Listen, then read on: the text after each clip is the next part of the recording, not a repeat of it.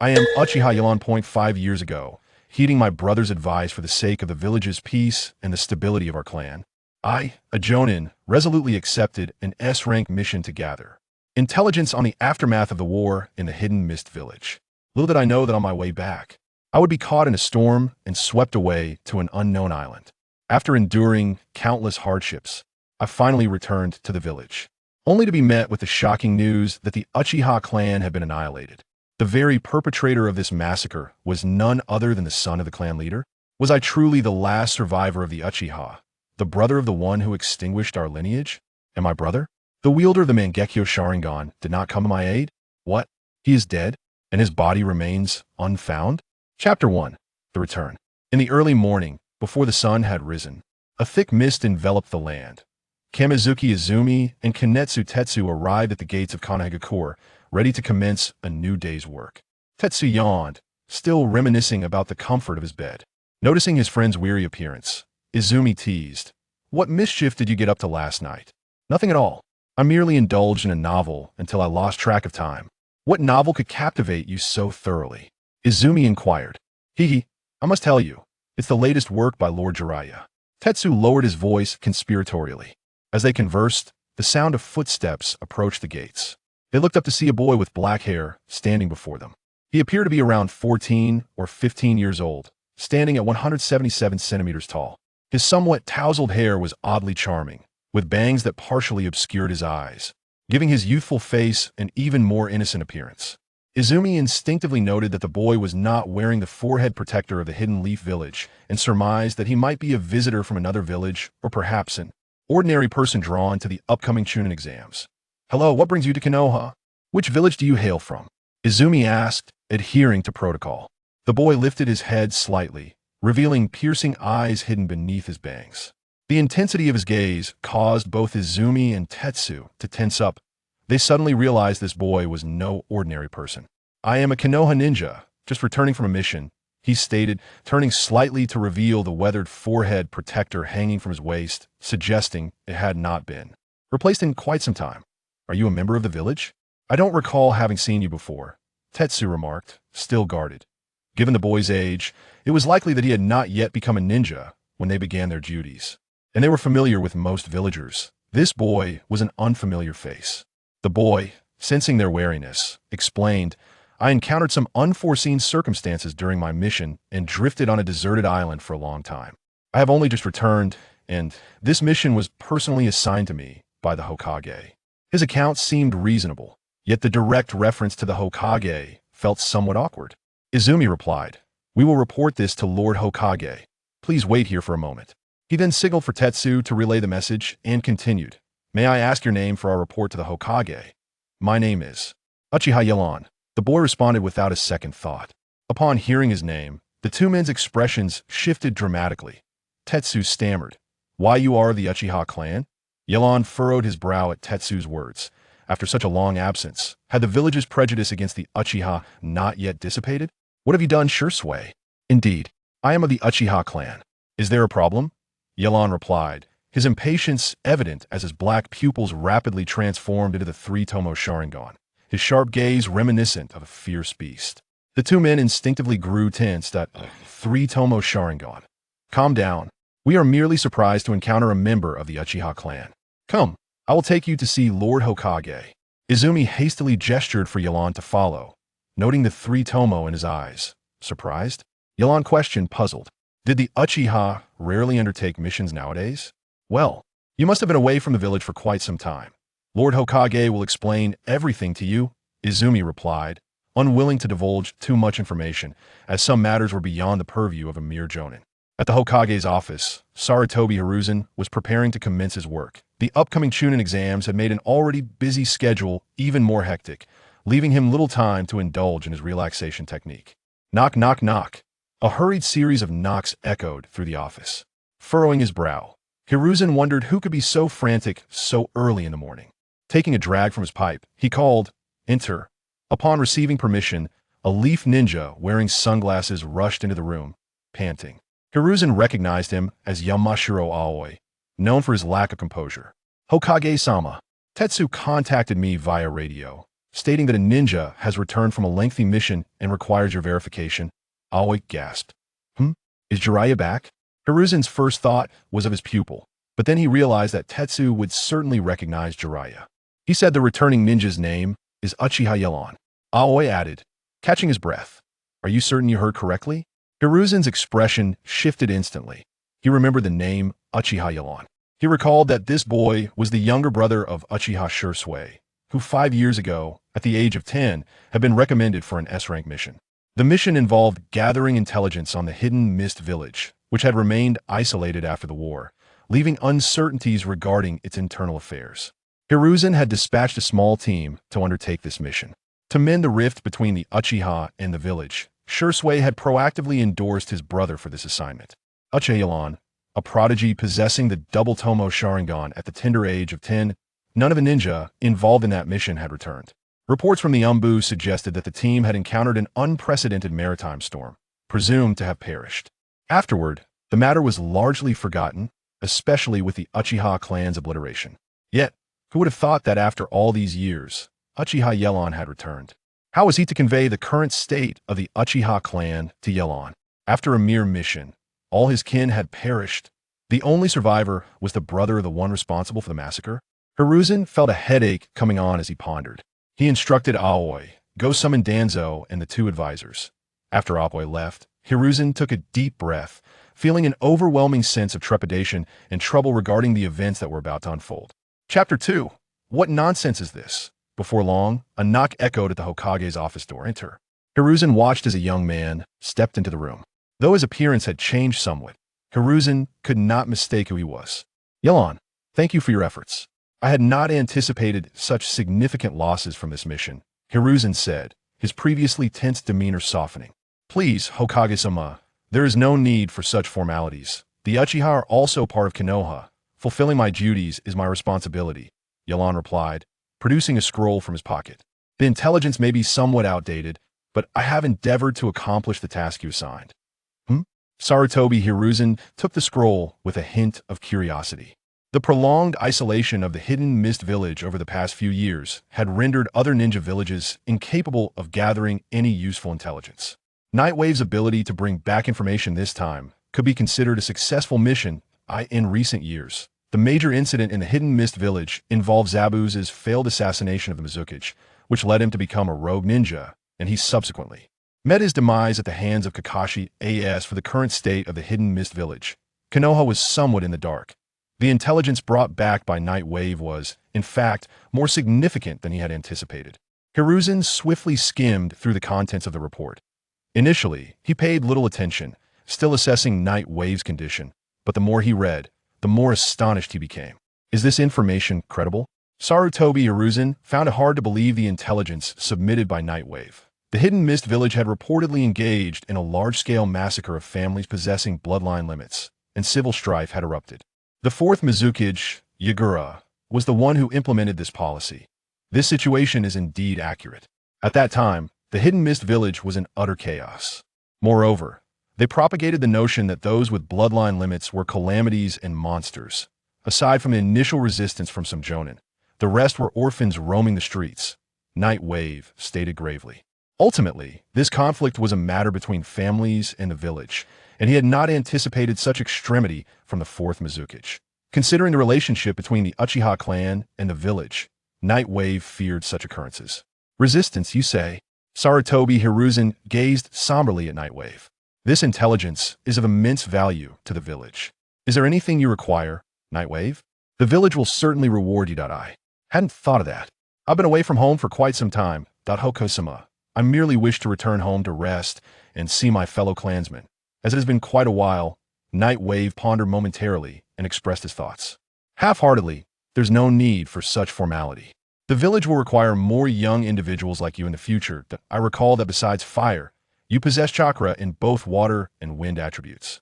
Indeed, during the execution of your mission, Shizen requested that I teach you some water-style techniques, given that you were to carry out a mission in the hidden mist. Village to as he spoke. Sarutobi Hiruzen retrieved a sealed scroll from a nearby shelf, unsealed it without hesitation, and tossed it directly to Nightwave. Take a look, Nightwave felt perplexed by the Hokage's enthusiasm, but nonetheless opened the scroll discreetly. The scroll displayed a series of water-style jutsu. Water style. Water surge wave. Water style. Water dragon bullet. Water style. Wave collision. Water style. Water severing wave. Nightwave had already learned most of these techniques during his mission in the Hidden Mist Village, yet he did not express dissatisfaction. However, the Hokage's demeanor instilled a sense of foreboding within him. Hiruzen, what do you want from us? With a loud bang, the office door swung open, and an elderly man, leaning on a cane, with a cross-shaped scar on his chin and one eye bandaged, entered the room. Nightwave recognized this elder as Shimura Danzo, under whom Shizune had previously served. The two individuals who appeared to be of similar age to Danzo were likely the Hokage's advisors, Mito Gateflame and Tokasho. Remember to knock next time. Sarutobi Hiruzen shot a disapproving glance at Danzo, then picked up the scroll Nightwave had provided earlier. You recall that S-rank mission from 5 years ago, the one to gather intelligence on the Hidden Mist Village? Upon hearing Hiruzen mention past events, Danzo appeared somewhat perplexed. While the two advisors listened patiently to Hiruzen's recounting, I initially thought that mission had failed. The search and rescue team we dispatched found the wreckage of a ship destroyed by the storm and presumed that all personnel involved had perished. Hiruzen looked at his old friends with a meaningful gaze. However, today, a survivor has returned to the village, bringing with him intelligence regarding the Hidden Mist. Danzo and the advisors understood why the Hokage had retained a young individual here. It was likely due to that survivor. Danzo scrutinized the young man before him, feeling an unnerving sense of familiarity and an inexplicable agitation within. This survivor is the one beside me. He was only 10 years old when he participated in this mission, breaking the age limit for S-rank missions, and successfully completed it. When they heard that the survivor had been only 10 years old at the time of the mission, Danzo and the advisors seemed to come to a realization, fixating intently on the handsome face of the black-haired boy that I have already rewarded him for this mission. I hope you continue to excel, Uchiha Nightwave, Sarutobi Hiruzen said, turning back to Nightwave. However, observing the complexity in Hiruzen's gaze, Nightwave felt something was amiss. Especially after Hiruzen's words, the entire Hokage's office fell into an eerie silence, as if the 5 of them had vanished. I would like to express my gratitude to Hokage-sama for this. If there is nothing else, I will return to my clan. Nightwave finally broke the silence. Wait! Just as Nightwave was about to leave, Hiruzen and the 4 others simultaneously called out to him. Nightwave turned around in confusion, wanting to inquire what else was needed, but the 4 fell silent again. As Sarutobi Hiruzen mentally cursed his old friend for being unhelpful at a critical moment, Danzo finally spoke. If I recall correctly, you're Shizune's younger brother, correct? Nightwave nodded. Many things have changed over the years, especially concerning your Uchiha clan. Upon hearing that issues had arisen within his clan, Nightwave's heart raced. His time away had not been excessively long. What could have transpired? Let me elaborate. Sarutobi Hiruzen continued, seeing that his friend had already initiated the topic. In fact, not long after you embarked on your mission, Shizune went missing. Missing? Where? Nightwave felt an ominous sense of foreboding. Within the village, but despite extensive searches, we found no trace, no body, no information. It was as if he had evaporated into thin air, Sarutobi Hiruzen stated solemnly. However, witnesses from your clan reported that Shizune's last known contact was with Uchiha Itachi. Itachi. Nightwave recalled the boy 2 or 3 years his senior, who was taciturn and appeared burdened with thoughts, known as a genius and the son of the clan leader, although he did not get along well with the other clan members, except for Shizune, who would occasionally seek him out. So, to discover Shizune's whereabouts. We need to find Itachi? Nightwave asked patiently, suppressing his discomfort. That may prove to be quite challenging, Mito Gateflame interjected. Itachi is now an S-rank rogue ninja. What has he done? Nightwave realized that an S-rank rogue ninja must have committed a grave offense against the village, and he suspected that the seemingly brooding individual harbored many thoughts. That I shall continue with the details regarding your brother's disappearance, Sarutobi Hiruzen said, casting a discontented glance at Mito Gateflame. After your brother went missing, the police department sought out Uchiha Itachi. A fierce confrontation ensued between the two parties, which ended with Itachi offering an apology, but he never disclosed any connection to Shizune's disappearance. Upon hearing this, Nightwave understood the implications. Shizen was likely no longer alive, and the perpetrator was very likely Uchiha Itachi. If that were the case, Itachi might possess that pair of eyes. And then, Nightwave's voice grew somber. He knew that this alone was insufficient to label Uchiha Itachi as an S-rank rogue ninja. There must have been further developments. Itachi may have harbored resentment towards the Uchiha clan and, in collaboration with a mysterious man, wiped out the entire Uchiha clan in a single night, Sarutobi Hiruzen. Finally revealed. Are you jesting? The tempest of inner fury can no longer be contained. The reverence for the Hokage has been irrevocably lost.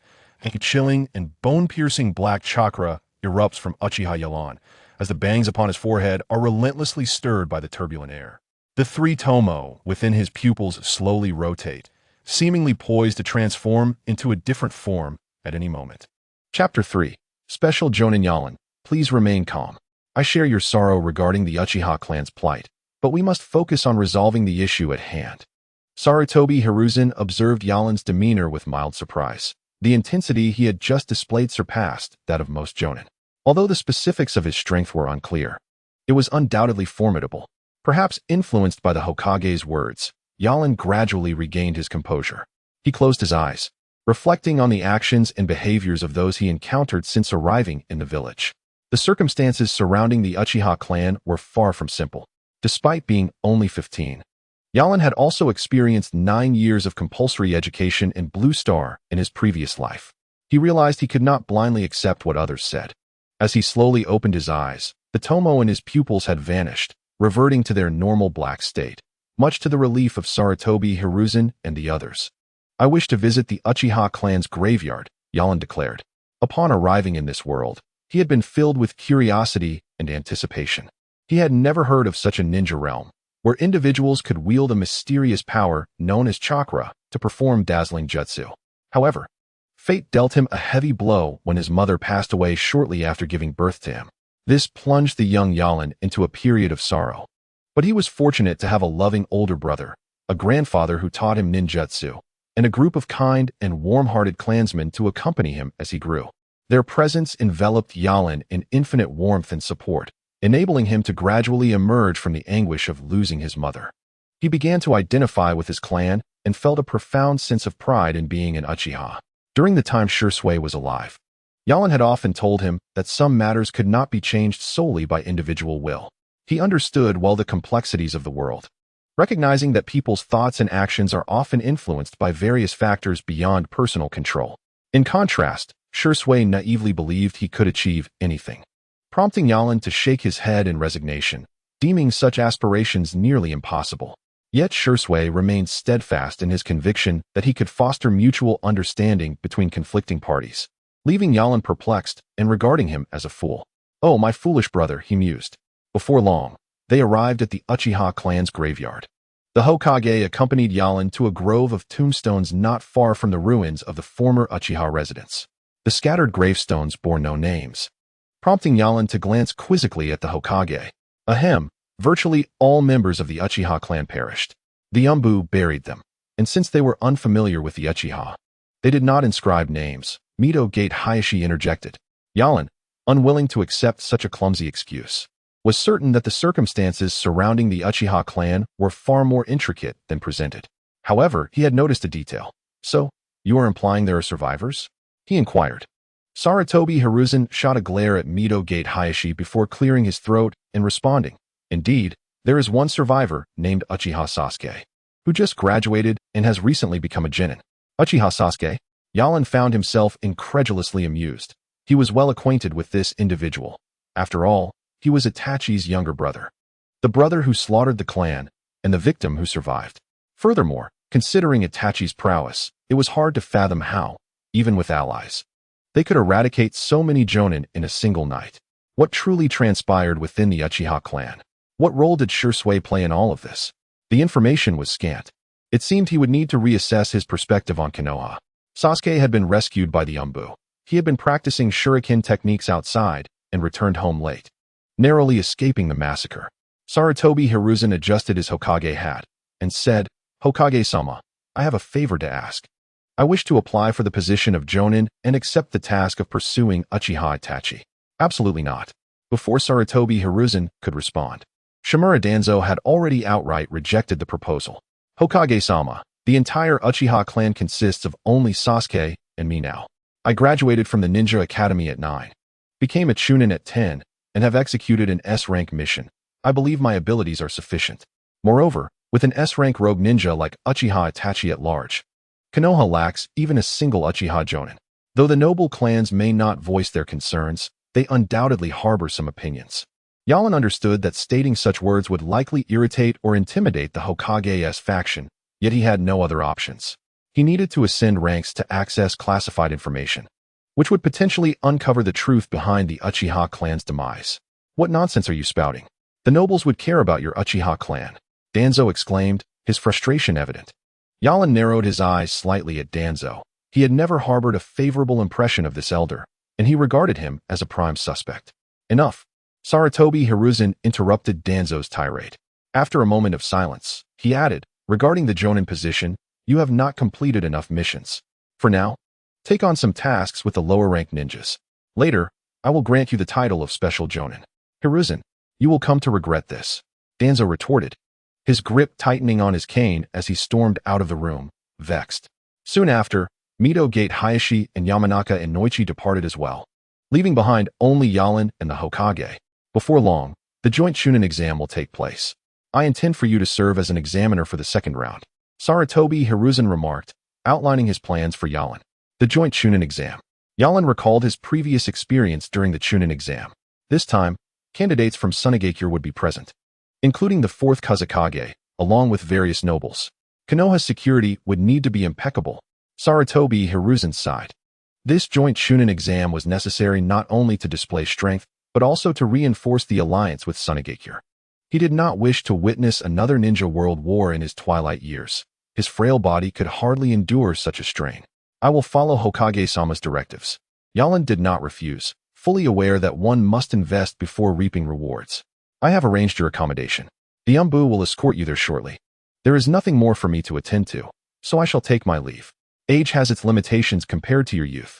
Hokage-sama, may I inquire who Sasuke's teacher is at present? Yalan posed a question that took Sarutobi Hiruzen by surprise. Hitaki Kakashi, Sarutobi Hiruzen replied without hesitation, glancing back at Yalan. Understood. Thank you, Hokage-sama. Safe travels. Upon expressing his gratitude, Yalan observed Sarutobi Hiruzen bow slightly before departing. Chapter 4. Chunin exam the following day, while resting at his residence. Yalan received his appointment as a special Jonin. Greetings, Yalan-kun. I am Yamashiro Aoba, and I have brought your appointment letter along with some ninja gear. Please receive them. The individual who arrived at Yalan's residence was a special Jonin wearing sunglasses. In addition to the appointment letter, he provided a ninja vest, clothing, and a new Konoha headband. Yalan glanced at the somewhat anxious Yamashiro Aoba, nodded, and accepted all the items, ignoring the ninja gear for the moment. He opened the appointment letter to confirm the Hokage's signature. Satisfied, he tucked it away and noticed that Yamashiro Aoba had yet to leave. Is there anything else I need to do? He inquired. Ah, yes. You need to gather your belongings. There will be a meeting regarding the Chunin exam shortly. And since you are unfamiliar with the location, Hokage-sama has asked me to escort you there, Yamashiro Aoba replied, regaining his composure. Please wait for me a moment. As Yalan turned and stepped into the room, he donned a fitted dark coat, secured his customary arm guards, and slipped into his battle boots. The Konoha forehead protector hung casually at his waist, and within 2 minutes, he was fully prepared. Upon witnessing the reappearance of Uchiha Yalan, Yamashiro Aoi glanced at the ninja vest he had just brought and inquired, "Is this sufficient?" "Yes," came the reply.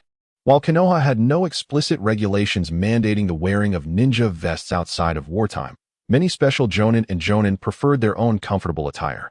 However, it was indeed unusual for someone like Yalan to disregard the vest altogether and let the forehead protector dangle so carelessly. Oh well. As long as I can escort him to the meeting place, my task is complete, thought Yamashiro Aoi. As they approached their destination, Aoi distinctly felt the gaze of those around him directed toward him, or rather, toward Uchiha Yalan. What is that clan symbol doing here? Aoi sensed something amiss and turned to glance at Yalan, who walked with an impassive expression, seemingly oblivious to the murmurs around him. He brushed past Aoi and remarked, "Are we there yet?"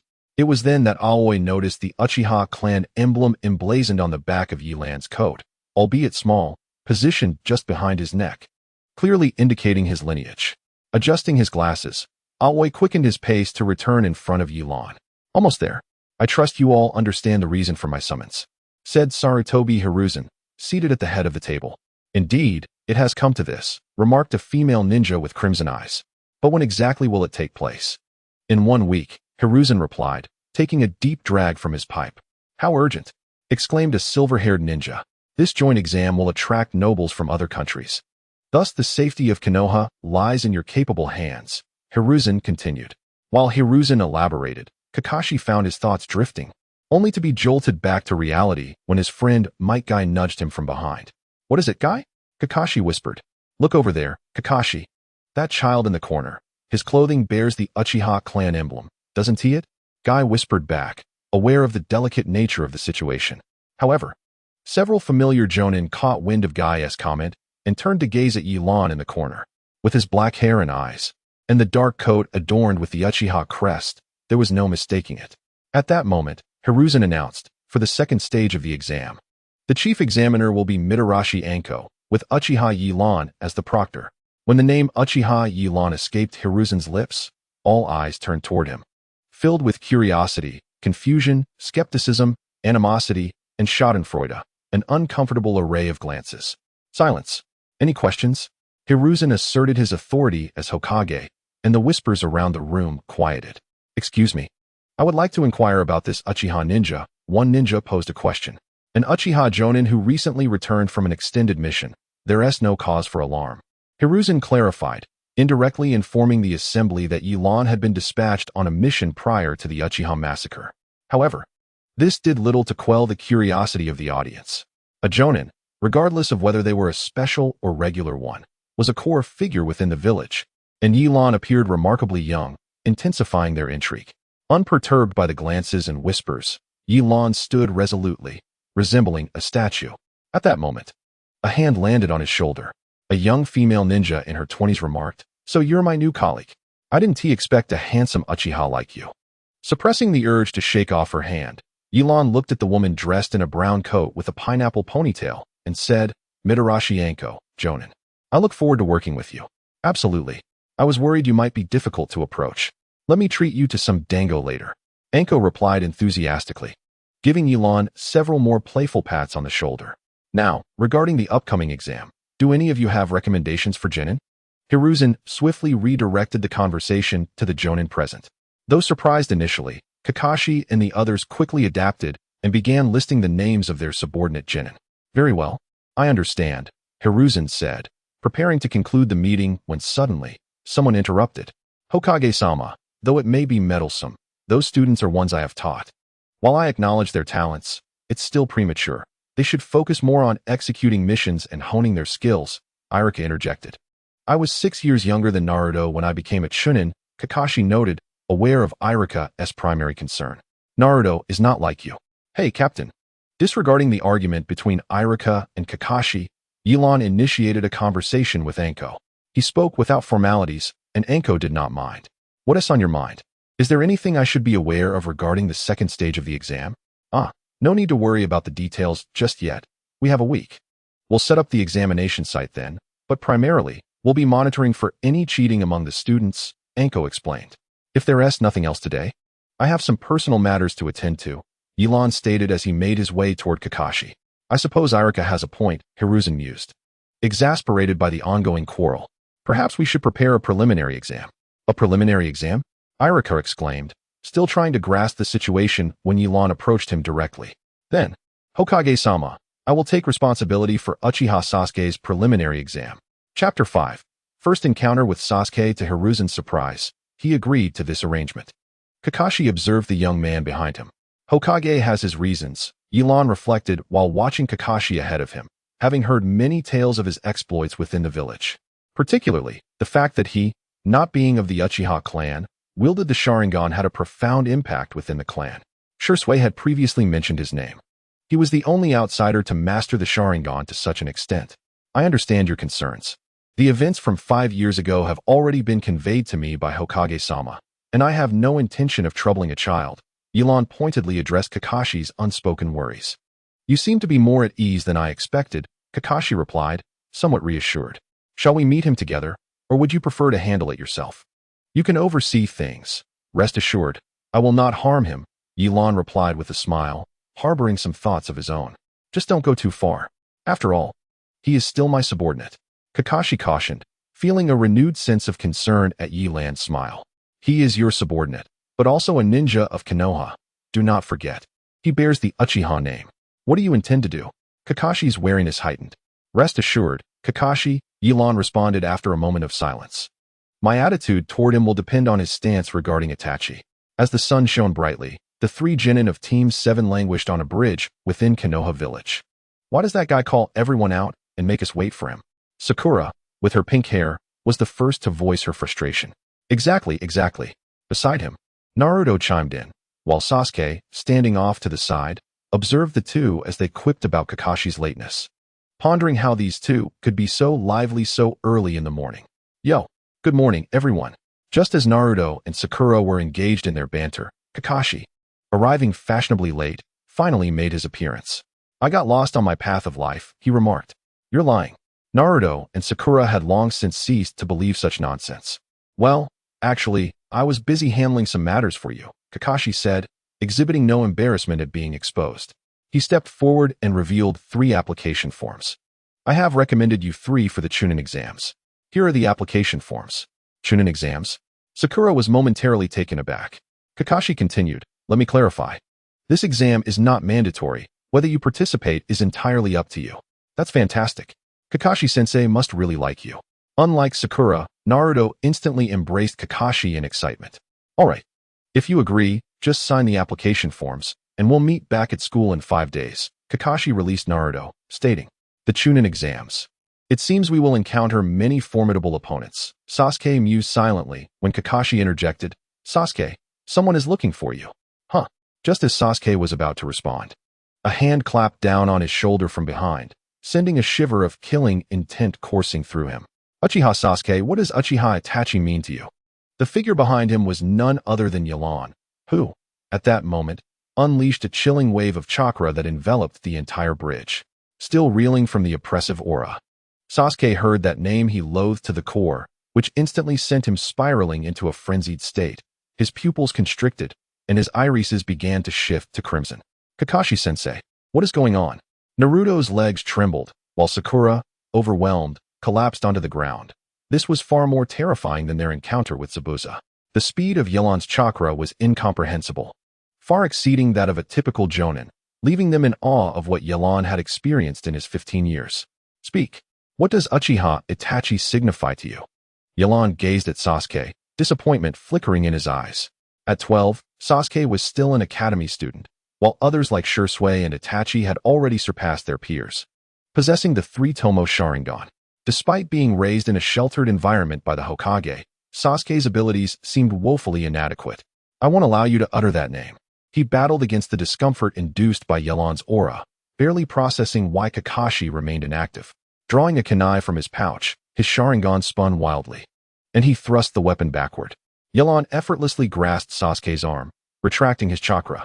I understand your feelings, however. To lose your composure over a mere name will ensure you can never defeat Itachi, he stated, releasing Sasuke's arm. Sasuke yearned to respond, but the sight of Yelan's 3-tomo Sharingan rendered him speechless. Who are you? Coming at us with such hostility. I will teach you a lesson. Naruto, now able to move freely, rolled up his sleeves, ready to charge at Yelan. Naruto, stay back, Kakashi intervened, blocking Naruto's path. As Naruto and Sakura exchanged bewildered glances, Kakashi slowly explained, that person is Sasuke's cousin, Yelan. Sasuke could hardly fathom the existence of another survivor from the Uchiha clan. 3 years older than him, Yelan had graduated before Sasuke's enrollment and frequently trained with Shisui at the Uchiha compound. Itachi often sought Shisui's guidance, and Yelan had once teased Sasuke about needing his brother's support at such an age. Memories of Yelan's farewell visit before the clan's slaughter flooded Sasuke's mind, recalling how he had clung to hope that Yelan might have survived. Sadly, the Hokage had informed him of the mission's failure. The entire team perished.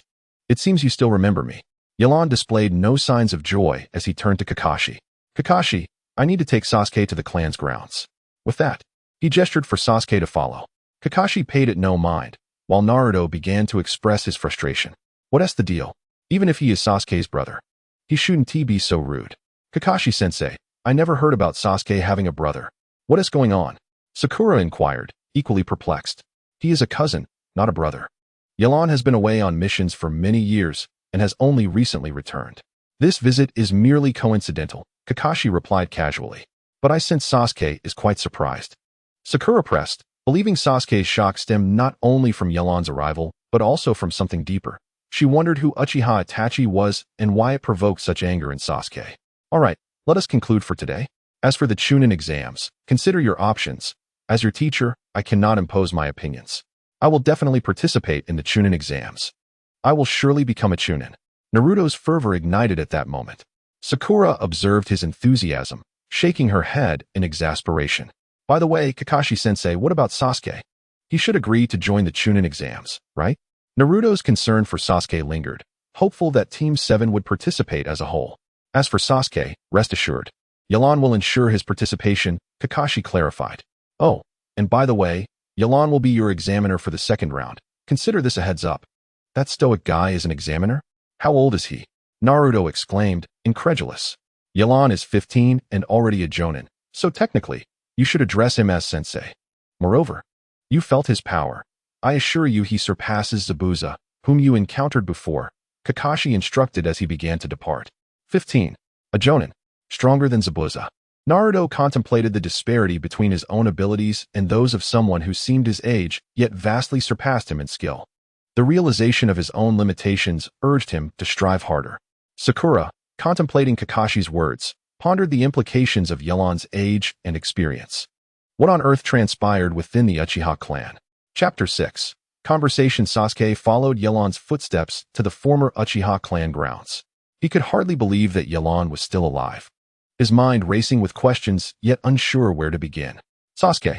Upon arriving at the clan grounds, Yelan turned, his Sharingan slowly rotating. Tell me, what did you see on the day Itachi slaughtered our clan? That day, upon hearing Itachi's name, Sasuke clenched his fists. Recalling the painful memories he dared not face as he avoided Yelan's gaze. Uchiha Itachi graduated from the Ninja Academy at 7, became a Chunin at 10, joined the Umbu at 11, and by 13, he turned his weapons against our kin. Do you believe you possess the strength to enact your vengeance now? Yelan spoke slowly, revealing his knowledge of Itachi. I can. Sasuke met Yelan's gaze defiantly. With your half-baked Sharingan? 1 Tomo and 2 Tomo. Unable to even achieve symmetry? Don't make me laugh. You brat. Sasuke gritted his teeth, his hands beginning to move in preparation for the hand seals. Do you think I will not harm you? Which is why you dare to provoke me repeatedly. Despite widening his Sharingan, Sasuke failed to discern Nightland's movements. As Nightland swiftly seized Sasuke's hand that was poised to form the seals. Let me share with you the first lesson in becoming an exceptional ninja.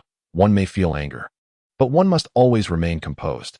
Such a mindset will only present flaws for your adversaries to exploit. With that, Nightland released Sasuke's hand and continued forward. Watching Nightland's retreating figure, Sasuke's fury gradually subsided, and he fell into step behind him. Upon arriving at the Uchiha clan's burial grove, Sasuke's eyes widened in astonishment. He had not anticipated that the members of the Uchiha clan were interred in this very place. Aside from your parents' graves, you have likely never visited here before. Nightland murmured softly as he knelt before a tombstone. Most of those buried here are ordinary members of the Uchiha clan. Do you have any idea how many there are? Sasuke stared blankly at Nightland, unsure of how to respond.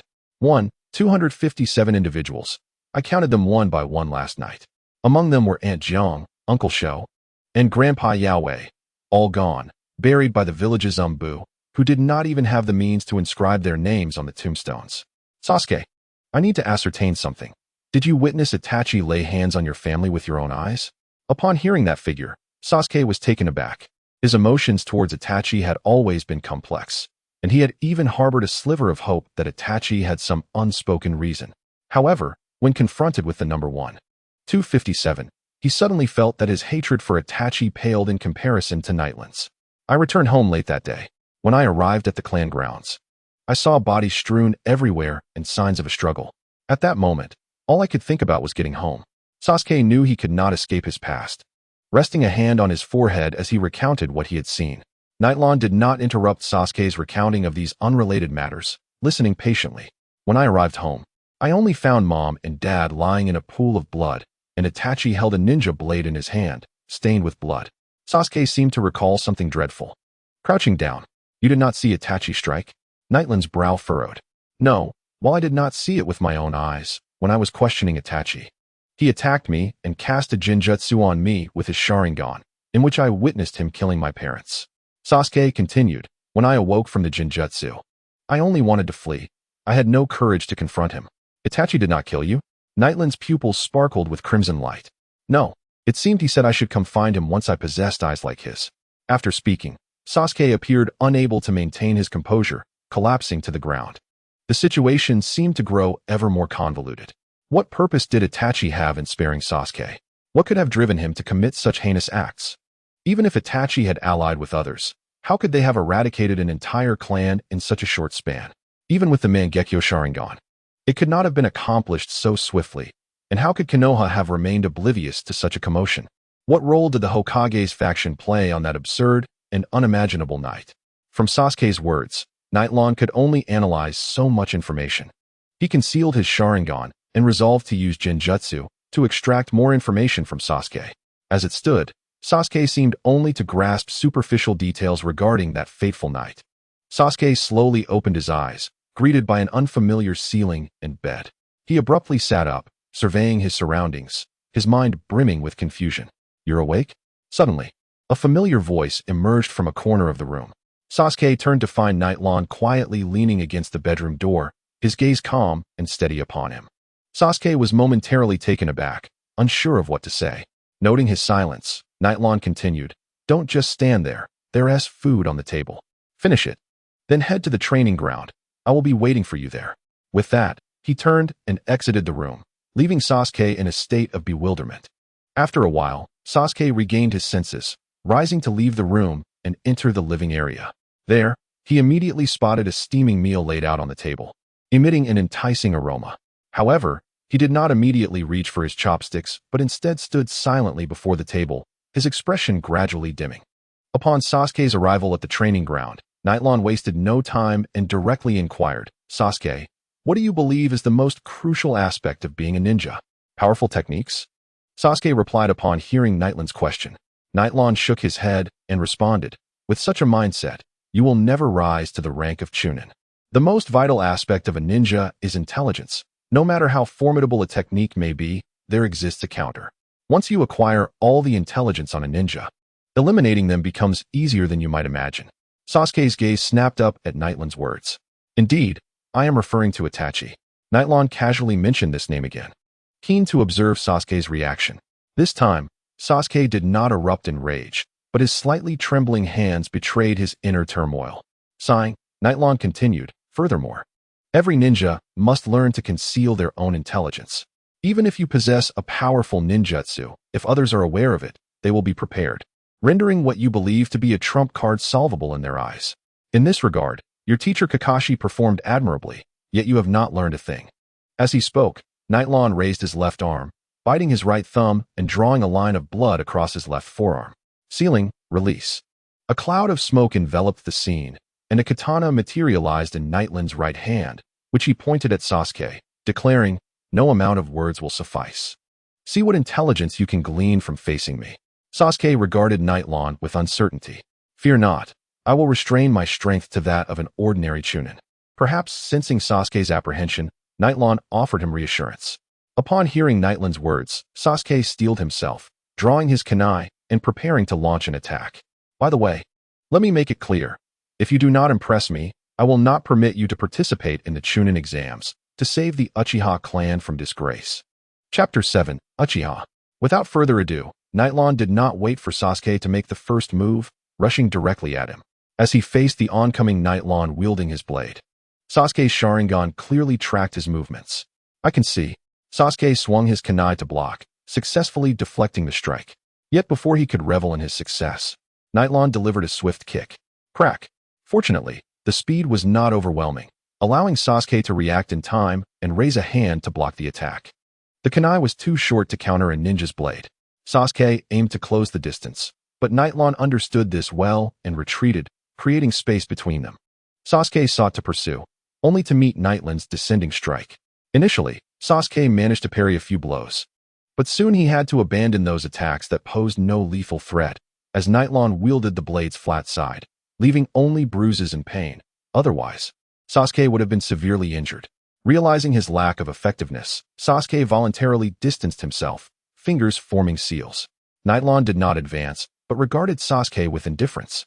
Fire release, great fireball technique. As the signature jutsu of the Uchiha clan approached, Yelan shook his head. He was not a living target. The moment Sasuke formed the final hand sign, he sprang into action, eschewing ninjutsu and instead channeling chakra into his legs, propelling himself forward to swiftly evade the great fireball technique. However, as he dodged the attack, he realized he had lost sight of Sasuke. This piqued Yelan's interest. After a quick scan of his surroundings yielded nothing, he looked up. There, midair, Sasuke hurled several shurikens at him. Yelan, unfazed, deflected the shurikens with his ninja blade. Sasuke, unable to adjust his position in the air, leaped and swung at him with his weapon. Yet, there was no hint of panic on Sasuke's face. A slight smile graced his lips as he seemed to manipulate something with his right hand, allowing him to maneuver in midair. Yelan was momentarily taken aback by Sasuke's deftness, though not excessively so. The situation was far from over. Sasuke's left hand waved again, causing the previously deflected shurikens to rise from the ground. Yelan had not activated his Sharingan until now.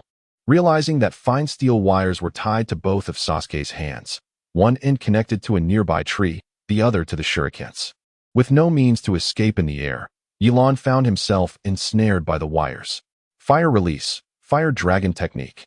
Sasuke landed first and unleashed his jutsu against the wires entangling the shurikens.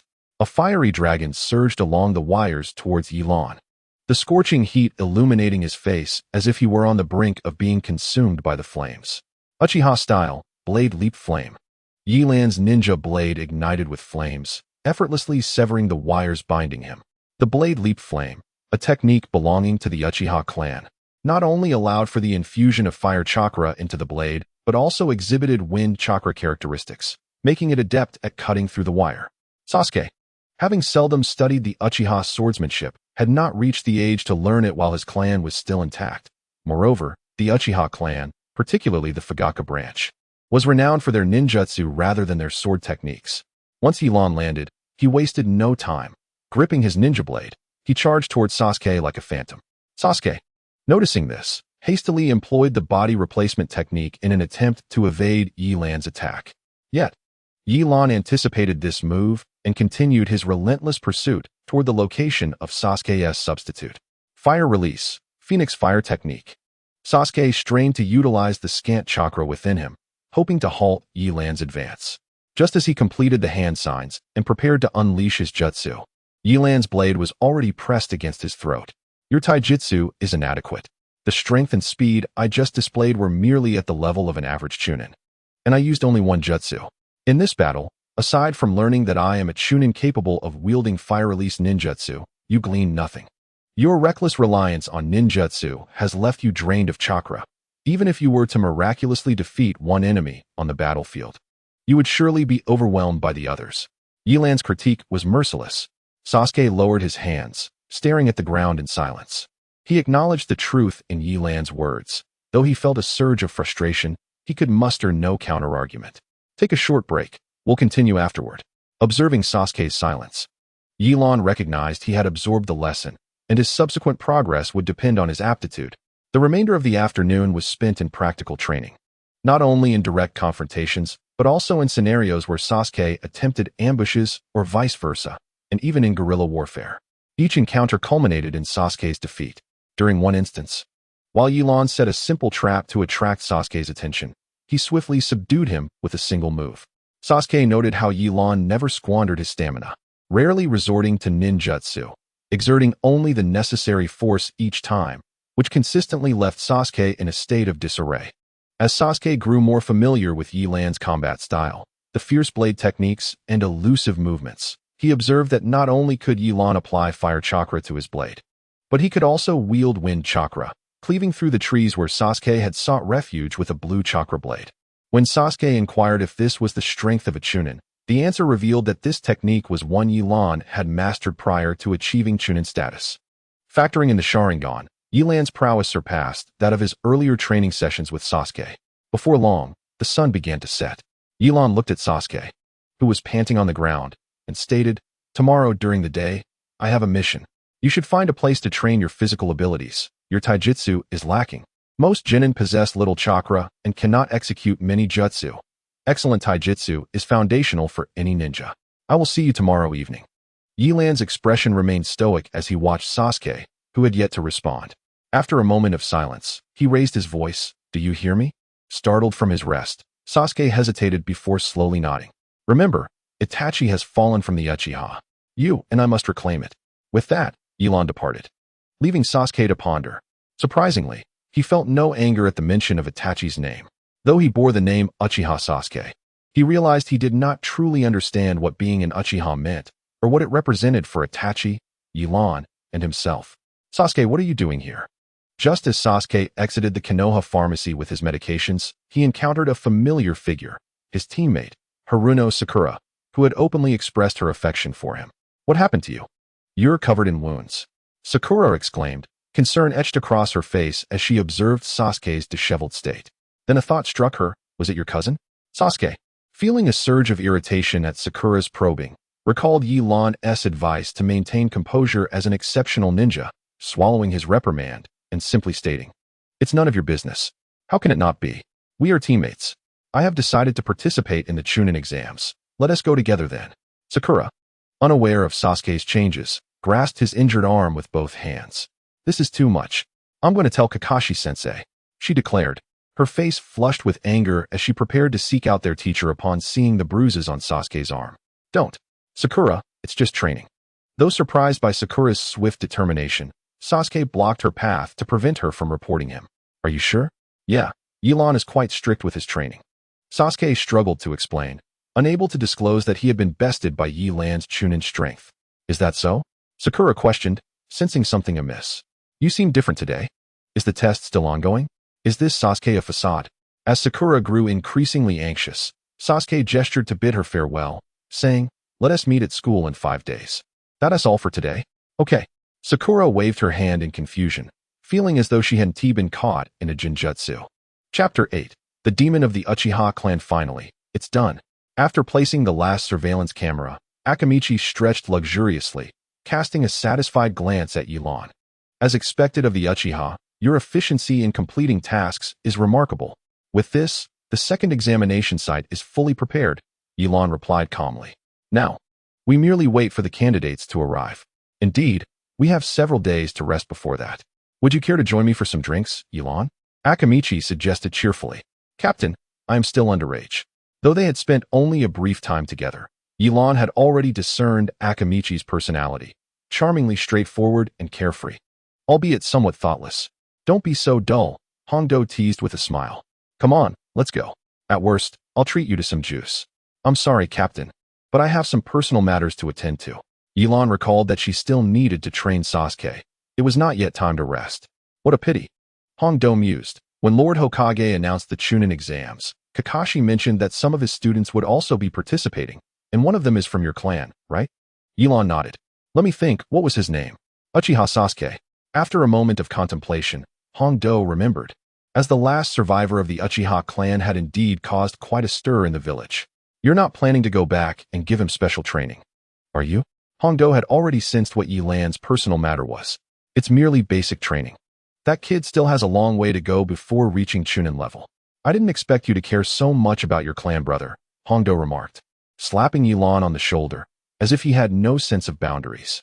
"Well, that is how it is. Captain, if there is nothing else, I'll take my leave. Let us save the gathering for after the Chunin exams." Yilan looked at Hongdo helplessly. To integrate into Konoha and gather more intelligence, she needed to approach things from various angles. Although Hongdo was merely a special jonin, being appointed as the chief examiner certainly indicated the third Hokage's trust in him. This was her first mission upon returning to the village. She could not allow any mistakes to be pointed out. With more tasks in the future, perhaps she could act more freely, but for now, she had to bide her time. Then it's settled. After the Chunin exams, the treat is on me. I haven't encountered a teammate who agrees with me so readily. Hong Do patted his chest, causing the two round objects concealed beneath his black mesh attire to jiggle slightly. Yilan hastily turned away and bid farewell as she left. Watching Yilan's hurried departure, Hong Do chuckled to himself, murmuring, "The Uchiha aren't as difficult to get along with as I imagined. I find them much easier to deal with than Aoi and the others from Yamashiro." A few days later, at a training ground in Konoha, fire release, great fireball technique.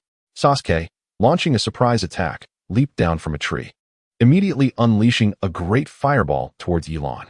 Is it this technique again? Though the distance was close, Yilan managed to dodge it just in time.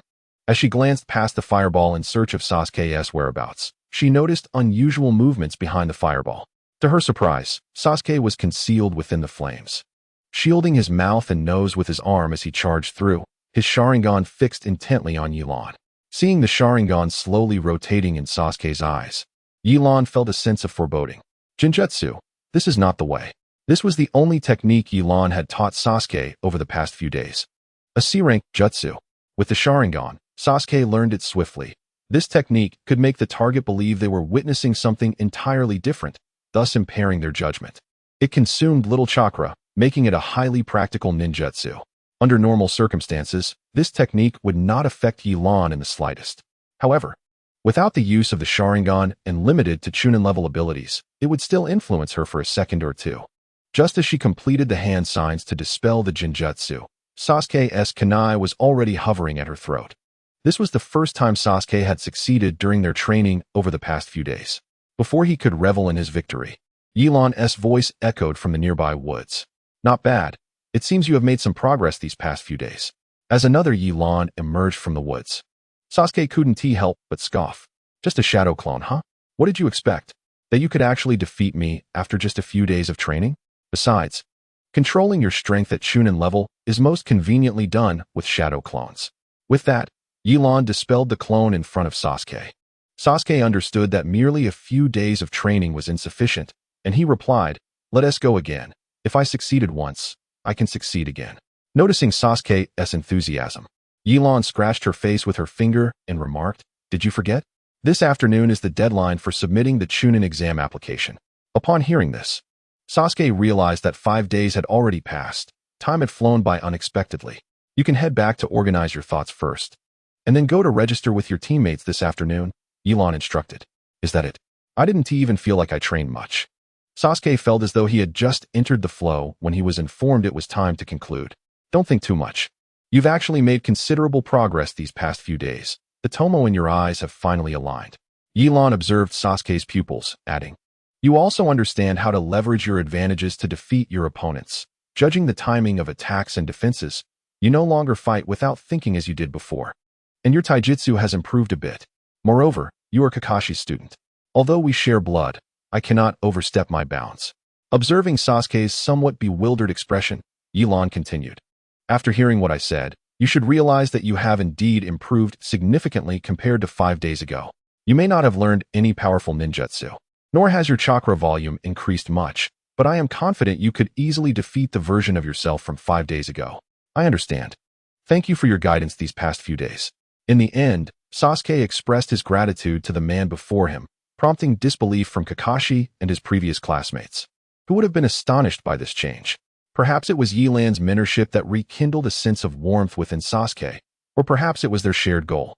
Sasuke recognized that the only person in this world who would not harm him and could truly understand him was this man, Uchiha Yilan.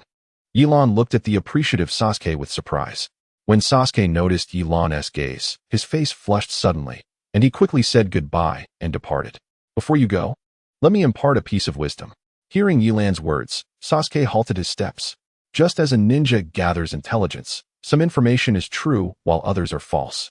Every word we hear, every piece of news, you must learn to contemplate in your mind whether it is true or not. Regardless of how close your relationship with the person providing this information, you must understand that only through your own verification can you ascertain the truth. As a ninja, you must possess the ability to think independently, and in the face of any situation, you should consider before acting. Yilan's words were brief and comprehensible, yet difficult to practice. Sasuke nodded thoughtfully and then departed. Not long after Sasuke left, Yilan sighed helplessly as she gazed at the dark forest. "Come out. If everyone has left, do I still need to invite you? Ah, I seem to have taken a wrong turn and ended up here. A man with white hair appeared, grinning widely. Yilan had no desire to expose him. The newcomer was none other than Sasuke's teacher, Kakashi Hitaki. I can't shake the feeling that you care about Sasuke more than I do, and you're not even from the Uchiha clan. Did you arrive on the first day? Yilan remarked sarcastically. This is my first time leading a team. I must show some concern for my subordinates. Keep pretending. Yilan thought, recalling Kakashi's cold reputation before leaving the village, as told by Shursui.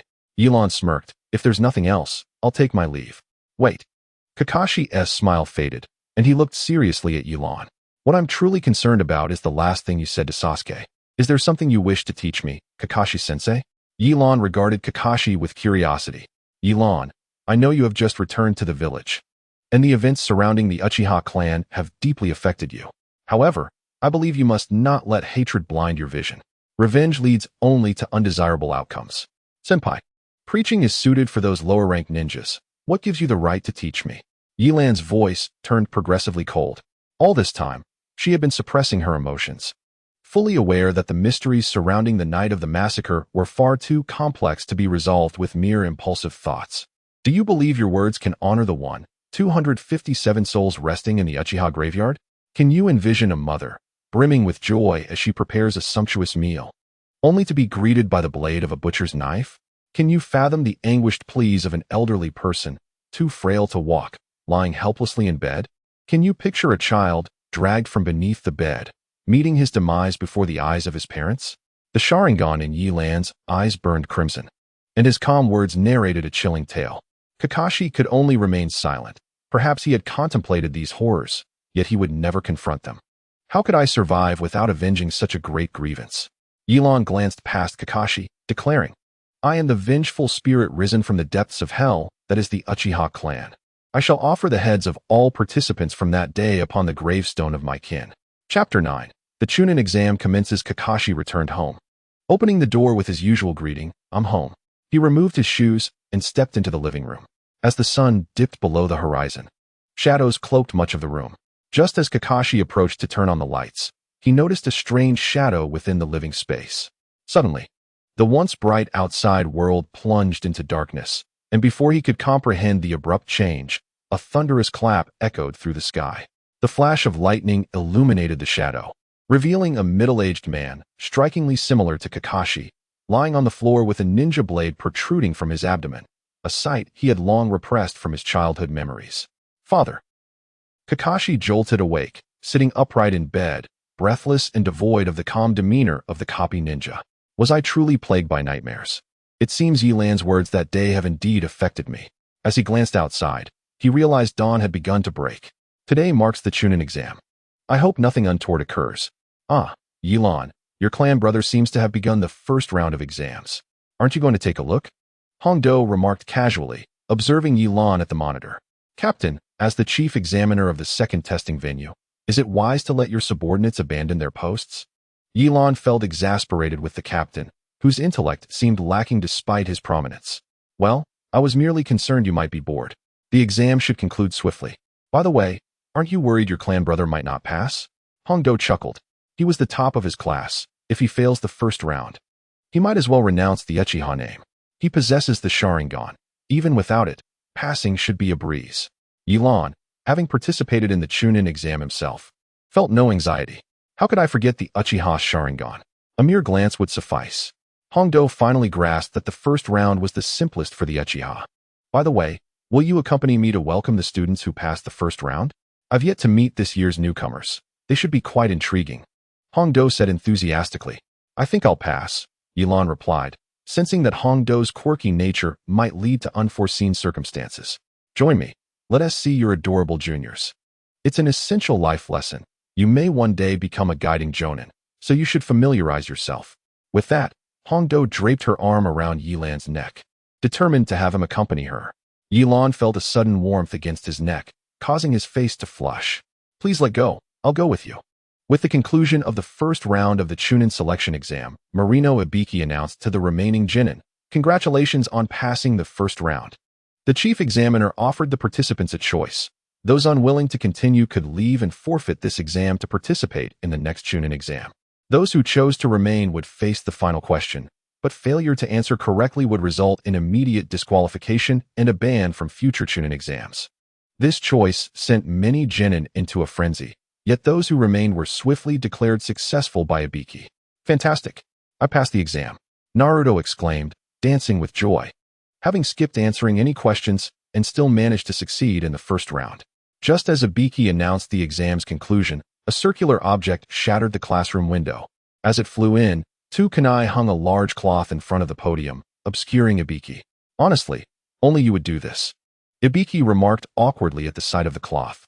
With a puff of smoke, a throng of Konoha ninjas appeared, led by none other than Hongdo. With the cloth announcing, the second round's examiner, Yui Hongdo, is here. This is not a time for celebration. Seeing Hongdo, Yilan couldn't help but cover his face in embarrassment, questioning his own judgment in agreeing to this. Thankfully, he had roped in other colleagues. He hoped Sasuke had not seen him. Now, let us act quickly. The next round is about to begin. Sasuke, still in a daze, observed the ninja in the corner covering his face, finding him somewhat familiar. Wasn't Yilan also the examiner for the second round? Noticing the stunned genin, Hongdo raised her arm and shouted, "Follow me." The classroom fell silent as the genin stared in disbelief at Hongdo. Yilan wished to find a hole to hide in, while Ibiki stepped forward from behind the curtain, saying, "Look at the atmosphere, you fools." Even Hongdo, typically so bold, felt her cheeks flush. She had rehearsed her opening line for days. "Ibiki, you've softened up. There are still so many candidates left." But Hongdo, known for her quick adaptability, regained her composure. "This year's candidates are impressive. Humph, I'll eliminate half of them." Hongdo smirked, annoyed by the embarrassment the genin had caused her. At that moment, the genin realized that this formidable kunoichi was indeed the chief examiner for the next round. Following the jonin's instructions, the genin arrived at the location of the second round, the Forest of Death. Curious as ever, Naruto asked, "Why is it called the Forest of Death?" "You'll find out soon enough," Hongdo replied with a smile. Hearing her vague response, Naruto began to act silly, mimicking Hongdo's speech, only to be startled when a kunai she threw narrowly missed him. At that moment, hidden in the shadows, Yilan's gaze sharpened as he appeared behind Hongdo, who quickly reacted by drawing another kunai and looking over her shoulder. Yilan was about to seize a candidate by the neck when he noticed the candidate halt, extending a tongue half a meter long to grasp the kunai, and stated, "Here is your kunai back." Hongdo smiled as she accepted it, saying, "Thank you very much." "You're welcome." Though he said this, the genin regarded Yilan with a knowing look, a disquieting sensation washing over Yilan. Gradually lowering his guard, he reminded himself that this was Konoha. Even a shadow from another nation would tread carefully here. Casting a glance at Sasuke in the distance, he nodded, then vanished from sight. "That guy so fast. Even with the Sharingan, I couldn't fully capture him. It seems my training remains insufficient." "Sasuke, who was that?" Sakura, having seen Yilan before, was taken aback to find him indeed as Kakashi had described, the examiner for the second round. She noted that she hadn't seen him at the end of the first round. "Hey, Sakura, did you see that examiner? He was so cool. I couldn't even catch his movements." Ino gushed, her infatuation evident. "Yes, but he's a jonin," Sakura interjected, unable to resist pointing out Ino's folly. "Jonin? How do you know?" Ino pondered, placing a finger on her lips. "I thought I saw him nodding in your direction. Do you know him?" With that, Ino grabbed Sakura's shoulders, shaking her excitedly. "Please tell me, what kind of person is that?" "Ah, I am not quite sure. Sasuke is more familiar with him," Sakura exclaimed, unable to bear the disorientation any longer. Upon hearing that Sasuke was acquainted with the individual, Ino felt a pang of embarrassment as she asked Sasuke for information about a boy, given that he was her idol as well. Soon after, Karui began to explain the rules for the second examination. In essence, each team would receive a scroll, which could be either of heaven or earth. To pass the second exam, they must possess both types of scrolls and reach the central tower of the testing ground within 120 hours. Once this was accomplished, the examination would be deemed complete. After outlining the regulations, each team entered the testing area through different entrances, marking the official commencement of the second examination. Chapter 10. A glimpse into the Uchiha clan as the figure before him, ambiguous in gender, emanated a powerful aura of menace. Sasuke immediately grasped that this was not a foe he could confront alone. Sakura had collapsed to the ground, her expression filled with terror and panic. As if her soul had fled, Naruto's fate was uncertain. Sasuke gritted his teeth, gripping his kunai tightly, while the tomo of his Sharingan spun wildly within his eyes. "Oh, you can still move? Sasuke-kun, you surprise me," the androgynous voice chimed again. "So, what do you intend to do?" With a swift motion, Sasuke scooped Sakura into his arms and retreated at the utmost speed. "You're just going to run away?" The figure licked its lips. "Listen to me, Sakura. That person is someone we absolutely cannot contend with. There is no chance of victory, at least in elite Jonin."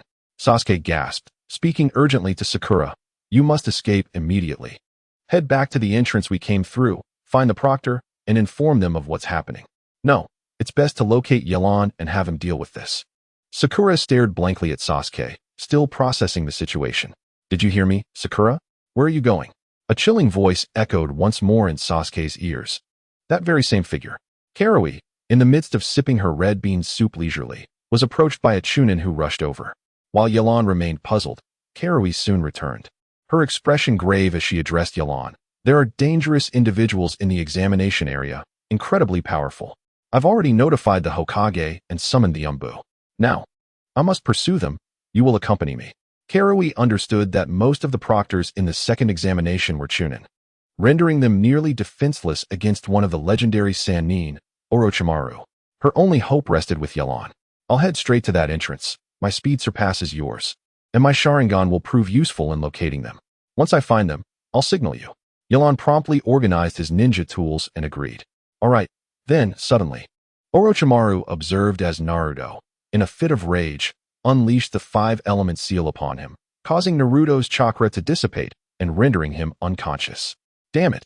Sasuke watched as Naruto was easily subdued, a wave of self-loathing surging through him. Fire style, Phoenix Fire technique.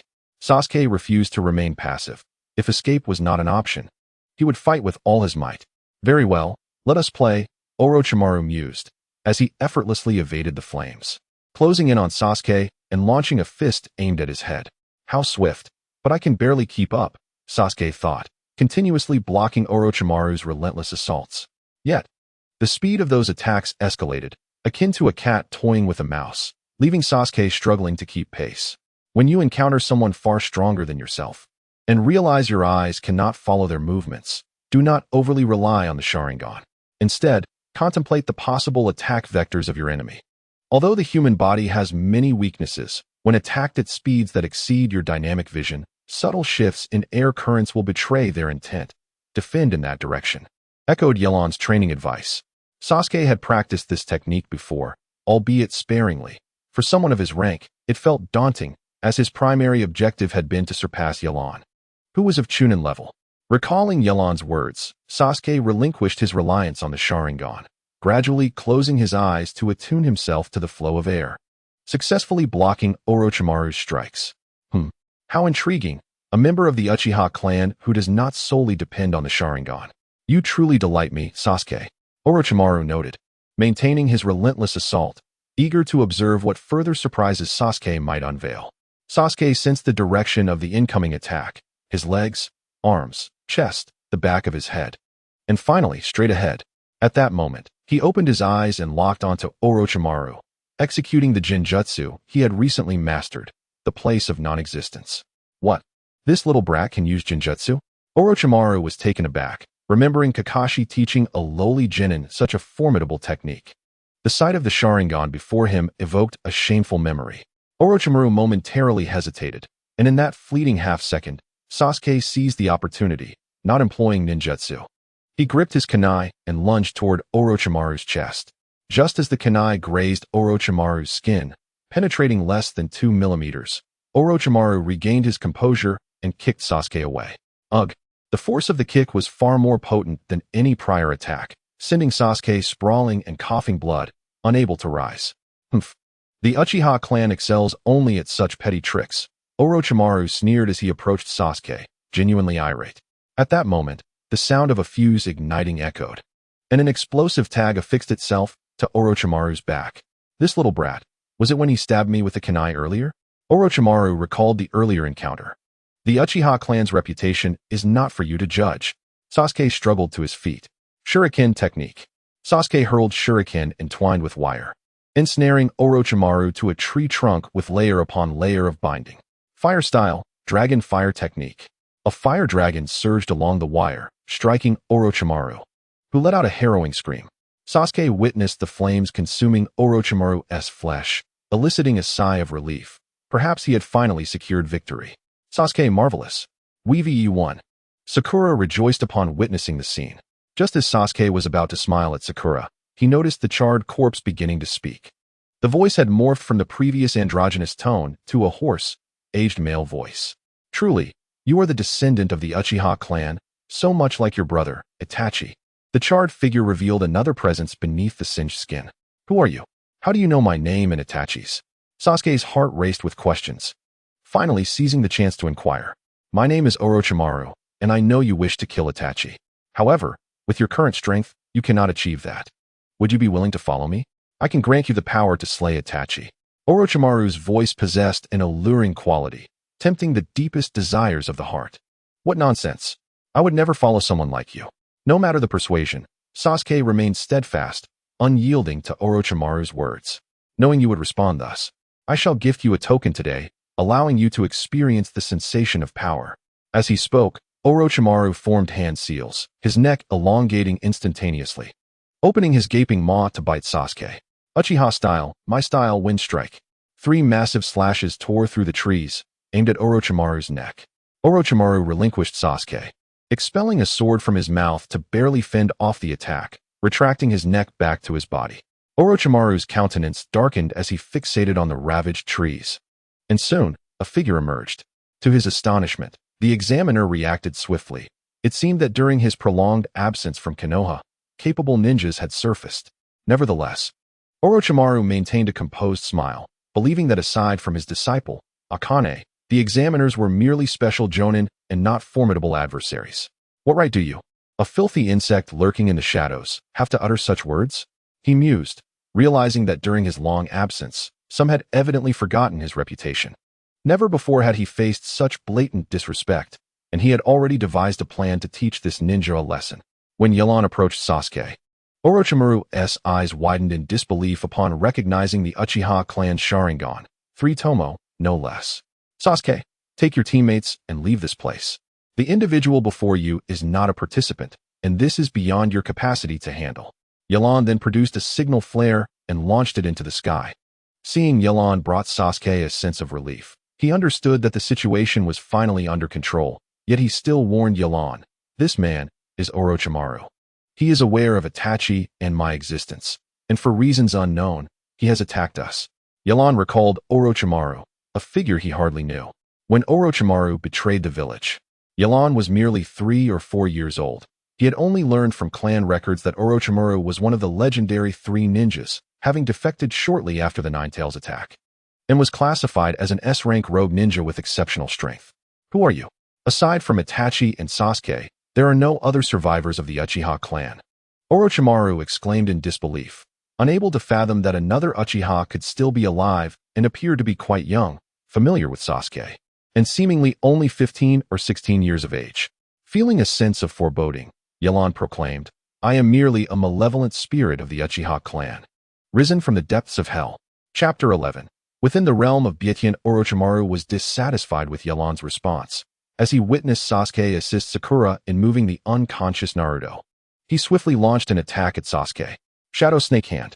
Orochimaru extended his right hand, and several serpents emerged from his sleeve, darting towards Sasuke with astonishing speed. Uchiha style. Solar Eclipse Dance. Yelan interposed himself before Sasuke, igniting his ninja blade with flames, and unleashed a barrage of fiery shockwaves that intercepted Orochimaru's assault. The serpents were cleaved into segments and reduced to ash upon contact with the ground. Do not linger here. Hasten your departure, Yelan urged, glancing back at Sasuke. Understanding that he could offer no assistance, Sasuke, with Sakura's help, swiftly carried the unconscious Naruto away. Snake Cage. Orochimaru's previous attack was merely a feint. After executing the Shadow Snake Hand, he continued forming hand seals, slamming one hand onto the ground. Yelan turned just in time to see several colossal snakes erupt from beneath him, ensnaring his body tightly. Boom! The snakes that had bound Yelan transformed into wood, revealing it to be a substitution technique. Orochimaru was not surprised. A 3 tomo Uchiha ninja would not be easily vanquished. Uchiha style, Gale Sword. Yelan reappeared behind Orochimaru. His ninja blade not only ablaze but also imbued with a menacing wind, delivering a powerful slash aimed at Orochimaru's neck. Clang! Orochimaru reacted swiftly, using the Kusanagi sword to block Yelan's strike, yet the flames entwined with Yelan's blade were not so easily extinguished, grazing Orochimaru's face. Feeling the searing heat, his expression soured. He recognized the Uchiha clan's swordsmanship as formidable and difficult to counter. Unfazed by his initial failure, Yelan chose not to press the attack, but rather to create distance from Orochimaru, knowing that caution was paramount when facing such an opponent. Sasuke should have already gained some distance. His objective was merely to stall Orochimaru until Akane and the Anbu arrived. Observing Yelan's deliberate retreat, Orochimaru, after a moment of contemplation, remarked, "A splendid display of Uchiha swordsmanship. The last wielder was a renowned master, Uchiha Shursui, if I recall correctly." Orochimaru scrutinized the young man before him, seeking any shift in his expression that might yield useful information, but was met with disappointment as Yelan remained impassive. It appeared that he would need to employ Kabuto to gather intel on this individual. Lacking any information, Orochimaru opted for a proactive approach.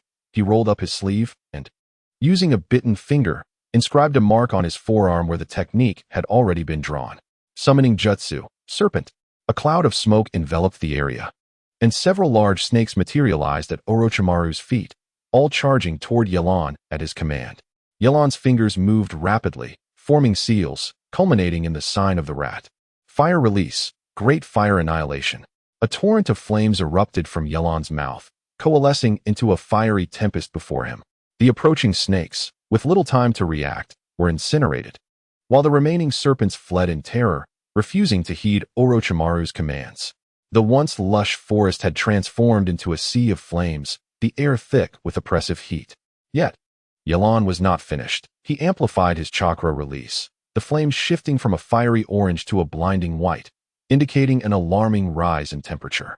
The parched trees, upon encountering the flames, did not merely ignite but erupted in violent explosions. Yelan's intention was to warn the examinees to steer clear of this location and to attract the Anbu's attention. Water release, water barrier technique. Orochimaru, witnessing the terrifying fire technique, wore a grim expression. He had not anticipated such formidable power from this young Uchiha. He hastily performed a water technique to temporarily shield himself, then softened his bones to burrow into the earth below.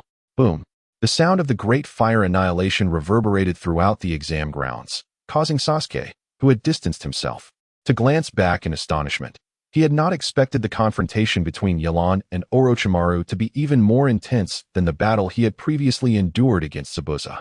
At that moment, Sasuke noticed a group of individuals rushing towards them, on the verge of intersecting with him and Sakura. Anxiety gripped him. Their situation was dire. Naruto lay unconscious, and with Sakura beside him, he had no choice but to assertively call out, "Who goes there?" He hoped others would hesitate to engage in combat upon hearing the explosion. The group paused momentarily before advancing toward him, just as Sasuke and Sakura tensed. A familiar voice called out, "Sasuke?" It was none other than his former classmates, Shikamaru, Ino, and Choji. Seeing familiar faces, Sasuke and Sakura lowered their guard. "What happened to you all?" Shikamaru inquired, recalling the terrifying explosion and immense flames with a wry smile. "What is going on behind you? You wouldn't happen to know anything, would you? There are dangerous jonin infiltrating the exam grounds. We nearly lost our lives," Sasuke explained, not pausing in their flight. "We need to get as far away from that place as possible."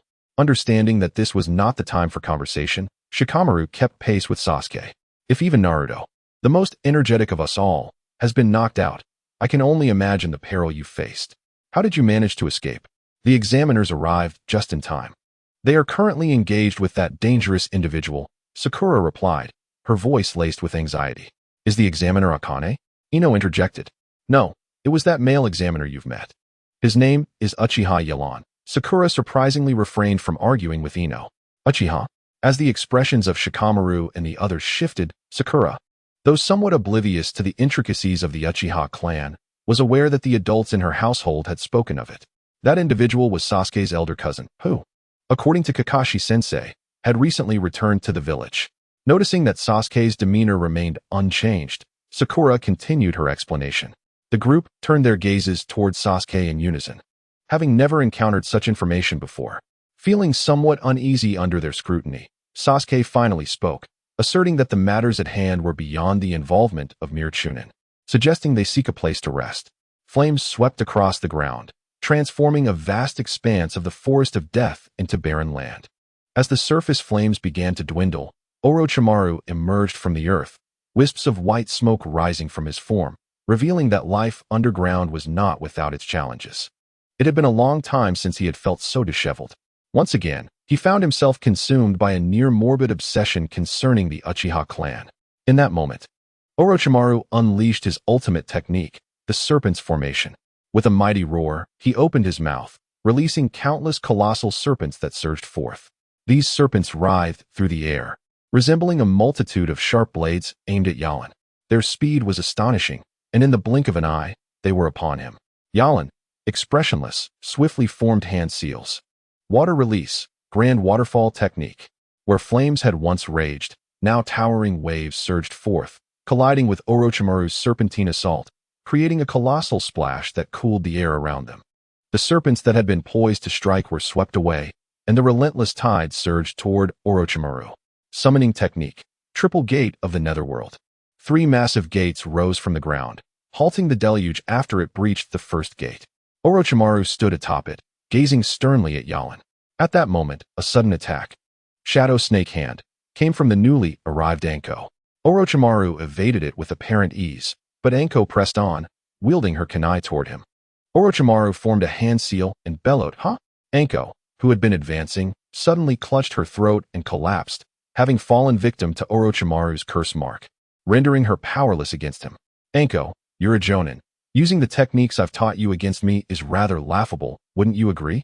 Yalan, undeterred, channeled his chakra, transforming his ninja blade into a fire dragon that soared towards Orochimaru, generating waves of heat in its wake. Seeing this, Orochimaru quickly dodged. Yet, Yalan's assault did not relent. The fire dragon circled in the air, redirecting its attack toward him. Faced with such a fierce onslaught, Orochimaru found himself continuously evading, secretly lamenting the formidable strength of the youth before him. Seizing an opportunity, Orochimaru grasped the corpse of a nearby serpent and hurled it at Yalan's fire dragon. The collision resulted in a tremendous explosion, enveloping the area in smoke and obscuring visibility for both combatants.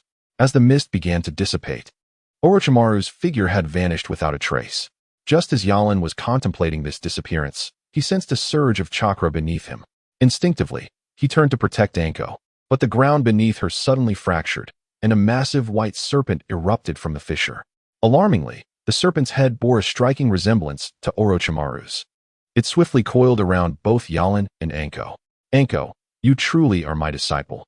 Without you, I would not have seized this opportunity so easily," the serpent hissed, revealing itself to be Orochimaru. He then turned to Yalan, stating, "Compared to Itachi, you still have a long way to go. The gift I intended for Sasuke shall now be yours." With that, Orochimaru opened his mouth wide, lunging toward Yalan. In that critical moment, Yalan's Sharingan spun rapidly, transforming the 3 tomo into 4 blade-like shapes, forming a cross around his pupils. This transformation filled Orochimaru with an overwhelming sense of dread. As flames erupted around him, Orochimaru was forced to relinquish his grip on Yalan and Anko. Since returning to the village, it was the first time Yalan had utilized the powers of his Mangekyo Sharingan, the left eye, Koten Zanshuin. Chapter 12. Swift as the wind, is he not afraid of being burned? Orochimaru mused, feeling the heat of the flames drying his skin. Enveloped in flames, Yalan remained expressionless, while an unconscious Anko showed no signs of discomfort. With Koten Zanshuin, Yalan could manipulate his chakra at will, altering it into any form he desired, casting jutsu without hand seals, and amplifying their power while allowing flames or other elemental chakra to envelop him without harm. During a mission in the Land of Water, a storm had capsized their ship, and witnessing his comrades perish one after another had awakened his survival instincts, leading to the awakening of his Mangekyo Sharingan. As the flames gradually subsided, Yalan stood unharmed before Orochimaru, gently placing Anko down. "Now, let me take this a bit more seriously," he said coolly. No sooner had he spoken than Yalan vanished from sight before Orochimaru. How swift! Body flicker technique. Flying Thunder God? How could Orochimaru, with his keen sight, fail to perceive Yalan's form? It left him questioning whether Yalin had indeed used the Flying Thunder God technique. Boom. A sonic boom resonated through the air, a true testament to the extraordinary speed he had achieved. Yalin had harnessed Khoten Zanshuan to allow the wind chakra within him to fully adhere to his skin, eliminating all air resistance, enabling him to run faster than the speed of sound. In a sense, his velocity now surpassed that of the Flying Thunder God. For while the latter required the throwing of a kunai, Yalin had already surpassed that threshold. Yet, Orochimaru was no novice. Despite his inability to visually track his opponent, his honed senses allowed him to detect Yalin's general location. Holding the Kusanagi sword in his mouth, Orochimaru swiftly turned, launching an attack at the Yalin behind him. However, even though the sword cleaved Yalin in two, a wave of confusion washed over Orochimaru. He realized that the blade had not met flesh, and the bisected body did not bleed, vanishing like burning paper in an instant. To his left and above, every strike of Orochimaru's blade met only illusions of Yalin. With each failed attempt to connect with the real body, he began to sense that something was amiss. Could it be that I have fallen into a jinjutsu? In that instant, Yalin's form multiplied, appearing from all directions as if a legion of him was assaulting Orochimaru simultaneously. A cunning smile crept onto Orochimaru's face. Convinced that only the Yalin above was the true body, he disregarded the other illusions, focusing all his might to thrust the Kusanagi sword toward the real Yalin. Uchiha style. My style, swift as the wind. Yalin silently chanted, and the Yalin that had been struck by Orochimaru's sword vanished once again. Orochimaru's eyes widened in disbelief as he turned to witness the other Yalins advancing with their kunai, their wind-infused chakra slicing effortlessly through his skin, cleaving the serpent-like Orochimaru into countless pieces. In the end, Orochimaru gazed at Yalin in utter disbelief, unable to comprehend the principles behind this technique with his extensive knowledge. Before the gaze of those eyes, you are utterly insignificant, Nightlon spoke softly. His pupils gradually reverted to their original black, sheathing his kunai before turning to approach Hongdo, who was still lying on the ground. Just as he was about to awaken her, he suddenly glanced back at the corpse of Orochimaru. The fragmented remains swiftly coalesced, transforming back into the likeness of Orochimaru. Is he truly so difficult to kill? Nightlon had not anticipated Orochimaru's tenacity. One could only say he was indeed worthy of being one of the legendary three. Just as Nightlon prepared to launch an attack, Orochimaru, with a grim expression, activated his summoning technique, and multiple snakes emerged between the two. Orochimaru did not wish to summon the legendary snakes again, although he could barely manage it now. Doing so would deplete his chakra to the point that he might not even be able to escape. After using the summoning technique, Orochimaru swiftly fled. Realizing he could not afford to linger any longer, there were other matters at hand. Once Nightlon effortlessly dispatched the snakes, he turned his gaze away from Orochimaru's fleeing direction. Although he could have pursued further, as a special jonin in Konoha, he deemed such matters better left to others. Orochimaru would likely not cause further disturbances in the Forest of Death. Sighing as he regarded his kunai, now riddled with nicks, he lamented the unexpected sharpness of Orochimaru's sword. Realizing he must find a way to procure a new kunai. Captain, wake up. Nightlon gently tapped Hongdo's face as he bent down to rouse her. After a moment, she slowly opened her eyes, her consciousness gradually returning, though she still appeared somewhat dazed. However, once fully awake, she suddenly sprang up as if startled. Where is Orochimaru? Where is he? Hongdo's expression turned serious, her eyes filled with vigilance and tension as she scanned the surroundings, seemingly searching for something. Observing her serious demeanor, Nightlon casually remarked, Orochimaru has already escaped. I was unable to detain him. Nightlon lied. Knowing that defeating Orochimaru would likely draw attention from the village, hoping to minimize scrutiny upon himself, especially considering his unclear role in the village's tragic past. Escaped? Hongdo gazed at Nightlon in disbelief, struggling to accept that Orochimaru had been defeated. As Orochimaru's former disciple, she was well aware of his past achievements. When Orochimaru rose to prominence, Nightlon had yet to be born, and now he had lost to a boy of merely 15 or 16. In the end, neither of us could subdue the other. Perhaps he felt that lingering here for too long would allow our reinforcements to arrive, prompting his withdrawal, Nightlon hurriedly explained, fearing the implication of such a scenario. Yet that is still impressive. Aside from the Hokage, I cannot think of anyone in the village capable of standing against Orochimaru in a one-on-one confrontation. Despite Nightland's explanation, Hongdo could not conceal her astonishment. What of the other two legendary three? Nightlan inquired, uncertain of their situation. Given Orochimaru's status as one of Konoha's legendary three, the other two must surely be capable of dealing with him. Alas, those two have not returned to the village in quite some time, Hongdo sighed. Never mind. I shall report to the Hokage. Orochimaru's presence in the village surely has a purpose. You should accompany me. The knowledge that the other two legendary three had been absent for an extended period was something Nightlan was unaware of. He pondered the current strength of Konoha and the implications of Orochimaru's involvement in the Chunin exams. If any disturbances arose from Sunagakure at this moment, it would spell disaster for Konoha. Nightlan held no faith in so-called allies. According to records in Konoha's texts, since the Second Shinobi World War, Sunagakure and Konoha had been bitter enemies, their ninjas stained with each other's blood. The animosity between them could not be restrained by mere paper agreements. What about the exam venue? Should we allow the genin to continue the examination? Nightlan countered, pulling himself from his thoughts. With Orochimaru gone, there are still many Umbu remaining. I will instruct the remaining Chunin to keep watch. There should not be any significant issues. This joint exam involves ninjas from other nations. And even if we were to halt the examination, we would need the Hokage's consent. However, the commotion you caused is rather substantial. Your fire techniques have nearly turned the forest of death into a barren wasteland. With the pressure of Orochimaru lifted, Hongdo resumed her usual demeanor. You must understand. When confronting a ninja of such caliber, I could not afford to hold back, Nightlan replied, feeling that repairs would require considerable time. It is nothing serious. Experts will handle the restoration, and it will be back to normal in less than a month, Hongdo reassured him with a smile. Less than a month to restore this forest? Nightlan suppressed his curiosity and refrained from further questioning. Chapter 13. Undercurrents. Does the curse mark still hurt, Hongdo? Sarutobi Hiruzen inquired, observing the marks on her neck. Thanks to you, it is much better now. I never expected you would encounter Orochimaru. I had heard he was already deceased, Shimazuki Izumi remarked, standing alongside the Hokage. Yet I am relieved you are safe. I cannot fathom his intentions in appearing at the exam venue, she continued, and where there was Shimazuki Izumi, Kinetsutetsu was never far behind. Thanks to Nightlan. Otherwise I would not have been able to withstand Orochimaru's onslaught, Hongdo expressed, glancing at Nightlan. Sarutobi Hiruzen turned his gaze to Nightlan, who was only 15, yet had managed to confront Orochimaru, his former pupil. Orochimaru simply dared not linger.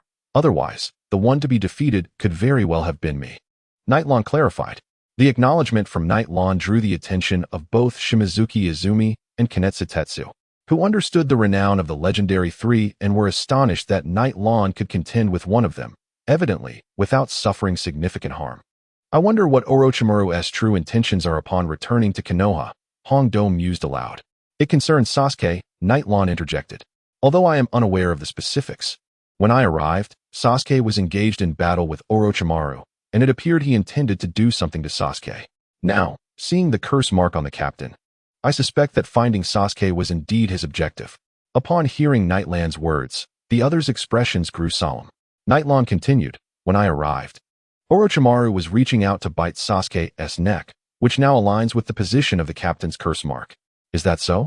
Sarutobi Hiruzen gradually accepted Nightlan's account, aware of his disciple's obsession with certain bloodline limits, and it seemed he had set his sights on Sasuke. He then inquired, Nightlan, did Orochimaru succeed in placing the curse mark? No, I interrupted his technique, Nightlan replied. Hearing this, Sarutobi Hiruzen exhaled in relief. He instructed Nightlan. After the second exam concludes, stay close to Sasuke. I fear Orochimaru may still make a move. I will discuss this matter with Kakashi. Understood. Will the exams continue? Hongdo directly asked upon sensing the Hokage's intent not to suspend the examination. Yes, we shall proceed. With Nightlan by Sasuke's side, alongside Kakashi, even if they cannot defeat Orochimaru, they will not fall easily. Let us observe if he takes any further actions. Sarutobi Hiruzen inhaled deeply, savoring his tobacco. After issuing a few instructions to Hongdo, Hiruzen disbanded the gathering and, with his pipe in hand, moved to the window, gazing into the night as he fell into contemplation. Although Orochimaru was his disciple, Hiruzen had never truly come to know him. 5 days later, the second exam finally concluded. Due to the high number of participants remaining after the second round, it was necessary to eliminate some before commencing the third exam. All who passed the second round would face one another in one-on-one duels at the tower in the heart of the Forest of Death. Only the victors would advance to the third exam. Before the third preparatory exam, all examiners and supervising jonin gathered at the venue. Nightlawn stood beside Hongdo, while the Hokage took center stage to address the participating genin, expounding on the significance of the Chunin exams. Once the Hokage completed his speech, the main examiner and referee for the genin duels, Mizuki Kaze, made his entrance, announcing the commencement of the exam while coughing. Seeing him in such a state fills me with apprehension that he might collapse at any moment, Nightlawn remarked, his voice laced with sarcasm. Well, he has always had a frail constitution since childhood, an old ailment of sorts, but his capabilities are undeniably impressive, Kakashi added, casually holding a novel that audaciously bore an 18 label. I never imagined you had such tastes, Kakashi. A way to kill time when boredom strikes. Kakashi-sensei, Naruto, Sasuke, and Sakura approached Kakashi. I have yet to congratulate you all on passing the second exam, he chuckled. Thank you, Senior Nightlawn. Sakura immediately bowed in gratitude upon seeing Nightlawn, remembering how she would have been at a loss against Orochimaru if not for him. Sasuke nodded in agreement. It was nothing. I was merely the examiner for the second round. It was my duty, Nightlawn waved dismissively. Sakura, why are you thanking him? Naruto, still puzzled by the situation, questioned. You fool. The Orochimaru we encountered was a dangerous ninja, far from a mere genin, and it was Senior Nightlawn who saved us. Sakura scolded, giving Naruto a light punch on the head. Observing their playful banter, Nightlawn felt reassured that Orochimaru had not left a lingering shadow over them. What became of that Orochimaru? Sasuke asked quietly. He found himself unable to subdue me and eventually retreated, Nightlawn replied nonchalantly. No decisive victory? Sasuke murmured. You are the one who drove Orochimaru away, Uchiha Nightlawn, right? I never expected the youth of today to be so formidable. A booming voice interjected. Belonging to Might Guy, Kakashi's lifelong rival. To be credited with driving him away is too grandiose a claim. Nightlawn preferred to avoid drawing attention to himself. The valiant savior of innocent genin from the clutches of wicked ninjas. I, Guy, fully acknowledge your prowess. Tears streamed down Guy's face as if Nightlawn had performed some extraordinary feat. Noticing Nightlawn's discomfort, Kakashi remarked, people can be like that. Don't take it to heart. As they spoke, the large screen displayed the first match, Sasuke against Chojuro. Sasuke, it's you. Naruto exclaimed excitedly. Annoying, I heard you. Sasuke retorted, slightly irritated by Naruto's exuberance. Being the first to compete would allow him some respite after 5 grueling days of survival training. Humph, Uchiha Sasuke. I shall deal with you. Chojuro taunted as they entered the arena. Humph, such arrogance. As the match began, announced by Moonlight Breeze, both contenders sprang into action. Instead of recklessly charging at his opponent, Sasuke wielded Shuriken, probing for weaknesses. Chojuro gripped his kunai tightly, continually fending off Sasuke's assaults while swiftly closing the distance. As they drew nearer, instead of thrusting the kunai at Sasuke, he freed a hand, attempting to seize Sasuke. However, Sasuke's reflexes were lightning fast as he deftly evaded the grasp. Kakashi-sensei, do you think Sasuke will win? Sakura inquired, unable to discern the unfolding dynamics. Well, as long as Sasuke remains cautious, he should be fine, Kakashi replied, observing the two fighters. The opponent's intentions are too apparent.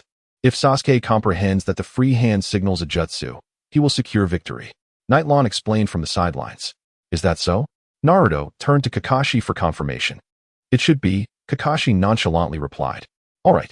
Naruto inhaled deeply, shouting, Sasuke, be wary of the enemy's free hand. It must be their ultimate technique. You fool. Even Kakashi, who usually disregarded others' opinions, felt embarrassed and promptly covered Naruto's mouth. Unable to speak with his mouth covered, Naruto muttered incoherently. Do not interject during the examination. Do you wish for Sasuke to be disqualified? Kakashi whispered sharply. The attention of others turned towards Naruto, prompting Kakashi to raise his hand, saying, Please disregard the childish remarks of my companion. Your friend appears to have a rather loose grip on reality, Nightlawn commented to Sakura, who stood next to him. Naruto can be like that at times, Sakura admitted, scratching her head in embarrassment. The two combatants in the arena hesitated upon hearing Naruto's words, and Sasuke glanced at him awkwardly, aware of the opponent's potentially flawed attack strategy without needing to be told. Chojuro, realizing his secret had been exposed, grew frantic and resolved to unleash his full strength, aiming to strike before Sasuke could react.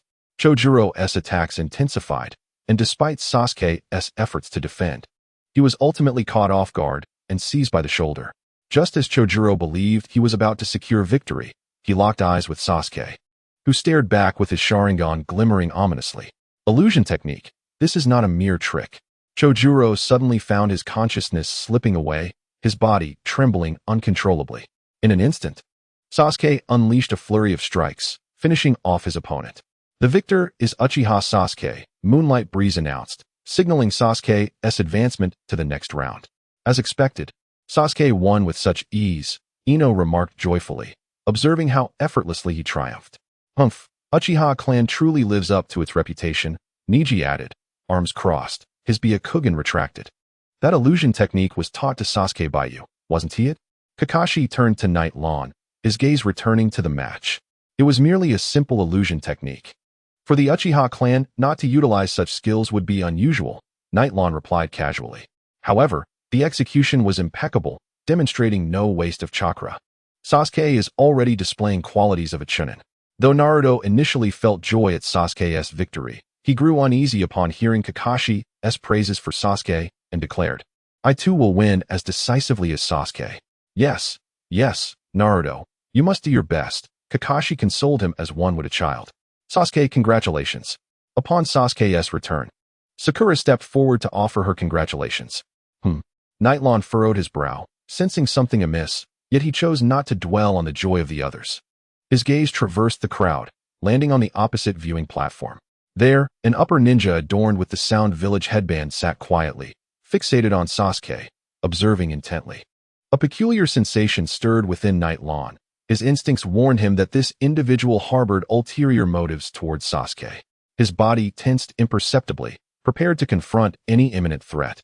At that moment, the Sound Ninja seemed to notice Night Lawn's scrutiny, turning to meet his gaze.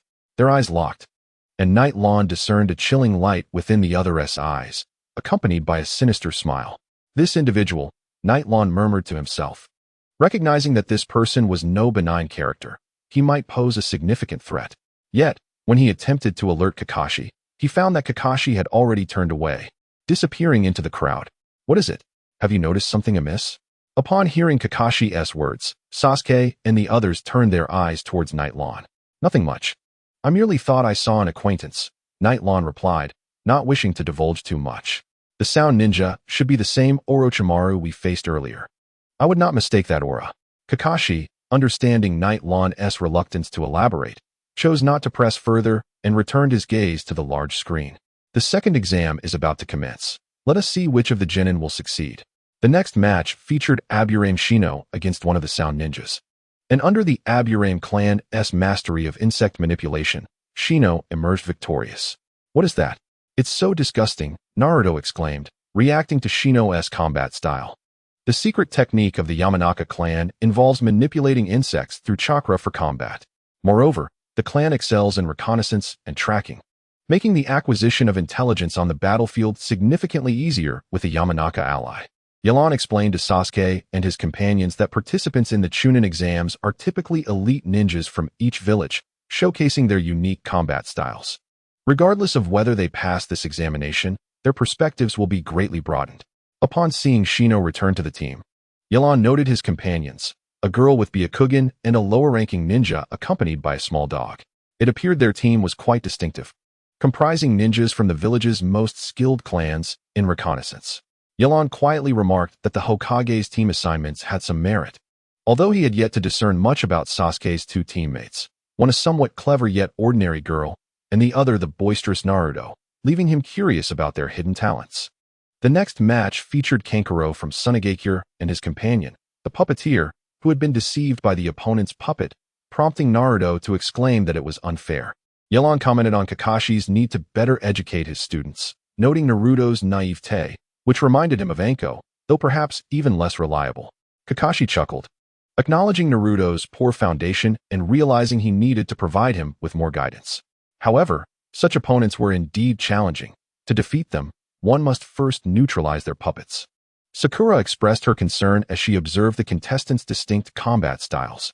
In fact, confronting a puppeteer is generally easier when targeting the main body, yet most puppeteers conceal themselves, as demonstrated by the Sunagakure boy who initially hid within his props, making detection difficult. Nevertheless, puppeteers must manipulate their puppets, and with careful observation, one can trace the chakra lines back to their true form. Yelan shared this insight primarily for Sasuke's benefit, as it is not easy for ordinary individuals to perceive chakra lines. Those with Sharingan, however, are altogether different. Kakashi interjected, suggesting that puppeteers would most likely dread encountering a ninja like Yelan. The others turned to him, eager to hear his reasoning. With the Sharingan and your swordsmanship, you might be the very nightmare of any puppeteer. Yelan did not dispute this. His abilities allowed him to effortlessly sever any chakra lines, rendering a puppeteer devoid of their puppets as vulnerable as a lamb awaiting slaughter. Before further commentary could be made, it was Sakura's turn to compete, facing her former classmate and current rival, Ino. Observing the two girls clash, Yelan frowned, remarking on Kakashi's seemingly ordinary student. Sakura's strength lies in her learning abilities, yet she is somewhat lacking in practical combat. You must find ways to teach her. As her teacher, your performance is somewhat lacking, Yelan retorted. Kakashi suggested that perhaps they should discuss this after the Chunin exams, as he had not been with them long enough to formulate a proper teaching strategy. During Ino's taunts about Sakura's preoccupation with her hair rather than honing her ninja skills, Sakura resolutely used kunai to sever her long locks, symbolizing her commitment to becoming a ninja. For a girl who cherished her beauty, such a decision was undoubtedly difficult. However, Sakura made it without hesitation, surprising and inspiring Ino with her determination. Initially believing she held the upper hand, Ino recognized Sakura's resolve and, in a display of camaraderie, cut her own hair to demonstrate her own commitment and courage. Thus, the two rivals found themselves in a stalemate. In an ironic twist of fate, they reconciled, united by their shared experiences. How infuriating! Sakura actually lost to that Ino, Naruto lamented, tugging at his hair. To the observing Jonin, the battles of the lower-ranking ninjas seemed trivial, akin to children playing house.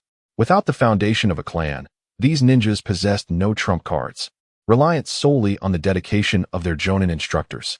The next match featured another pair of female ninjas, a Konoha lower-ranking ninja with a bun hairstyle and a Sunagakure kunoichi wielding a fan. The Konoha ninja, named Tenten, donned an outfit reminiscent of traditional attire from Yelan's homeland, prompting him to pay closer attention. Tenten, show them your strength, cheered Mike Guy and his almost identical student, Lee. It's so loud, Naruto complained, covering his ears. Tenten displayed her vast arsenal, throwing an array of weapons, kunai, shuriken, flails, sickles, and spiked clubs, toward her opponent with reckless abandon. Yelan deduced that regardless of Tenten's prowess, she must hail from a wealthy family given her extravagant fighting style. However, her opponent, Shino, adept at wind techniques and armed with her oversized fan, effortlessly countered Tenten's assault. After Tenten had exhausted her arsenal, Shino unleashed a wind technique that swiftly incapacitated her, carelessly tossing the unconscious Tenten among the discarded weapons. Tenten's companion, Lee, leaped from the stands to embrace her, accusing Shino of being excessively cruel. Yet, it was his teacher who halted Lee's outburst. How could you act like that after already winning? Naruto muttered from the sidelines. Yelan found little motivation to critique Naruto, recognizing that such sheltered ninjas could hardly fathom the harsh realities of a life-and-death battle. One cannot expect mercy from an adversary in a fight. Following a match between Shikamaru and a female sound ninja, it was Naruto's turn to take the stage. Witnessing Shikamaru's clever victory by outsmarting his opponent with his family's shadow imitation technique, Naruto prepared himself, contemplating a new technique for his performance. His opponent was the lower-ranking ninja, Kiba Inuzuka, accompanied by his dog. Go, Naruto! Sakura cheered, undeterred by her own defeat. Hey, don't lose, dead last, Sasuke added in his own way of encouragement. As Naruto's name appeared on the screen, Yelan's curiosity piqued. He learned Naruto's surname was Uzumaki, leaving him further perplexed by the boy's blonde hair. Was it merely a coincidence? Chapter 15. The Caged Bird. Naruto, I can't believe you're my opponent, Kiba exclaimed, feeling fortunate to have drawn what he believed was the best matchup, convinced that the Chunin title was within reach. "Let me show you my new techniques," Naruto replied, unreservedly. Kakashi, aware of Naruto's tendency to reveal his trump cards, could only sigh helplessly. As the match commenced, Kiba's beloved dog, Akamaru, transformed to match his appearance. The two executed a synchronized attack that left Naruto defenseless, with relentless strikes causing him to fall repeatedly, unable to utilize his jutsu. The injuries mounted on Naruto, yet like an indomitable cockroach, he rose time and again. "Kakashi, isn't that kid from the Uzumaki clan?" Yelan inquired, observing Naruto's remarkable resilience. Upon hearing Yelan's words, both Sasuke and Sakura displayed expressions of astonishment. In their understanding, Naruto was merely an orphan devoid of any family ties, so the revelation of his connection to the Uzumaki clan was utterly unexpected. Well, to some extent, Naruto could indeed be considered a member of the Uzumaki lineage. Kakashi pondered for a moment before conceding this fact. What manner of existence was the Uzumaki clan? The textbooks at the academy had never mentioned it. Sakura, feeling somewhat anxious, inquired, realizing that among their team, her background was the most ordinary. Even Naruto, an orphan, had a notable heritage. "It is quite normal for you to have never heard of it, for the Uzumaki clan perished several decades ago. At their peak, there was even the village of Whirlpools, which ultimately fell to other hidden villages during wartime, leaving the few remaining clan members scattered throughout the ninja world. Now, individuals from the Uzumaki clan are a rarity within the ninja realm," Yelan elucidated. The Uzumaki clan possessed an innate physical resilience, heightened sensory perception, and an abundance of chakra, alongside their mastery of sealing techniques, marking them as a formidable family in their prime. As for sealing techniques, do not hold your breath. Naruto is utterly ignorant of ninjutsu, and all he has left is his resilient physique, Kakashi remarked, observing the consistently beaten Naruto. That is true, given this boy's nature. He hardly seems suited for the study of sealing techniques. With Uchiha, Uzumaki, and a reasonably intelligent girl, Yelan began to understand the dynamics of Kakashi's team. Just as everyone assumed that Naruto would ultimately be defeated by Kiba, Naruto employed a transformation technique, taking on Kiba's appearance, which caused him to cease his assault. Kiba, seeing this, scoffed and claimed that his sense of smell was 1,000 times sharper than that of an ordinary person, effortlessly seeing through Naruto's transformation. However, before he could react, a punch sent Kiba tumbling into Akamaru, and when he mistakenly attacked the other, he too ended up in a similar predicament. Initially, the downed Akamaru was a result of Naruto being struck, yet in this moment, he seizes the opportunity to utilize the inspiration he had just garnered from Sasuke's Lion Barrage, employing shadow clones to propel Kiba into the air. Naruto's original self then delivered a finishing blow, aptly named Naruto Barrage. This lad does possess a modicum of combat intelligence, albeit it often seems to dawn upon him only after he has endured a beating. Thankfully, being an Uzumaki allows him to withstand such trials. Otherwise, any other genin would have long since been eliminated. Furthermore, the so-called Naruto Barrage has always been a mere imitation of Uchiha techniques. It appears that even Uchiha can be plagiarized, with the name being rather reminiscent as well. Yelan noted that this blonde boy held a certain intrigue. "Well done, Naruto!" Sakura exclaimed loudly, celebrating her companion's victory. Naruto reciprocated by giving a thumbs up to his teammate. The large screen in the arena quickly cycled through, and soon the names of the remaining ninjas appeared. Hinata Hyuga versus Neji Hyuga. As both parties approached the arena, Hinata greeted her cousin by directly addressing him as brother. Wait, are they siblings? Naruto, who had just returned, who had exchanged pleasantries with Hinata, couldn't help but ask. Yes, Hinata and Neji share a relationship akin to that of Sasuke and Yelan. They belong to the same clan. But one is from the main house while the other is from the branch family, Kakashi explained. Oh, the hierarchical structure of the Hyuga clan is just as I would expect, Yelan remarked disdainfully. The Uchiha have always had a contentious relationship with members of the Hyuga clan, not just with certain individuals, but with their management methods, which further divide the main and branch families. Upon witnessing Yelan's disdain, Sasuke and the others were left questioning. At that moment, Lee interjected. Families like the Hyuga and Uchiha, with their long histories, possess unique secret techniques. It seems the main house has established many rules to ensure the preservation of these techniques, most of which favor the main house, leading to numerous conflicts with the branch families. Niji belongs to the branch family, while Hinata is from the main house. So this is a conflict of fate. Sakura contemplated thoughtfully. As Hinata and Niji took their positions on the stage, neither initiated the battle immediately. Niji relentlessly berated Hinata with words, claiming she was unfit to participate in the exam, calling her a person plagued by self-doubt, suggesting she was only there due to her teammates' insistence. He declared that one's fate was preordained. She was the heiress of the main house, while he was merely a branch family member. Hinata could only respond softly, which only served to embolden Niji, who grew increasingly outrageous in his remarks. Byakugan, Niji exclaimed as he formed hand seals, the veins around his eyes bulging, revealing his Byakugan. Sasuke and the others beheld the Byakugan for the first time, uncertain of its capabilities.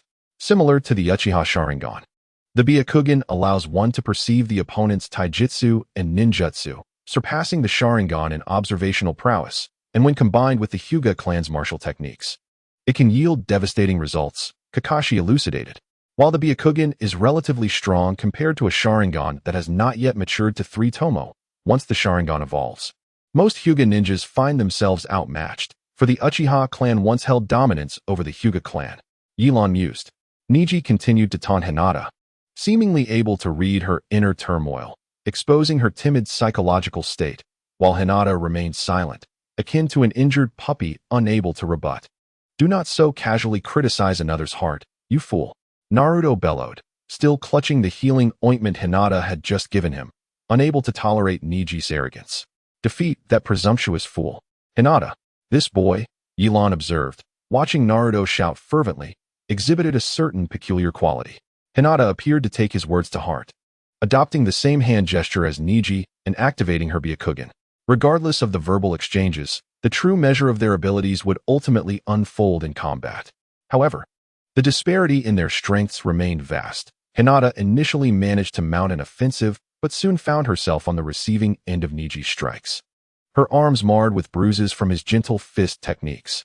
Despite this, Hinata did not concede. This seemingly timid girl began to reveal her true self to the others. Ultimately, Niji landed a decisive blow to Hinata's heart, leaving her unable to rise, as the announcer declared the match concluded.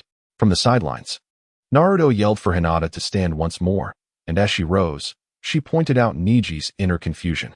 Enraged, Niji charged at the injured Hinata, but this time, all the Jounin swiftly intervened to restrain him. Is this the special treatment afforded to the main house? Niji seethed. Beside him, Guy attempted to mediate, while Hinata's supervising Jounin, Yuhi Kurenai, assessed her injuries. This lad, if Hinata truly wished to defeat him, a single seal would suffice, Yelan murmured softly, having not approached the fray. Huh? Why do you say that? Naruto questioned, incredulous that a mere seal could vanquish someone like Niji. If we adhere to your reasoning, since Hinata belongs to the main house, allow me to inform you that the main house possesses absolute authority over the branch family. Once members of the branch family reach a certain age, they must bear a curse seal on their bodies. When a branch family member dies, this curse seal automatically activates, destroying the Byakugan within their corpse as a means of preventing its dissemination. As a sworn enemy of the Byakugan, the Uchiha clan is quite familiar with the rules of the Hyuga, Yelan explained. The Hyuga clan has such a rule? Sakura and the others were oblivious to such information about their village. Not only that, but to maintain control over the branch family, members of the main house are also well-versed in the activation methods of the curse seal, allowing them to trigger it with a simple hand sign. Once activated, the branch family member would suffer immensely. If not swiftly relieved, they would face the danger of death. That is utterly outrageous. Sakura gasped, covering her mouth in disbelief at such occurrences within their village. Such measures are unavoidable. Unlike the Sharingan, the Byakugan possesses a high adaptability. The underground bounty establishments outside the village offer substantial rewards for Byakugan, Yelan clarified. The Uchiha clan would never stoop to employing curse seals against their own clan. Sasuke expressed his profound disdain for the practices of the Hyuga clan. By the way, what was the name of that curse seal? I believe it was called Caged Bird. How fitting for a bird trapped in a cage, he remarked with a hint of irony. Chapter 16. The conclusion of the third preliminary match. With the conclusion of the third preliminary match, only 4 contestants remained who had yet to take the stage. The next battle being between Rock Lee and Gaara of the Sand. Come on, Lee, show them your strength. exclaimed Guy, giving a thumbs up and revealing his dazzling smile. Nightshade, however, mused inwardly, this style is something I truly cannot accept. Upon entering the arena, Lee immediately unleashed a flurry of taijutsu attacks against Gaara, only for them to be effortlessly thwarted by Gaara's sand defenses, inflicting no damage whatsoever. Following Guy's advice, Lee discarded his weights, and as the heavy objects hit the ground, a cloud of dust erupted, silencing the onlookers. Lee's speed surged to such an extent that the other genin could scarcely perceive his movements, leaving Gaara's sand unable to react in time, allowing Lee to strike him repeatedly. However, this onslaught proved insufficient. In addition to the sand surrounding him, Gaara was encased in a protective armor of sand, rendering Lee's attacks ineffective. Left with no alternative, Lee resorted to the Lotus technique, only to discover that his assault had merely struck a clone of Gaara. This child excels in taijutsu, yet his weaknesses are glaring, Nightshade remarked as he observed the duel. Why do you say that? Sakura, who had some camaraderie with Lee, inquired. Because relying solely on taijutsu means that once one's energy wanes, their combat efficacy plummets. It appears he has exhausted himself after that last technique. Just look. Sakura turned her gaze to Lee, who now lacked even the strength to escape, finding himself at the mercy of Gaara's sand attacks. How could this happen? He was just at an advantage. Sakura lamented, watching Lee endure the relentless assault. No, Lee will not give up easily. He possesses his own determination, Guy declared confidently, unperturbed by Lee's plight. This is when youth truly ignites. Opening the third gate, the door of life, Lee erupted with an astonishing chakra, his face flushed, hair standing on end, exuding an incredible aura. Guy, how could you teach such a perilous technique to this child? Kakashi, having lifted his forehead protector to reveal his Sharingan, scrutinized Lee's every move. The 8 gates technique, Nightshade noted, intrigued by the immense power it unleashed, yet recognizing its severe drawbacks, which rendered it unsuitable for him. He already had his own technique, the Boko no Jutsu, which, while also having side effects, held more significance for him than the 8 gates. Impressive, I never expected Lee to be so formidable. And Gaara is indeed a challenging opponent, Sasuke remarked, activating his Sharingan to observe the unfolding battle, aware that both could potentially become his adversaries. And it's not over yet. Opening the 4th gate, the door of pain, Lee's chakra surged once more, executing a rapid kick that sent Gaara soaring into the air. So fast, even Sasuke, with his Sharingan, struggled to discern Lee's movements, realizing he would be hard-pressed to react should Lee turn his attention toward him. Lee continued to launch Gaara into the air, dismantling the sand armor piece by piece, leaving Gaara unable to counterattack. Still not enough? Opening the 5th gate, the door of limit, Lee unfurled the bandages wrapped around his hands, ensnaring Gaara's waist and hurling him violently to the ground, the resulting dust cloud obscuring everyone's vision. It's over. Lee has lost, Nightshade concluded, deactivating his Sharingan as he foresaw the inevitable outcome. How could this be? Naruto and the others were incredulous that Lee could be defeated in such a manner. As the dust settled, Gaara lay amidst the sand, while Lee had reverted from the 8 gates state, only to find Gaara's sand constricting his arm and leg. Observing Lee's struggle, Gaara continued to manipulate his sand to assault him further. At that moment, Guy rushed onto the field, dispersing Gaara's sand, realizing that Lee had been defeated and that his life was in peril. Subsequently, Moonlight Breeze announced Gaara as the victor, even as Lee, in a state of unconsciousness, attempted to rise and assume a fighting stance. This poignant scene prompted Guy to embrace Lee tightly, tears streaming down his face. Unlike before, Nightshade felt no discomfort. Despite Lee being a mere genin, he had accomplished feats that many jonin could not. Kakashi, that child poses a significant concern, Nightshade whispered as he approached Kakashi, who was preoccupied with Lee's injuries. It cannot be, Kakashi replied, recognizing the gravity of the situation. That child is the Jinchuriki of Sunagakure. Nightshade trusted his instincts. He had sensed a trace of chakra not belonging to Gaara during their confrontation. Are you certain? Kakashi understood that this was no trivial matter. The fact that another village had sent a Jinchuriki to the Chunin exams raised alarming questions about Sunagakure's intentions. I am certain. You must realize I am of the Uchiha clan. With the preliminary matches concluded, Nightshade vowed to report to the Hokage, acknowledging the seriousness of the situation. Once a Jinchuriki goes berserk, even Jonin may struggle to contain it. We must be wary of Sunagakure's ulterior motives. Kakashi fell silent. Few in the village possessed the ability to subdue a tailed beast. Should the Jinchuriki truly unleash its power, they would likely have to rely on Nightshade. Given his Uchiha lineage, when Naruto and the others learned that Lee might be unable to continue as a ninja due to his injuries, they were left in shock. For the first time, a dear friend faced the prospect of abandoning his ninja career due to injury, casting a pall of silence over the group. Naruto erupted in anguish, unable to accept such a fate, while Sasuke remained silent, and Sakura wept, covering her mouth. "Calm down, Naruto," Kakashi interjected, covering Naruto's mouth. "But Kakashi-sensei, Lee has always said that hard work can surpass talent. He hasn't proven that yet." Naruto's emotions began to unravel. "You must accept this, kid. You should be grateful to live in an era of peace," Nightshade remarked, drawing the attention of the others. "Death is the norm for shinobi. I have witnessed my comrades fall one by one before my eyes, powerless to intervene. If you refuse to accept this, carry forth the dreams of that thick-browed boy and strive for them."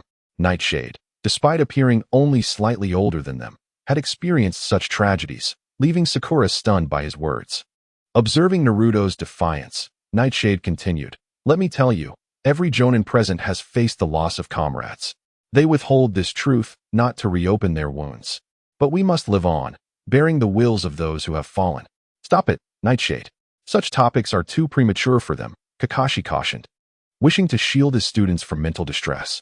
Nightshade, upon hearing this, shook his head in resignation. Though Kakashi claimed they were no longer students, but his subordinates, he still regarded them as children. Nightshade himself had been thrust into battle at a much younger age. Prolonged peace could truly alter a person.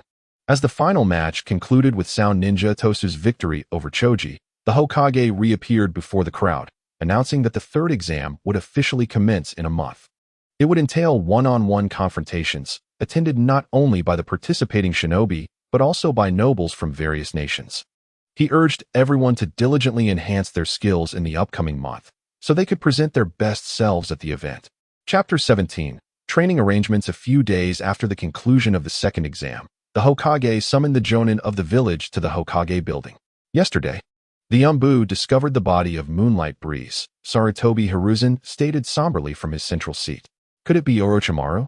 Akatsuki speculated, believing the only individual capable of infiltrating the village's Jonin unnoticed was Orochimaru. "No, I had instructed Breeze to tail Kabuto. He was a suspect. Yet I never anticipated that it would lead to his demise." Risen felt a pang of guilt, but he swiftly concealed his sorrowful expression and solemnly stated, "According to the report from the Umbu, Shippu perished due to a powerful wind release technique. The assailant is likely to be at least of Jonin level.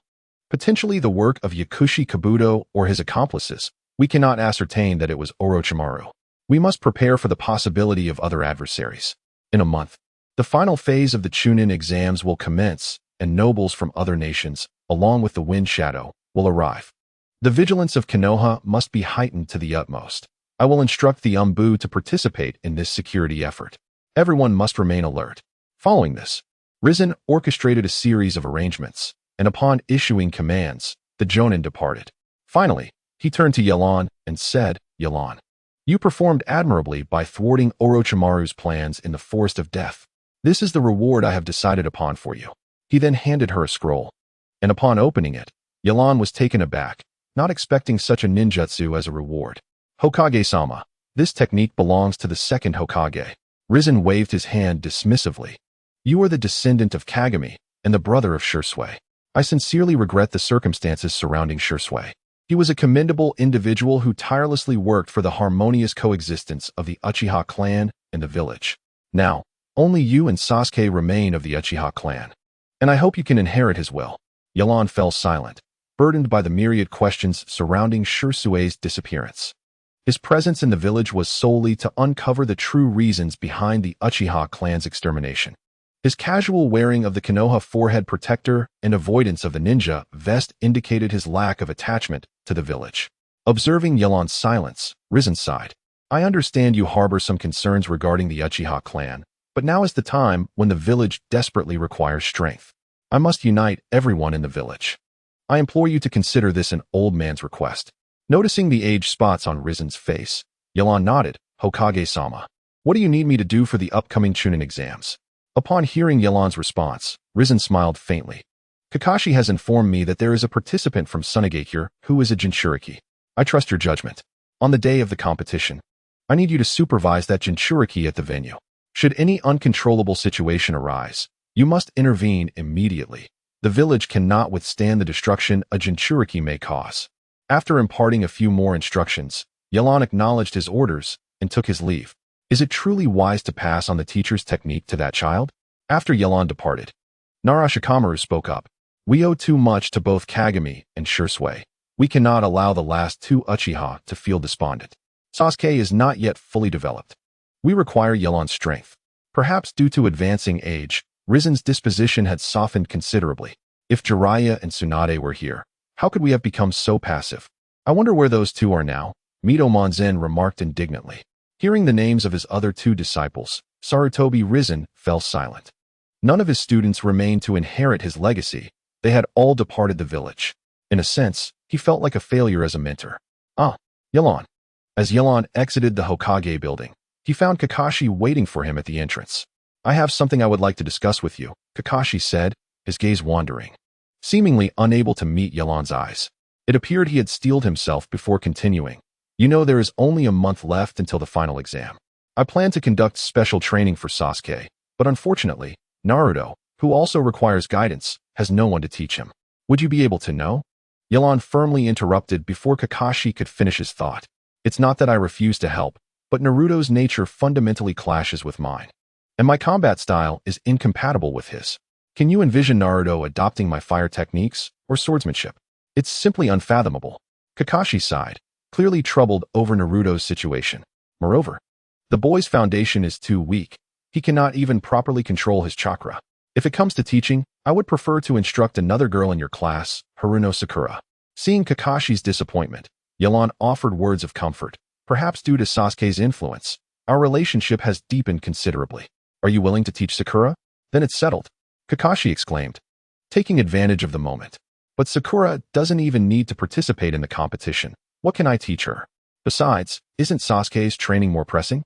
You must understand that Orochimaru's target is Sasuke. Can you single-handedly defend against him? Yelan was taken aback by Kakashi's decisive stance. You needn't worry about Sasuke.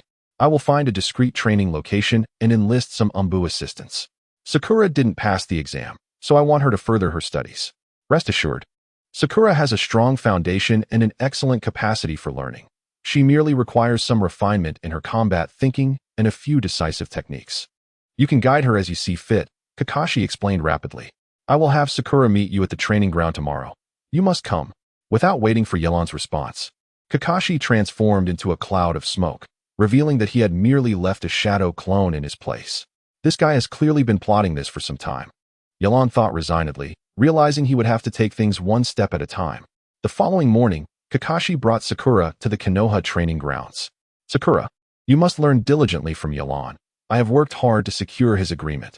With your learning ability, your strength will improve rapidly. Although Yelan is only slightly older than you, he is among the strongest in the village, so you can rest assured. Kakashi instructed Sakura. Kakashi-sensei, is Yelan-senpai really that formidable? Sakura inquired, having only witnessed Yelan's prowess twice in the Forest of Death, leaving her with an unclear understanding of his abilities. Indeed, it is quite remarkable. Yelan undertook S-rank missions when he was even younger than you. The Orochimaru you encountered in the Forest of Death is an S-rank rogue ninja. Even I cannot guarantee I could fully withstand him, Kakashi explained, feeling immense pressure from Yelan's strength and the state of the village. Yelan-senpai is that powerful? By the way, why is the training ground empty?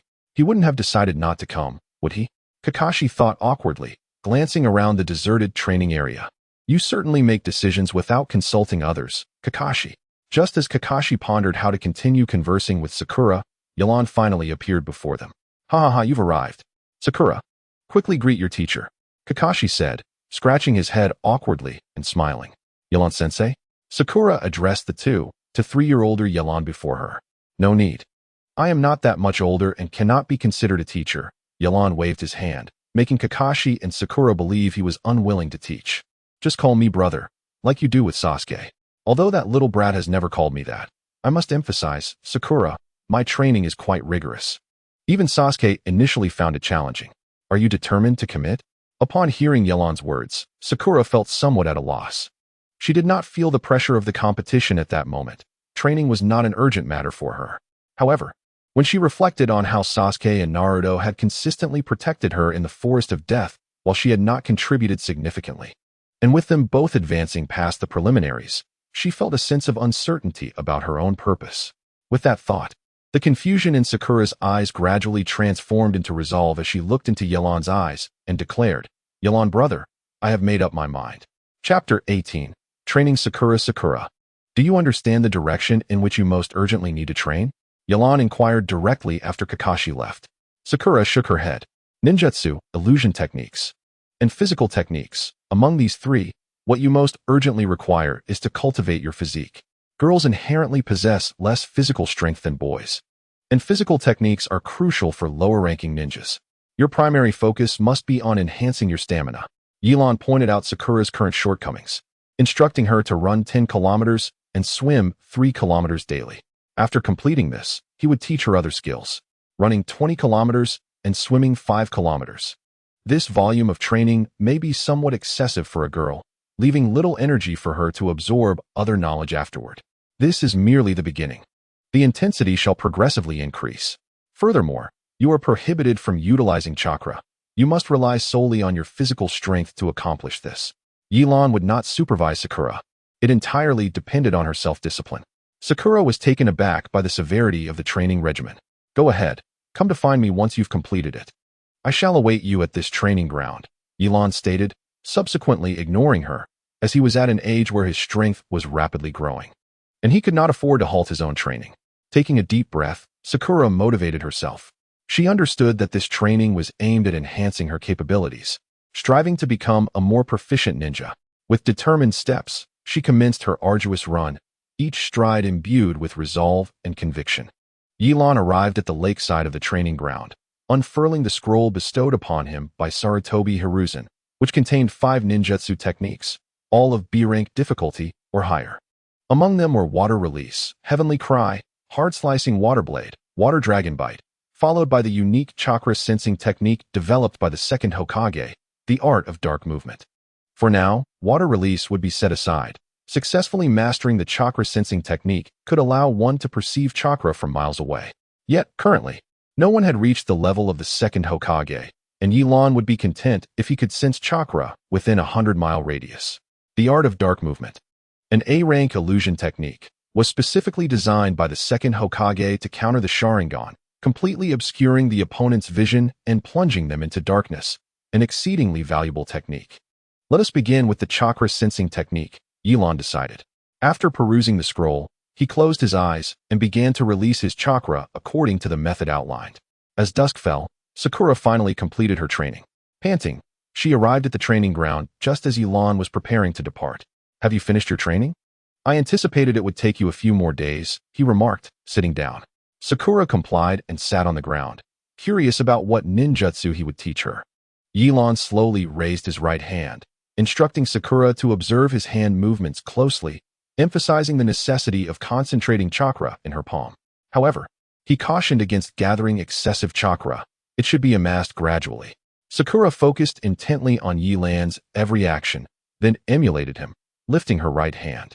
This process was not arduous for her, as she had already acquired a degree of ninjutsu skills and chakra control. Next, she placed her hand on her other arm, gradually releasing her chakra to stimulate her muscles.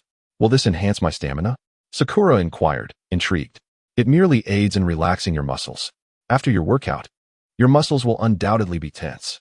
If you wish to avoid struggling to rise tomorrow, follow my instructions and stimulate all the areas you exercised with chakra, Yelan replied, his expression impassive. Upon hearing this, Sakura's cheeks flushed. She realized that Yelan had chosen this method because he felt uncomfortable assisting her directly.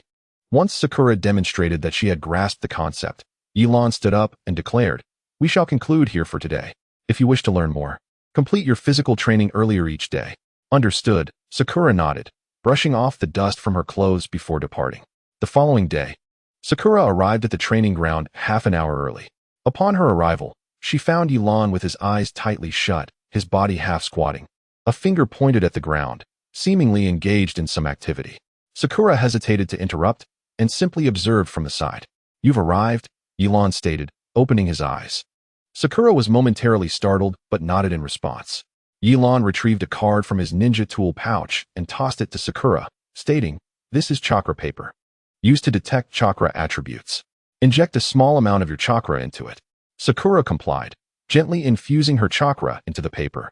Watching as half of it became damp while the other half crumbled. "Water release and earth release," Elon mused, stroking his chin. "I excel in fire release, water release, and wind release. I have some knowledge of earth release, though I am not as skilled in it as I am with water release. Which would you prefer to learn?" If asked to choose, Sakura was uncertain, glancing at Elon with a hint of confusion. Water release is renowned for its wide attack range, yet it typically requires substantial chakra. Conversely, earth release is known for its defensive capabilities. Noticing Sakura's uncertainty, Elon continued, "The choice of ninjutsu to learn should align with your combat style. What does your ideal combat scenario look like, Sakura?" Seeing Sakura still shy and unsure of how to articulate her thoughts, Elon directly encouraged her. "Once you've determined your combat style, it's challenging to change it. You should express your true feelings." With a slight blush, Sakura hesitantly responded, "I hope to separate Naruto and Sasuke when they argue and give each of them a punch on the head." "Is that so?" Elon pondered, pointing at a tree not far from them. "If that tree represents Naruto and Sasuke, how would you feel about this?"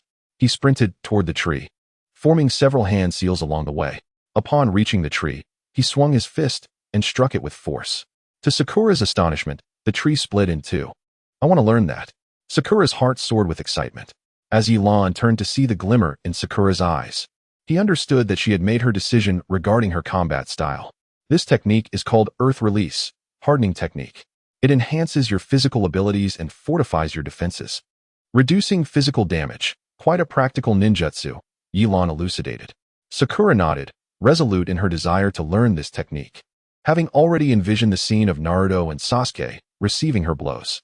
Mastering this technique requires meticulous chakra control, as one must envelop their body with chakra. However, given your current chakra reserves, direct application would be unsustainable for long. During offensive maneuvers, it is preferable to cover only your fists while in defense. Shield the areas under attack to conserve chakra, Elon explained. Following this, Elon guided Sakura on how to practice and manipulate her chakra to cover her body. True to her diligent nature, Sakura grasped the principles after a single explanation and began practicing independently, contrasting her learning pace with Naruto's potential struggles. Days passed, and soon half a month had flown by. Sakura could finally complete her physical training by 2 o'clock each afternoon. To her surprise, Elon presented her with weighted leg bands, thankfully not as cumbersome as those used by Lee, merely 2 5-kilogram bands. Nevertheless, they significantly slowed her down. In her quest to master ninjutsu, Sakura now arose early each morning to run, shedding her former habit of sleeping in. Today, while nearing the end of her running training, she encountered a familiar face, her dear friend Ino. "Sakura, what are you doing?" Ino inquired, astonished by Sakura's drenched appearance. "I'm undergoing physical training," Sakura responded, slightly embarrassed to have encountered Ino during her training. "Training? You don't even need to participate in competitions, yet you train so hard?" Ino remarked, her admiration evident. "It is precisely because of elimination that training becomes essential, otherwise, the gap will only widen." Sakura has regained her composure and boldly remarked, "Oh, I never expected you to harbor such thoughts. Did Kakashi-sensei assign you this training objective?" Sakura continued, "It seems Kakashi-sensei is training Sasuke, and he has arranged for Brother Yalan to train me. That examiner from the second testing site? Why do you call him brother?"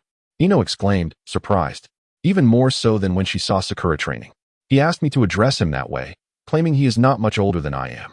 Calling him sensei makes him seem old, while senpai feels distant. So, just like Sasuke, I call him brother." "Ah, I see. But you mentioned that Brother Yalan is not much older than you. Can he truly teach you?" Ino remarked casually. "Why do you call him that too?" "Brother Yalan is quite impressive. Over the past 2 weeks, I have noticeably grown stronger." Sakura responded, casting a curious glance at Ino. "Oh, come on. Aren't we good friends? Call me however you like. You say you've become much stronger. What exactly has he taught you?" With a playful grin, Sakura pointed to a large boulder not far away. "Let me show you." As she bent down and sprinted toward the rock with remarkable speed, Ino gasped, "Wow, she's so much faster than during the Chunin exams." "Here it comes," Sakura exclaimed. swinging her delicate fist, slicing through the air with a whoosh, and striking the massive boulder, which was twice her size. With a thunderous crash, the boulder shattered into countless fragments, scattering everywhere. Ino stood dumbfounded, secretly amazed. No way. In just 2 weeks, Sakura has become this powerful. If she had this strength a fortnight ago, she would have definitely won. Sakura turned with a triumphant smile and asked, "What do you think? Am I impressive?" Ino snapped back to reality, genuinely praising, "Incredible, Sakura. But you've practically turned into a violent girl." Upon hearing this, Sakura's expression darkened, and she raised her fist, ready to retaliate. Ino, seeing this, hurriedly waved her hands. No, just kidding. The current Sakura is truly formidable. In Chapter 19, a month has nearly passed. Sakura, as usual, was practicing in the training ground. She had mastered the ability to cover her body with the hardening technique in less than a second. While she rested her eyes, Naruto approached her. "Sakura, are you training?"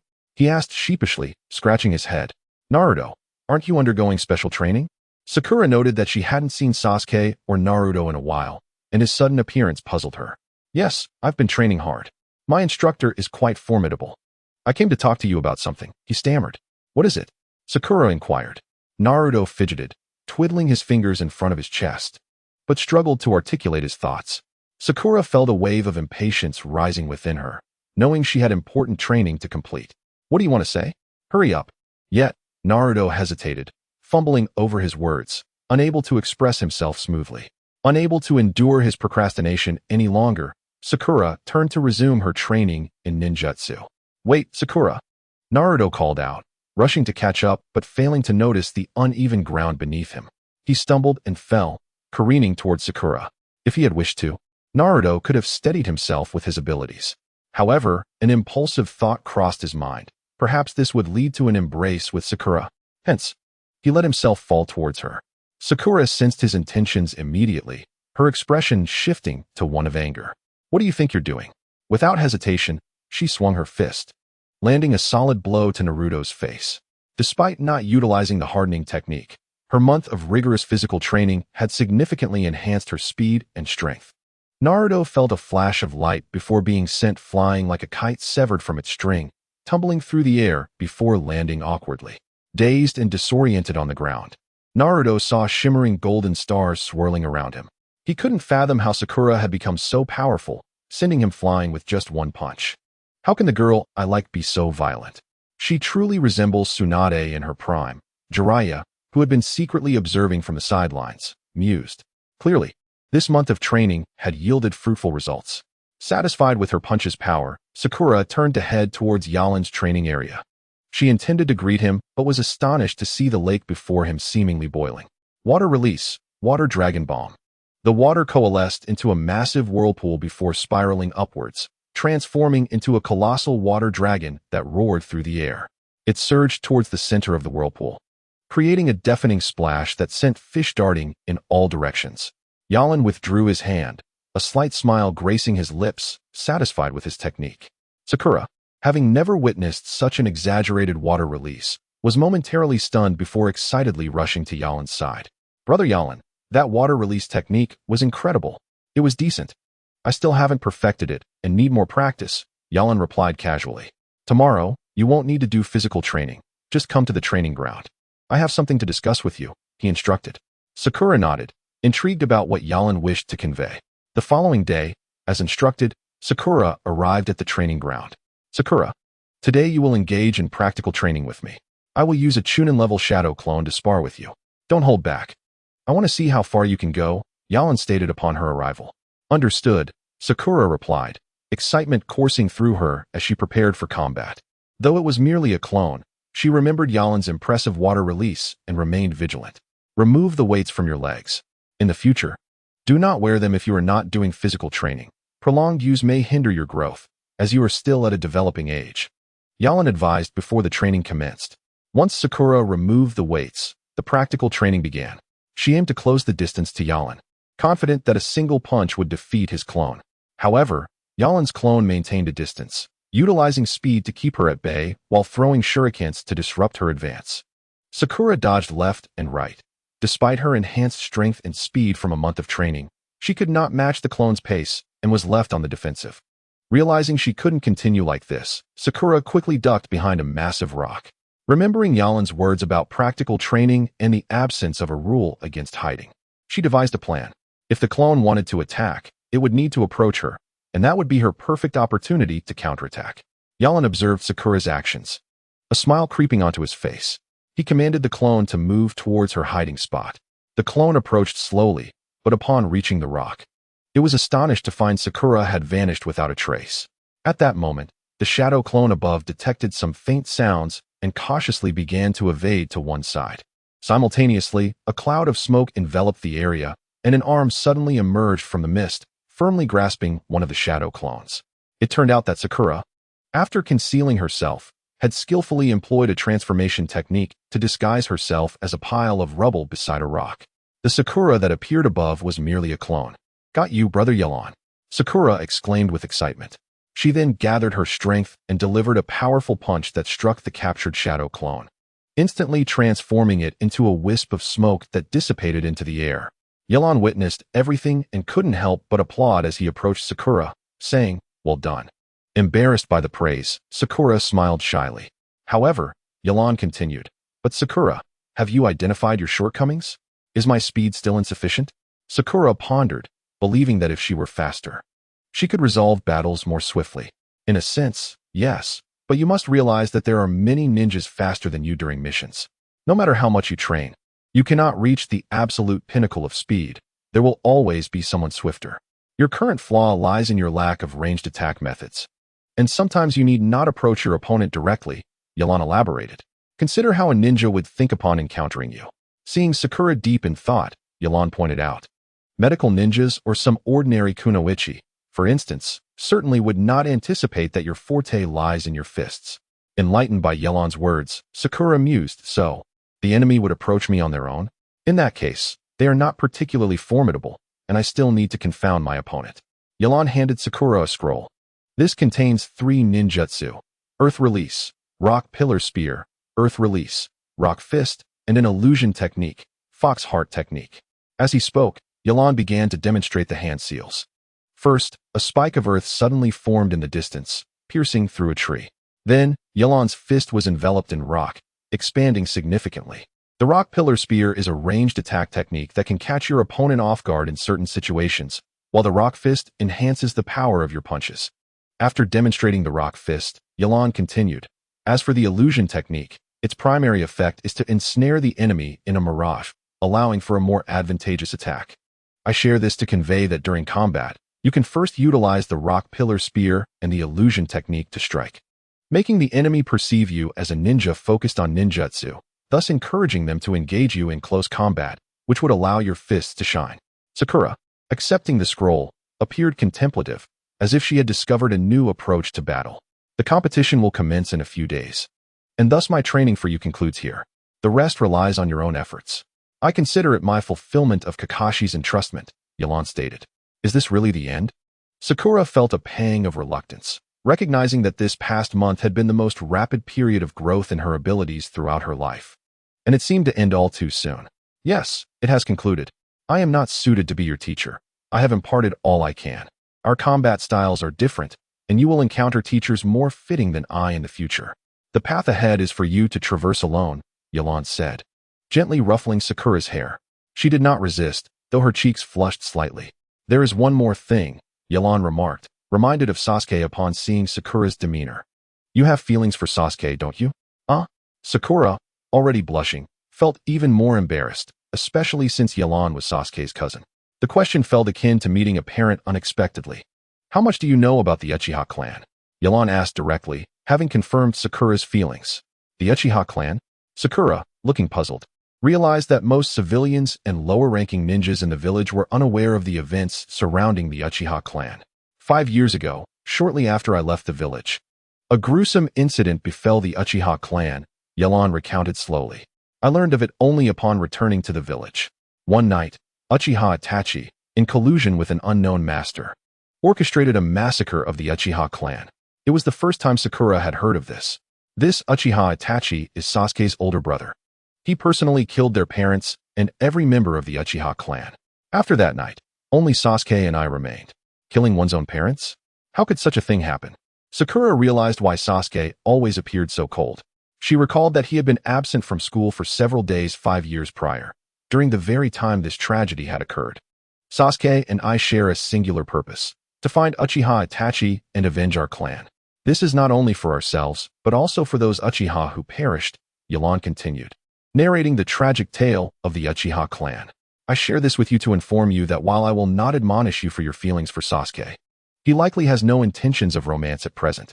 I merely hope you can keep these feelings buried for now and express them once the dust has settled. After all, you are still young. Sakura nodded silently, no longer speaking, as the revelations surrounding the Uchiha clan had left her deeply shaken. Do not overthink it. Your interactions with Sasuke can remain as they were. I simply wanted you to understand what he has endured, Yelan added, pulling out a gift box. As a token of the completion of your training, I have something for you. No, I couldn't possibly accept this. You've already gone through so much trouble training me, Sakura protested, her face flustered. Take it. I happen to think it suited you quite well, Yelan insisted, handing her the gift. Sakura, unable to refuse again, curiously opened the box to reveal a pair of dark gloves. Though you have already mastered the hardening technique, you must also protect your fists. They will be your most crucial weapon moving forward. These gloves not only safeguard your hands, but also enhance your chakra flow. I bought them when I was searching for a ninja blade, as I felt they would suit you, Yelan explained. Sakura tried on the gloves and channeled her chakra, immediately finding them to be as comfortable as Yelan had promised. Thank you so much, she exclaimed, realizing how fitting the gift was for her. Now that the training is complete, I will take my leave, Yelan said, waving goodbye as he turned to depart. Sakura quietly watched his retreating figure, a deep sense of gratitude swelling within her heart. She recognized that for the past month, Yelan had been her companion, guiding her training and helping her overcome challenges. Without his patient instruction and encouragement, she could never have made such significant progress. In that moment, she wished to express her heartfelt thanks to Yelan, yet felt that no words could fully encapsulate her emotions. Thus, Sakura bowed deeply, offering a sincere gesture of gratitude to Yelan's departing silhouette. Chapter 20. The competition begins. Brilliant fireworks erupted in the venue, heralding the arrival of the city's aristocrats. The ninjas from the village and local spectators flocked to the arena to witness the competition. Brother Yelan, Sakura exclaimed upon spotting him in the crowd, racing to his side. You all have come. The competition is about to begin.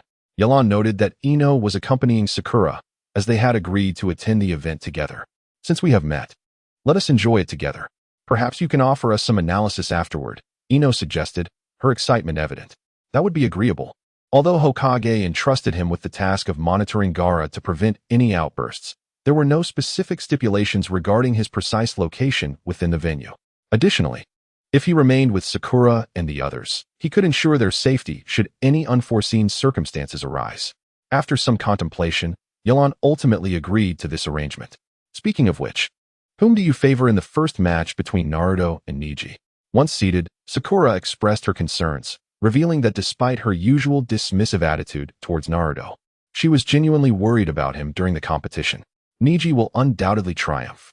No matter how you look at it, Naruto cannot match Neji's prowess. Before Yelan could respond, Ino interjected with her opinion. A month ago, Neji would have had a significant advantage, but given the progress both sides have made since then, it will ultimately depend on their performance. Yelan was aware that Naruto was a descendant of the Uzumaki clan. If he were to awaken some of the clan's innate abilities, the outcome against the Byakugan might not be as certain. As seconds ticked away, the audience gradually filled the stands, the atmosphere brimming with excitement. Concurrently, the participating genins gathered at the center of the arena, with the referee, Kazama Hashin, observing each contestant with a serious demeanor. As the competition drew near, the tension in the air thickened. At last, the figure of the Wind Shadow materialized in view. Dressed in the customary shadow robe and conical hat, his face obscured from view, perhaps a custom of Sunagakure, he nonetheless acknowledged the crowd with a slight nod. Shortly thereafter, Sarutobi Hiruzen stood to announce, the competition officially begins. His voice resonated throughout the arena, igniting the enthusiasm of all present. The other genins vacated the stage, leaving only Naruto, Neji, and the referee. With a sharp command from Kazama Hashin, both competitors sprang into action. Naruto promptly employed the shadow clone technique, cleverly distributing his chakra evenly among the clones, thwarting Niji's ability to discern his true self. However, the disparity in their physical prowess was stark, as each clone fell to Niji's strikes in mere moments. In desperation, Naruto unleashed a barrage of shuriken from all directions, seemingly overwhelming Niji. Niji, however, raised his arm and began to spin rapidly, enveloped in a spherical shield of chakra, deflecting all of Naruto's shuriken effortlessly. What kind of attack is that? Ino gasped, noting that she had never seen Niji employ such a jutsu before.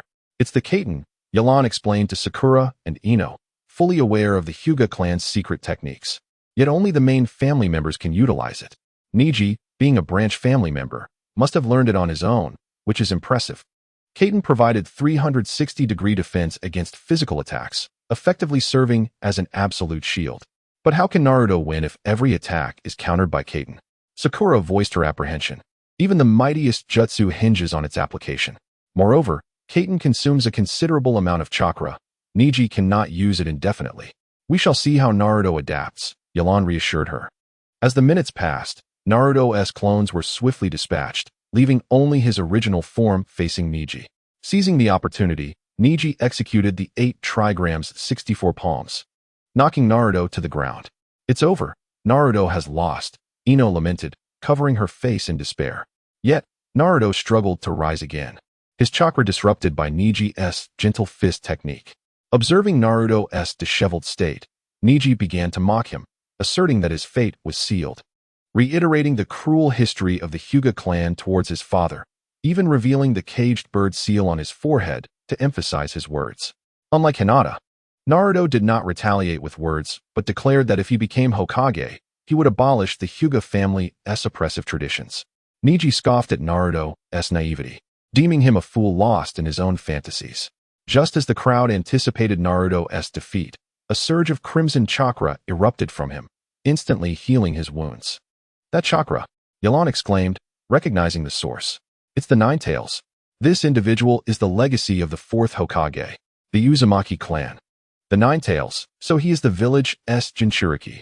Yelan had known of the Nine Tails' presence, but was unaware of the identity of the Jinchuriki. Perhaps most of the upper ninjas knew, but having been away from the village for so long, he had never inquired about it. Now, he realized that the Jinchuriki was none other than Naruto Uzumaki. With the Nine Tails chakra coursing through him, Naruto's speed and strength surged to new heights, while Niji activated his Byakugan to enhance his own abilities.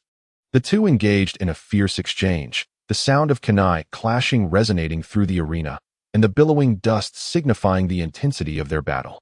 However, as time wore on, both fighters began to tire. In their final moments, Niji unleashed Kaiten once more, while Naruto's chakra-laden fist collided with it, resulting in a deafening explosion. Both competitors collapsed to the ground. Kazama Hashin observed the fallen fighters, internally marveling at the ferocity of the match. Moments later, Niji was the first to rise. Approaching Naruto's prostrate form, he bore a smug grin.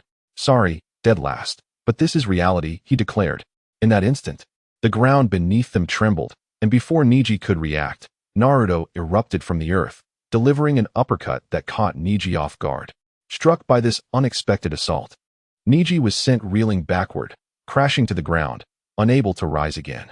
It turned out that the figure lying on the ground had merely been a clone of Naruto. Naruto stood before him and proclaimed, "In the past, I failed the graduation exam 3 times due to the shadow clone technique, but now I have mastered it. So, don't speak of fate as if it cannot be altered. You are not like me, not the dead last." These words extinguished Niji's will to resist, and he resigned himself to defeat. Subsequently, Kazama Hashin announced Naruto's advancement. Unbelievable. Naruto actually won. Ino exclaimed, astonished that the Class S underdog had grown to this extent. Naruto has always worked hard, Sakura reflected, moved by his words. Has he already accessed the Nine Tails chakra? I wonder how Kakashi managed to find a teacher for Naruto. It seems the past month was not wasted, Yelan pondered. As Yelan contemplated, Ino anxiously interrupted. By the way, where is Sasuke? The first match is over. If he doesn't show up soon, he'll be disqualified. Don't worry, Kakashi knows what he's doing. I suspect he's waiting until just before Sasuke's match to arrive, Yelan replied, noticing the puzzled look on Sakura's face. You know Kakashi's penchant for tardiness. He won't appear until the critical moment. Upon hearing Yelan's words, Sakura recalled Kakashi's previous antics and found it all too plausible. Chapter 21. Rebirth of the Impure World. Following Naruto's match, the next bout was supposed to be Sasuke against Gaara. However, as Sasuke had yet to arrive, other matches commenced in the meantime. Unexpectedly, in the duel between Kankuro and Shino, Kankuro conceded immediately, leaving only Shikamaru and Temari. Why did Kankuro give up just when he had come this far? Sakura questioned, baffled by the sudden forfeiture. Given what just happened, Shikamaru might do the same, he remarked. At that moment, a plump ninja was munching on chips, revealing himself to be Akimichi Choji, one of Ino's teammates. Is your illness better now, Choji? Ino had previously visited him in the hospital. Choji had suffered from an upset stomach after eating something bad and had spent several days there. I'm fine now, he replied. Munching on chips, opening one bag after another. Why do you say that, Shikamaru? He must have undergone special training.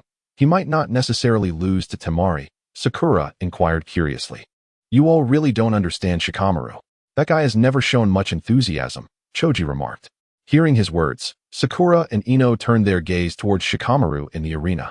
Noticing he seemed to be mumbling something inaudibly. I fear he's just complaining about how troublesome everything is, Nightlon observed. Indeed, Shikamaru was lamenting as Choji had suggested, while Temari displayed great vigor. Once the referee announced the start, she launched an offensive, unleashing wind-style attacks with her fan while keeping a watchful eye on Shikamaru's shadow imitation technique. She had already learned about this technique during the preliminaries. As long as she avoided being caught, victory would be hers. However, Shikamaru's intellect astounded everyone present. He cleverly maneuvered Temari towards a pit left from Naruto's earlier match, using the shadow imitation technique to ensnare her. Just as everyone believed Shikamaru was on the verge of winning, he raised his hand to concede, stating he had exhausted all his chakra and could find no solution to overcome his opponent. This kid is likely to become a Chunin, Nightlon remarked after the match. Wait, but didn't Shikamaru lose? Ino expressed her disbelief at his concession. Lord Hokage mentioned that the judgment of the contestants would not be swayed by victory or defeat. Shikamaru's decision-making ability is beyond that of other Genin. His combat intelligence scores him many points, even surpassing Naruto and Neji. Though his raw strength may be lacking, it is sufficient for him to become a Chunin, Nightlon analyzed. Could someone like Shikamaru really become a Chunin? Ino still found it hard to believe. Just then, Guy arrived, supporting a crutch with Lee beside him. Mr. Guy? Lee, you're here too. The first round is about to conclude. Sakura exclaimed joyfully upon seeing them. Has Sasuke gone yet? We came specifically to watch his match. Guy beamed, revealing his bright smile, as Sasuke was his lifelong rival and Kakashi's student. Not yet. I'm not sure why he hasn't arrived, but Naruto defeated Neji. I can't believe Naruto emerged victorious. Sakura informed them about Naruto's win. Naruto actually defeated Neji? I never imagined he would grow to this extent. Lee exclaimed, astonished as Neji's teammate, fully aware of Neji's strength. Just as the venue buzzed with excitement over Sasuke's absence, a whirlwind swept through, and the much-anticipated Sasuke and Kakashi finally arrived. Sasuke! Ino stood up, shouting excitedly upon spotting him. Just as you said, Nightlon. Kakashi-sensei arrived at the most critical moment. Sakura sighed in relief, despite her earlier anxiety over Sasuke's timely arrival. Kakashi seems to have hurried here. Sasuke's hair has grown quite a bit in just a month, Nightlon noted, frowning slightly at Sasuke's longer locks, which somewhat diminished his appeal. Apologies for being late, everyone. Kakashi smiled as he approached Nightlon and the others. Kakashi-sensei, you really need to work on your punctuality, Sakura complained lightly. Sorry. We really rushed to get here.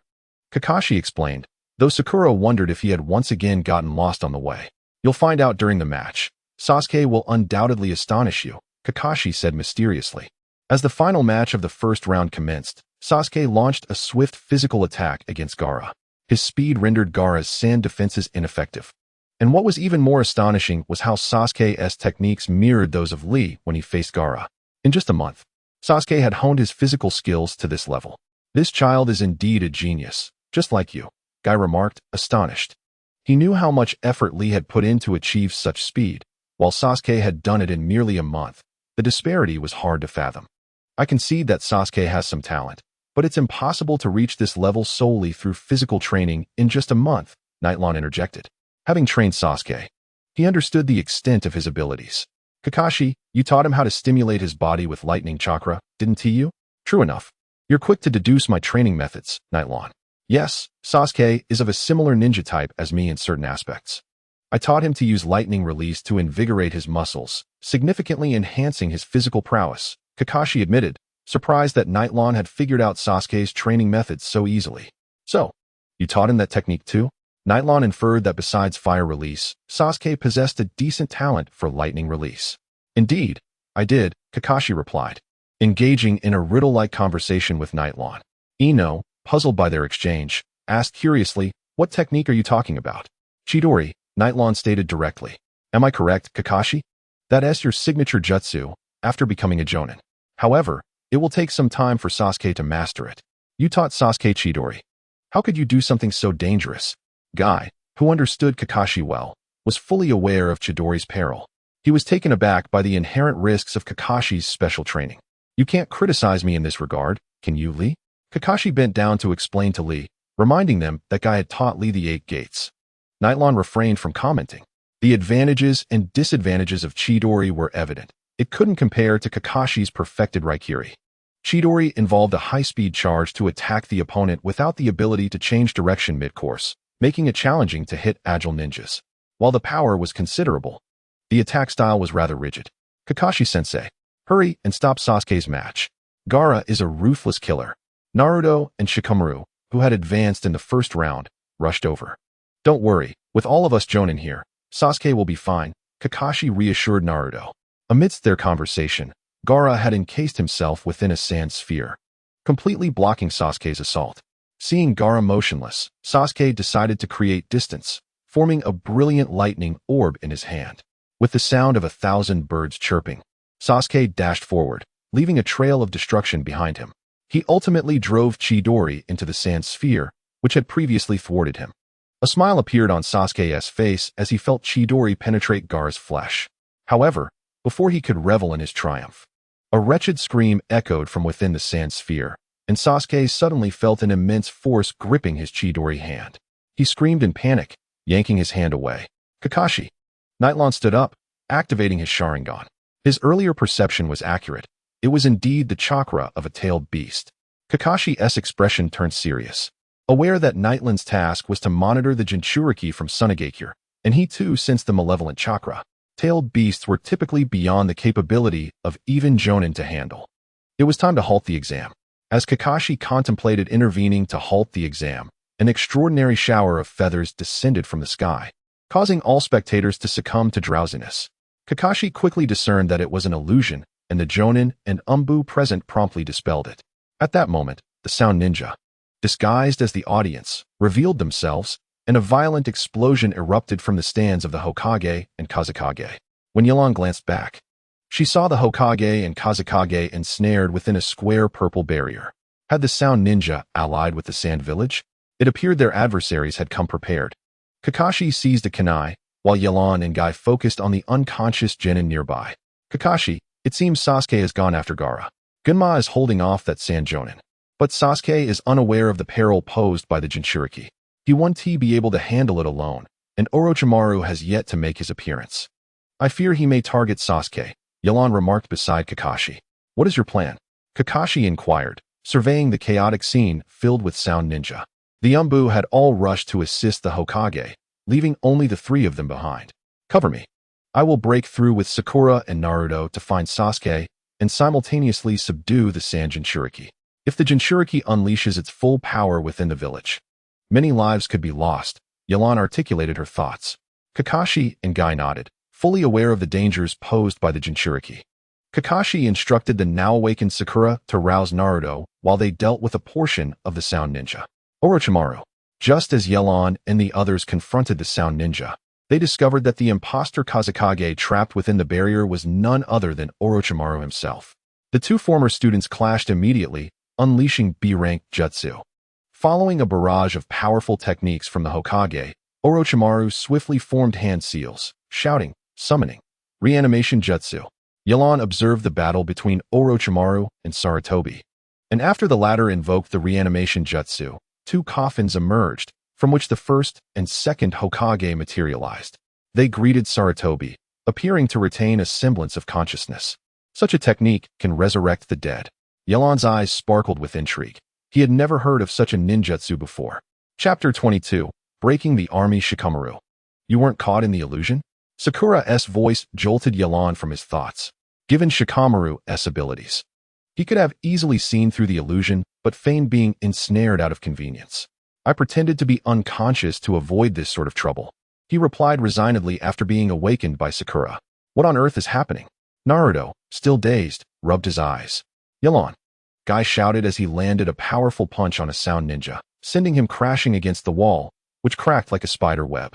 With a roar, Guy shattered the already cracked wall, creating a large opening.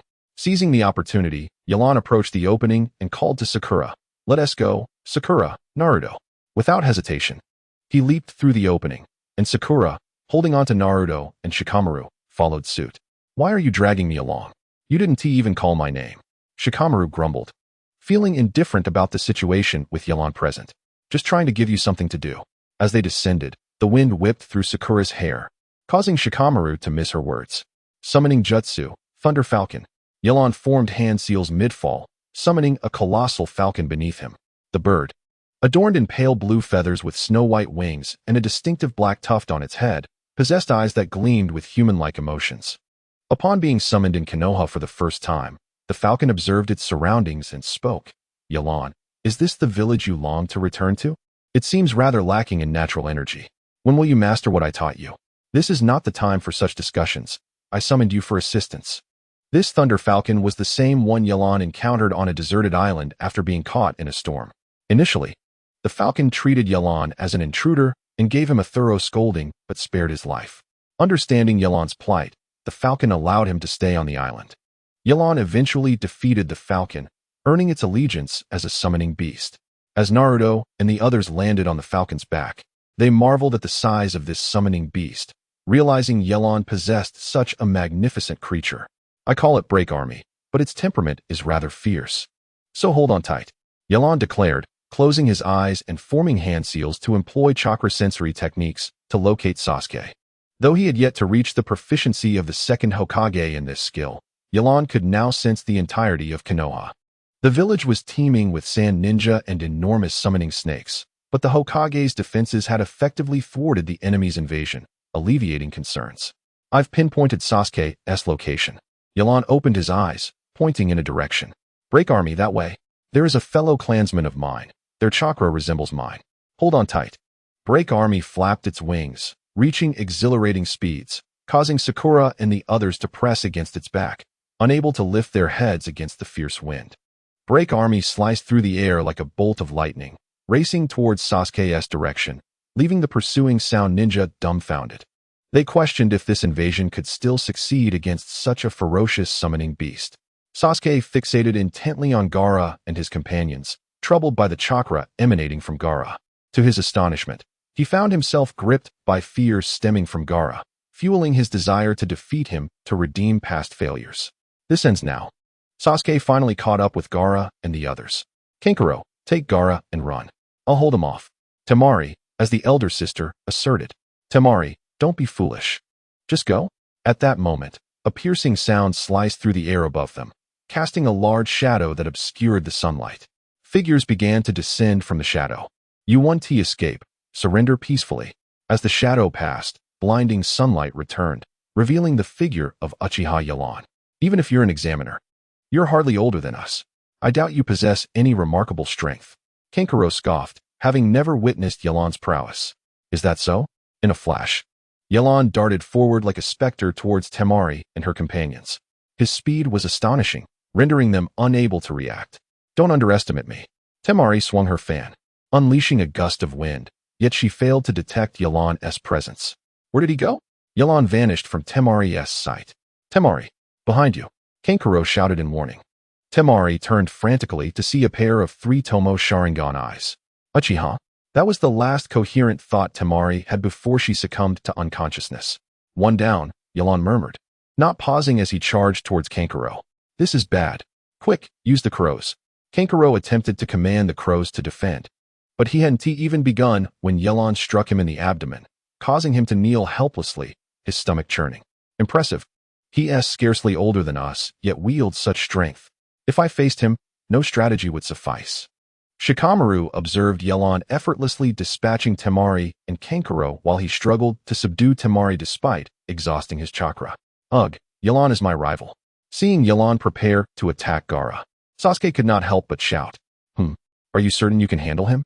As Nightlon turned around, he revealed the current form of Gaara, whose body had undergone complete tailed beast transformation. One of his eyes had morphed into the pupil of a tailed beast, and saliva dripped continuously from the corners of his mouth, emitting a feral roar. What is that? Sakura had never encountered such a creature and instinctively covered her mouth. That is the monster lurking within Gaara, much like my own situation. Naruto couldn't help but recall the nine tails residing within him. Sakura, Shikamaru, bind these two Sand Village shinobi. They are bargaining chips for our negotiations with the Sand after the war. Nightlon pressed his fingers against his wrist guard, summoning a ninjato. I will slay you. Half-tailed beast Gaara lunged at Nightlon, but with remarkable agility, Nightlon evaded the attack effortlessly. Gaara's right hand had transformed into a massive claw, which destroyed several sturdy trees with a single strike. Fire release, Great Dragon Fire Technique. A robust fire dragon erupted from Nightland's mouth, seemingly capable of annihilating everything in its path. It struck Gaara before he could react, and engulfed in flames, he let out a wretched scream. His body accelerated the process of tailed beast transformation, but miraculously, enveloped by tailed beast chakra, he withstood the attack, emerging unscathed as the flames dissipated. What manner of beast is this? Sasuke pondered as he observed Gaara battling Nightlon. Nightlon continued to assault Gaara with his ninjato, only to have Gaara block it with his claw. When Nightlon attempted to distance himself, he discovered that his weapon had become ensnared within Gaara's tailed beast hand, rendering it immovable. Is this all you can do? Is this your full capability? Gaara's voice was unrecognizable, a departure from his former self. A smirk crept across Nightland's lips. Jinjutsu, Sharingan. Through the Sharingan, Nightlon entered Gaara's inner world, where he found a small boy sobbing on the ground, resembling Gaara in his childhood. A gigantic, earthy-colored raccoon appeared beside him. I want to go out. Let me out, you brat. The raccoon shrieked. This is Shikaku. Nightlon thought as he approached the guardian. Who are you? How did you get in here? Shikaku's high-pitched voice questioned. If you wish to live, behave yourself. Nightland's three-tomo began to spin, transforming into a cross shape, as a dark chakra erupted from within him. Shikaku's movements began to slow, his expression becoming vacant, his eyes mirroring Nightland's. Just as Nightlon was about to depart this inner realm, he felt a tug on his clothing and turned to see a small Gaara. Chapter 23. Farewell to Orochimaru. Nightlon halted, gazing at the young Gaara clutching a stuffed toy. Can you take that monster away? I'm so afraid of it. The small Gaara said, tears welling in his eyes. If I take it away, you will lose your life as well, rather than fear it. Consider how to coexist with it. Nightlon responded after a moment of silence before departing Gaara's mental world. In the real world, Gaara gradually reverted from his tailed beast form to his original appearance, peacefully lying on the ground, now in a deep slumber. What did you do to Gaara, you bastard? Temari, already bound by Shikamaru, exclaimed upon awakening and witnessing Gaara's state. Just a Jinjutsu from the Uchiha clan. It only puts him asleep for a while. Nightlon replied. Can Jinjutsu really achieve such effects? Sasuke wondered, surprised that Nightlon resolved Gaara's situation with a mere illusion. This is a talent of our clan. Tailed beasts are not something to fear for the Uchiha. I will teach you once your Sharingan evolves into the three-tomo, Nightlon added, sparking Sasuke's anticipation regarding the formidable power of the Uchiha clan. Brother Nightlon, shall we return now? Sakura asked, eager to return to the village and check on its status. Yes, you take these sand shinobi to find Kakashi. I have some matters to attend to, Nightlon instructed, pointing to the ground and activating his chakra sensing technique once more. Before others could inquire further, Nightlon vanished from their sight. Honestly, we were called here just to keep watch. What a hassle, Shikamaru remarked, observing Nightland's disappearance. Stop complaining, Shikamaru. At least Gaara has been resolved. Let's focus on our duties, Sakura replied, helping Temari to her feet, knowing it was better for a fellow female ninja to watch over her. Orochimaru's chakra was notably weak as he hastily fled the village, accompanied by 5 others, 1 jonin and 4 chunin. Nightlon pursued Orochimaru swiftly. not merely for the sake of Konoha, but fixated on Orochimaru's forbidden technique, the reanimation jutsu. Before departing the venue, Night Lawn had witnessed the first and second Hokage and Sarutobi Hiruzen conversing, indicating that reanimated ninjas retain their consciousness and memories. Therefore, should he resurrect the deceased members of the Uchiha clan, he could obtain crucial information regarding the Night of Annihilation. He was determined to compel Orochimaru to relinquish this technique. With a grim expression, Orochimaru fled swiftly under the cover of his subordinates, his hands hanging limply at his sides, as if he had lost all feeling.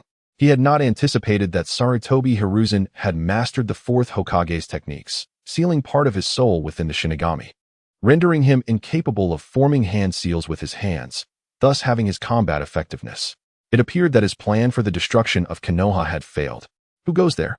Orochimaru's serpent-like slit pupils narrowed as he sensed a formidable chakra nearby, causing him to stop abruptly. The four sound ninjas drew their weapons, encircling Orochimaru at the center, prepared to sacrifice their lives to protect him. Kabuto adjusted his glasses, aware that their situation was precarious. Encountering a strong enemy might lead to their demise. Orochimaru, we meet again, emerged a figure from the shadows, his forehead protector casually dangling at his waist, wielding a ninjato, Uchiha Night Lawn. I didn't expect to see you, Night Lawn, Orochimaru remarked, his tongue flicking with interest. He had gathered some intelligence about Night Lawn from Kabuto, recognizing him as the younger brother of Uchiha Shursui, who had recently returned to the village. What brings you here, Night Lawn? This is not a suitable place for conversation, Orochimaru noted, sensing Night Lawn's hesitation to engage directly. Yet he was anxious to leave Konoha. I seek the reanimation jutsu, Night Lawn stated plainly. Indeed, you've seen that technique, haven't you? It seems you two have a comrade you wish to resurrect. Given the unfortunate events that befell the Uchiha clan, Orochimaru replied, unfazed, understanding that anyone would desire to master such a power. Regarding this technique, I have my own methods that do not require your assistance, Night Lawn retorted. You insolent fool. Kabuto's temper flared at Night Lawn's demeanor. With a powerful surge of chakra, Night Lawn unleashed a torrent of black chakra that enveloped him, creating an overwhelming pressure that silenced Kabuto and his companions. Hand it over, and I will let you pass. Refuse, and you should understand the consequences, Orochimaru, Night Lawn declared without a hint of politeness, contemplating the fate of the third Hokage, fearing that the enraged Konoha ninjas and Umbu would pursue Orochimaru, prolonging the situation to his advantage. It has been a long time since anyone dared to threaten me. Orochimaru's eyes gleamed with malice. He had never felt so cornered, especially not by Amir Jr. Night Lawn tightened his grip on the ninja blade, prepared to strike, while Do and the others anxiously cast glances in his direction. Do understood all too well that if a confrontation ensued, the best outcome would be the deaths of all four sound ninja and himself, with Orochimaru uncertain of his own escape. Wait. Night Lawn's hands were poised to form seals when Orochimaru suddenly interjected, halting him. He truly lacked confidence in escaping Konoha under Night Lawn's obstruction. Moreover, upon his recent flight, he had caught sight of Jiraiya's iconic toad, should Jiraiya pursue him. His demise was highly probable, a scenario utterly unacceptable for one who valued his life. Orochimaru expelled a scroll from his mouth, gesturing for Do to hand it to Night Lawn. This is the scroll for the reanimation jutsu. I hope you will honor your promise, he remarked, his mood considerably dismal. Night Lawn accepted the scroll with a hint of disdain, glancing at its contents. Although he was unaware of the exact procedures and principles of the reanimation jutsu, he could discern the authenticity of high-level ninjutsu. Finding nothing amiss, he accepted the scroll and stepped aside. I must remind you, Night Lawn, that utilizing the reanimation jutsu requires a living sacrifice. The greater the power of the sacrifice, the stronger the resurrected individual will be. You must prepare yourself mentally, Orochimaru said, feeling somewhat more at ease after Night Lawn fulfilled his promise. As he passed by Night Lawn, he spoke again. I can see that you hold no loyalty to Konoha. Night Lawn, why not join me in leaving? Orochimaru's interest piqued. He harbored a pathological desire for the Sharingan, though Night Lawn was formidable and difficult to subdue. If he returned to the Sound Village with him, he could subtly influence Night Lawn's ideology. Humph, Orochimaru, suppress your repulsive gaze. I warn you one last time. Do not lay a hand on Sasuke. Should you do so, I will hunt you down wherever you may be, Night Lawn declared, his eyes snapping open to reveal the rotating three-tomo Sharingan. Chapter 24. After the battle, Night Lawn returned to the village, where the Sand Village had retreated in disarray following Orochimaru's flight. It was only then that he learned of the third Hokage's demise. To die as a ninja in the end? Gazing upon the loss of Sarutobi Hiruzen, Night Lawn felt a twinge of regret. As Hokage, he had been acutely aware of the events surrounding the Uchiha clan, and many critical pieces of information had perished with him. Thankfully, the reanimation jutsu was now in his possession. After resting for a few days at his residence, a ninja informed him of the funeral for the third Hokage and other fallen ninjas. The sky gradually filled with a fine drizzle, gently cascading upon the earth. Night Lawn walked quietly along the path to the funeral site, clad in simple black attire that resonated with the somber clothing of those around him, intensifying the atmosphere of solemnity and reverence. A grave ambience enveloped the funeral site, where people stood silently in the rain, their faces reflecting sorrow and grief. Kakashi, upon noticing Night Lawn's arrival, stealthily approached him. The three Chunin from the Sand Village had already been detained, their current stance unknown. Yet it was clear that war would not reignite. According to intel from the Umbu, Orochimaru had slain the fourth Kazekage before the tournament. Realizing that Orochimaru had eliminated the Kazekage signified the end of this charade. Night Lawn remained silent, contemplating who might assume the role of Hokage. The village is likely to be quite busy from here on out. I have no time to train Sasuke and the others, so I must ask you to look after them. Both Naruto and Sasuke are now protected individuals of the village. We cannot afford any more errors, Kakashi stated. Since the death of Sarutobi Hiruzen, he had not been assigned any new missions, and neither of the two advisors had summoned him, leaving Night Lawn with little to do. Kakashi, you are their teacher. You always leave the students to me. How irresponsible of you, Night Lawn teased, though he understood the situation. Kakashi chuckled awkwardly. Well, this is a special circumstance. Besides, your official Jonin appointment should be coming soon, and you'll inevitably be tasked with guiding other ninjas, so consider this an early adaptation.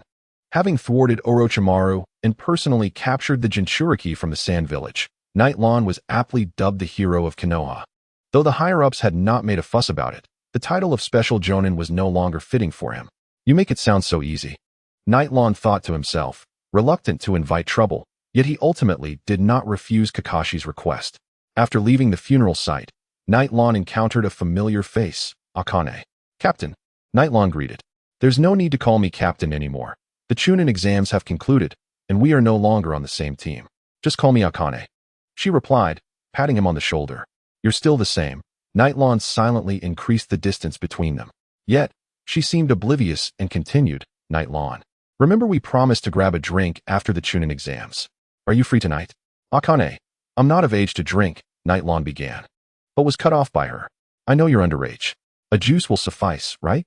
Night Lawn acquiesced, and that evening he arrived at the barbecue restaurant Akane had mentioned, rumored to be exceedingly popular in Konoha, where securing a reservation was essential. Perhaps due to the recent battle, the turnout was relatively sparse that night. There, upon entering, Night Lawn spotted Akane waving him over.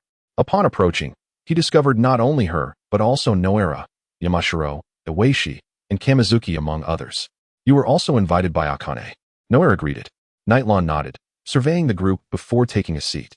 They were all at least a year older than him, and since he was not well acquainted with them, he refrained from engaging in conversation. Moreover, he was the only one having juice, which further stifled his inclination to speak. By the way, with the third Hokage gone, I wonder who will take on the role of Hokage, Yamashiro remarked after having had a few too many drinks. That's beyond our concern. The village must continue to function. And soon it will be our turn to be busy, Kamizuki chimed in. I heard the advisors want Jiraiya-sama to assume the position, but he declined. Who knows who will take on such a responsibility? Noera, being the Hokage's bodyguard, had his ear to the ground. Even one of the legendary Sannin, Jiraiya-sama, is unwilling to become Hokage. Who could possibly take up that mantle? A tipsy Iwaishi added. Perhaps Jiraiya-sama intends to summon Tsunade back to the village. She would certainly be a suitable candidate for Hokage, Akane suggested, her face flushed. Kamizuki, Tsunade has been gone from the village for quite some time. No one knows her whereabouts, so how could she be easily found? Listening to the conversation among his peers, Night Lawn remained silent until finally, as the group had nearly finished drinking, the gathering came to a close. In the following days, Nightlawn took Naruto and the others on various D-rank and C-rank missions issued by the village, all within the vicinity, ensuring they did not stray too far from Konoha. In their spare time, he guided them in training at the practice grounds. Sakura's prowess astounded both Naruto and Sasuke in close combat. They struggled to withstand even a few of her strikes. While Sakura diligently practiced the ninjutsu Nightlawn had taught her, Sasuke focused on perfecting his Chidori, which prompted Naruto to grow increasingly agitated. "Nightlawn, big brother, teach me some powerful ninjutsu too," he exclaimed, witnessing Sakura's growth under Nightland's tutelage. "Haven't you already mastered the use of the Nine-Tails chakra? What more ninjutsu do you need? Just continue to hone your control," Nightlawn replied, feeling somewhat bored. "But I want to learn a technique like Chidori." Though reluctant to admit it, Naruto found Sasuke's Chidori to be far more impressive. "The problem is, I don't know Chidori either. The Thousand Birds technique, though usable to some extent, does not rightfully belong to him, and he lacks the authority to teach it as Kakashi did. Moreover, for him, wielding a ninja blade would be far more advantageous. Then teach me some other cool jutsu," Naruto exclaimed, tugging at Yelan's arm like a child seeking attention. "Naruto, stop bothering your brother Yelan," Sakura interjected, unable to hold back her admonition upon witnessing Naruto's antics. "Humph. So biased. You teach Sasuke and Sakura, but not me," Naruto pouted, his voice barely above a whisper. "Here, take this." Yelan, unable to do much with Naruto's persistence, handed him a piece of chakra paper. "What is this for?" Naruto asked, bewildered as he accepted the paper. "This is chakra paper, you fool. Brother Yelan will determine what type of chakra you possess before deciding what to teach you," Sakura explained from the side. Sasuke, noticing Naruto's interaction with the chakra paper, paused his training, intrigued by the nature of Naruto's potential. As Naruto infused chakra into the paper, it split cleanly in two. "Hey, what is happening?" Naruto stared at the paper in disbelief. "It's wind. You have a chakra type similar to mine," Yelan remarked, observing the divided paper. "Wind Release is renowned for its formidable offensive capabilities, albeit challenging to master. I excel in Wind Release. Do you wish to learn?" Chapter 25. Old friends. If Lightning Release is esteemed for its piercing power, then Wind Release reigns supreme in terms of cutting ability within ninjutsu. Once mastered, it can sever anything. As Yelan spoke, he gathered a sphere of chakra in his hand, and with a swift motion, a blade of wind emerged, slicing through several trees in the training ground effortlessly. "Impressive." Naruto's eyes sparkled with excitement. "Brother Yelan, I want to learn that." Reaching such a level is not achieved overnight. You must first fully comprehend the nature and form transformations of Wind Release. Yelan's gaze sharpened as he turned to look behind him. "Who goes there?" "Hey, no need to be so tense." A middle-aged man with white hair and an oil symbol headband stepped forward, waving his hand. "I'm here for Naruto. Kakashi mentioned he has been spending time with you. Perverted sage, what brings you here?" With Naruto recognizing Jiraiya, Yelan relaxed his guard, finding the man's face vaguely familiar. "How many times must I say it? Don't call me that. Address me as Lord Jiraiya," he retorted, turning to Naruto. "I have business with you. Will you join me?" "What business?" Naruto, aware of Jiraiya's notorious lechery, also recognized his prowess as a formidable ninja. "Jiraiya, one of the legendary Sannin, is here to introduce you to someone who will become the 5th Hokage." "The 5th Hokage? Who is it?" Naruto's interest peaked at the mention, his ultimate goal being Hokage. "She is Tsunade, like me, one of the Sannin." "What? An old woman like you?" Naruto retorted. "Not quite. Tsunade has mastered a certain jutsu that allows her to maintain the appearance of an 18-year-old girl. She is quite beautiful. Wouldn't you be interested?" Jiraiya mused, recalling his last encounter with Tsunade many years ago. "Not interested. I want to focus on my training." Naruto waved dismissively, his eagerness for Wind Release overshadowing other distractions. "Don't be like that. Tsunade is a rare beauty. Plus, she'll be the future Hokage. Isn't that what you aspire to be? What's the harm in seeing her?" Jiraiya pressed, growing anxious as Naruto remained unyielding. Though his desire to become Hokage was strong, Naruto recognized that as a Genin, he needed further training and should not reach too far beyond his current capabilities. Seeing Naruto ignore him, Jiraiya glanced awkwardly at Yelan, Sakura, and Sasuke. Surprised at Naruto's lack of cooperation, feeling his reputation as a Sannin was at stake.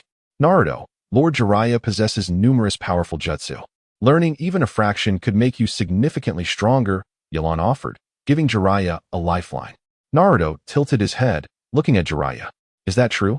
Jiraiya, grateful for Yelan's interjection, cleared his throat. Of course. So what jutsu do you wish to learn? I want to learn a jutsu as cool as Thousand Birds. Naruto exclaimed excitedly. Humph.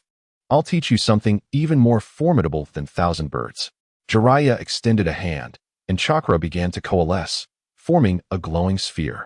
Is that the Rasengan? A signature jutsu of the fourth Hokage. Yelan recognized it immediately, noting its potential similarity to Thousand Birds. What? It doesn't look that impressive, Naruto remarked, unimpressed compared to the striking presence of Thousand Birds. Humph, watch closely. This technique is called Rasengan. Jiraiya approached a tree, slowly bringing the Rasengan closer. And the tree was hollowed out in a perfect circle. Impressive.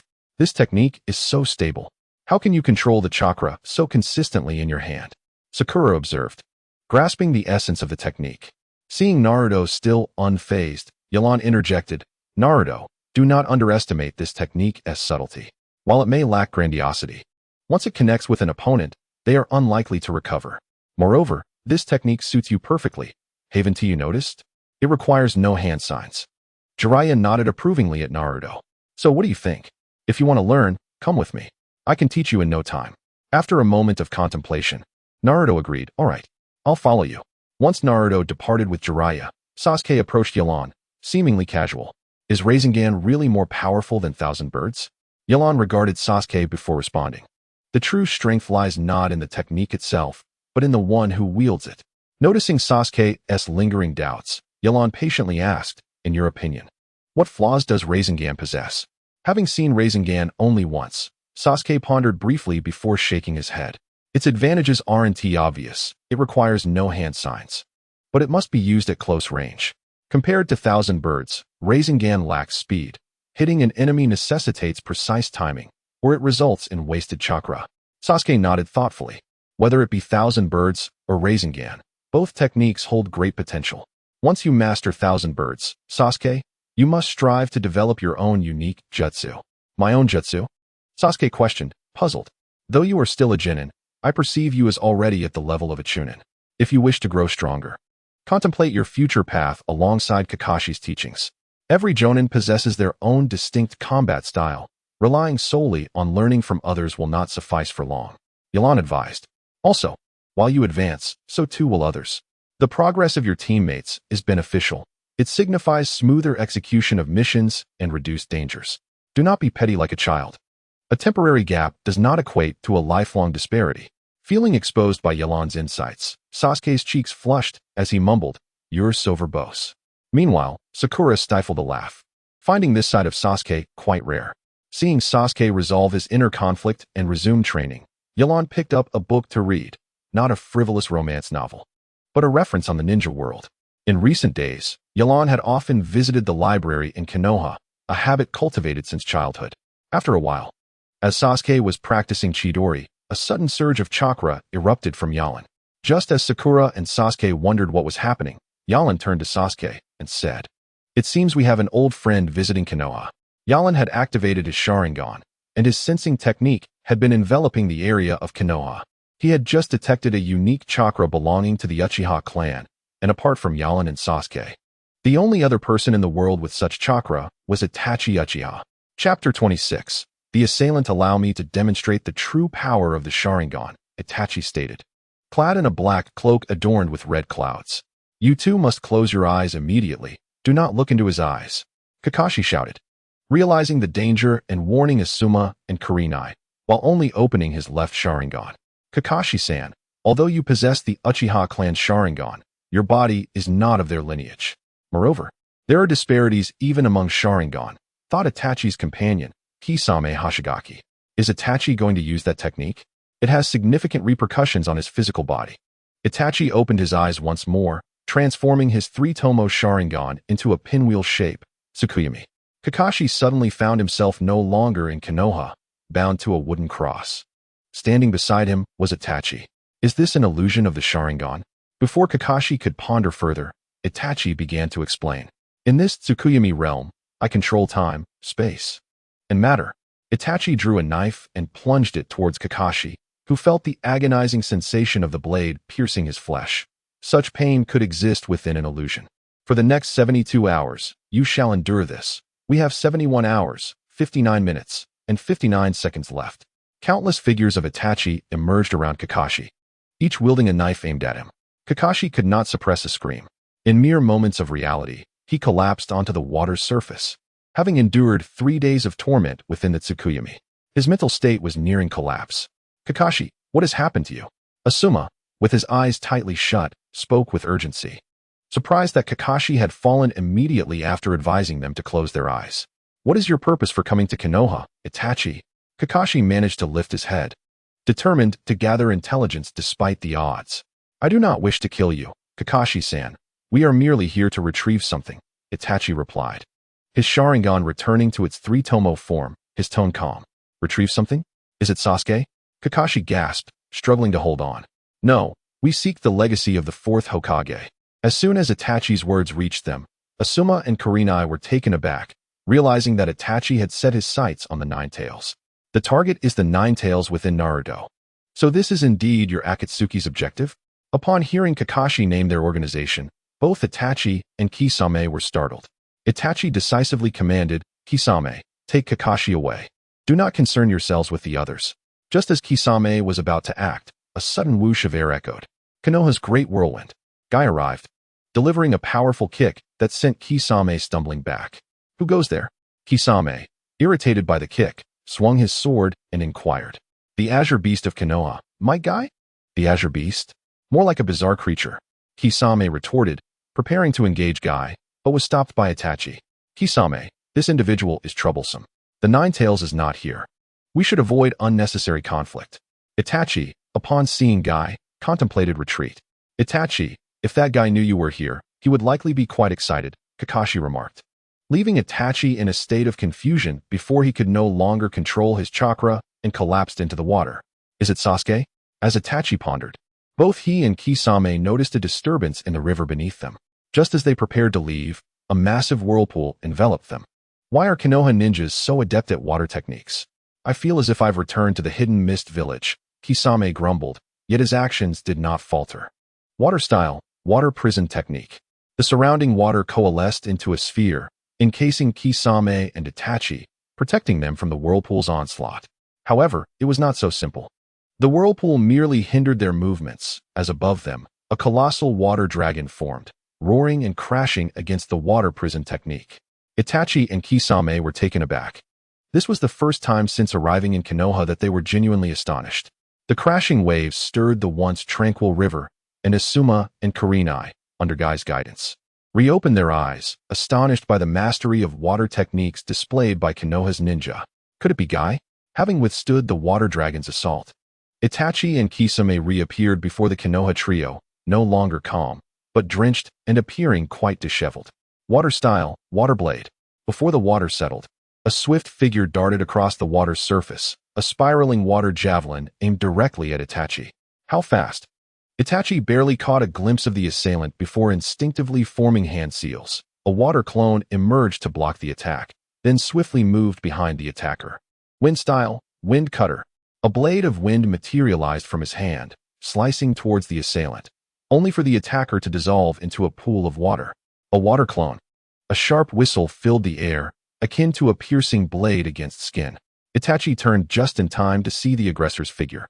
But there was no time to form seals. Tsukuyomi. Itachi's Sharingan transformed into the pinwheel shape as he locked eyes with the intruder, only to discover that the assailant also bore the Sharingan of the Uchiha clan. Sasuke? No, Sasuke would not utilize such an advanced water technique. As Itachi hesitated to strike, he observed the intruder's presence within the Tsukuyomi realm. The assailant slowly raised his head, revealing Yalan, his three-tomo Sharingan glimmering with a hint of malevolence. Is this the extent of your Mangekyo abilities, Itachi? Truly a pitiful being, lost in a false reality.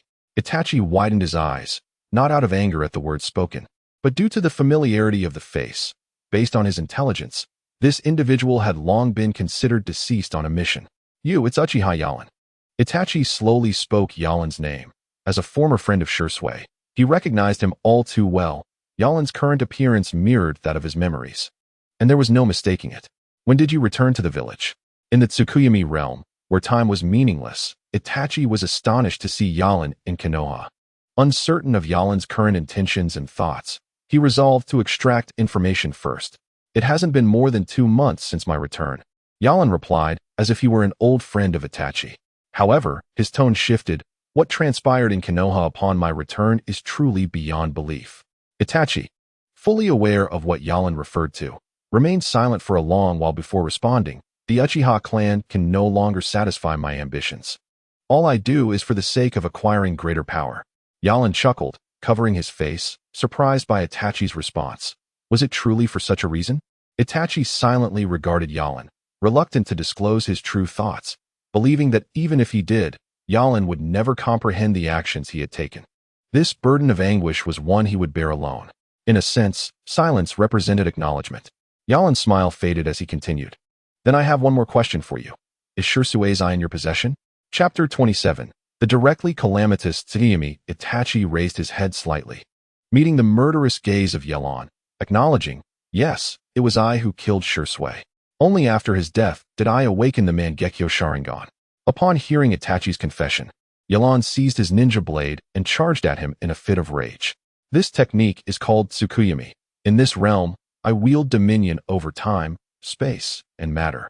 Unperturbed by Yalan's assault, Itachi, with a mere thought, ensnared Yalan to a wooden crucifix. Must you languish in a world of illusions, unable to dictate your own fate? Yalan, bound yet composed, regarded Itachi with a steady gaze. The power of the Mangekyo depends on the inner turmoil of its wielder. Within the realm of Tsukuyomi, Itachi could conjure anything his mind desired. With a pained expression, Itachi grasped Yalan's discarded blade, poised to strike. Yet, as the blade pierced Yalan's body, he did not scream, nor did his countenance shift. He simply stared at Itachi and remarked, "Is this how you slaughter the members of the Uchiha clan?" Itachi scrutinized Yalan, searching for signs of concealed agony, but was met with disappointment as Yalan exhibited no hint of pain. The Uchiha clan nurtured you, raised you to become a formidable ninja, and yet you treat them thus? You even strike down the defenseless elderly and children. What right do you have to wield those eyes? Before Itachi could respond, Yalan's 3 tomo began to rotate slowly within his pupils, ultimately transforming into a cross shape. Utilizing the Mangekyo Sharingan, Yalan, it seems you have indeed. Before Itachi could finish his thought, the crimson-hued sky began to fade rapidly, shattering the world of Tsukuyomi. Itachi, feeling the backlash, covered his eyes. Uchiha style, my style? The wind's wound. Upon returning to the real world, Yalan unleashed his swiftest technique, enveloping his blade with wind-released chakra and slashing toward Itachi. Itachi, still shielding his eyes, barely managed to evade a fatal blow due to their close proximity. The blade struck Itachi's left hand, and as Yalan attempted to press his advantage, an orange-red armor materialized around Itachi's hand, thwarting his attack. Realizing the danger, Yalan leaped back to distance himself from Itachi. "It is unthinkable that you would be injured, Itachi," Kisame exclaimed, brandishing his great sword to assist. "Your opponent is me," Guy interjected, blocking Kisame to grant Yalan the opportunity for a one-on-one with Itachi. "Susanoo?" Yalan, fully aware of the Uchiha clan's powers, eyed Itachi warily. Itachi summoned only a fragment of Susanoo, which shielded him from Yalan's assault before retracting, his expression tinged with concern. "Itachi, your ailing body can scarcely endure much longer. Your vision is failing you, is it not?" Yalan's Mangekyo shimmered with a hint of crimson light, as if discerning Itachi's vulnerabilities. "Is this the capability of your Mangekyo?" Itachi pondered aloud. Yalan's right eye possessed the ability known as directly calamitous Tsukuyomi. While the Sharingan could see through ordinary ninjutsu, taijutsu, and jinjutsu, directly calamitous Tsukuyomi could perceive all dangers and weaknesses, precisely identifying flaws in an opponent's techniques for a counterattack. In this regard, it was the ultimate nemesis of jinjutsu. "Every weakness shall be laid bare before my gaze," Yalan proclaimed, just as Itachi intended to counter. Sasuke finally arrived at the scene, confronting the man he loathed with fervent intensity. Clutching a dazzling blue lightning blade bestowed by Kakashi, he declared, "As you said, I think of ways to kill you every day. My hatred for you grows stronger by the hour. Today, it will end." As Sasuke charged at Itachi with astonishing speed, Yalan too made his move. Itachi seized Sasuke's arm, thwarting his attack, and swiftly kicked him aside, redirecting his focus to block Yalan's blade with kunai. Flames erupted from the blocked blade, scorching Itachi's face. Amaterasu. Itachi, with one eye closed, shed tears of blood as the black flames of his Mangekyo engulfed the original flames. Forcing Yelan to relinquish his weapon, Itachi pressed on with Amaterasu, prompting Yelan to activate another Mangekyo technique. Water release, water wall. Yelan conjured a barrier to intercept the oncoming flames. The seamless execution of ninjutsu without hand seals astonished Itachi. Yelan's Mangekyo appeared to counter his powers effectively. Surrounded by wind chakra, Yelan propelled himself toward Itachi like a bullet, creating shockwaves in the air.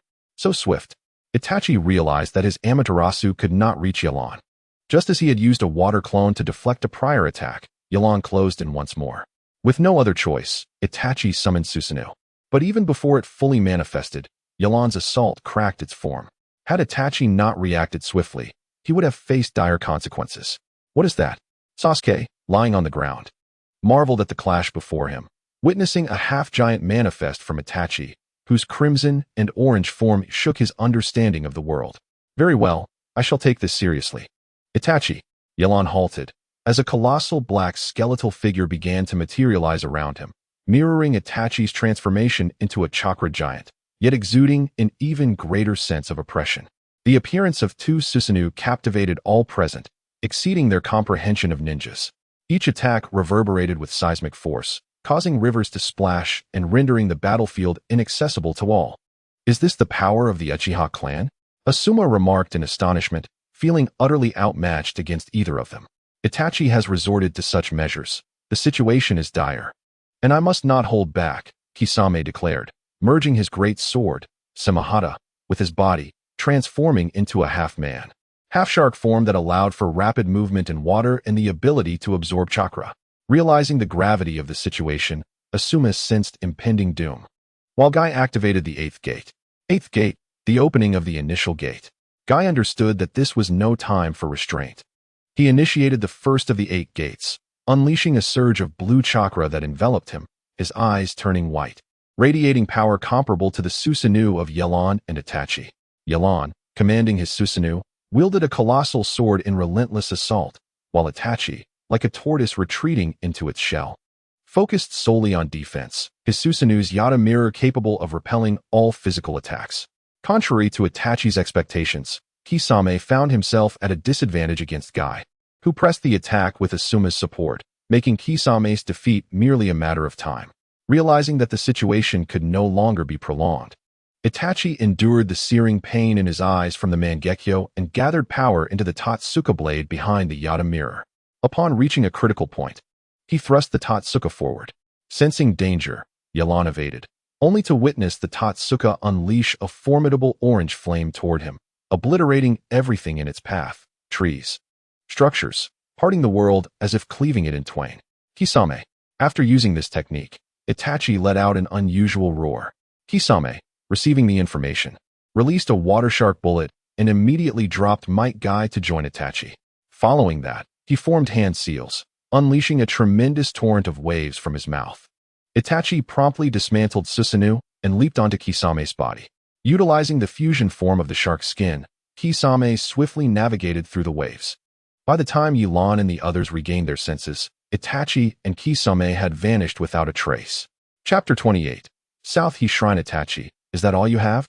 Yelan remarked, shifting his gaze from the now retreated Itachi, the sharp pain in his eyes prompting him to release Susanoo.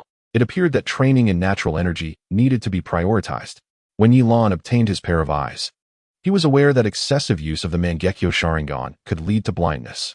After forming an alliance with Pajun, he discovered that Pajun's body contained more than just chakra. They placed greater emphasis on the cultivation of natural energy. Although he had been taught by Pajun, Yelan was eager to return to the village and thus did not engage in deeper training. Natural energy could significantly enhance physical strength and had a certain restorative power against the side effects of the Mangekyo, provided one did not overuse it and took sufficient rest. Are we simply letting them go? Sasuke voiced his discontent as he approached Yelan. Just moments ago, he could only watch helplessly from the sidelines, the gap in their abilities rendering him unable to intervene. What have I been doing all this time? We could continue the pursuit, but even if I exhaust my chakra, I might not be able to catch him. and I am uncertain whether other members of their organization will come to their aid. Elon rubbed his eyes, contemplating the intelligence he had gathered on Itachi.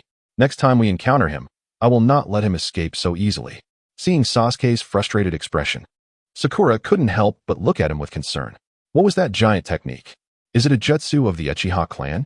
Sasuke inquired, having noticed that both Elon and Itachi employed similar techniques. That is the highest secret technique of the Uchiha clan. Only achievable when the Sharingan is mastered to its utmost limit, and it carries significant aftereffects, Elon explained. Can you teach me? Upon learning that it was a technique of the Uchiha clan, Sasuke's desire was palpable. This technique requires the activation of the Mangekyo Sharingan to be mastered. You have yet to even reach the 3-tomo stage. Do not dwell on it for now. The Mangekyo Sharingan? Sasuke was unaware that the Sharingan could evolve in such a manner. The Mangekyo Sharingan surpasses the 3-tomo Sharingan. An Uchiha must experience intense emotional trauma after reaching the 3-tomo to awaken it. I awakened mine during a mission after experiencing the death of a comrade and the instinct for survival. Then what about Itachi's Mangekyo Sharingan? Sasuke pondered deeply. Itachi had awakened his Mangekyo long ago. What had he gone through to achieve that? Itachi told me he awakened his Mangekyo after killing Shursui, Elon replied. As for its authenticity, I cannot ascertain.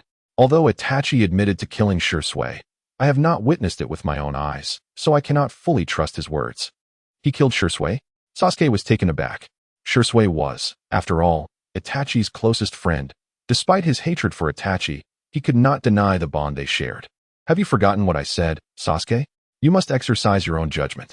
Sasuke felt a strong inclination towards the possibility that Itachi, after slaying Shursui to gain power, had perpetrated the massacre of the Uchiha clan. Additionally, I recall that our family's South shrine has a stone tablet that can only be deciphered with the Sharingan. My 2-tomo Sharingan can only see part of the text, indicating that a stronger ocular power is required. Itachi's motive for annihilating our clan may be connected to that stone tablet. Sasuke decided to put aside thoughts of Shursui's death and provided Elon with this information. I understand. I will take the time to visit the South shrine to examine that stone tablet. Elon indicated that Sasuke should refrain from further discussion. Guy and Asuma had already approached them, and matters concerning the Uchiha clan were best resolved by the Uchiha themselves. Wow, Elon. I didn't expect you to be this formidable. No wonder you are a genius of the Uchiha clan. Guy, having just completed the 8 gates, was somewhat fatigued but re-energized as he approached Elon. Truly remarkable. Had I not witnessed it with my own eyes, I would not have conceived that battles among ninjas could reach such heights, Asuma remarked in admiration. I am merely humble. Ultimately, Itachi and the others managed to escape. But what of Kakashi? Elon asked with curiosity, noticing that Kakashi's presence was lacking. According to protocol, Kakashi must have appeared in such situations. Yet I did not see him. Kakashi has fallen victim to Itachi's Jinjutsu and is currently unconscious. I have already summoned Kurenai to take him to the medical department. Guy stated gravely, surprised at how decisively Kakashi had been defeated this time. Tsukuyami? Kakashi must have believed that his Sharingan could resist it, and thus he stared directly into Itachi's eyes. It seems he will be bettered in for a while, Elon surmised. Kakashi-sensei is unconscious, Sakura exclaimed, realizing the gravity of the situation and expressing concern. Sasuke was equally taken aback. He had regarded Kakashi as a powerful jonin, and it was unexpected that he had so easily succumbed to Itachi's Jinjutsu. It was clear that the Uchiha clan could only rely on themselves to combat their own. This thought led him to glance at Elon. The 3rd Hokage has just been interred, and now such occurrences have arisen in the village. It is truly worrisome, Asuma remarked, lighting a cigarette and taking a deep breath. The current state of Konoha could be described as exceedingly fragile. The 5th Hokage has already been decided. Lord Jiraiya has taken Naruto to search for Lady Tsunade, and I believe the village will significantly improve upon her return, Elon stated. Really? Lady Tsunade is coming back to the village to assume the role of 5th Hokage? Guy was invigorated by this news. If anyone could heal these wounds, it was undoubtedly Tsunade. Indeed, not long ago, Lord Jiraiya personally took Naruto from me, informing me that they would seek out Lady Tsunade, Elon confirmed. Then all we need to do is watch over the village and await her return, Asuma said, feeling relieved. Who is Lady Tsunade? Is she going to become the 5th Hokage? Sakura, not fully informed, inquired with curiosity, having only learned that she was one of the legendary 3 ninjas. She was astonished by the apparent reverence all the Jonin held for her, especially as she was a woman. Lady Tsunade is not only immensely powerful, but she also possesses unparalleled medical ninjutsu, capable of curing any ailment, Guy elaborated. That's incredible. I didn't realize there was such an exceptional female ninja in the ninja world. Sakura thought with admiration. The group then proceeded to visit Kakashi, and upon seeing him still unconscious, Guy's expression turned to one of concern. Fortunately, the medical team assured them that he was not in any life-threatening condition, though it was uncertain when he would fully recover. Seeing Kakashi in such a disheveled state made Sasuke clench his fists. He eventually left Kakashi's room alone, while Yelan remained silent, knowing that Sasuke would likely continue his training. Chapter 29. Variables. How did it come to this? In the dim cave, Itachi lifted his head to the direction of the voice, where he saw a man wearing a vortex mask approaching. His voice was low and hoarse. I've encountered an unexpected individual. Kisame had gone out to procure supplies, leaving Itachi alone in the cave. He addressed the man who claimed to be Uchiha Obito. Unexpected? Obito narrowed his eyes beneath the mask, surprised that someone in the current Konoha could put Itachi in such a predicament. Cough. Uchiha Yelan. He did not die and has returned to Konoha. Itachi coughed as he spoke. Obito had never encountered Yelan and only knew him as Shirsue's brother, having not paid much attention to him previously, but he looked at Itachi with curiosity. He has also awakened the Mangekyo Sharingan, and his ability somewhat counters mine, he added. Upon hearing that Yelan possessed the Mangekyo, Obito's narrowed eyes widened slightly. What is his Mangekyo ability? The specifics of their names and abilities remain unclear to me. However, one possesses an eye that can perceive the weaknesses of opponents, rendering my Tsukuyami ineffective. The other eye enables perfect manipulation of chakra, allowing Night Lan to perform jutsu without hand seals, enveloping himself in wind release. During a single confrontation, Itachi managed to analyze Night Lan's Mangekyo Sharingan capabilities quite thoroughly. It appears that the Uchiha clan has produced another remarkable successor. Obito has always played the role of Madara, he remarked in a tone befitting an elder. Furthermore, Night Lan, surrounded by wind release, moves with remarkable speed. My Amaterasu cannot possibly reach him.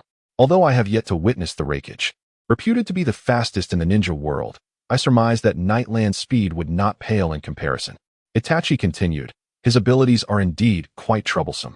If Obito were to face Night Lan, the latter could utilize this ability to prevent Obito from closing the distance, rendering Kimui ineffective. Fortunately, Night Lan possesses only the Mangekyo, not the eternal Mangekyo. Zetsu has yet to locate Shirsue's corpse, and I have no idea where his eyes are. We merely need to wait for Night Lan to exhaust his Mangekyo before Obito can step into the limelight. It is surprising that Shirsue's brother did not perish during the mission. After parting ways with Itachi, Obito was approached by a half-black, half-white humanoid creature emerging from the ground, Black Zetsu. It seems Shirsue's brother is indeed impressive. Having awakened the Mangekyo with a rather troublesome ability, Obito responded. He disapproved of Itachi's visit to Konoha. The tailed beast plan had not yet been fully implemented, and it seemed rushed. Nevertheless, the intelligence he brought back was crucial. I wonder if he will become a variable in the plan.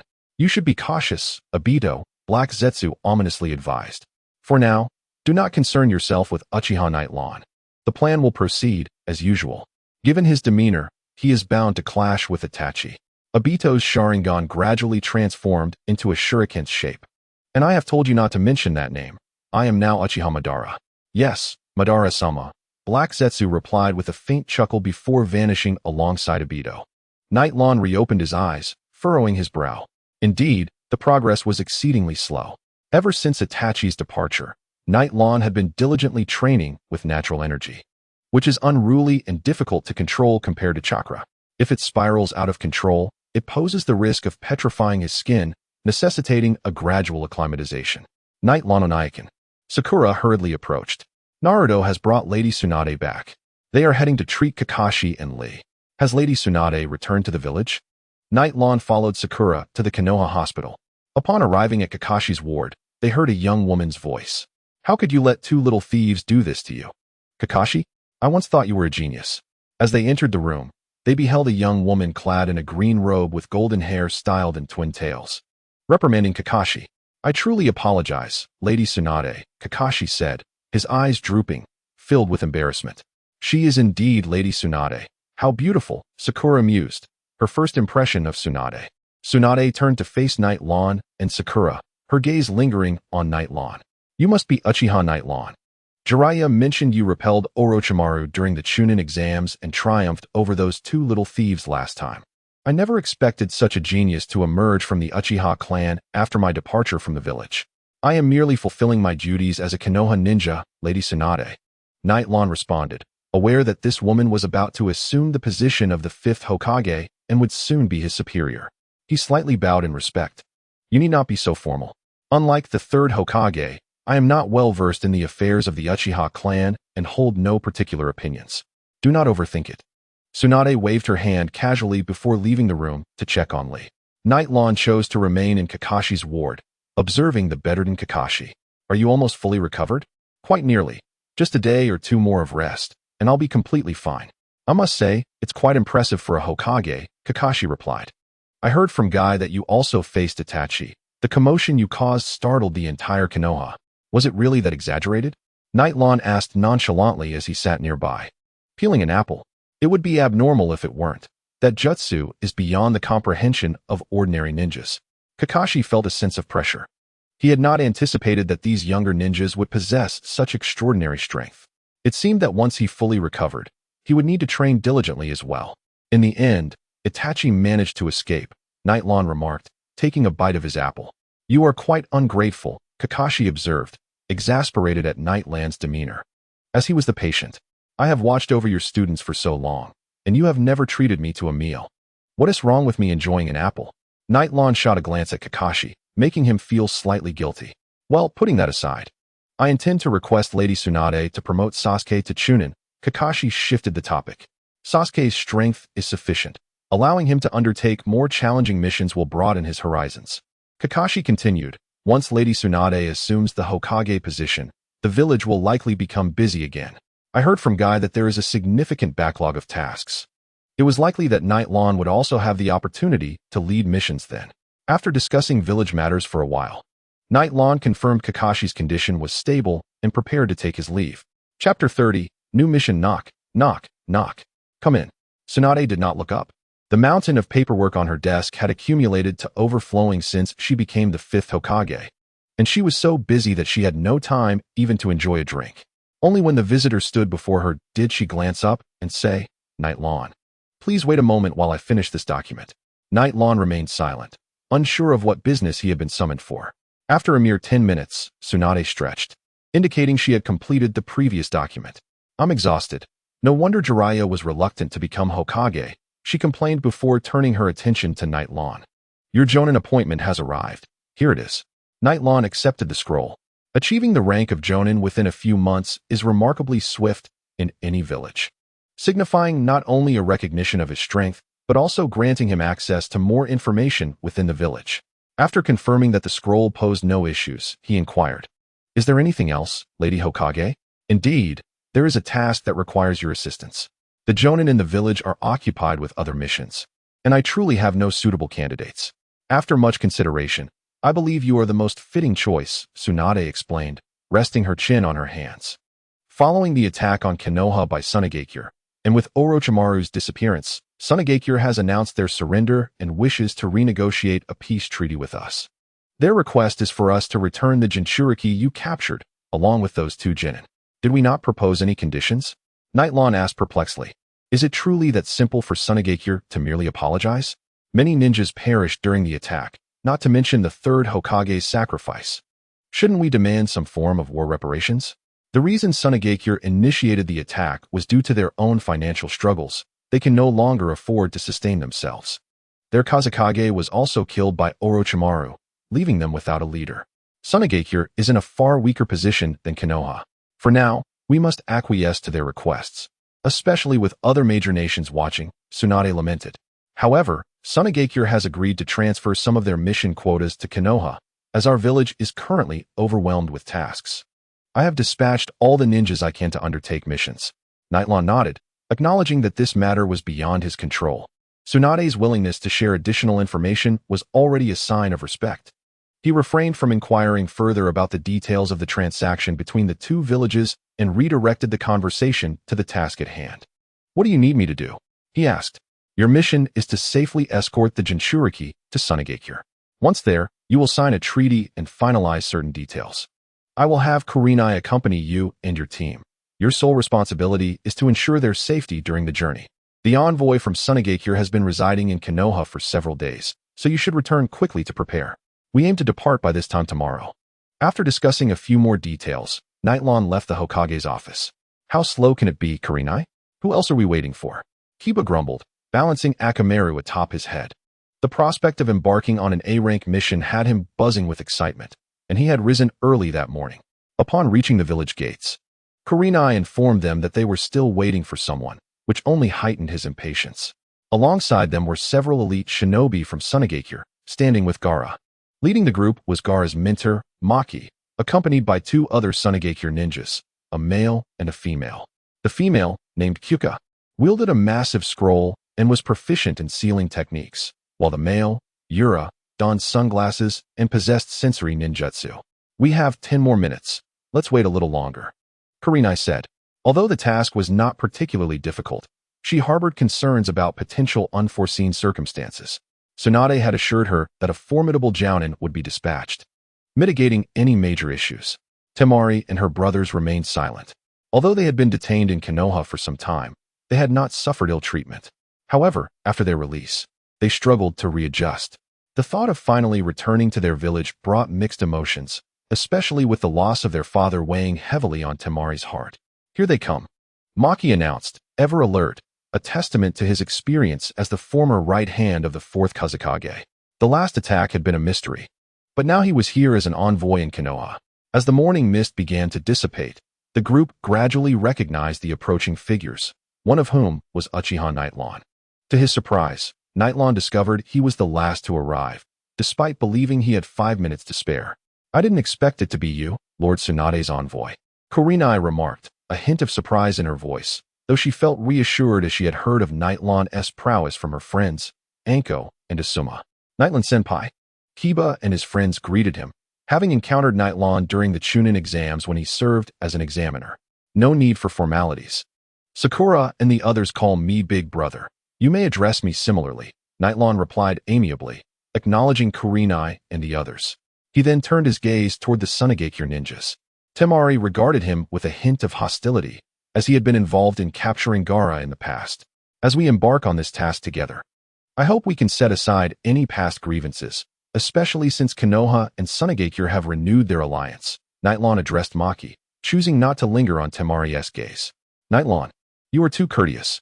I appreciate your care on the journey back to Sunagakure, Maki replied, having just inquired about how Temari and her brothers had been captured by Konoha. He now recognized that this young jounin was a newly emerging talent from Konoha, and an Uchiha at that.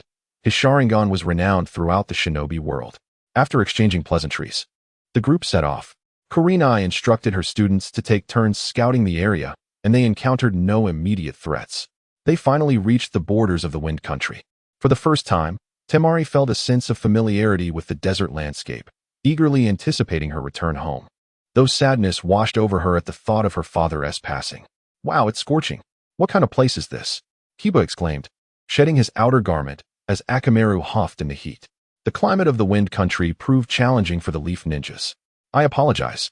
This is the climate of our Wind Country, which pales in comparison to Konoha, Temari lamented, her earlier musings of home disrupted by Kiba's remarks, prompting her to retort sarcastically. Temari, please hold your tongue, Gaara advised, his silence broken. Since Nightlon had intimidated Shikaku with his Sharingan, Gaara felt an unusual calmness wash over him, free from the violent impulses that usually clouded his mind. Noticing Temari's change in demeanor, Gaara chose not to dwell further on the matter, and they continued onward in silence. There are two individuals approaching us. Yura, the Sunagakure jounin, announced, the first to detect the approaching figures with his sensory skills. From which direction? Maki inquired, his expression grave. They were nearing the village, and he wanted to avoid any complications. Safely escorting Gaara home was paramount.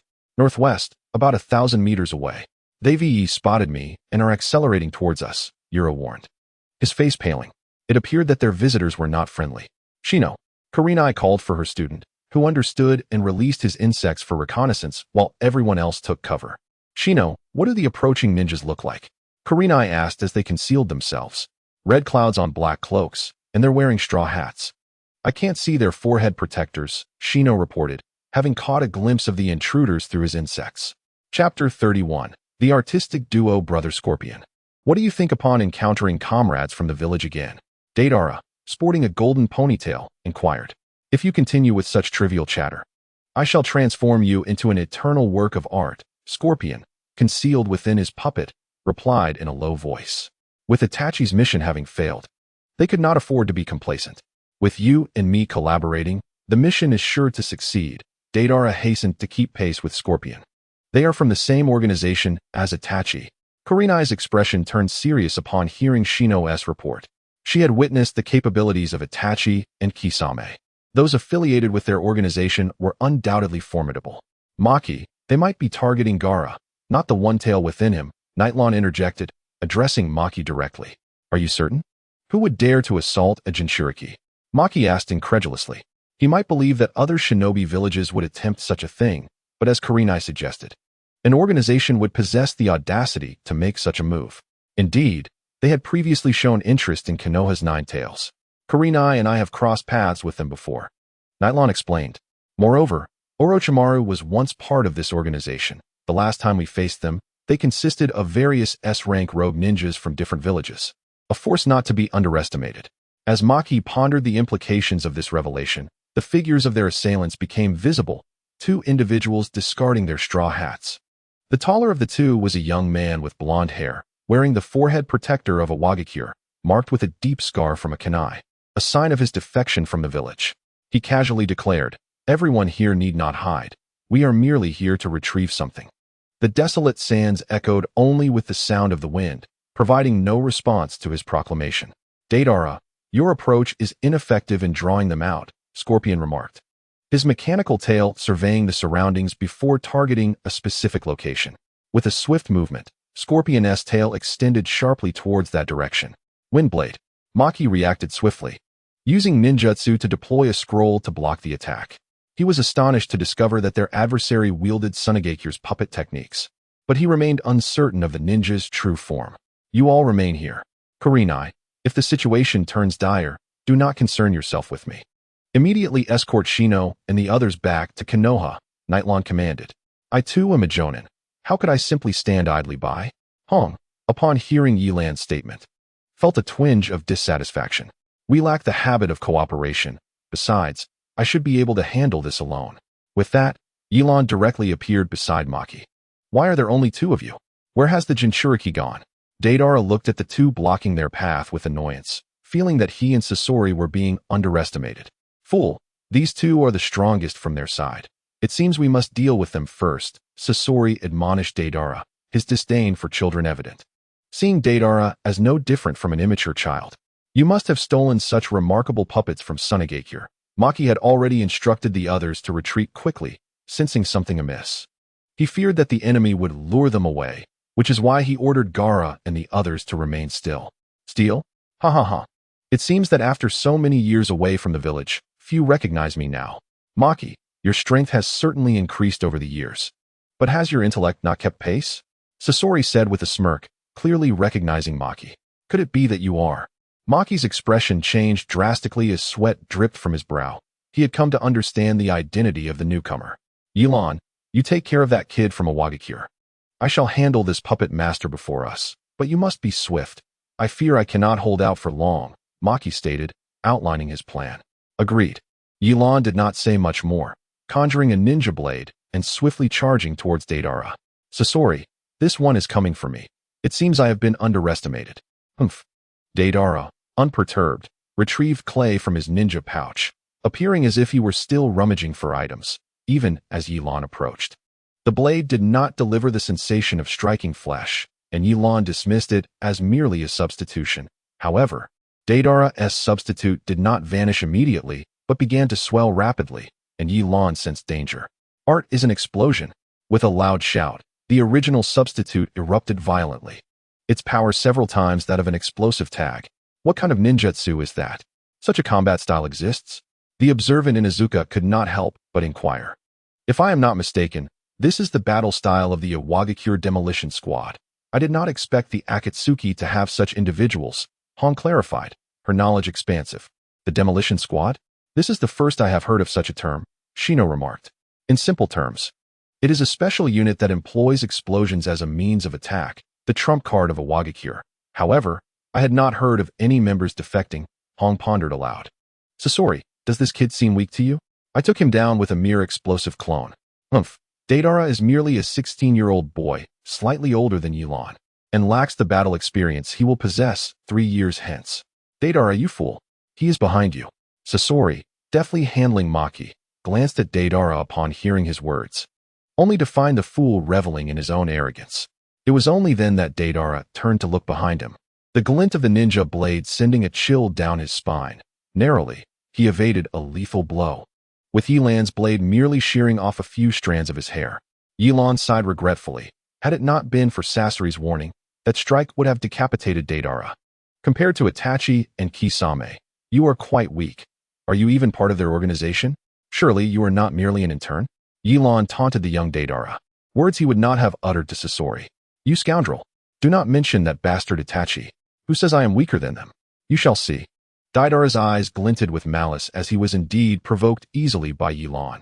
On his peculiar right hand, a mouth opened, seemingly chewing on something. And then he formed a series of hand seals, conjuring a gigantic bird made of clay. Without waiting for Yilan to advance, Deidara mounted the colossal bird, which took to the skies. Can it fly? Such ninjas are rare, but coincidentally, I can as well. Yilan formed hand seals, summoning his own creature, the Thunder Falcon. Another cloud of smoke dispersed, revealing the breaker once more at Yilan's feet. Yilan, do refrain from summoning me unnecessarily. What is the situation this time? Breaker complained, having been in the midst of courting another Thunder Falcon, only to be summoned abruptly. I apologize, Breaker. This enemy is somewhat extraordinary. Yilan indicated toward the giant bird in the sky, ridden by Deidara. Upon seeing Deidara on the giant bird, Breaker understood why Yilan had summoned him. Yilan has such a massive summoning beast. Hinata exclaimed in astonishment at Breaker's appearance. As the heiress of the Hyuga clan, she understood the immense advantage such a colossal summoning beast could provide. Hong remarked, this is my first encounter as well. I had been concerned that Yilan might struggle against that traitor Deidara from a Wagakure, but it appears he is more than capable. That brat looks even younger than Deidara, yet possesses such a summoning beast. It seems this mission may not conclude favorably. Upon witnessing Breaker, Sasori understood that if the opponent chose to flee, they would certainly escape. He was already contemplating retreat. Maki, upon seeing the situation unfold, also felt a surge of hope, intensifying his assault on Sasori while whispering in a tone only Sasori could hear. Let us return to the village. Elder Chiyo has been seeking your whereabouts. Now that the fourth Kazekage has tragically passed, the village needs your strength. Maki, do you believe I am powerless against you? Do not mention that old hag Chiyo to me.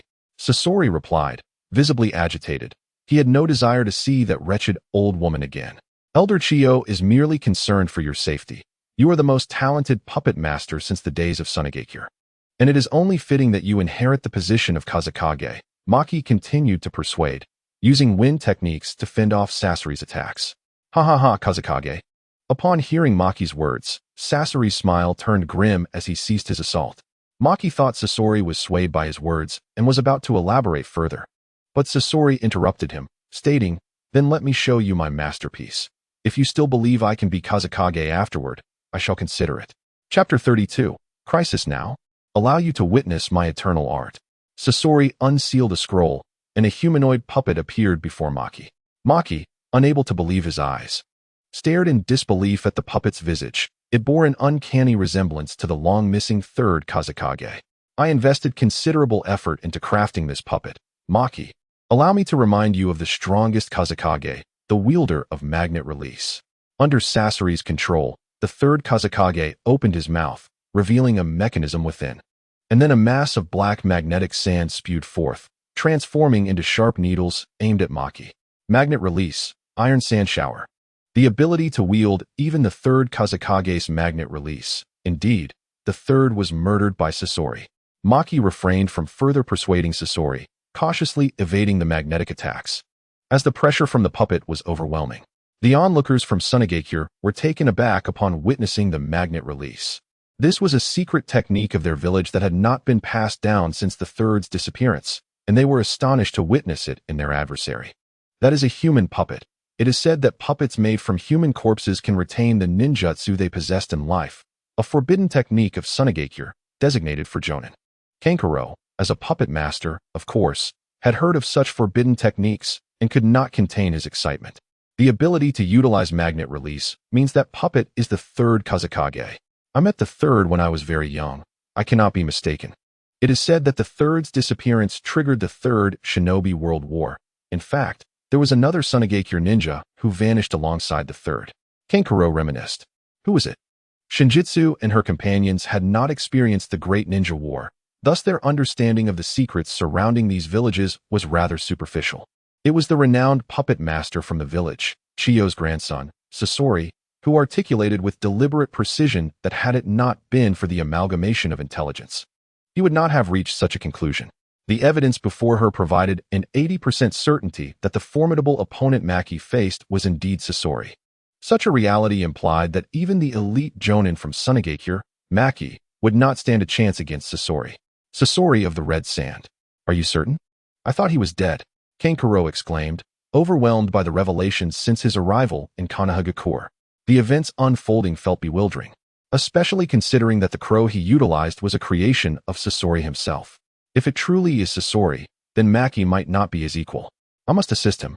You all return to the village and seek reinforcements, Shinjitsu instructed the Chunin wearing sunglasses, sprinting away before they could react. Huh. Deidara was taken aback by Yalan's ability to summon a flying spirit beast, which was evidently much faster than his clay birds. He resorted to hurling clay bombs to obstruct Yalan's advance, understanding that he could not afford to let Yalan close the distance.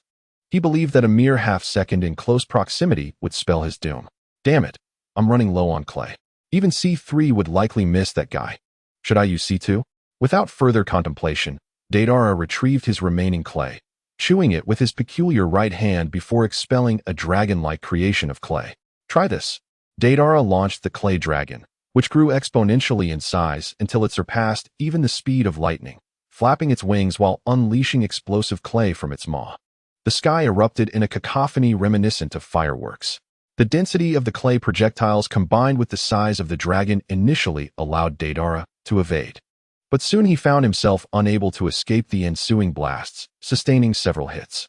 Fortunately, his resilience prevented any severe injuries. Breakthrough utilized lightning release. Yalan's eyes glinted with a crimson hue. To him, Deidara's techniques resembled earth release. Thus, he would counter with the lightning release that Breakthrough excelled in. Understood. Breakthrough responded, ascending above the clay dragon and gathering chakra and natural energy in his sharp maw, forming a sphere of lightning. With a piercing cry, he expelled the lightning sphere skyward. The lightning technique, thunderclap. The orb erupted in the heavens, illuminating the sky and creating a web of electricity that engulfed the azure expanse. The clay dragon disintegrated upon contact with the electric net, confirming Yalan's suspicion that clay was vulnerable to lightning. Technically speaking, Breakthrough's technique did not classify strictly as lightning release. It incorporated not only chakra but also the natural energy he had honed, yielding far greater power than typical ninjutsu. Deidara gazed at the sky in astonishment, realizing he faced a master of lightning release, a direct counter to his own abilities. With no desire to continue the mission, he sought to retreat.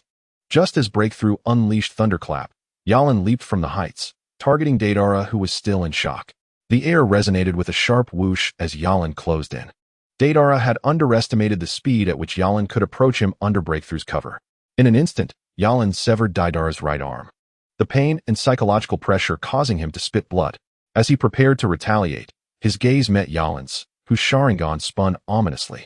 "You are Uchiha," was Deidara's final utterance before succumbing to Yalan's Jinjutsu, losing consciousness and rendering him unable to control the clay bird, which dissipated into smoke. Breakthrough arrived just in time to catch the falling figures of both fighters. Yalan had no intention of killing Deidara. He sought to extract vital information regarding Akatsuki and Itachi from him. He longed to understand Itachi's motivations for joining Akatsuki after the massacre. He questioned whether Itachi's accomplice on that fateful day was affiliated with Akatsuki and, if so, who it might be. The purpose behind Akatsuki's collection of tailed beasts was also shrouded in mystery. Yalan needed to ascertain the details on the opposing side. He staunched Daidara's wounds, disregarding the severed arm, and proceeded towards Maki and the others, having created some distance during their earlier confrontation. Upon returning to the original location, Yalan was taken aback by the sight. Only Maki remained, struggling against Sasori's control of a puppet resembling a human, relentlessly assaulting him with black sand. The once proud Jonin was now in a state of disarray, unable to mount any counterattack. Yalan accelerated towards Maki's side. "You finally arrived," Maki gasped, seeing Yalan bearing his fallen comrade, a glimmer of hope igniting within him. "What happened to Kurenai?" Yalan asked sternly, casting aside Deidara. Kurenai and the sand ninja named Shinjitsu lay on the ground, their faces pale and contorted in discomfort, caught in a semi-conscious state. "They've been poisoned," Maki grimaced. "Be cautious, Yalan. The enemy's puppets are laced with potent toxins. Kurenai and Shinjitsu merely suffered minor cuts, yet they are in this condition." His own chakra reserves were depleted. "Rest for now. I shall handle this adversary," Yalan assured him. Sasori, dissatisfied with the incapacitated Deidara, recognized the need to retreat, aware that several subordinates had likely departed to seek assistance. Any delay would leave him vulnerable. Sasori retracted the third Kazakage's puppet and abandoned Deidara without a second thought. Yalan, casting a glance at the retreating figure, chose not to pursue, for the number of injured was considerable and he had just captured Deidara. Fortunately, he remained in place, awaiting reinforcements. Before long, Shinjitsu led a contingent of sand ninja, accompanied by Kurenai's 3 students. Kurenai-sensei, Hinata and her companions rushed forward upon seeing their injured mentor. "Head to the sand hospital and see if there's an antidote," Yalan instructed. Maki nodded in agreement. They were familiar with the practice of poisoning puppets, believing a solution to be feasible. The group hurried back to Sunagakure, the welcoming ceremony they had planned now forgotten amidst the urgency of the situation. It was not until Kurenai entered the medical room that Yalan felt a sense of relief. He turned to the worried faces of Hinata and the others, reassuring them. "Do not worry. The time of poisoning was brief. The sand ninja will heal Kurenai." With Yalan's words, Hinata and the others sighed in relief. Although the immediate crisis had been averted, an upper-ranking ninja from Sunagakure approached Yalan, inquiring about the enemy's intentions regarding the One-Tail. Yalan observed the emergency room door, estimating that Kurenai would require time to recover. He stepped out with the high-ranking ninja into a secluded area. "I'm not entirely clear on the specifics. Hokage-sama would know more. I only know they belong to an organization called Akatsuki, composed of S-rank rogue ninjas from various nations. Orochimaru and Uchiha Itachi were once members, though I've heard Orochimaru has since withdrawn. Recently, Itachi visited Konoha, clearly expressing his intent to pursue the Nine Tails. I suspect their organization is targeting the tailed beasts, but I'm unaware of their numbers or their ultimate goal." Yalan continued, "By the way, you've secured Deidara, correct? We must take him with us upon our return." He divulged all pertinent information he possessed. The esteemed Jonin responded after listening. "How audacious! Since the establishment of the 5 great shinobi villages, no one has ever dared to covet the tailed beasts. What are their intentions?" Nightlon, the Jonin from the land of Earth, assured, "Rest assured. We have assigned dedicated personnel to oversee the rogue from Awagakure. Simply inform us when you return to your village. However, if you acquire any intelligence regarding Akatsuki, please share it with Sunagakure, as we are allies now." He continued, "I cannot agree to this matter at present. I must consult with Lord Hokage." Nightlon understood that he lacked the authority to decide on issues between the 2 nations. Although he felt that Tsunade would likely consent, he could not make a decision unilaterally. "Is that so? I understand. I shall not disturb you further, Jonin Nightlon. I have already arranged for your accommodations, and someone will guide you there." The Sunagakure Jonin did not press Nightlon further, recognizing that such matters required consultation with one's superior. However, he did not expect Maki, such an elite from Sunagakure, to be in such a state of disarray, while Nightlon appeared utterly unfazed.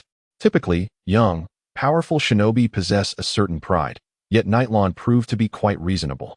Reportedly a member of the Uchiha clan. The mission had failed. Deidara was swiftly captured by his adversary, observing the other members within the realm of the holographic body technique. Scorpion remarked, "Scorpion, I never anticipated your team's operational capacity to be this lacking. Not only did you fail to locate the tailed beast, but you also lost Deidara." A member of the organization derisively taunted, revealing the internal discord among these S-rank rogue ninjas. Silence, Haydn. We encountered a formidable opponent, and the adversary possessed a flying summoning beast. Deidara was unable to leverage his strengths, Scorpion retorted, defending Deidara despite his earlier criticisms. Moreover, that leaf ninja is an Uchiha. It must be the Uchiha Nightlawn we spoke of before. Though Scorpion had not directly engaged with Nightlawn, he had clearly observed the Sharingan in Nightlawn's eyes. Another Uchiha? It seems he has caused our members considerable distress. He is quite the adversary, a member with eyes glowing a faint green remarked calmly. Enough.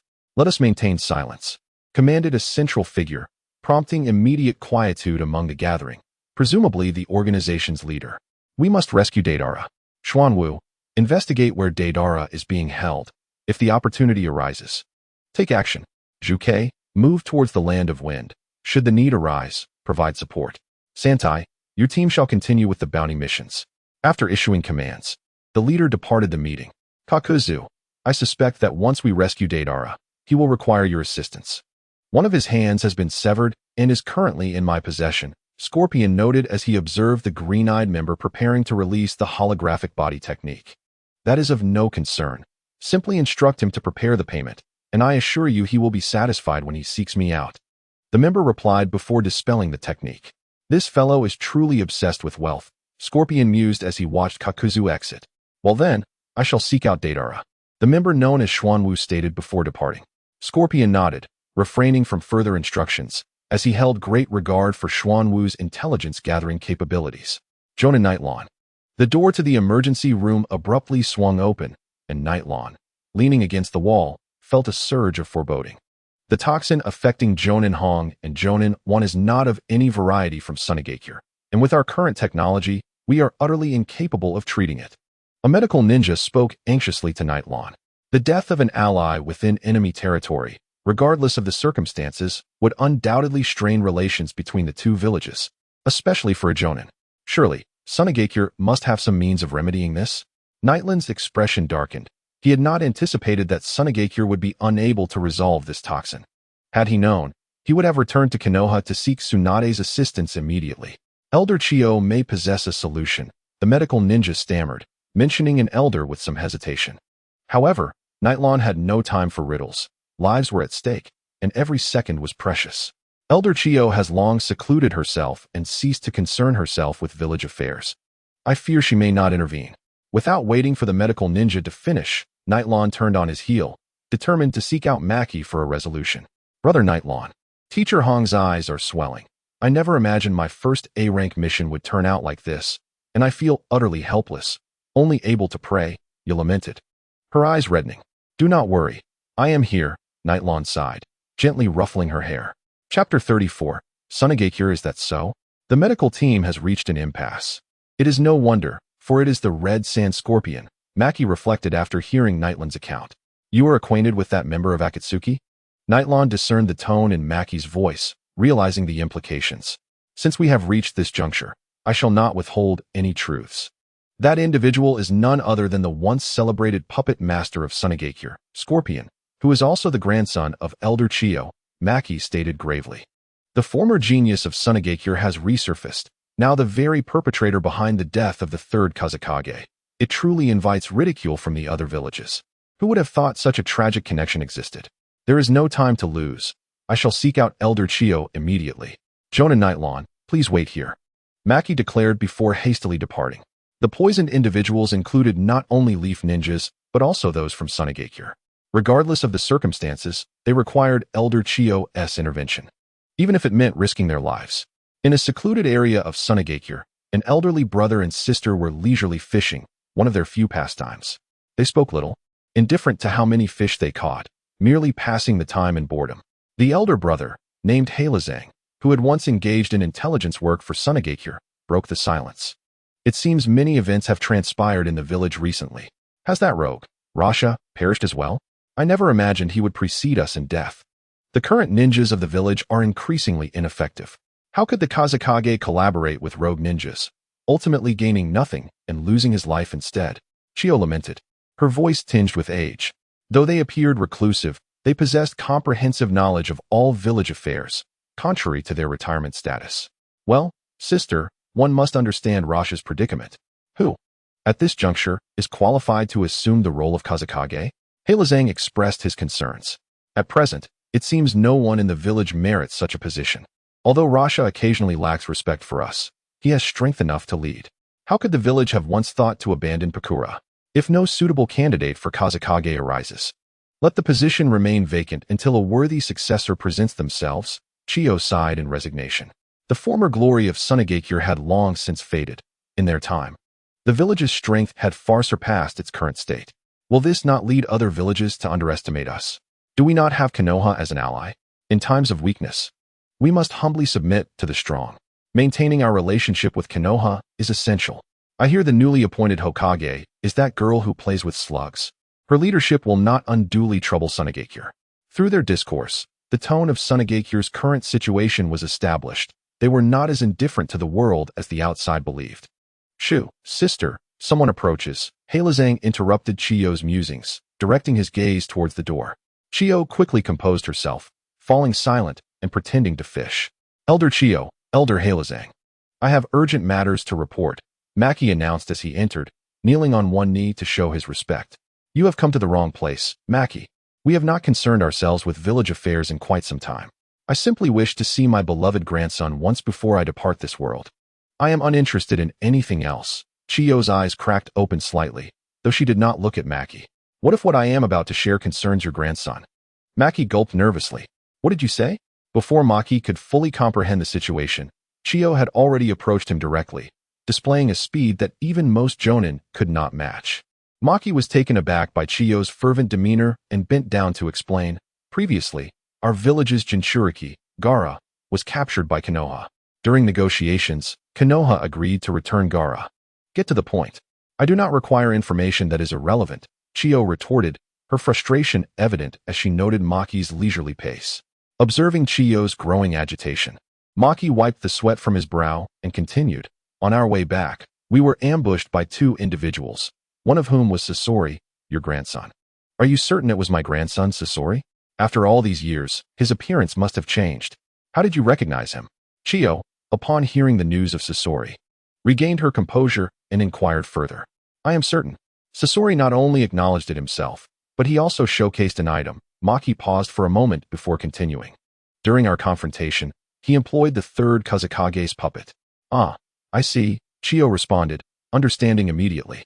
Sasori, who had gone missing alongside the third Kazekage, must have killed him and transformed him into a puppet. Furthermore, his objective at that time was the One Tail. They belonged to the same organization, as Konoha's ninja informed me, and mentioned that this organization has also targeted the Nine Tails. What could they possibly want with the tailed beasts? Do they possess the means to seal them? Chiyo questioned, puzzled. And how did you manage to escape from Sasori? Did Suna's reinforcements arrive? Regrettably, it was Sasori who chose to withdraw. A Konoha jonin defeated his companion, and upon realizing he could not take Gaara, Sasori retreated. That companion is currently imprisoned in our village. Maki explained. Indeed, Konoha is a place rich in talent. I can only imagine that someone who could be Sasori's companion is far from weak, Chiyo mused. Currently, the most pressing issue is that two other jonin who were with me during the encounter with Sasori have been poisoned by the toxins he applied to his puppet. The medical team is at a loss, and I must implore you to assist in their treatment. Maki bowed deeply in supplication. Has the medical team of Suna fallen so low that they cannot even counteract poison? Chiyo observed, realizing the gravity of Maki's visit, especially with Konoha's involvement, and concluded that she could no longer afford to leisurely fish. I regret to say that the medical team has never encountered this type of poison before and cannot analyze its composition to develop an antidote. Maki bowed once more. Noticing Maki's subservient demeanor, Chiyo waved her hand impatiently. Maki, misinterpreting her gesture as reluctance to help, immediately knelt before her, pleading, Elder Chiyo, you must intervene. This concerns the relationship between Suna and Konoha. Seeing Maki kneel so earnestly, even at her age of 70, Chiyo was taken aback and exclaimed, I asked you to lead the way. I did not express any refusal. Maki froze momentarily, caught off guard by Chiyo's words, his planned response faltering as he awkwardly glanced at her. You are, after all, an elite jonin of Suna. Maintain a degree of dignity, Chiyo chided him. Maki nodded fervently and led the way. Chapter 35. Swift Passage. Are you one of Konoha's jonin? Chiyo, a member of the Uchiha clan, had heard from Maki that the Konoha ninja who captured Deidara was an Uchiha, but she did not expect him to be so young. He appeared to be of similar age to some of the children in Suna, and she was astonished that a ninja whom even Maki could not handle could defeat him. Nitsuki nodded slightly. It seemed that this old woman held a position in Suna akin to that of a senior advisor in Konoha. Let me clarify. I do not possess absolute confidence. Although I taught him the art of puppetry, it has been quite some time since I last encountered Sasori, and I am unaware of the potency of the toxins he currently wields. Despite her criticism of Suna's medical team in front of Maki, Chiyo was cautious when it came to Konoha's ninjas. Then I must trouble you, Nitsuki replied, sensing Chiyo's familiarity with Sasori but not pressing for details. Opting instead for polite discourse. The puppet master we previously encountered is Elder Chiyo's grandson. She has been searching for him. Maki whispered to Nitsuki as they entered the medical room. Understanding dawned upon Nitsuki. So, we have now encountered rogue ninjas from Konoha, Mist, Rock, and Sand. Only Cloud Village remains. This Akatsuki organization certainly knows how to select their targets. Before long, Chiyo emerged. Observing her expressionless visage, Nitsuki felt a sinking sensation in his heart and approached her discreetly, asking, Elder Chiyo, how did it go? Sasori's skills have evidently improved, Chiyo replied, still contemplating Sasori's methods. I believe I can decipher the poison and create an antidote, but time is of the essence. At best, I will require half a month. And those two girls will not survive that long. They have only a few days at most before the toxin takes effect. Upon hearing Chiyo's words, the expressions of everyone present shifted dramatically, and Nitsuki's face darkened. He had not anticipated that his first official mission as a jonin would involve such complications. What if Tsunade-sama were here? Nitsuki asked, still clinging to hope. That girl who plays with slugs? Although I dislike admitting it. She is far more adept at concocting antidotes than I am. I have suffered greatly at her hands on the battlefield. Chiyo reflected, lost in memories. Hearing Chiyo's words eased Nitsuki's heart somewhat, and he then stated, I will take 2 of the injured to Konoha. Young man, the journey from Suna to Konoha is quite lengthy. How do you plan to transport 2 patients along the way?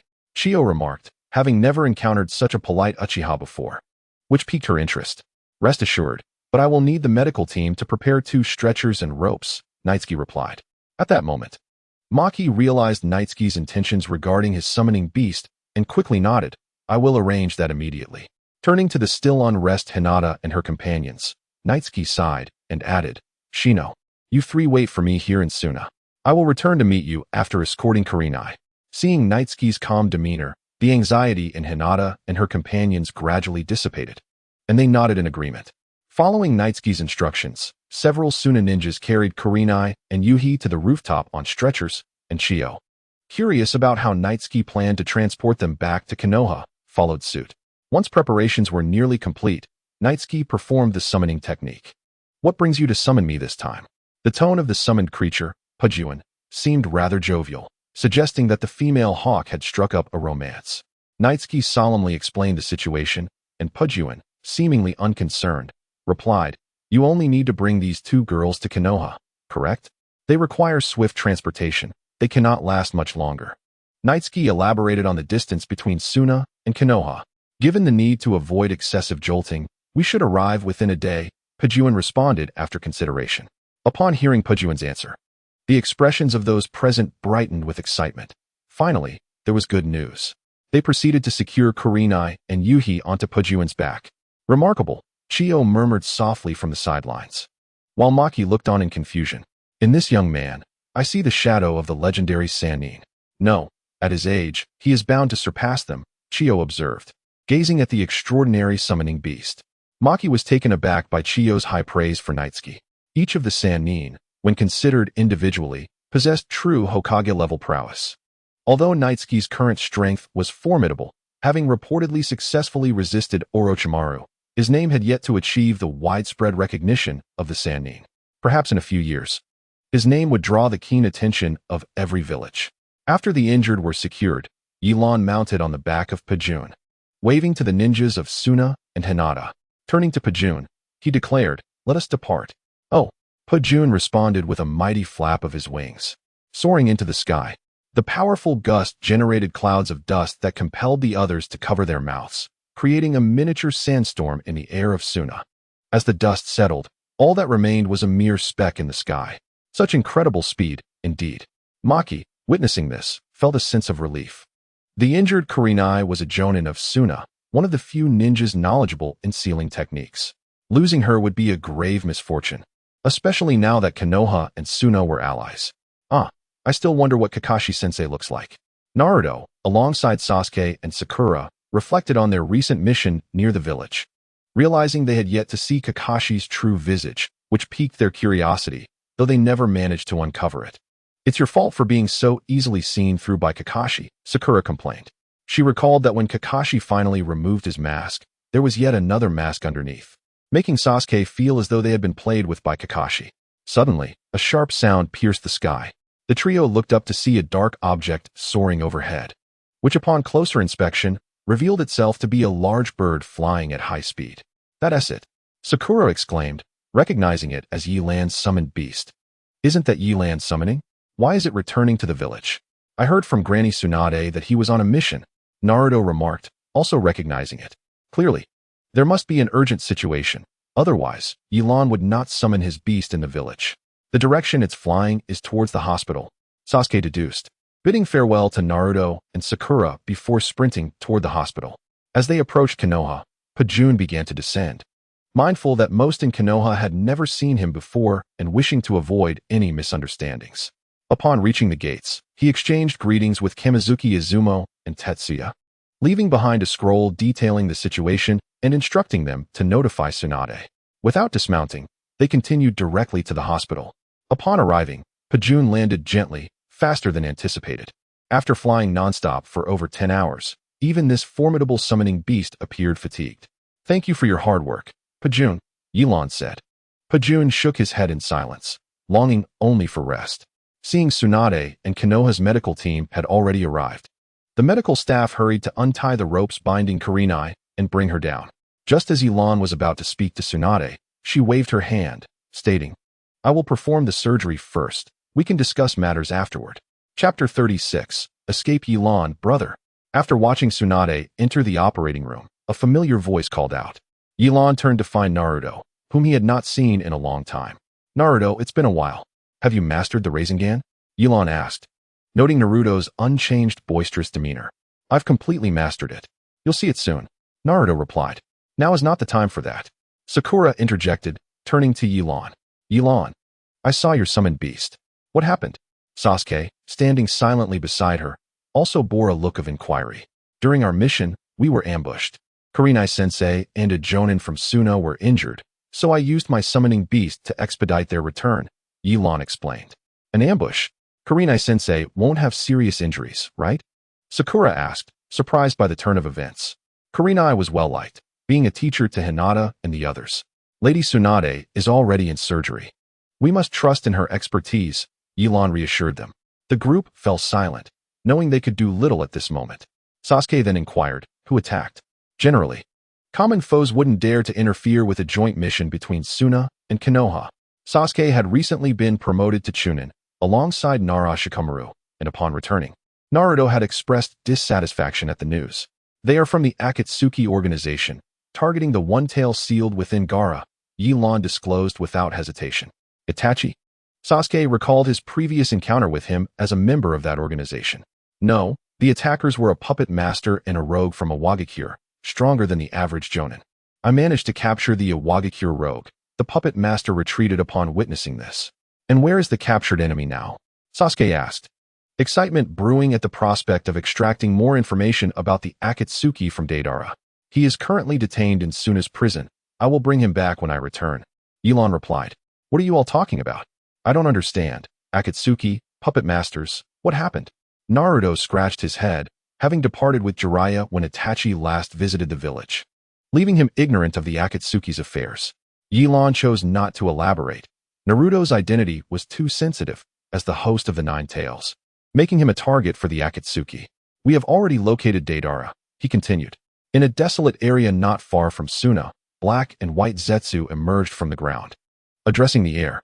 Suddenly, the air distorted and coalesced into a figure wearing a swirling mask, Obito. Deidara is quite troublesome. If not for his abilities, I wouldn't bother rescuing him. After learning that Deidara had been captured by Yilan, Pain had sought out Obito, deeming him the most suitable for the rescue. That evening, Maki gazed at the hazy moonlight, believing that Yelan must have arrived in Konoha by now. He pondered whether Tsunade could resolve the poison, recalling Chiyo's praises of her abilities, yet feeling a twinge of unease. Suddenly, an explosion shattered the tranquility. Enemy attack, Maki exclaimed, witnessing flames erupting from a distance. This can't be good. The enemy has come to break Deidara out. A brazen move by the Akatsuki. Maki swiftly assembled a team and headed toward the prison where Deidara was held. Upon arrival, he found many areas ablaze, with several guards lying incapacitated. A man wearing a swirling mask greeted Maki and his team while hoisting Deidara. "Hello, everyone. I'm here to make my exit." A comical voice rang out from the masked man. "Don't let him escape," Maki shouted, refusing to believe the man could evade the heavy encirclement of Suna. Yet, in the next instant, he was left dumbfounded as the man twisted and contorted, disappearing along with Deidara as if thrown into a blender. Maki had never witnessed such a technique and searched frantically, but found no trace of the man. "Scorpion, I've brought Deidara," Obito announced as he entered the cave where Scorpion was hiding, carrying Deidara over his shoulder. "Good job, intern. You should be promoted," Scorpion remarked softly, observing how effortlessly Obito had brought Deidara back, realizing that rescuing him would have required considerable effort. "Haha, you flatter me, senior. If there's nothing else, I'll take my leave," Obito replied in a silly tone, tossing the unconscious Deidara beside Scorpion before departing. Before acting, Obito had used a genjutsu to put Deidara into a deep slumber, not wishing for him to learn of his true abilities. Scorpion did not impede him, and after a brief wait, Deidara finally awakened. Did you save me, Brother Scorpion?" Upon regaining consciousness, Deidara realized he was no longer confined in the Sand Village's prison, and he took a relieved breath. The experience of imprisonment was hardly pleasant. "It wasn't me, but an intern named Afe." Scorpion did not take credit for Deidara's rescue and added, "Your severed hand is with me. It's not far. Let us quickly reattach it." A ninja without an arm cannot form hand seals, unless one can perform jutsu with a single hand or without seals. Their strength would diminish significantly. Deidara understood he owed a debt of gratitude. "Thank you, Brother Scorpion," he replied, feeling reassured that his arm could be reattached. After resting for a while with Scorpion, he departed the cave. Several days passed since Yalan's departure, and Maki's expression grew increasingly grim.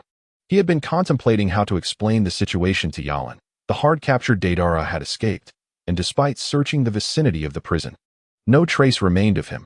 He had vanished completely. Furthermore, this incident involved the abduction of a comrade. What if the enemy employed the same method against Gaara next time? The thought alone made Maki's head spin.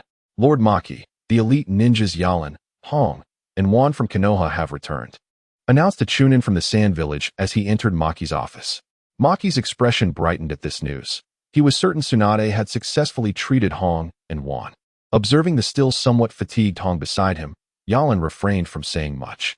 After Tsunade completed her treatment, Hong had only rested for a day before she and Yalan hurried back to the Sand Village.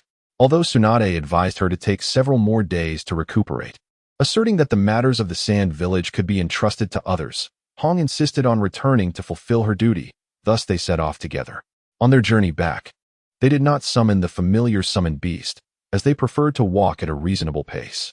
The female ninja from the Sand Village expressed her gratitude to Yalan and Tsunade for their rescue, accompanying them back to the Sand Village.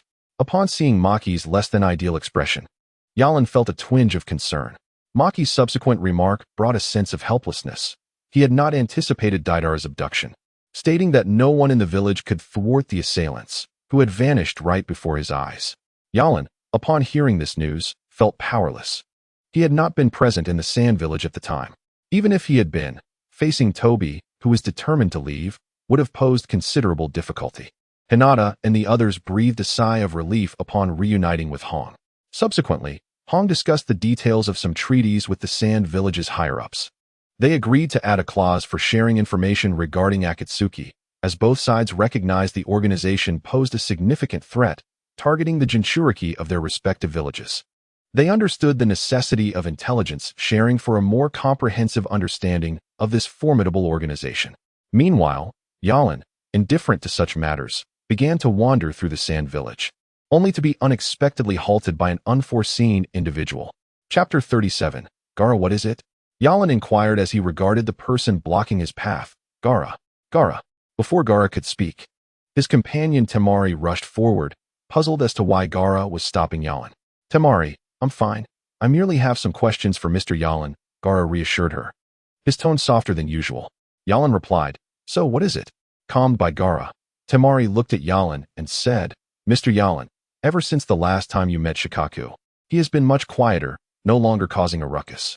However, regardless of my inquiries, he remains unresponsive. Do you have any suggestions? Temari glanced at Gaara in surprise.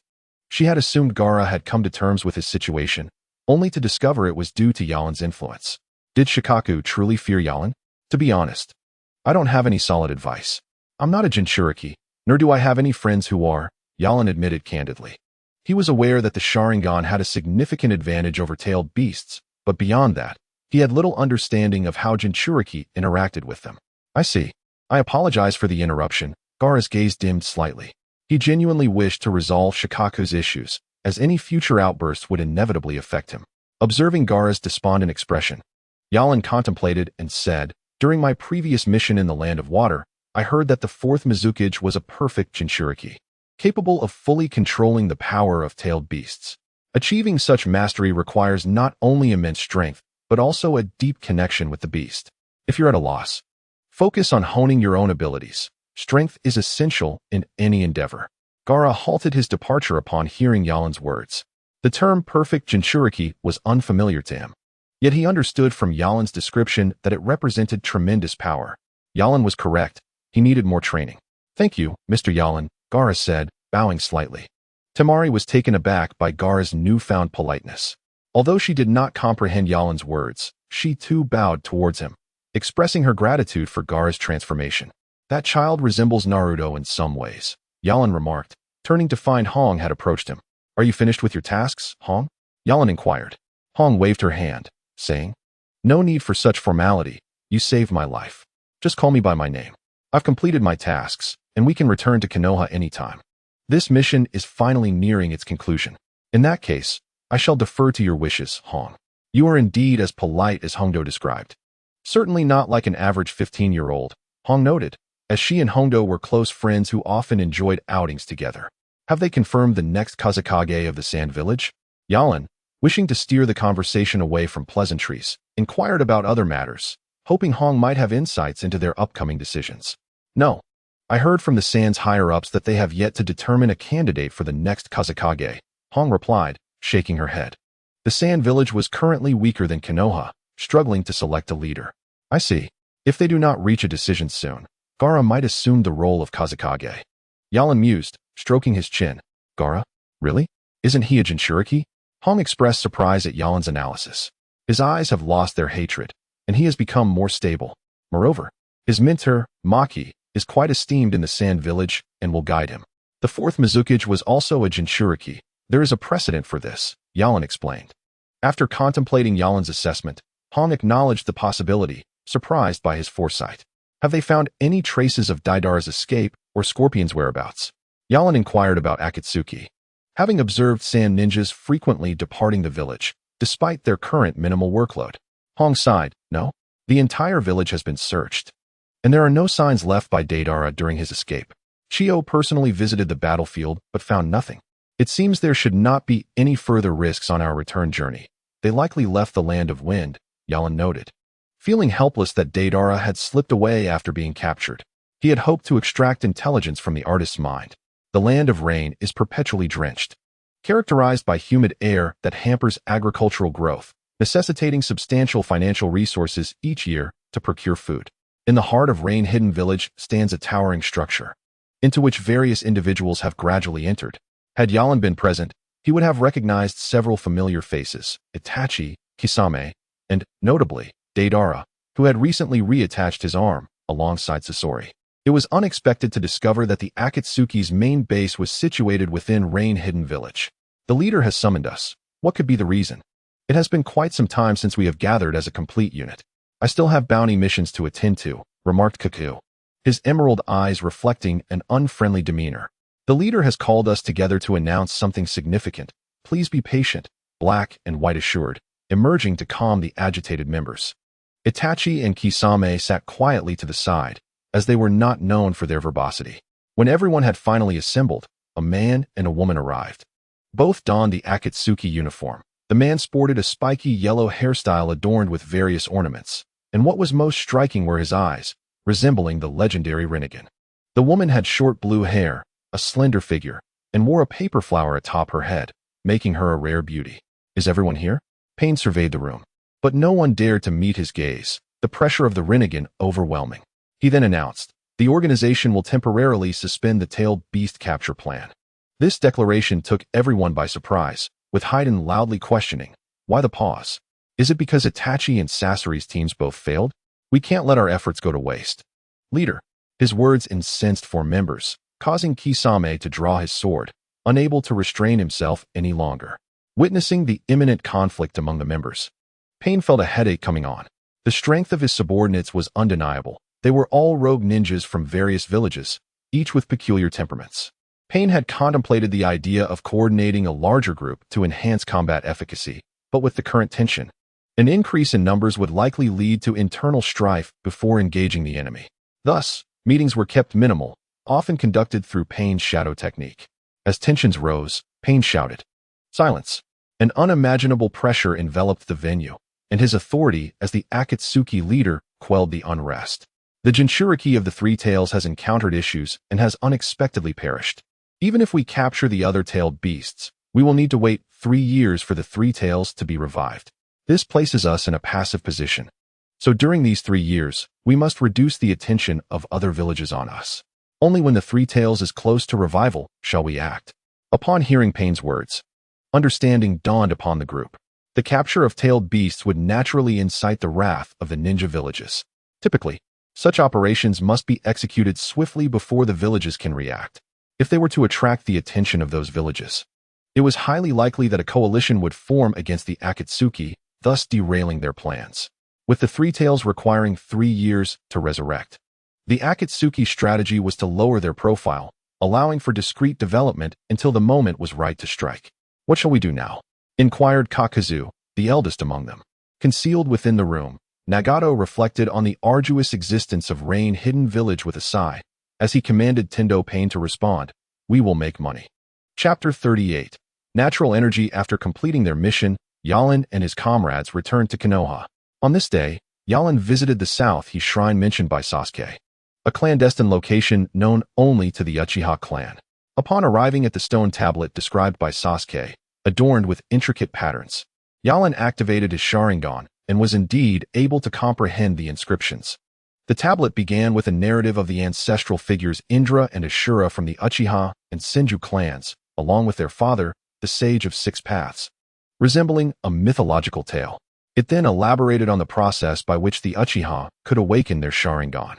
However, upon reaching a third of the text, Yalan found himself unable to decipher the subsequent content.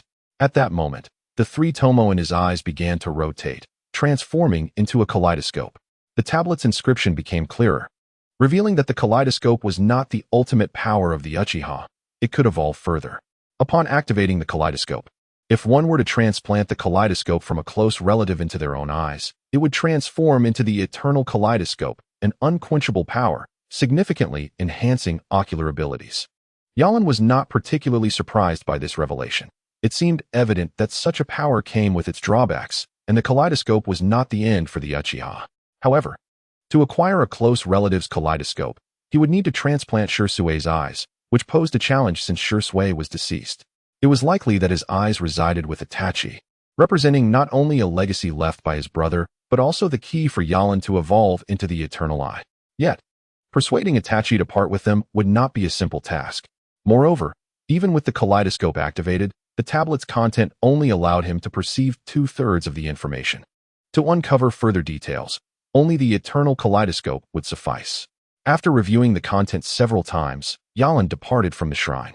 He found himself questioning the legitimacy of the tablet's information, not the method to awaken the Sharingan, which he believed to be true, but rather how such knowledge had been preserved. Could it genuinely have been left behind by Indra? If Indra existed, then was the Sage of Six Paths real as well? Did deities truly inhabit this world? For the first time, Yalan felt alienated from this reality. Having received 9 years of education, critical thinking had become second nature in the face of uncertainty. All was worthy of skepticism. Arriving at a secluded area far from the village, Yalan summoned the beast Pujuan without hesitation. After a puff of smoke, the massive form of Pujuan appeared before him. Yalan, what brings you here? Pujuan inquired, sensing no immediate threats. Pujuan, teach me the ways of utilizing natural energy. My progress in mastering this energy has been too slow, Yalan replied. For now, he wished to set aside thoughts of the eternal eye. Learning natural energy could alleviate his diminishing ocular strength. However, he had struggled to make any headway in this practice, prompting his summoning of Pujuan for guidance. Oh, you've finally chosen the right path. Now, first, sense the natural energy around you, Pujuan responded, pleased with Yalan's decision. Yalan then closed his eyes, sitting cross-legged as he attempted to absorb the natural energy permeating the air. However, shortly after, Pujuan lightly tapped Yalan's head, causing him to glance up in confusion. You are approaching this incorrectly, Pujuan said, adopting a surprisingly serious demeanor. While the natural energy here is limited and unlikely to provoke a violent reaction in your training, you cannot treat it like your chakra. Yalan paused his training, focusing on Pujuan's words. Natural energy cannot be used as brutally as you would your chakra. It possesses a conscious essence. You must learn to adapt to it rather than control it. Natural energy embodies the essence of all living things in the universe, representing a natural order. Do you believe you can manipulate the laws of nature? Pujuan explained. Yalan shook his head, realizing he had misunderstood the nature of natural energy. He had never engaged in a conversation with Pujuan before, and this was the first time he comprehended that natural energy resembled a form of will. You must learn to yield to it, allowing natural energy to gravitate toward you. Only then will it not harm you and will aid you. After absorbing Pujuan's wisdom, Yalan resumed his focus, no longer attempting to forcefully absorb the energy present in the air. Instead, he observed the natural energies around him, the grass and trees, a rabbit foraging nearby, and fish bubbling in the river, all infused with a hint of natural energy. As Yalan attuned himself to their presence, it seemed as if they instinctively drew closer to him. As Pujuan observed Yilan's condition, he nodded slightly, recognizing that Yilan had made progress in his training. Once again opening his eyes, Yilan examined his body and noticed that some of his internal injuries were gradually being mended by natural energy. His previously nearsighted vision, affected by the kaleidoscope, had also improved, and as he clenched his fists, he felt a notable increase in his strength. You possess some talent. Considering your learning has been self-taught, you have now grasped the basics. However, the scarcity of natural energy here limits the enhancement it can provide to your physique. It can only assist in healing, Pujuan remarked. Feeling the transformative effects of natural energy, Yilan was filled with joy. Although his combat prowess had not significantly increased, he was relieved that the adverse effects of his kaleidoscope could be remedied. Do not overexert your eyes. If you do, even this level of natural energy will be insufficient for recovery, Pujuan cautioned, having discerned Yilan's thoughts. Gradually, the natural energy within Yilan was depleted, prompting him to turn to Pujuan and inquire. Although natural energy is difficult to master, its potential for enhancement surpasses that of chakra. Why aren't there any practitioners devoted to natural energy? After a moment of silence, Pujuan replied, the cultivation of natural energy heavily relies on innate talent, and without guidance, there is a risk of losing control. Unlike chakra, which can be mastered by ordinary individuals through training, the path of natural energy is akin to a lineage. Long ago, there were individuals who practiced natural energy, referring to themselves as immortals. However, due to the advent of chakra, such practitioners have become exceedingly rare. Since my birth, I have not encountered any, and you may very well be the first immortal I have ever seen. Upon hearing Pujuan's words, Yilan seemed to uncover a revelation and exclaimed, is it because of chakra? Was there no chakra in the past? If chakra's emergence fostered the growth of the ninja profession, then how did chakra itself come to be? According to our ancestors, chakra suddenly appeared a millennium ago. At that time, there were only a handful of immortals, mostly ordinary people with few possessing formidable strength. However, chakra spread rapidly, resulting in a decline in those who pursued the challenging path of natural energy. Some who had begun to learn natural energy shifted their focus to chakra, thus severing the lineage of natural energy cultivation. Our clan was compelled to relocate and hide on a small island. Indeed, if not for your fortuitous arrival on this island, the Sunlei clan would have remained concealed from the world, and the practice would likely have been abandoned. Even now, Pajun does not solely cultivate natural energy. He also develops his chakra abilities. According to your assertion, chakra is an outsider while natural energy is our true power, Yilan pondered. Sensing he had stumbled upon a significant secret, he began to believe in the existence of figures like the Sage of Six Paths, Indra, and Azura, questioning their roles and the events that transpired between them. Such inquiries ignited a profound curiosity within him. What purpose does it serve to dwell on such matters? I too was once curious, but I've since ceased to ponder them. I find our clan's life on that island rather pleasant. My contract with you was merely to experience the outside world.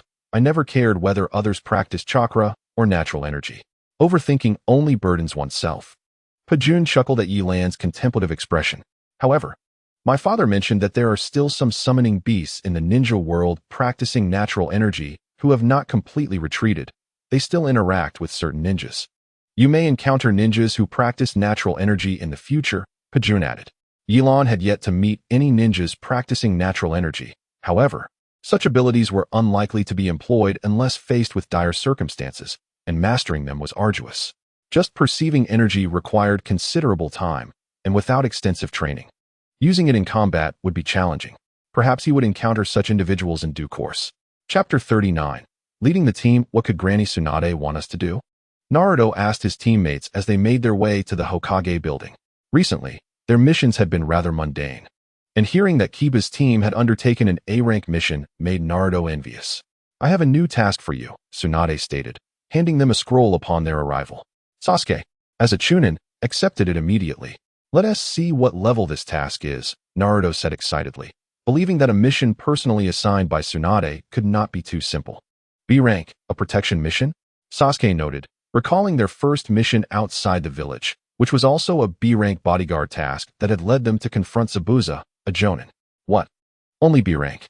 Naruto scoffed, feeling a sense of superiority after his recent training. Don't be picky, know your limits, Tsunade admonished, trying to suppress her irritation at Naruto's attitude. Where's Kakashi-sensei? Sakura observed that their teacher was absent during this task assignment. Kakashi is on another mission. I have arranged for a Jonin to accompany you, Tsunade explained, feeling uneasy about sending a team with both an Uchiha and a Jinchuriki out alone, especially considering the existence of the Akatsuki. Hello, everyone. Yilan's figure suddenly appeared before them. His idle days were short-lived, as Tsunade sought him out shortly after his return from Sunagakure. Brother Yilan. The three familiar faces lit up at his arrival, finding solace in his powerful presence. I'll speak first, unless there is an emergency.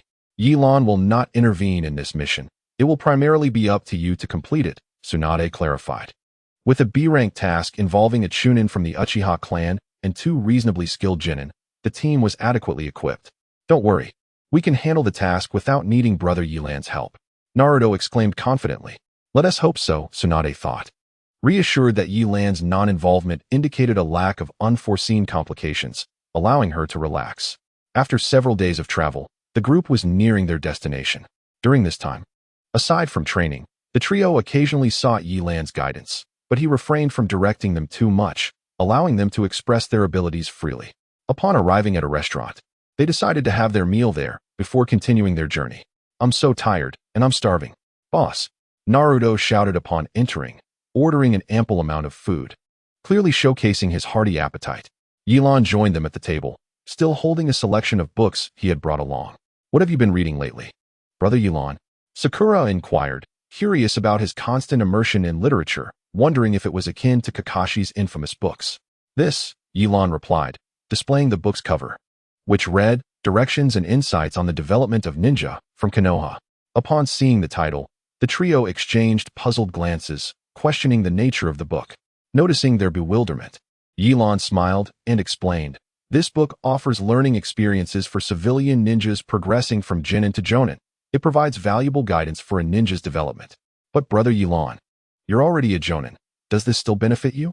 Naruto asked, puzzled. This book contains no jutsu to learn. Rather, it is filled with theoretical knowledge and development advice, including insights into chakra nature transformation and form alteration. Sakura, this book would be particularly beneficial for you. If you have the time, I encourage you to study it. Yilan remarked that this book was penned by the esteemed second Hokage, Senju Tobarama, serving as a compilation of his insights and reflections garnered from his experiences as a mentor. Although it may not enhance my own prowess, it certainly broadens my horizons. To think it is a book written by the second Hokage, Sakura exclaimed in astonishment. Upon hearing it was authored by the Hokage, Naruto too felt a surge of surprise.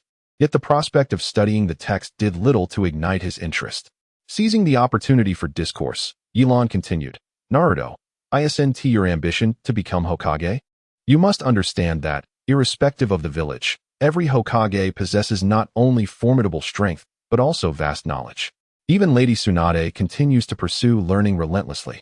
Ah, I see now. I'll head to the library to seek out this book, Naruto declared, his enthusiasm quickly dampened by the thought of studying. As he scratched his disheveled hair, Sakura and Sasuke erupted into laughter at Naruto's comical demeanor. As their meal was served, a figure unexpectedly approached their table. Yilan, having already sensed the presence of this diner upon entering the establishment, discerned that he was merely a low-ranking ninja and observed how Sasuke and the others would respond. Beautiful lady, encountering you here is a stroke of luck. My name is Sanai Itoten. May I inquire your name? The audacious individual directed his attention towards Sakura, prompting Yilan to watch their reactions with keen interest.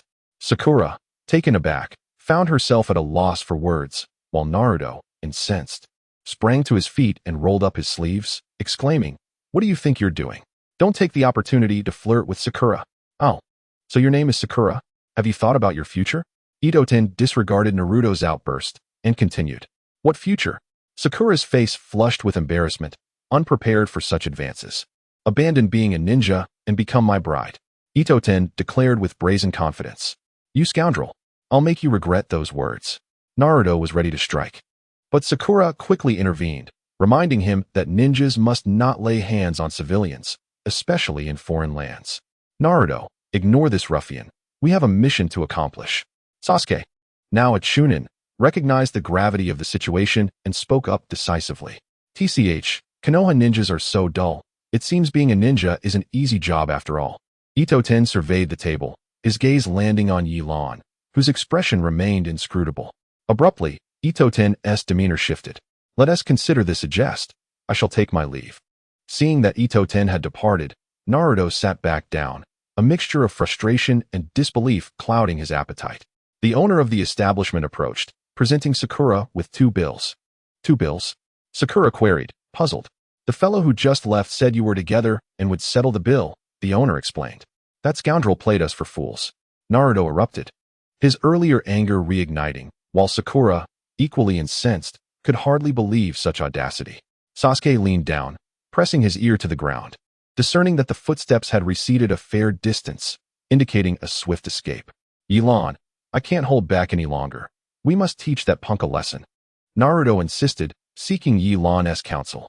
Lady Tsunade has stated that I shall not dictate your decisions unless in emergencies, Yilan replied leisurely, sipping his tea. Let us go, Sakura. Sasuke, Naruto called to his companions, resolving to pursue Itoten. Yilan remained at the table, continuing his meal, confident that he did not know the departing individual. The ninja's weak abilities were akin to those of a freshly graduated student. Yet his surname piqued Yilan's curiosity, wondering about any connection to Mori no Ibiki. Chapter 40. The Sword of the Thunder God. Honestly, that guy runs so fast. Yilan found himself slightly surprised by Naruto's complaint. It seemed unlikely they could lose their quarry so easily. Upon regrouping with Yilan, Sasuke remarked, The opponent is too familiar with this area, we've lost track of him. Yilan chose not to elaborate further. Their priority was to confirm the mission with the task issuer. Shortly thereafter, through Sakura's inquiries, they encountered the task issuer, Yamakaze Jairu. In summary, your mission is to protect the contestants from interference, Jairu explained. A competition is to be held here, with each clan sending a participant to retrieve a token from a shrine and return. The first to reach the finish line will achieve victory, granting the winning clan authority over this town until the next competition. Then why do you need us? Sakura inquired, puzzled, as it seemed the competition did not necessitate ninja involvement. The clans have employed ninjas. Should any ninja engage, our contestants would be in peril, and you are tasked with their protection, Jairu clarified, gesturing for them to meet the contestants. As he spoke, The door swung open, revealing none other than Ito-ten, the very person who had just caused them trouble. "It's you rascal." Naruto fumed upon seeing him, incensed not only by the earlier trickery, but also by the belittlement of ninjas. "Boss, I don't need ninja protection. I'll win this for you." Ito-ten, surprised to see Naruto and the others, addressed Jiru before turning to exit the room. Jiru glanced at Yilan, aware that he was the strongest ninja among them, silently hoping Yilan would manage to fulfill the task without incident. Naruto and his team had taken the mission, and unless they faced a Jounin-level opponent, Yilan would refrain from intervening. He offered a slight bow before departing the room. Throughout the day leading up to the competition, Yilan remained mostly in seclusion, curious about how Naruto had persuaded Ito-ten to accept their protection, though his appearance remained rather unappealing. At the start of the competition, Ito-ten deviated from the prescribed route, opting instead for a path of his own choosing, influenced by the wind's direction. A segment of the race required navigating a waterway, where unfavorable winds could significantly hinder their speed. When Naruto observed that Ito-ten had prepared a boat, the realization of his determination dawned upon them. However, their plans were thwarted shortly after boarding, as they were ambushed. Yilan noted the assailants bore the Rain Village headband, recognizing their inferior rank. He chose to observe how Naruto and his companions would handle the situation. Initially flustered, Naruto ultimately triumphed over the assailants using his newly acquired Sharingan. This technique caught Sasuke's attention. Although he was aware of Naruto mastering the Sharingan, witnessing its power firsthand was unexpected. Upon reaching the shore, Yilan ceased following Naruto and the others, opting instead to conceal himself, believing constant oversight would foster dependency among them. As Naruto and his comrades approached the shrine, they were confronted by a green-haired rain ninja who evidently recognized Ito-ten. He began to mock him, belittling his capabilities. It was then that Naruto and the others learned that both were originally from Konoha. Mori no Ito-ten was a Jonin and the brother of Mori no Ibiki. While the green-haired Aoi Kiryu had been Ito-ten's teacher, a Chunin from Konoha who had since defected to become a Jonin of the Rain Village. Despite this, Sasuke and the others refused to yield, launching continuous assaults against Aoi Kiryu. However, Aoi skillfully countered their efforts with the legendary Sword of the Thunder God, originally wielded by the second Hokage. Even with techniques such as Chidori and Sharingan, they found themselves unable to penetrate Aoi's defenses. Naruto was repeatedly knocked down, while Sasuke struggled to hold his ground, as Aoi relentlessly wielded the sword with lethal precision, leaving both combatants battered and bruised. Unable to bear the sight of her companion's plight, Sakura activated the hardening technique Yilan had taught her and charged at Aoi Kiryu. However, the electrical current from the Thunder God sword easily neutralized her hardening, as Earth was no match for lightning. Undeterred, Sakura managed to land a punch on Aoi Kiryu before collapsing, a blow that caught him off guard, nearly leaving him incapacitated and forcing him to retreat. "Sakura, you were amazing." Upon noticing that the adversary had retreated, Naruto helped Sakura to her feet. "Are you alright, Sakura?" he inquired. Sakura, still tingling from the electric shock, managed to sit up, saying, "I just need a moment to recover. The real concern is the match. I will escort him to the shrine to retrieve the token. You two should rest for now, and we shall regroup upon my return," Sasuke suggested, believing this to be the most prudent course of action, as he had sustained the least injury. "It seems we have no choice. Where could Brother Yalan have gone? Our opponent is a Jonin," Naruto complained, worried about Sakura's condition. "In truth, he is merely of Chunin rank. The sword he wields poses a significant challenge," Sasuke clarified. Having ascended to Chunin, he had gained some insight, realizing that someone of Chingching Kuei's caliber was merely a slightly formidable Chunin, lacking the pressure of a true Jonin. "I did not anticipate the difficulty of this opponent. Indeed, without a Jonin by our side, our mission feels rather taxing," Sakura remarked as she took some medicine given to her by Tsunade before her departure. "Do not fret, Sakura. Even if Brother Yalan does not intervene, we will handle that Rain Jonin," Naruto reassured her. When Sasuke and Yatoshin arrived at the shrine, the sky had begun to rain, necessitating a night's rest within its confines. Sasuke, sharing a room with Yatoshin, gazed out the window, a sense of unease creeping over him regarding Naruto and Sakura. "Uchiha Sasuke, you are of the Uchiha clan, are you not?" Yatoshin finally broke the silence. Sasuke furrowed his brow, uncertain of Yatoshin's intent. "Your expression confirms my suspicion. The Jonin accompanying you is Uchiha Yalan, is he not?" Sasuke became wary upon hearing Yatoshin mention Yalin's name, as Yalin had never disclosed his identity to them. You need not be so defensive. Did not the Rain Ninja mention it? I was once a Konoha ninja myself, Yatoshin replied with a bitter smile. Uchiha Yalin was my classmate. Oh, Sasuke was taken aback by this revelation. Though we were classmates, Yalin is unlike someone like me. He graduated from the Ninja Academy in just 2 years. We have not crossed paths since, and I only recognized him when Naruto referred to him as Brother Yalin. I always viewed him as my goal. He was the genius of our class, rumored to undertake S-rank missions at the age of 10, while I had yet to graduate. After I became a ninja, I aspired to emulate him, yet I did not even pass the first round of the Chunin exams, Yatoshin recounted. Reflecting on the chasm between the ordinary and the extraordinary, bloodlines, learning capacity, and experience create an insurmountable divide, Sasuke mused, beginning to comprehend Yalin's past. It seems he can no longer recognize me. Perhaps it is for the best. I have only reached this point, Yatoshin murmured to himself. How dull. Sasuke remarked as his Sharingan activated. If you simply give up, how can you honor your leader's trust?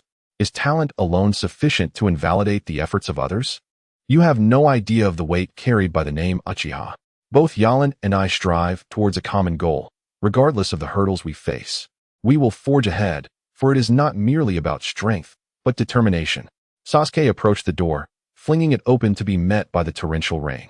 If you wish to continue disappointing others, then give up. This is not merely a question of worthiness as a ninja. You cannot even fulfill that role. With that, Sasuke departed, intent on finding Naruto and Sakura. I cannot believe that girl possesses such strength, Yatoshin mused, gazing at the Thunder God's sword in his hand.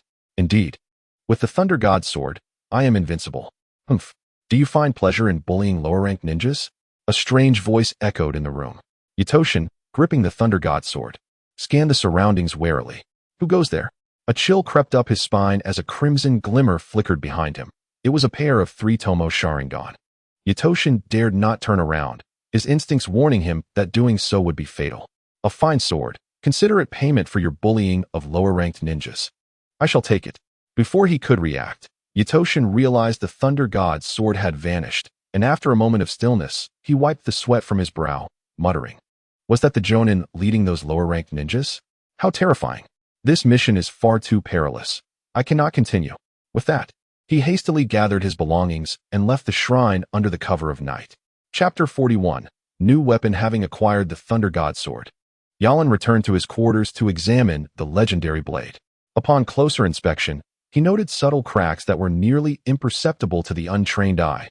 However, for a master swordsman, such flaws could prove fatal. Yalin shook his head, recognizing that the sword was ill-suited for him. His lightning techniques were not particularly strong, and he found it perplexing that the water-style adept second Hokage would wield such a sword. I must consider procuring a new weapon, for my current ninja blade is nearing the end of its lifespan after several intense battles. 2 more engagements may lead to its fracture. As dawn broke the next day, Sasuke finally rejoined Naruto and Sakura at the shrine. Despite his irritation towards Yatoshin, he resolved to complete the mission. Initially, the trio remained vigilant against an anticipated attack from Konoha, yet their adversary seemed to have vanished without a trace. With no interference from him, Yatoshin effortlessly outpaced his competitors to claim victory in the match. Is the mission complete? I wanted to teach that green-haired fellow a lesson, Naruto lamented, feeling that something was amiss despite the successful conclusion of their task. Well, the mission is complete. Let us return to the village without delay, said Yalin, who had finally made his appearance, holding their backpacks. Upon receiving their packs, Sasuke and Sakura exchanged glances, sensing a realization. The Rain Jonin had undoubtedly been dealt with by Yalin. Their journey back was uneventful, and Yalin, as the leading Jonin, submitted the mission report along with the Thunder God sword to Tsunade. He had initially considered keeping the sword, as it was a reward obtained during the mission. However, given its damage and symbolic significance, he opted to surrender it. Is this the weapon once wielded by my grandfather? Tsunade mused, examining the Thunder God sword. The sword's power is contingent upon its wielder. The greater the user's strength, the more formidable the sword becomes. Someone like Konoha, who merely flails it about or uses it as a shield, cannot unlock its true potential. You should keep this sword. Consider it compensation for the Uchiha clan, she said, returning it to Yalin, who recognized its damage and understood that few in Konoha could wield it effectively. Yalan, being one of the village's finest swordsmen, was deemed worthy of its legacy. Lady Tsunade, I am well aware of the Uchiha clan's matters and their implications. They bear no relation to you, Yalan replied respectfully, holding Tsunade in high regard. He believed she was among the most dedicated and responsible of the legendary three. Despite the Uchiha clan's affairs being entangled with certain higher-ups in Konoha, with her being a senju. What are you fussing about? I truly suspect you might be of the Uchiha clan. This sword holds no value for me, rather than let it languish. It would be better to let it serve its purpose. The sword is already damaged, whether you choose to repair it or forge a new one. I shall not inquire further. With a grand gesture, Tsunade decisively settled the matter. Nightlawn no longer hesitated and accepted the sword. If you intend to forge anew, I recommend visiting the largest weapon shop in the village. Their craftsmanship is commendable, Tsunade advised as Nightlawn was about to leave. After departing the Hokage's office, Nightlawn searched for a while before discovering the destination, a spacious weapon shop located on the most bustling street of Konoha. Welcome. A girl's voice greeted him as he stepped inside, a voice that struck him as familiar. Turning around, he was met by Tenten, a student of Guy. Oh, Nightland-senpai? Tenten exclaimed, surprised. Although they had never conversed, she had seen him during the Chunin exams and recognized him as a jonin, just 2 years her senior. So this is the establishment that Lady Tsunade spoke of.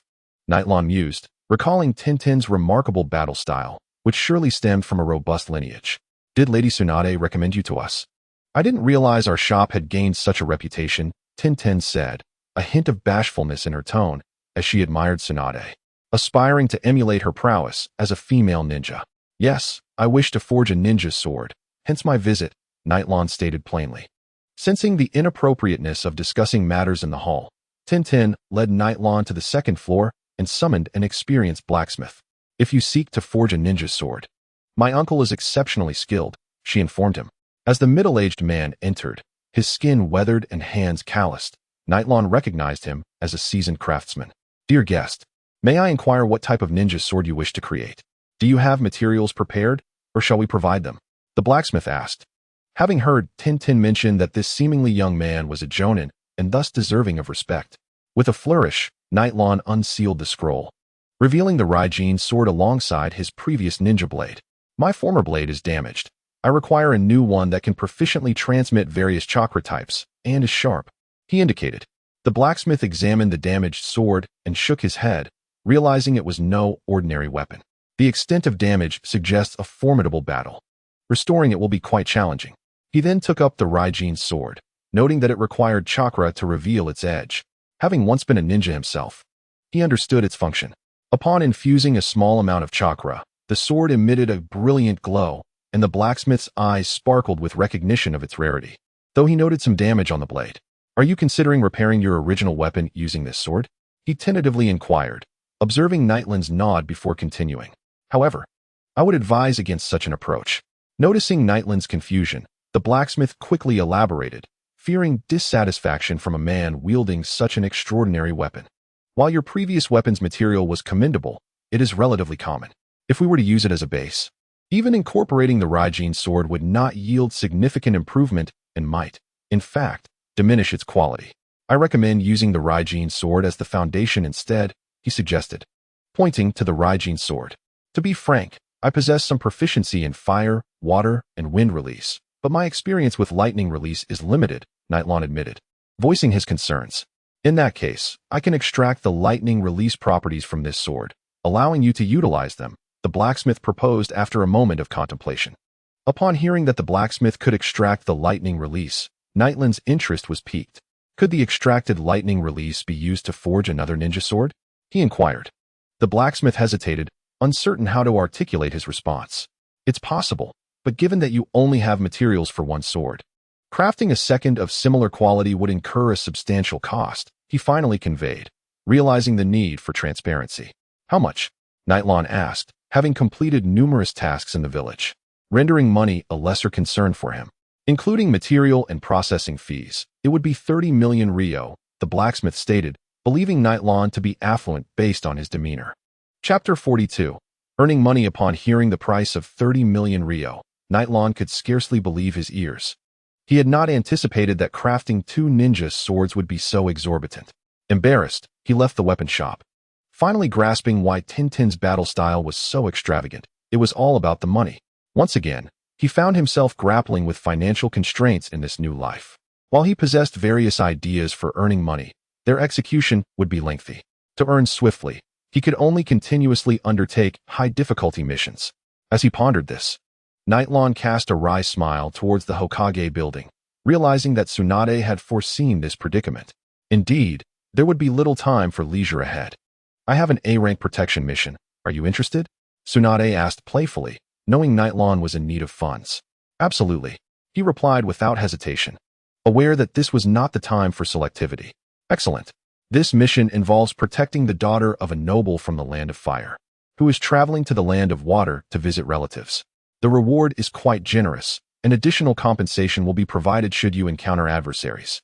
It's a perfect fit for you. Tsunade detailed the task, and Nightlon focused solely on the lucrative reward.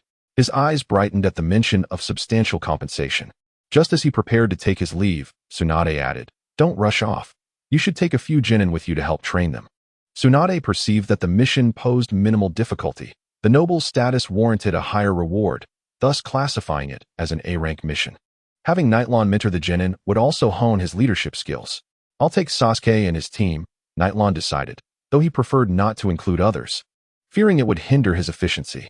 However, with Tsunade's insistence, he settled on familiar faces like Sasuke.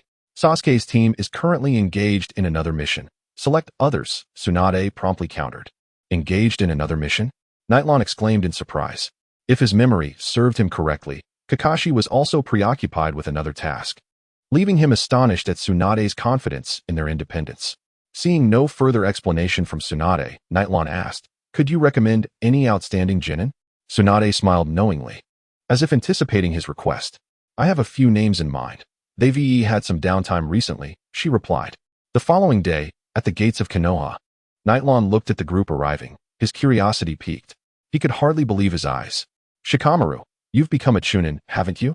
I heard you were interning at the intelligence division." "And Asuma?" Shikamaru, now clad in Chunin attire, rolled his eyes. "I was interning at the intelligence division, but Lady Tsunade summoned me for a mission. As for Asuma, I hear he's off on another task." Shikamaru wore an expression of displeasure. He had been quite relaxed in the intelligence division, where his high intellect allowed him to complete tasks with remarkable speed. Most of his free time was spent enjoying leisurely activities. However, upon being unexpectedly summoned by Tsunade, he couldn't help but wonder if his idleness had been discovered. It seemed he would need to feign diligence in the future. "Brother Yalan, I look forward to your guidance this time." In stark contrast to Shikamaru's lethargy, Ino was elated at the prospect of embarking on a mission alongside Yalan. Upon their meeting, she immediately greeted him, while Choji munched on his potato chips, his large bag suggesting it was filled to the brim with snacks.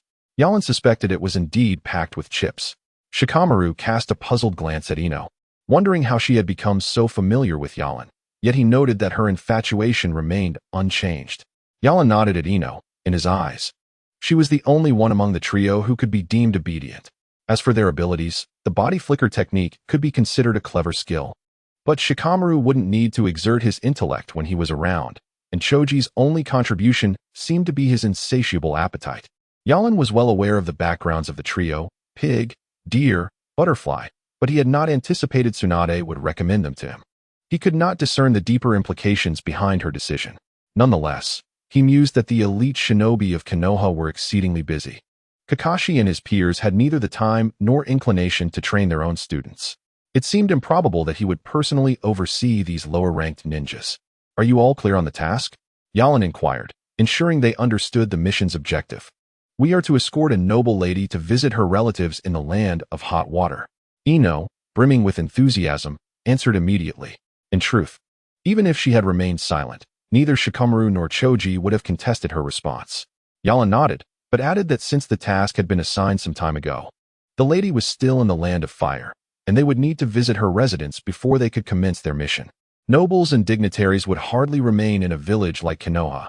They typically resided in bustling metropolises, indulging in a life of opulence and luxury. Surrounded by an array of entertainment facilities, fine dining, and lavish residences that catered to their hedonistic desires. In contrast, while Konoha boasted a unique culture and history. It paled in comparison to the material pleasures offered by those grand cities.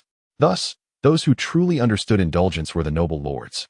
Having long heard tales of the Land of Fire's splendor, Ino was thrilled at the prospect of experiencing it firsthand. Shikamaru and Choji, however, remained indifferent. Ino, observing the lackluster demeanor of her companions, felt a surge of frustration. After all, she was on a mission with Yalan, and she did not want him to form a negative impression of them. Suddenly, an idea struck her, and she turned to Choji. Choji, I've heard that the barbecue restaurants in the Land of Fire far surpass those in Konoha, both in quantity and flavor. Would you be interested in trying some? Upon hearing this, Choji abruptly halted his chip consumption, his eyes sparkling with excitement. I want to go to the Land of Fire. I want to eat barbecue. Shikamaru was taken aback by how easily Choji had been swayed, and he resignedly rubbed his forehead. The mission still revolved around a noble's daughter, and he was not fond of interacting with women.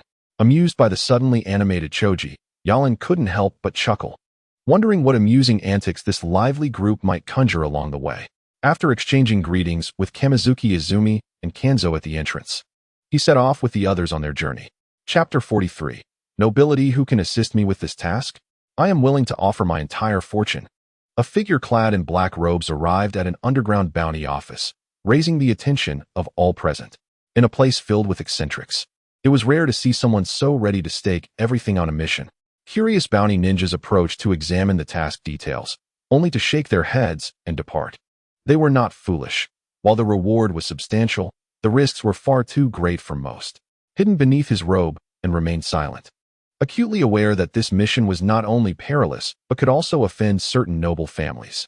Although the bounty office was an underground organization, many nobles covertly participated in its affairs. Only 8 million ryo? Kakuzu glanced at an S-posted task, noting that the bounty was not particularly high. This was all An had to offer, and some of it was even borrowed at exorbitant interest rates. He merely sought to ensure that woman met her demise. He had deposited all his funds in the bounty office, and once someone completed the task, the office would automatically disperse the reward. Kakuzu, I am willing to sacrifice my life for the completion of this task, An rasped, his voice hoarse, contrasting sharply with his appearance. He knew that Kakuzu was a notorious bounty hunter with a penchant for collecting the remains of others. If anyone could fulfill this task, it would be him. Do you believe in the Lord of Evil? Haiden, who accompanied Kakuzu, greeted him. He had joined Akatsuki to spread the doctrine of the Lord of Evil. If I can eliminate that woman, what does belief matter? And replied indifferently. Haiden, refrain from interrupting my business discussions. Your heart appears to hold little value and could serve as a mere backup, Kakuzu scolded Haiden before contemplating the organization's recent objectives. I will take this task. Upon completion, your life will belong to me. En's lifeless gaze finally flickered with vitality. Father, I will avenge you in orange. Wow, this is delicious. This one is great too. And this one smells amazing. Upon entering a renowned city in the Land of Fire, Choji was like a country boy in the big city, marveling at the myriad of street food options and purchasing an abundance of treats that filled his arms to overflowing. Ino and Shikamaru were also somewhat dazzled by the city's grandeur, surprised to discover such opulence existed in the world, while Yalan, having seen even grander sights in a past life, remained relatively unfazed. Choji, stop. We must first report to the individual who posted the task, Ino exclaimed, having moved past her initial astonishment and now tugging at Choji's ear. But Ino, didn't you mention barbecue? I'm still hungry, Choji protested, feeling aggrieved as he rubbed his stomach, recalling that the snacks were merely an appetizer to him. All right, after we complete the task, I will treat you both to a meal here.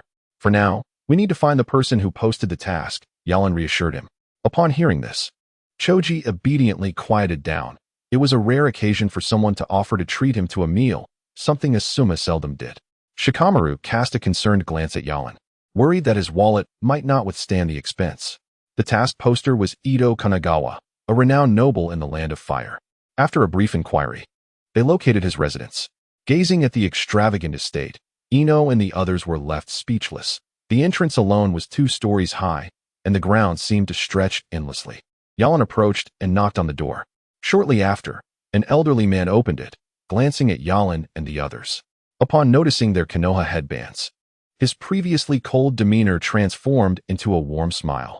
Ah, you must be the ninjas from Konoha. The master has been awaiting your arrival, he said eagerly. The group followed the elderly man into the estate, traversing a winding corridor lined with exotic plants and flowers that left Ino in awe. She recognized their high value. The servants tending to the flora greeted them warmly. Before long, they arrived at a grand hall, where the apparent steward instructed several servants to present an array of exquisite dishes. At this hour, I presume you esteemed ninjas have yet to dine. Please, indulge yourselves. I shall summon the master forthwith. Shikamaru and his companions cast a glance at Yalan, who nodded in response before they began to eat. It was not a matter of carelessness on Yalan's part.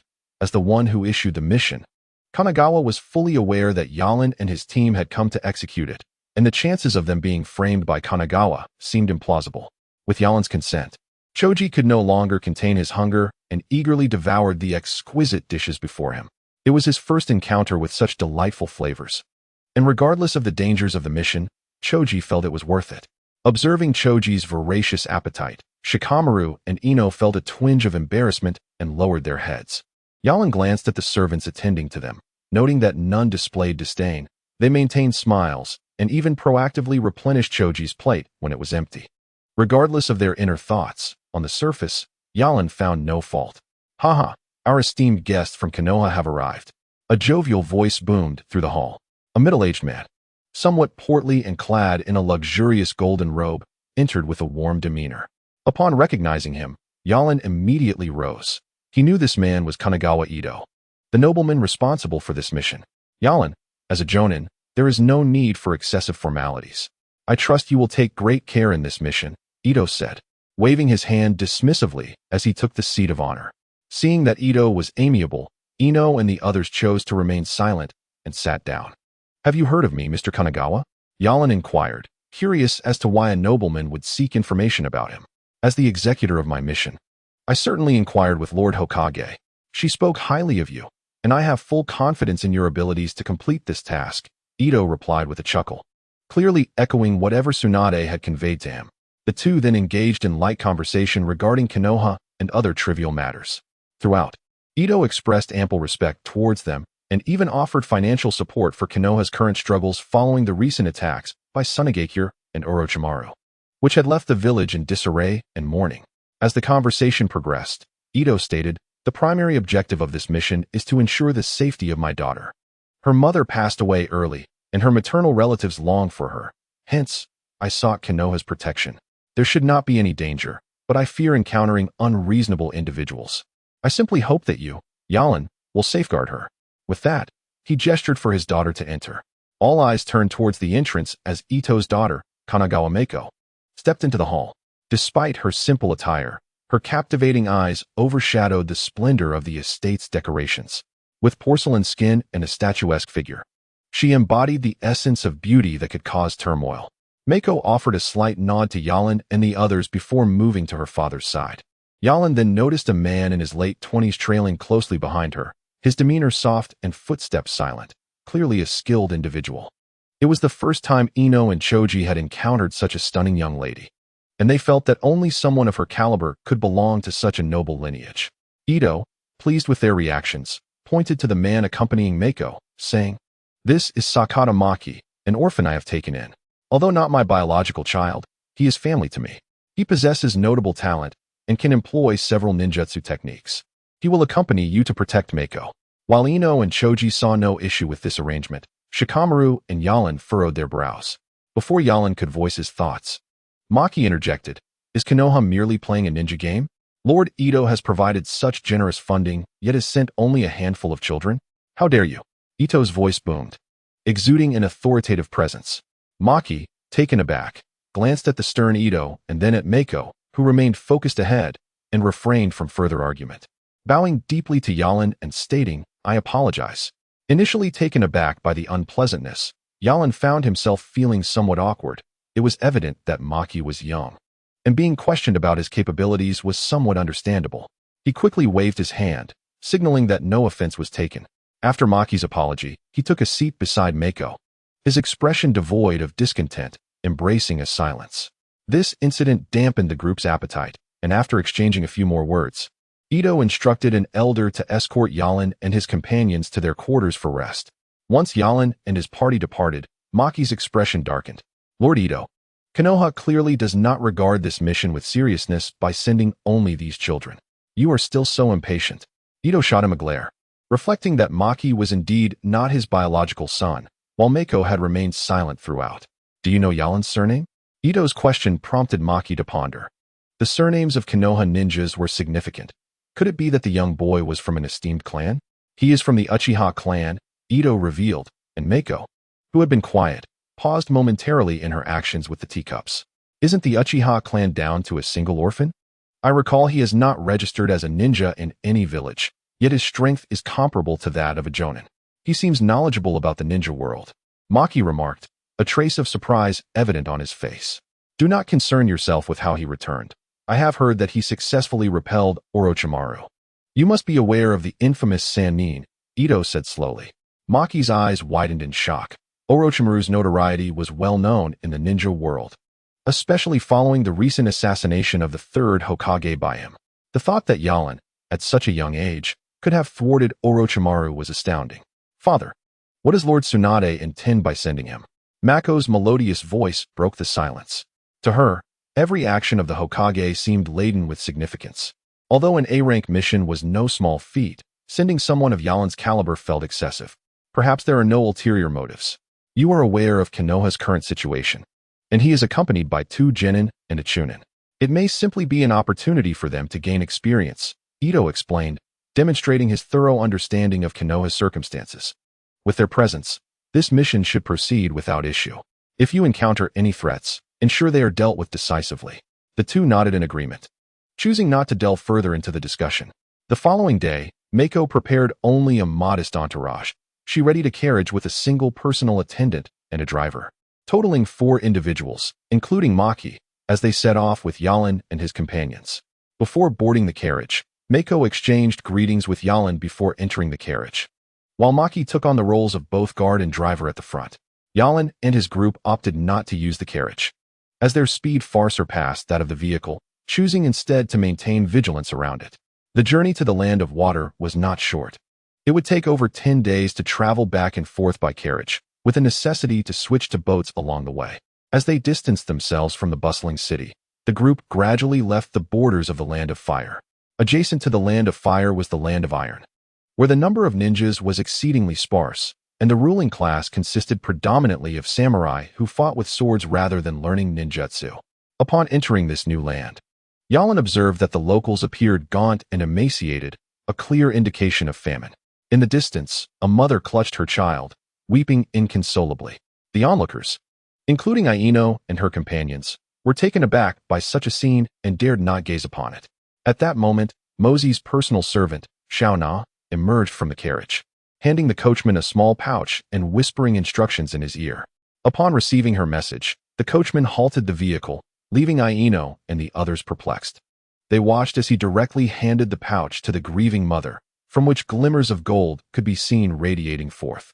Brother Yalan, I never expected Miss Mosey to be such a benevolent noblewoman, Aino whispered to Yalan, who remained silent. Whether this act of handing over money constituted true kindness was uncertain, especially with the lifeless villagers nearby, their gazes resembling those of predatory beasts fixated on the mother. Yalan sighed, aware that interrupting another's goodwill was not an option, especially as they needed to continue their journey. Shaking his head to dispel unhelpful thoughts, he reminded himself that the issues concerning the Uchiha clan remained unresolved, and he need not burden himself with the troubles of others. Initially, Mosey had called for alms for the truly pitiable, but as the number of such individuals grew, Aino and her companions' expressions shifted from empathy to numbness. They could not fathom how, in this world, there were still those who went hungry, nor could they comprehend such a sight. Even Shikamaru, usually indifferent, wore a serious expression. Do not dwell on it too much. The reasons behind these people's plight are manifold and cannot be altered by a mere few. When war descends, the horrors will be magnified tenfold, Yalan advised. Unable to suppress the urge to console the 3, lest Tsunade notice their somber demeanor and reduce their rewards upon their return. Yalan-senpai, Shikamaru attempted to interject, but Yalan cut him off. These matters of state are not for you to concern yourselves with.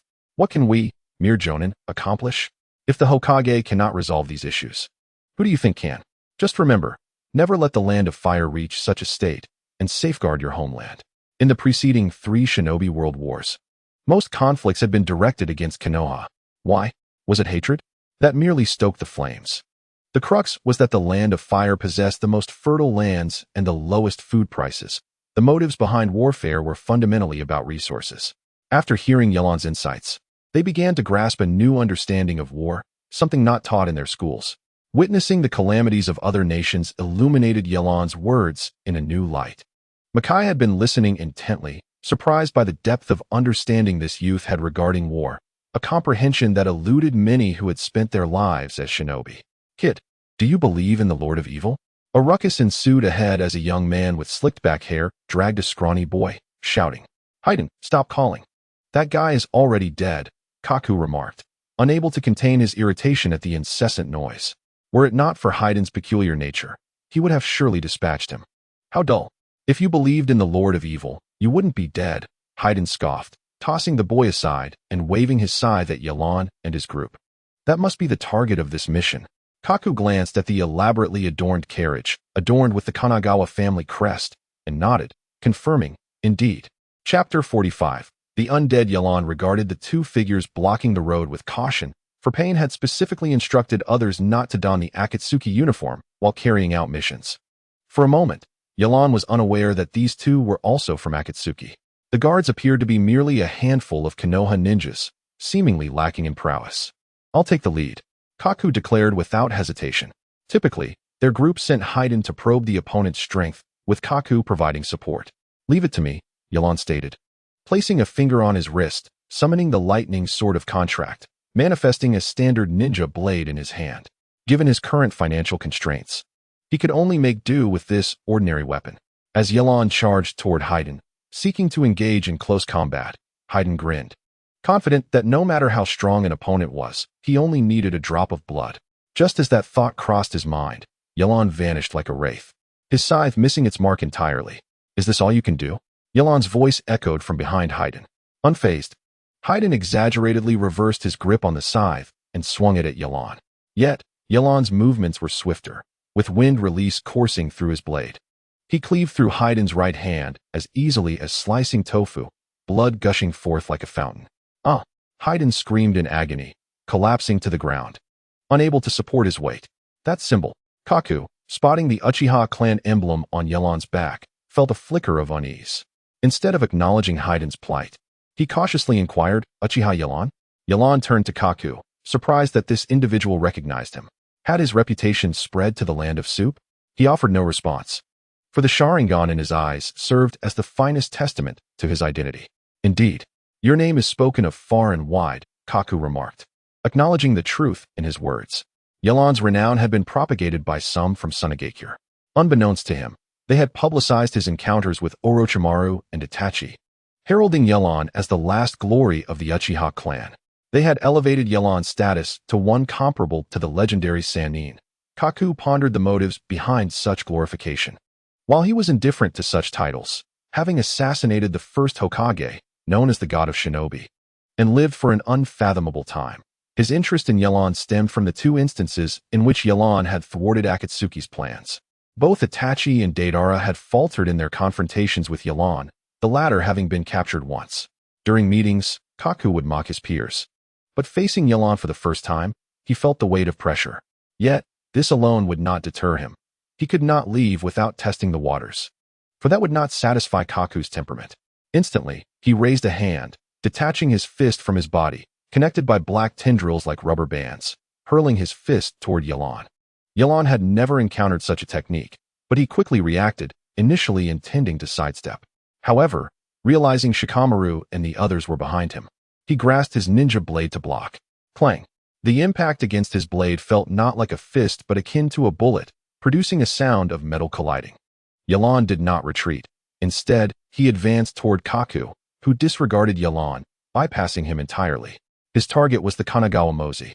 Yelan, intent on pursuing Kaku, suddenly felt a hand grip his ankle, glancing down to find Haiden, whom he had just incapacitated. Surprisingly, Haiden bore no semblance of pain, instead bellowing, "Trust in the Lord of Evil. The Lord of Evil shall grant you immortality." Yelan was astonished by Haiden's vitality, yet there was no time to dwell on him. He understood that Kaku remained a true threat. Shadow imitation technique. As Kaku swiftly approached, Shikamaru seized his opportunity, employing his clan's secret technique to restrain Kaku. However, before he could revel in his success, he realized the immense strength of his opponent and struggled to maintain control over Kaku. Aino, he shouted desperately. Understood. Mind-body switch technique. Aino responded, forming seals directed toward Kaku. Their synergy as the trio of boar, deer, and butterfly was unparalleled. Next, we turn our attention to Dingzi. As this collaboration unfolds flawlessly, unexpectedly, Ino, after utilizing the mind-body switch technique, spat blood almost instantaneously and retreated to her original form, terror etched in her eyes. Sakata Makai, believing that Shikamaru and his companions had succeeded, brandished his katana and charged forward, a faint aura of chakra shimmering around the blade, indicating his formidable strength. He shouted towards Kakuzu, "I'm coming. Stop." Shikamaru's warning was cut short as Kakuzu effortlessly broke free from the shadow imitation technique, calmly raising a hand. Intricate black markings appeared on his palm, and he seized Makai's katana, rendering his attack futile. Makai struggled to withdraw his weapon, but found it immovable. Get lost. Kakuzu expressed his disinterest in those without bounties or mission objectives, casually punching Makai away, who spun through the air before crashing to the ground, lifeless. Yalan, anxiously observing, was unconcerned about the target's fate. His priority lay with Shikamaru and the other's safety. When Haiden refused to relent, he resorted to severing Haiden's other arm. Strangely, Haiden appeared unperturbed, screaming like a worm, still attempting to crawl towards Yalan. What on earth is wrong with this guy? Yalan suppressed his bewilderment and returned to his previous position. Fire style, Phoenix fire technique. A portion of Kakuzu's gray robe was torn, and a peculiar black object emerged from within, releasing a torrent of flames towards Shikamaru and his friends. Water style, Great Water Burst. Yalan finally arrived, slamming his palms onto the ground. A towering wave surged forth, inundating the parched earth, the endless ocean directly countering the enemy's fire technique. Composite ninjutsu, flame wind raging waves. Another black object emerged from Kakuzu's body, this time adorned with a differently colored mask. It unleashed a high-pressure wind ball that fused with the flames, transforming the previously weak fire into a vast inferno that clashed violently with the waves, extinguishing the flames and enveloping everyone in a shroud of white mist. Yalan dared not stray far from the cart, remaining vigilant until the smoke dissipated, revealing no trace of the two adversaries. Why didn't Kakuzu eliminate those individuals? Haiden shrieked, his arm cradled by Kakuzu's other hand. If you injure that guy, we'll win. Silence. Uchiha Yalan is not easily dealt with, even reduced to a mere stick. You have yet to inflict harm upon him, Kakuzu retorted, clearly displeased. Are we abandoning this mission? Haiden questioned, a hint of reluctance in his tone. Dealing with Uchiha Yalan comes at a considerable cost. The leader has instructed us to act discreetly. Kakuzu held a measure of respect for pain, having personally experienced the leader's prowess, reminiscent of facing the first Hokage. Though he did not directly respond to Haiden, it was evident that Kakuzu was weighing his options, while Haiden stubbornly refused to concede. Brother Yalan, who exactly are they? Undying monsters capable of effortlessly employing composite ninjutsu. They seem far from ordinary. I never anticipated encountering such foes. Ino, having just used the mind-body switch technique to enter Kakuzu's body, found herself unable to exert control, surrounded only by darkness. I have not heard of such individuals in the ninja world. Their forehead protectors bear the marks of Takigakure and Yumgakure, albeit with the symbols of rogue ninjas inscribed upon them. Yalan couldn't help but think of the Akatsuki. However, the two did not don uniforms, leaving him uncertain of their affiliation. If they were indeed members of the Akatsuki, Yalan felt a growing trepidation regarding their capabilities. Chapter 46. Life and Death. Hey, wake up! Shikamaru urged as he shook the still-dazed Sakata Makai. Upon awakening, Makai sat up abruptly, urgency in his voice. Miss Mako. Only then did he take stock of his surroundings, noticing Shikamaru and the other children gazing at him calmly. At that moment, Mako's maid, Xiaona, approached and gently reassured him, "Young Master Makai, the threat has been dispelled by Senior Yalan. You need not worry." Upon hearing Xiaona's words, Makai, who had initially been uncertain, began to relax. He hadn't anticipated such a formidable ninja targeting Mako. If anything were to happen to her, he couldn't fathom how he would face Lord Ito. As the carriage resumed its journey, the earlier encounter cast a shadow over everyone's spirits. Silence enveloped them until nightfall, when Yelon finally addressed Makai. Mr. Makai, I understand this is an A-rank protection mission, but today's events were unexpected. It seems we encountered rogue ninjas from a hidden village. Do you possess any leads? Yelon chose his words carefully, aware that Makai likely held crucial information. Given that the employer had not clearly conveyed the details of the mission, the discrepancies between the severity of the task and its description could warrant Konoha's refusal to accept the mission. After contemplating Yelon's words, Makai appeared resolute, preparing to speak when Mako, with her melodious voice, interjected. Allow me to explain, Yelon-kun, as I was one of the individuals involved. Mako had disembarked the carriage at some point and approached Yelon directly. A fragrant aroma wafted through the air, uplifting the mood of those present. Yelon discreetly distanced himself, gesturing for Mako to proceed. Mako's typically lovely visage bore a rare hint of sorrow.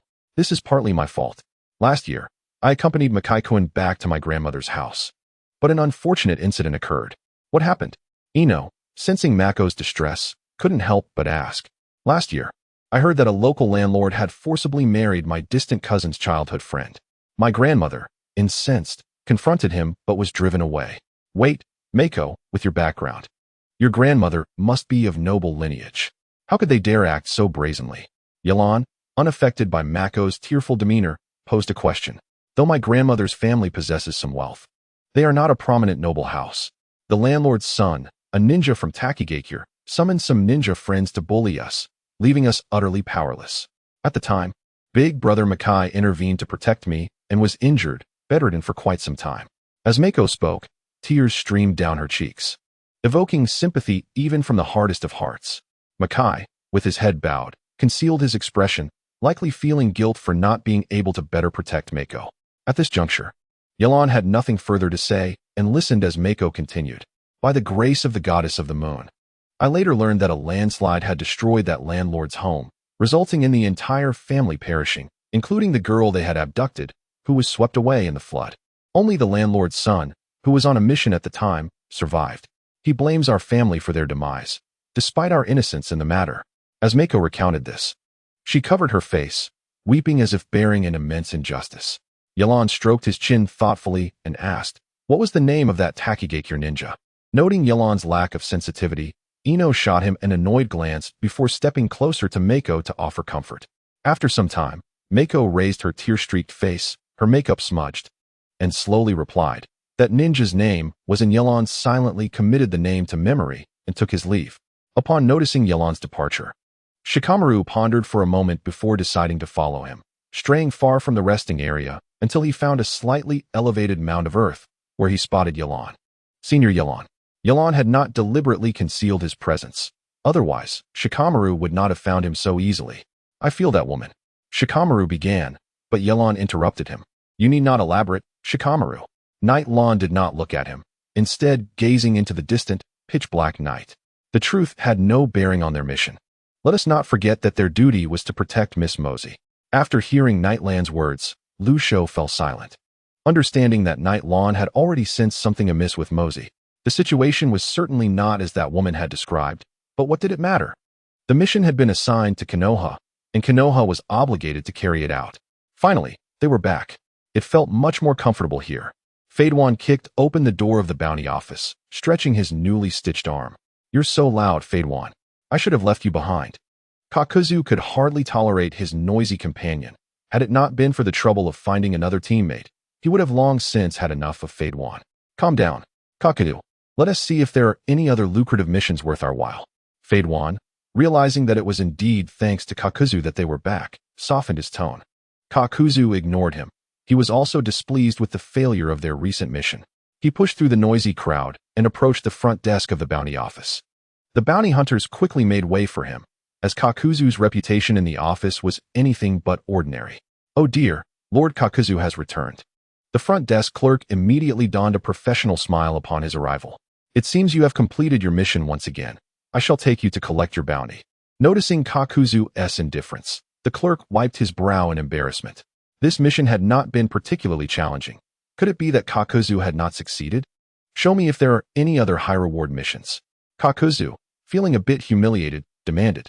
But Lord Kakuzu, the clerk hesitated, recalling the previous instructions given by a client. Unsure of how to convey this to him. Kakuzu's mood was far from pleasant. He glared at the clerk, his frustration evident. Lord Kakuzu, please follow me. The clerk, determined to uphold the bounty office's reputation, gritted his teeth and urged him to follow. Feeling a twinge of curiosity, Kakuzu followed the clerk to a familiar mortuary. Fadewan, intrigued, looked around. The clerk produced an ice coffin, within which lay a man Kakuzu recognized. It was the one who had issued the mission. Kakuzu's expression darkened as he recognized N's face. When did the bounty office engage in such dealings, not even sparing the life of the mission issuer? You have misunderstood us. Lord Kakuzu. The clerk's face turned bitter. Mr. N took his own life. Suicide? Fadewan, intrigued, stepped forward with a smirk. I've tried to commit suicide before, but have never succeeded. Please, Mr. Fadewan, do not joke.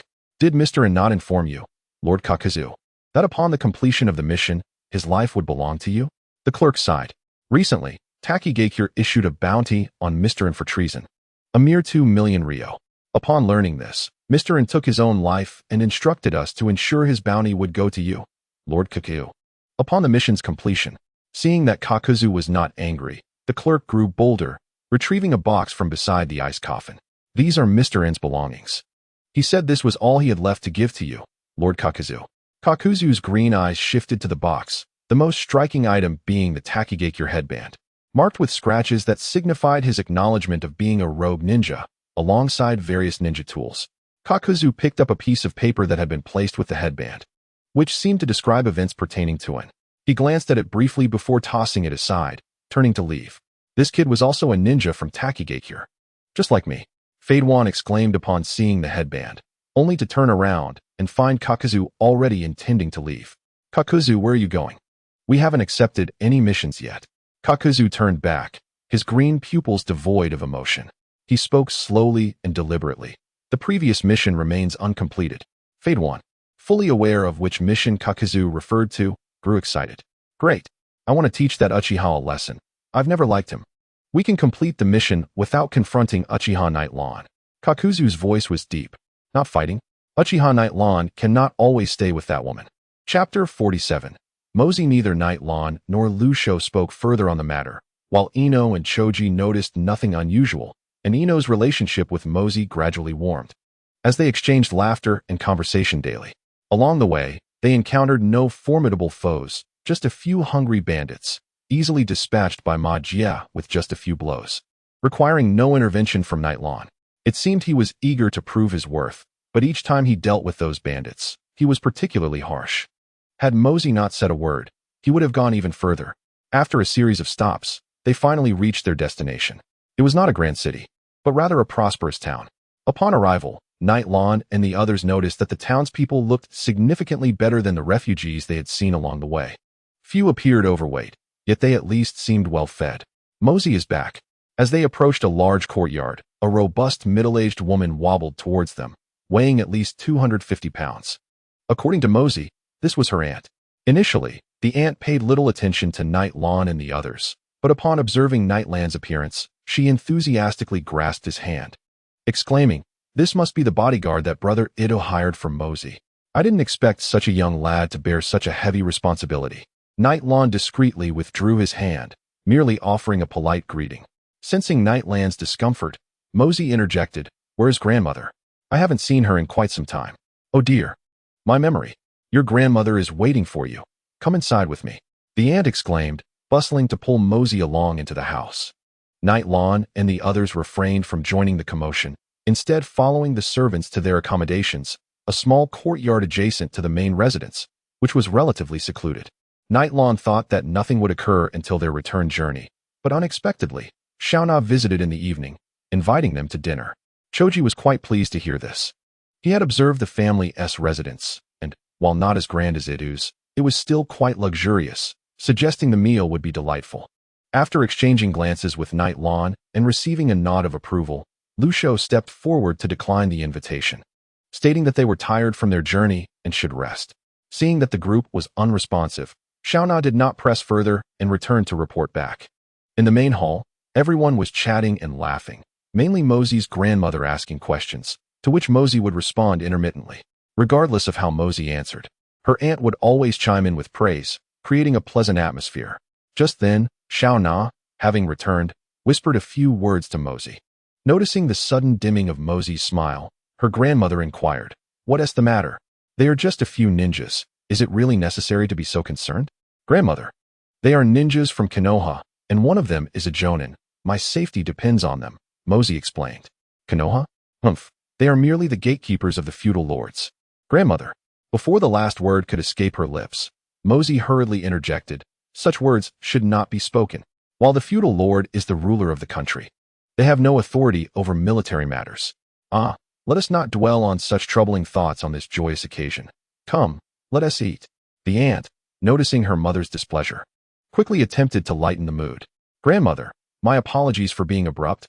Mosey added a few soft words, and her grandmother's expression softened somewhat, though she still muttered about some ruffians and commoners, insisting that there was no need to stoop to their level. The delightful feast came to an end amidst laughter and joy. The following day, Mosey accompanied her aunt to the town market for some leisurely exploration. Nightlon, believing there was nothing of urgency, chose to remain behind. However, not long after their departure, a servant hurried into their courtyard, panting as he delivered alarming news. "Lord Nightlon, it's terrible. Miss Mosey has been confronted by several members of the Hidden Soup. You must go and see." Once again, it was the Hidden Soup. Could it be related to one, as Mosey had previously mentioned? Nightlon quickly gathered Shikamaru and the others and rushed to protect Mosey, for safeguarding her was their duty, regardless of their private thoughts. Kanagawa Mosey. Upon arriving at the market, Nightlon heard someone calling out. He approached to find a group of young men and women, all around 17 or 18, surrounding Mosey, each adorned with the headbands of the Hidden Soup. Among them stood a scar-faced boy, clearly their leader, pointing an accusing finger at Mosey. Yet, she maintained a serene smile, showing no sign of alarm. "Don't think you can hide your actions. The infamily perished because of you, and has now become a traitor to the Hidden Soup," the scar-faced boy exclaimed, his agitation palpable, his companions casting dark glances as if ready to strike. "Calm yourself, esteemed shinobi. The elders of the Hidden Soup have already rendered their judgment on this matter, and it bears no relation to my family. If you wish to slander me, you must present evidence," Mosey replied, her composure unwavering. "As for Mr. Ines' betrayal, I can only express my regret. However, we have reported his crimes of arson and murder against my household to the Hidden Soup. You shinobi are forbidden to harm ordinary citizens. I believe the decision of the Cloud Village is entirely justified." "You vile woman." One of the female shinobi beside the scar-faced boy stepped forward, her demeanor brimming with hostility. Yet, the scar-faced boy restrained her, recognizing that Ines' recklessness had indeed caused this turmoil, allowing the true instigators to remain unscathed. It was only at this moment that Mosey's expression shifted slightly, her voice rising. "Nightlon, esteemed shinobi, how long will you remain hidden?" Nightlon had been discreetly holding back Shikamaru and the others, and to his surprise, Mosey had already perceived their presence. He stepped forward to her side, saying softly, "I apologize for my tardiness." "Humph." Mosey, rarely showing frustration, turned her back to Nightlon, while Shikamaru and the others were taken aback to discover that Mosey's protector was a boy younger than themselves. "Members of the Hidden Soup, Miss Mosey is under my protection. I ask you to depart," Nightlon stated, blocking the view of the scar-faced boy without malice. "What mission are you undertaking, boy? Are you not afraid for your life?" One of the scar-faced boy's companions, a burly man, scoffed, doubting that someone so young could be a shinobi of any significant rank, suspecting it to be a ruse by Mosey. "Enough." Ino, who had remained silent until now, finally spoke up, her patience worn thin after being prevented from helping Mosey by Shikamaru. "Ino, it's fine," Nightlon reassured, stepping forward as his pupils transformed into the iconic three-tomo pattern. Despite the bustling market atmosphere, an eerie chill enveloped the group as Nightlon continued. "Allow me to reintroduce myself, Uchiha Nightlon." The scar-faced boy and his companions felt the gravity of the situation shift, recognizing the name that had spread throughout the Sand Village. They had underestimated the boy who stood before them. In unison, they took a few steps back, suddenly cautious. It was then that the scar-faced boy noticed the headbands worn by Nightlon's companions, each bearing the symbol of the Leaf Village. They had been somewhat concealed, with Nightlon's headband hanging at his waist, Ino using hers as a belt, and Shikamaru tied directly around his arm. Didn't he expect you to be from the Leaf Village? The scar-faced boy awkwardly greeted, unsure of how to proceed.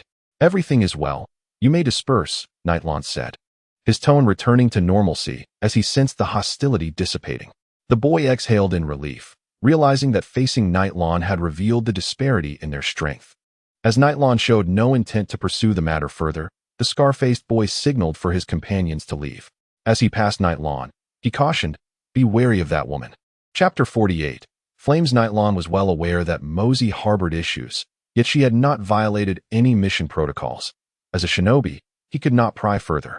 Perhaps sensing Nightlon's unease, Mosey spoke as they departed the market. Those hidden soup shinobi were friends of In, who has now become a rogue for defying their elder's judgment. Before she could elaborate, Nightlon raised his hand to interrupt her. "Miss Mosey, my sole mission is to ensure your safety. I will not inquire further." Even Ino, typically slow to pick up on subtleties, sensed the oddity of the situation and refrained from offering further comfort. After glancing at Mosey, she fell in line behind Nightlon. Mosey's once radiant countenance darkened, her earlier poise faltering.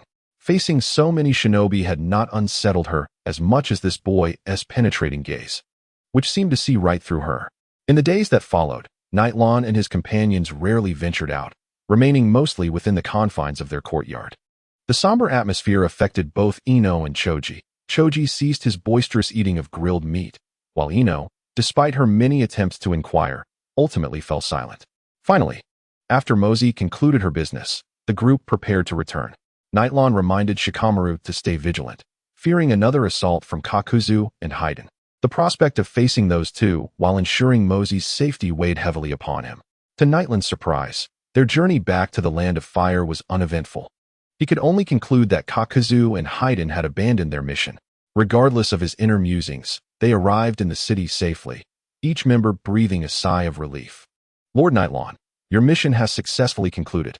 I am certain my father has prepared a sumptuous feast. Why not join us on our way back?" Upon their return, Mosey extended the invitation. "Miss Mosey, we must return to the village promptly to report to Lord Hokage, so I cannot linger," Nightlon declined, wishing to avoid further entanglement with her. "Very well. I wish you a safe journey, Lord Nightlon." Mosey's smile faded as she understood his reluctance to accept her invitation. Nightlon took note of her swift change in demeanor, but chose not to dwell on it as he departed. Once Mosey and her entourage were out of sight, Choji approached Nightlon, looking forlorn. "Nightlon senpai, about my grilled meat." Nightlon could not help but smack his forehead, recalling his promise to treat Choji. Reluctantly, he led the group to a barbecue restaurant, where Shikamaru and Ino shared a knowing smile, relieved that their mission had come to a successful conclusion. "When shall we make our move?" Haiden scratched his rear, having lingered in the Kanagawa estate for far too long, plagued by mosquitoes. Despite his immortality, he could not endure the incessant itch. It appears Uchiha Nightlon did not return with them. "We'll wait until after dinner." Kakuzu, cloaked in gray, observed Haiden, who was clad only in a leather jacket, exposing much of his skin to the relentless insects. "Let us hurry. This family keeps an abundance of flowers, attracting far too many mosquitoes."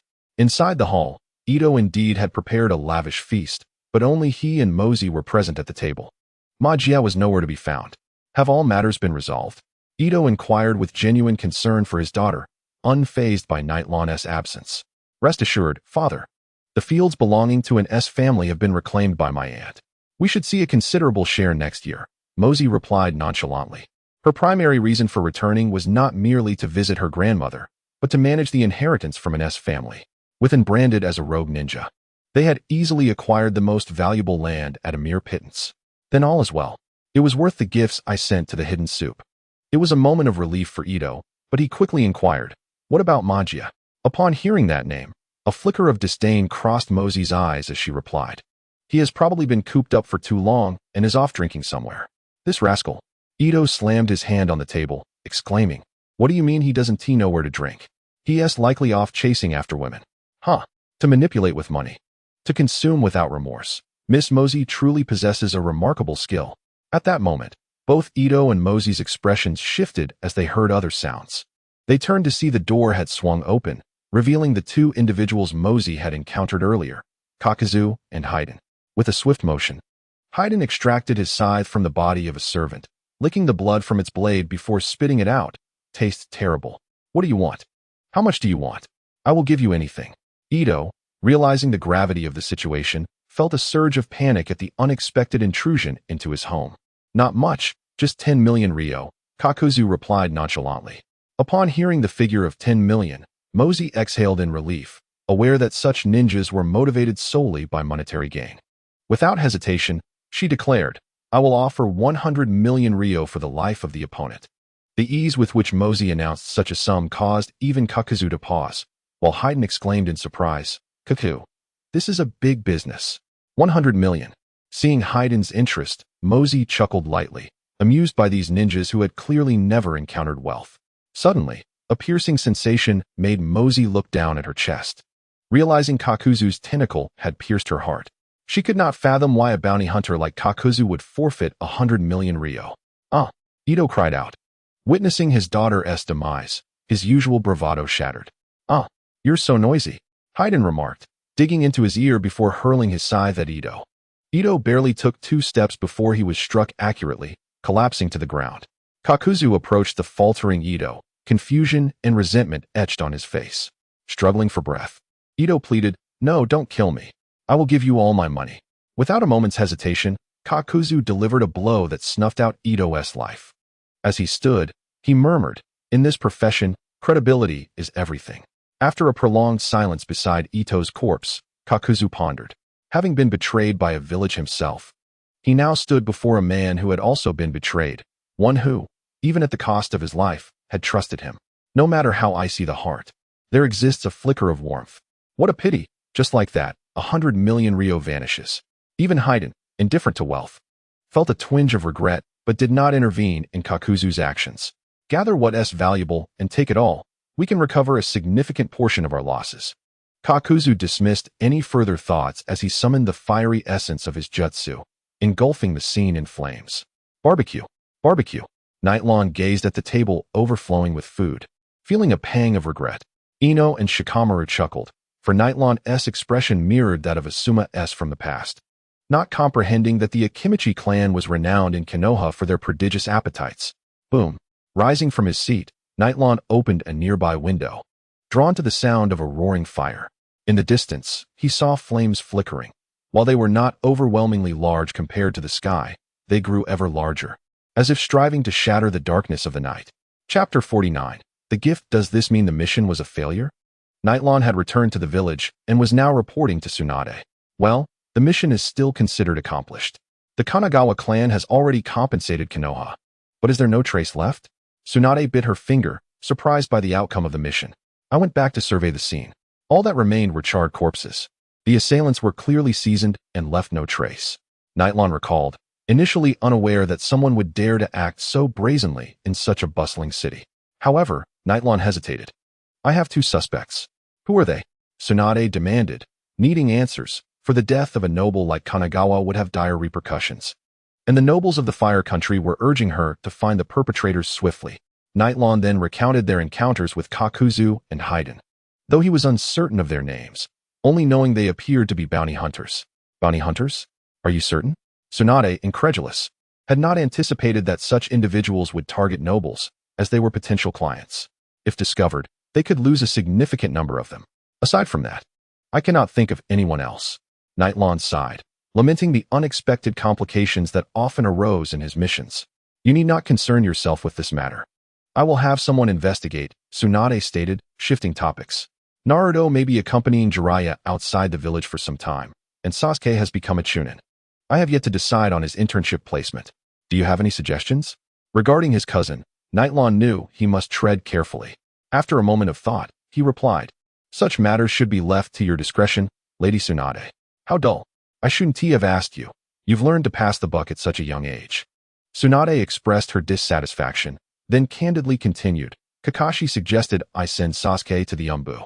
What do you think? How should I know? Is that a decision I can make? Nightlong was taken aback by Kakashi's recommendation, realizing he wished for his student to experience better growth. This time, Nightlong spoke clearly. I believe Kakashi's suggestion is sound. I have no objections. Tsunade, satisfied with Nightlong's response, waved her hand, signaling him to take his leave. After departing from the Hokage building, Nightlong returned to Tintin's weapon shop. Tintin, Nightlon was unexpectedly greeted by Tenten, who smiled brightly. Are you prepared this time? Nightlon understood her reference to their previous awkward encounter. He nodded. I have the money ready. Please come in. I must tell you, Nightlon, my uncle's craftsmanship is renowned far and wide. Tenten, unlike her usual demeanor, eagerly pulled Nightlon inside. After paying half the deposit, Nightlon realized he had little money left, needing to gather the remaining amount within a month. He mused on the slow pace of earning money, yet felt relief knowing he would finally obtain the ninja blade. He intended to present it to Sasuke when he joined the Umbu. A blade suited for lightning techniques as a gift. Nightlon, just as he prepared to head home, he was called out, turning to see Asuma approaching. I Haven T properly thanked you for your help with Hong, and now you've undertaken another mission with my students. I truly appreciate it. Asuma, having just returned, caught Nightlon to express his gratitude. It's nothing. No need for formality, Nightlon replied, feeling neither animosity nor fondness towards Asuma, merely offering a polite response. How about I treat you to a drink? Asuma suggested instinctively, unsure how to express his gratitude. Is this how everyone in Konoha expresses camaraderie? Asking others out for drinks? Nightlon thought to himself, then replied candidly, Asuma, I am not yet of age. My apologies, I forgot, Asuma quickly realized. Often forgetting Nightlon was still quite young due to his impressive abilities. Next time then, Nightlon declined and took his leave. After Nightlon departed, Asuma scratched his head in confusion, pondering why Nightlon had refused. Even if he didn't want a drink, a meal would suffice. Hadn't Nightlon accepted a meal from Hong before? Why was it different this time? Kakashi. Observing Sasuke train, Nightlon approached Kakashi. What is up? Kakashi, holding a book, was enjoying a rare moment of relaxation. Do you have some money to lend? Just a little, Nightlon requested nonchalantly, as if it were a matter of course. I have a bit I can lend you. But what do you need it for? Kakashi inquired. As a bachelor, Kakashi had minimal expenses and had accumulated a considerable amount of money over the years while undertaking missions. My sword is broken and I need to have it remade, which will cost quite a bit. Recently, Yelan hadn't gone out on missions, and he was becoming somewhat concerned. Soon, his sword would be completed. How much? Kakashi continued to peruse the book in his hands after hearing the figure. 10 million ryo. Yelan said, knowing Kakashi would undoubtedly agree. You, Kakashi, not even reading your book, didn't expect Yelan to ask for so much. Will you lend it? Yelan inquired bluntly. All right, fine, I'll lend it to you, Kakashi conceded, recognizing that a quality weapon was indeed expensive. Yelan was not engaged in any nefarious activities, so he agreed. Upon hearing this, Yelan felt relieved and remarked, what do you need so much money for when you're not even marrying? Such talk is quite excessive, Kakashi thought, regretting his decision to lend to Yelan. Fine, I'll return it when I have the money, Yelan said. Ceasing further discussion, the matter of the sword was finally resolved, putting his mind at ease. I heard Naruto is going to train with Jiraiya-san? With the weight off his chest, Yelan began to inquire about other matters. Yes, the Akatsuki organization is concerned for Naruto's safety and intends to keep him close. Kakashi replied. During my last mission, I encountered 2 bounty hunters. One seemed to possess an immortal body, while the other was quite powerful. You felt strong. And there is someone with an immortal body? What were their names? I don't know. They only exchanged brief blows with me. One lost both arms, yet continued to shout, while the other's fire techniques were on par with mine. Yelan pondered, noting that although the 2 wore no distinctive attire, they bore the forehead protectors of rogue ninjas. Are you suggesting? Kakashi seemed to guess what Yelan was implying. Do you remember Itachi and Deidara, the 2 members of Akatsuki I encountered? Yelan mentioned, and Kakashi nodded. They always operate in pairs. Those 2 I faced felt like members of the Akatsuki organization. Have you informed the Hokage about this? Kakashi asked, recognizing that information on the Akatsuki was crucial for Konoha. No, it's merely a conjecture on my part, and their objective is not the tailed beasts. They are only undertaking bounty tasks. Yelan shook his head. The ninja world is becoming increasingly chaotic. I feel somewhat overwhelmed. Kakashi listened, suspecting that Yelan might be overthinking, yet he couldn't help but lament the emergence of powerful ninjas. Then focus on training. Kakashi, it seems you have squandered too much talent. That Sharingan will only hinder you. Yelan had long wished to express that the drawbacks of the Sharingan outweighed its advantages for Kakashi. Kakashi touched his left eye, remaining silent for a moment before sighing. This was a gift from my best friend. I promised him I would use this eye wisely. Chapter 50. The The 7 Ninja Swordsmen. Your mission this time is to protect several wounded individuals and escort them back to the gold mines in the Land of Rivers. They have escaped from there, where a group calling themselves the Black Shovel Clan has been terrorizing the village, often killing innocents. You need to deal with them. Tsunade summoned Yi Lan to issue a new task. Isn't this the kind of mission that could be assigned to a few lower-ranked ninjas? Yi Lan regarded the B-rank task with disdain, thinking that such long-distance endeavors were a waste of time with little reward. The key aspect is that there is some intelligence regarding the leader of the Black Shovel Clan, Leia, who seems to have been one of the 7 ninja swordsmen. If that is the case, as a rogue ninja, he is likely a member of the Akatsuki, Tsunade elaborated, showing concern for these formidable rogue ninjas. The partner of Itachi, Kisame, is also one of the 7 ninja swordsmen. If that is true, then this task's rating is far too low. The 7 ninja swordsmen are all Jonin-level ninjas. A B rank is insufficient for such opponents. If we truly encounter them, this mission will automatically elevate to an A rank. The issuer may not be fully aware of the specifics. These are merely my speculations. I understand, Yi Lan replied, gathering the scroll. So who are the lower-ranked ninjas assigned to me this time? Kid, you're quite perceptive. Tsunade chuckled. Come in. Yi Lan was not surprised by Tsunade's decision. This was not the first time such an arrangement had been made. Yi Lan senpai, Lee, clad in a green jumpsuit, entered and greeted him enthusiastically, followed by Hinata Niji and Ten. Oh, I didn't expect Yi Lan senpai to be leading us on this mission. Ten had recently met Yi Lan, while Niji stood with his arms crossed, displaying no emotion. What about Guy? Yi Lan asked, half-lidded. It seems Tsunade had indeed assigned these children to him. Guy has gone to undertake an S-rank mission. He was specifically requested, so he can't accompany you. You'll have to bear the burden, Tsunade explained, a hint of embarrassment in her smile, as if she felt guilty despite being the Hokage. Listen well, you are to follow Yi Lan's orders throughout this mission. Complete it well, and return to me. Tsunade instructed the 3 youngsters without further jest. Yes, ma'am. Lee responded seriously, though his earnestness appeared comical. Uchiha? Niji regarded Yi Lan with curiosity, having heard of Yi Lan's reputation. He understood that this boy, 2 years his senior, was a pillar of the village, yet he had never witnessed Yi Lan in action and was keen to learn about his abilities. How long do you intend to rest? People are waiting for you to rescue them. One of the wounded shouted at the languid Yi Lan and the others. Do you have any objections? Before Niji could speak, Yi Lan interjected, his chakra unspent yet commanding enough to silence the man named Rokuzuke. If they were indeed facing someone of Kisame's caliber, confronting him in a fatigued state would be the gravest mistake. Yi Lan had no intention of explaining this to ordinary folk. He would not cower before those who oppressed him nor show courtesy to those who aided him. No one would receive a warm welcome. By the way, there is a shop near the gold mines that I'm familiar with, Lee mentioned. We could use that shop as a base to scout the village. Is that all right? Yi Lan asked, concerned that the shopkeeper might leak their information. No problem. I know the old lady who runs that shop well, Lee confidently assured him. The Land of Rivers is quite close to Konoha, even with a few ordinary individuals. Yi Lan's group arrived at the small shop Lee had mentioned within a few days. It was a curry shop, run by a petite old lady whom Lee affectionately referred to as Mizuki Obasin. Upon learning of their intentions, Mizuki Obasin warmly welcomed them, revealing that her son, Karashur, had also joined the Black Shovel Clan and pleading for Yi Lan and the others to bring him back. After Lee's insistence, Yi Lan reluctantly agreed, and Mizuki Obasin joyfully served her secret curry. Gazing at the bubbling curry that resembled oil, Yi Lan felt a sense of foreboding as he glanced at Lee, who was devouring it and exclaiming how delicious it was.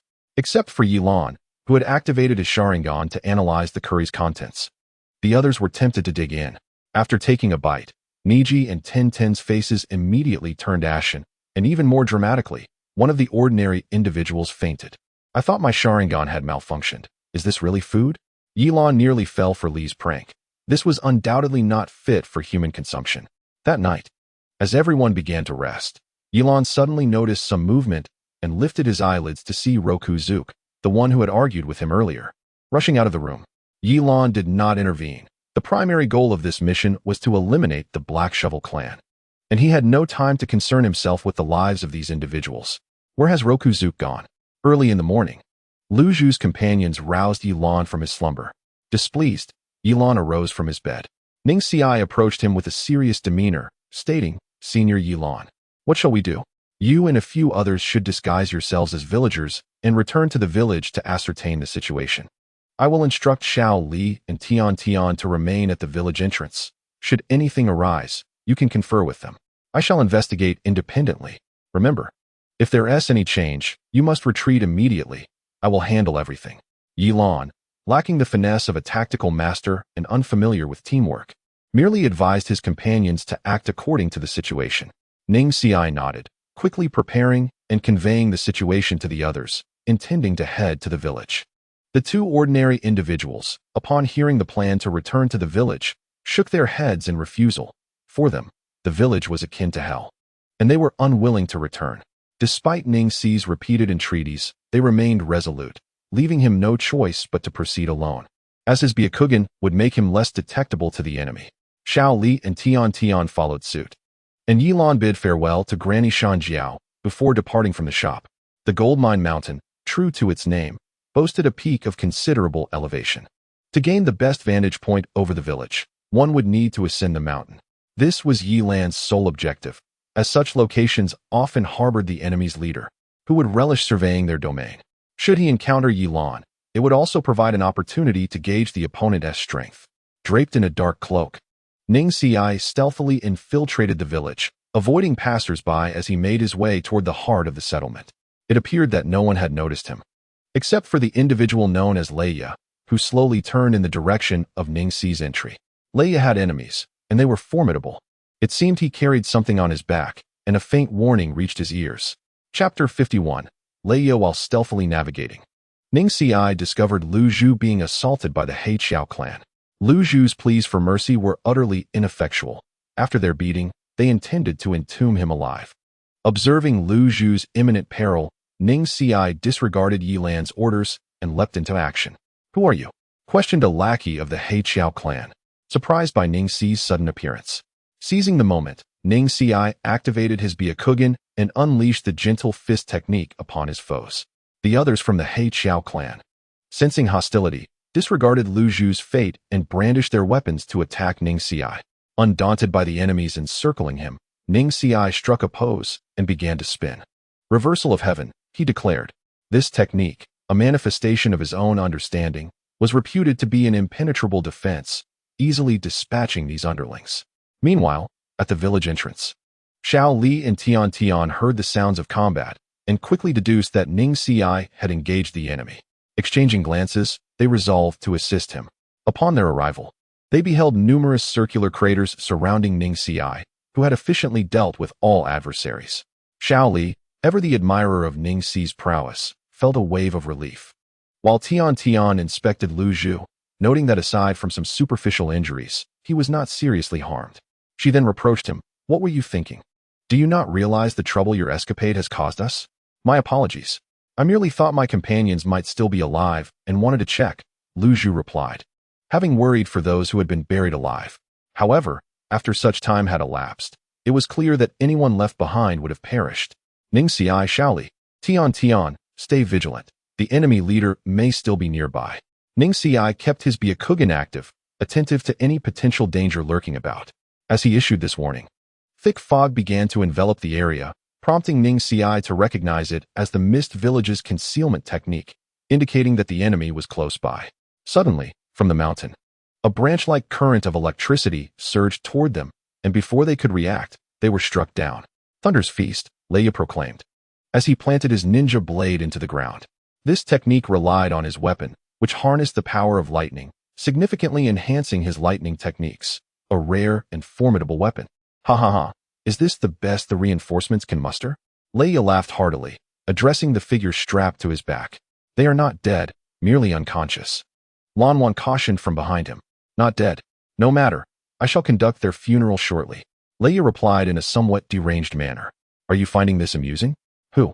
The humor fled from Leia's face as he realized someone was near. "Lan Wan, did you not notice?" "Leia." Lan Wan's voice rang out, no longer concealed. Though his eyes possessed the ability to see through illusions, he could not fully track the enemy's speed. A chill ran down Leia's spine as the thick fog was torn apart by a figure. Gripping Lan Wan's warning, he raised his blade to block the impending assault. Yet, upon contact, he felt an overwhelming force, forcing him to stagger back several steps to maintain his stance. His expression tightened as he met the gaze of his opponent, whose striking red Sharingan stood out prominently. Uchiha, this is bad. Having participated in the Third Shinobi World War, Leia was well aware of the tenacity of the Uchiha clan. Instinctively, he averted his gaze from Yilan. Yilan, however, would not grant him such an opportunity. The moment their eyes locked, the Jinjutsu of the Sharingan activated, causing Leia's body to stiffen momentarily, allowing Yilan to capitalize on the moment. Uchiha style, my style? Wind's wound. The chakra upon his blade surged, wind nature enveloping the edge as 3 blades of wind sliced toward Leia. Having fallen into the Jinjutsu, Leia was caught off guard, barely evading the oncoming wind blades. Yet, one managed to strike his arm, leaving him pale and bleeding profusely. Without swift medical attention, he faced the grim prospect of succumbing to blood loss within minutes. Leia, I am here to assist you. Lan Wan, sensing the dire situation, rushed to provide aid. Possessing both penetrating vision and the ability to heal with his chakra, he swiftly staunched Leia's wound. Lan Wan, leave this to me. We are invincible. With his injuries treated, Leia regained his confidence. Earlier, he had merely underestimated the Uchiha due to his momentary lapse. Now, the tide had turned in his favor. Leia, flee. We are no match for this adversary. Exhausted from healing Leia, Lan Wan felt his chakra reserves dwindle. Lan Wan, curse it. Enraged at Lan Wan's silence, Leia glared fiercely at Yilan, unable to swallow his frustration. That person you carry possesses a unique bloodline limit. Is he not a former Mist Village ninja? Yilan mused, intrigued by how swiftly Leia's injuries had been mended, as he had only seen Tsunade exhibit such prowess. Lan Wan is no Mist ninja, he is my eyes. Leia retorted, raising his lightning blade, summoning thunderous storms to strike down upon it. Struck by lightning, Leia felt no pain. Rather, he wielded the lightning to assault Yilan. The electricity coiled around him like a serpent, scorching trails into the earth. Yet, these attacks posed no real threat to Yilan. While he could not outrun lightning, he could move faster than Leia could control it. As Leia's relentless strikes failed to connect, anxiety began to gnaw at him. The 7 ninja swordsmen? You are weaker than I anticipated. Yilan's voice echoed once more in his ears as Leia, in a panic, directed his lightning toward the source of the sound, only to find himself alone in the void. Nightlan has decisively concluded that Leia cannot possibly be a member of the Akatsuki organization. His strength is far too feeble. At present, he primarily relies on that ninja knife, and without it, he is only marginally stronger than the previous Green Shin Kuei. It is time to cease underestimating others. Lightning release. Lightning Dragon Tornado. Clearly provoked by Nightlan, Leia raised both ninja and knives above his head, channeling all the lightning energy he could muster into a massive thunder dragon. Under his control, the dragon appeared almost alive, pursuing Nightlan with voracious intent. Uchiha style, my flow, swift as the wind. In an instant, Nightlan's figure multiplied, each clone launching simultaneous assaults on Leia. The wind release attached to his ninja blades dispersed the electrical currents surrounding Leia, rendering him utterly bewildered as to which clone to defend against. Before he could unleash his Thunder Dragon, several of Nightlan's clones had already plunged their blades deep into his abdomen. With a cough, Leia spat blood, staining Nightlan's attire. The Thunder Dragon in the sky vanished without a trace. This time, no one would come to his rescue. What is your relationship with Shursui? The reason Shursui is renowned throughout the ninja world is due to his participation in the war against the Hidden Mist, which had instilled fear in many of its ninjas. As a former member of the Mist's Umbu, Leia must have heard of Shursui's reputation. He is my brother. Nightlan recognized that Leia was nearing the end of his life. This might be his final words. Indeed, the defiance in Leia's eyes faded, replaced by a sense of melancholy. This child I have raised has never killed anyone. Please. Leia could not complete his sentence, collapsing onto the ground, revealing a sleeping bag he had been carrying all along. Chapter 52. Survival. Ning Ci groaned in pain, struggling to sit up as he shook his head to recollect the recent events. Instinctively sensing something amiss, he glanced around to find the thick fog had dissipated, and both Xiao Li and Tian Tian lay sprawled on the ground. Ning Ci. Nightlan approached with a small sleeping bag on his back, inquiring about his condition.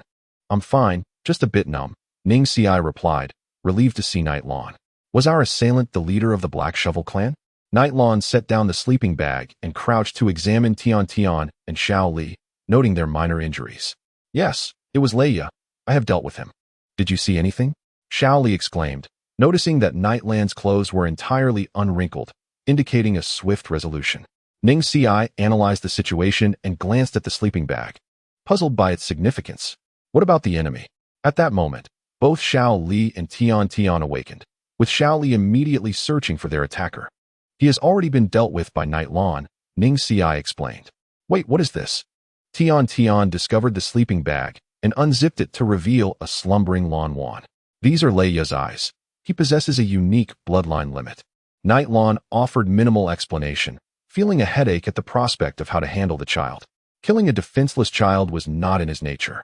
Ning Si recalled that the enemy's precise attacks amidst the fog were likely facilitated by this child.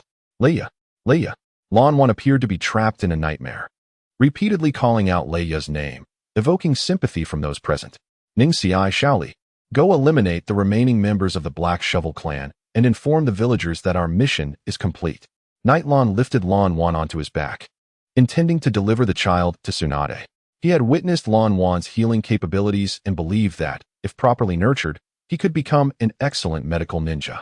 As for how Tsunade would manage Lan Wan, that was her concern. Nightlon and Tian Tian first returned to Granny Jiao's curry shop.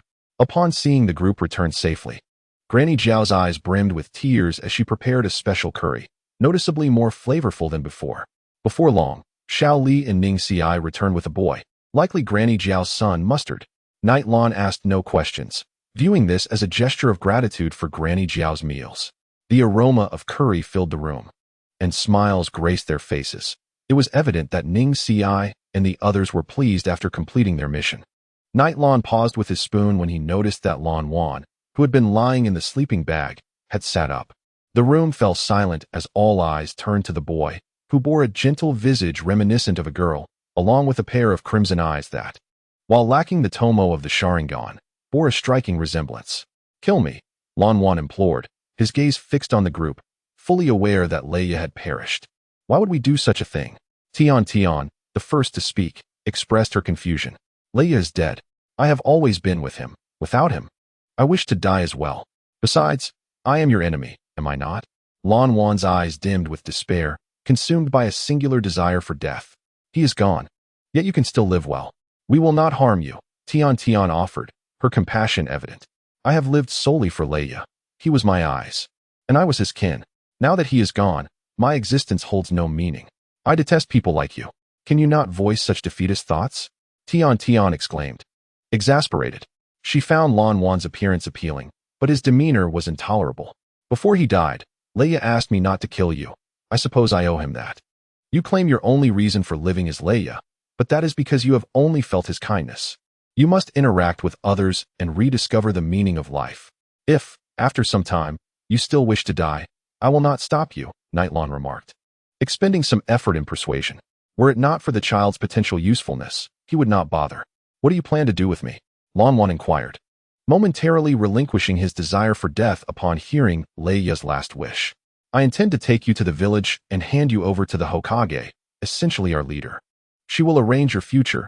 Nightlon outlined his intentions. You mean to arrange for Tsunade? Tian Tian was taken aback by Nightlan's plan. Yes. Although he is not a ninja, he can still wield some chakra. If he remains in the village, it will need to be reported to Lady Tsunade. With Nightlon having made arrangements, the others fell silent. The joy of completing their mission had dissipated, and the once delicious curry now felt tasteless. Xiao Li, make sure to visit often. The next day, after bidding farewell to Granny Jiao, Xiao Li and the others returned to the village, with Nightlon still carrying Lan Wan on his back. Without any ordinary villagers accompanying them, they soon reached their destination. Upon returning to the village, Nightlon instructed the others to rest while he took Lan Wan to find Tsunade. As Tian Tian departed, she reminded Nightlon that the ninja blade he desired should be ready for collection, to which he smiled and acknowledged. Is this Konoha? Lan Wan, who had never seen such a bustling village, was filled with curiosity as he trailed behind Nightlon. He noticed numerous ninjas greeting Nightlon with respect, further piquing his interest in the man. Lan Wan kept to himself that his eyes not only possessed the ability to see through objects, but also to discern the emotions and thoughts of others.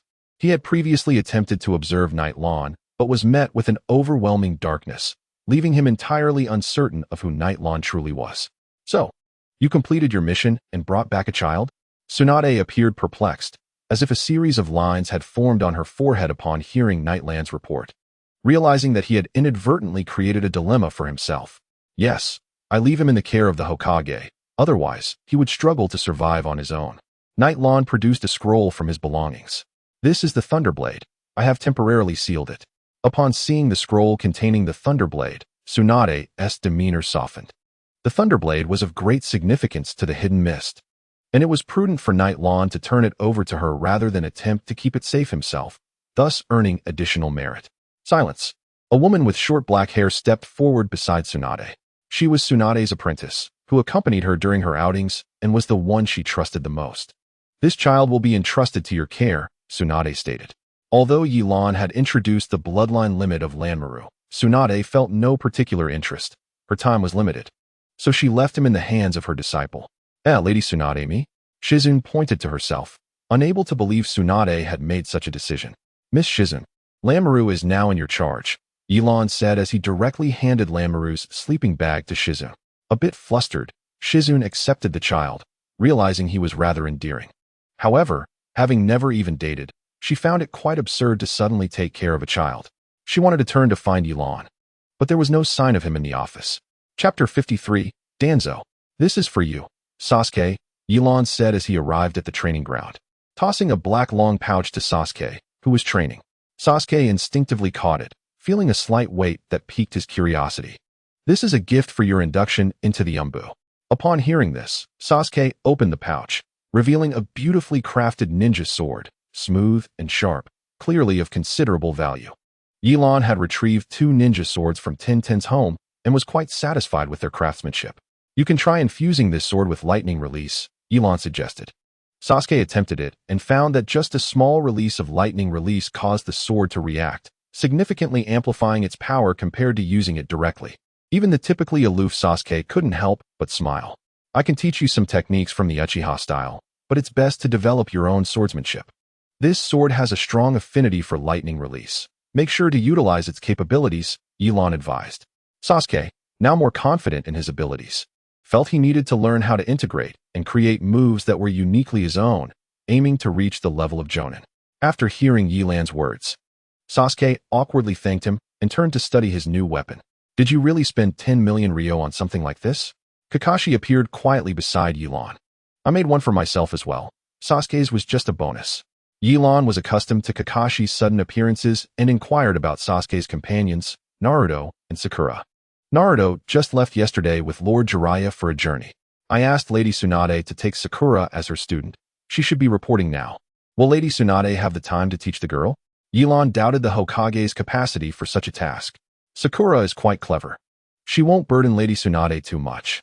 The path she's taking is quite similar to how Lady Tsunade was in her youth, Kakashi recalled.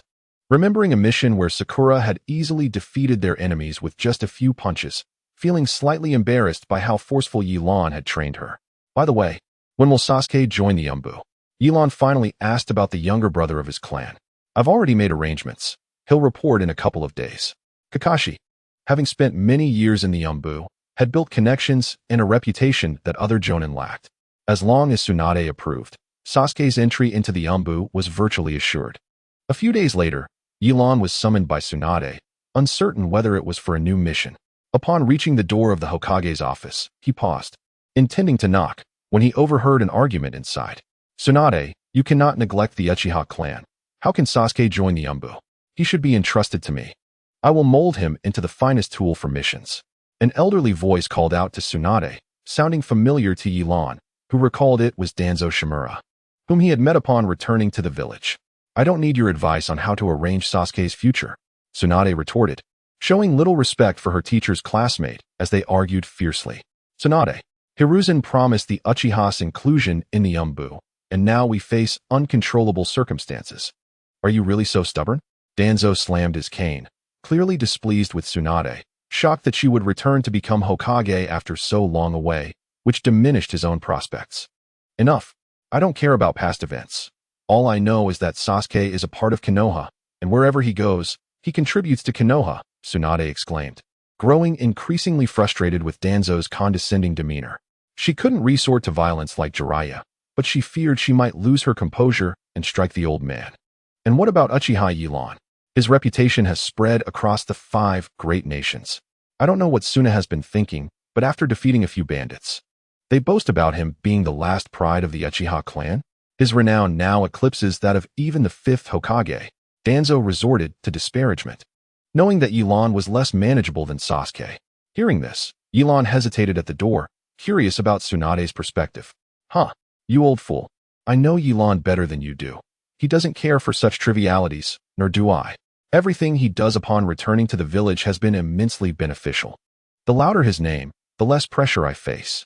If Jiraiya hadn't begged me to return, anyone could be Hokage. Tsunade's words carried an element of defiance, breaking through Danzo's defenses, as the position he coveted seemed effortlessly attainable by Tsunade. You will regret this, Tsunade, Danzo stammered, trembling with rage as he pointed a finger at her. Tsunade watched as Danzo, now incoherent, raised an eyebrow and uttered a powerful statement. I am the Hokage, Elder Danzo. Upon hearing this, Danzo's previously wrinkled face contorted in disbelief, reminiscent of past confrontations with Hiruzen. Filled with a sense of dread and recognition of his own failings in confronting Tsunade. Without uttering another word, Danzo turned and flung open the office door, exiting with a forceful slam. Just as he closed the door, he found Yilan waiting at the threshold. Upon seeing Yilan, Danzo seemed to regain his composure, staring intently at him. Uchiha Yilan, though you disguise yourself well, I can see the darkness within you. Do not harbor any ill intentions. I will be watching you. Before Yilan could respond, Danzo hastily departed, eager to escape the confrontation. As he exited the building, he glanced at the prominent kanji for fire on the structure, his obsession with the Hokage position reaching a pathological level as he murmured, I will obtain the Hokage title, no matter what.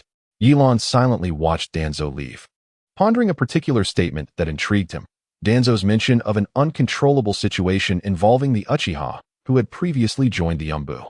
Before Yilan left the village, only 2 Uchiha had entered the Umbu, his brother, Shursui, and Itachi.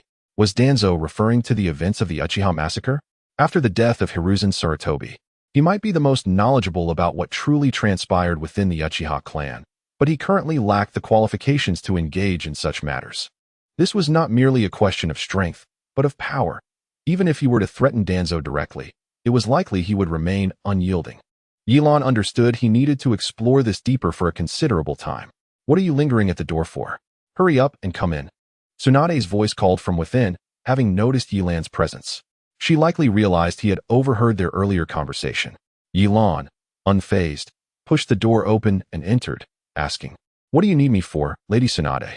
You've been eavesdropping for a while, haven't you? What do you think of my assessment of you?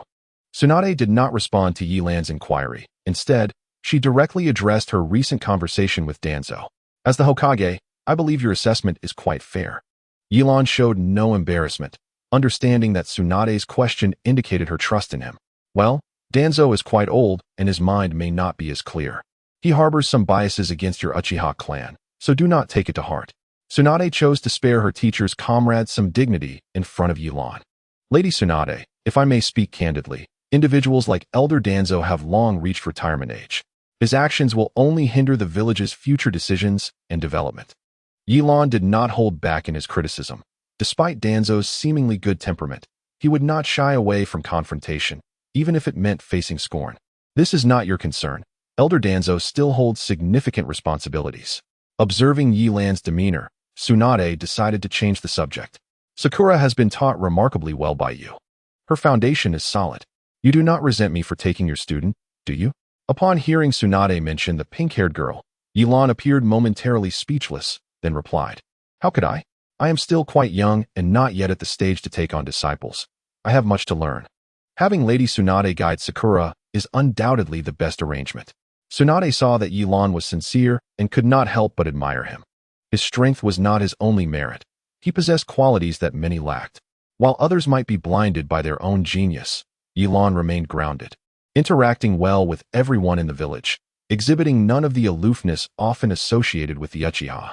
He was a reliable ally during missions, and Tsunade had taken note of the evaluations from lower-ranked ninjas in the mission reports. She had carefully considered their thoughts on Yilan, and her initial wariness began to dissipate. Most importantly, he was still young, often seen poring over books in the library, diligently honing his skills without any sign of complacency. Despite having gained some renown, he held himself to high standards.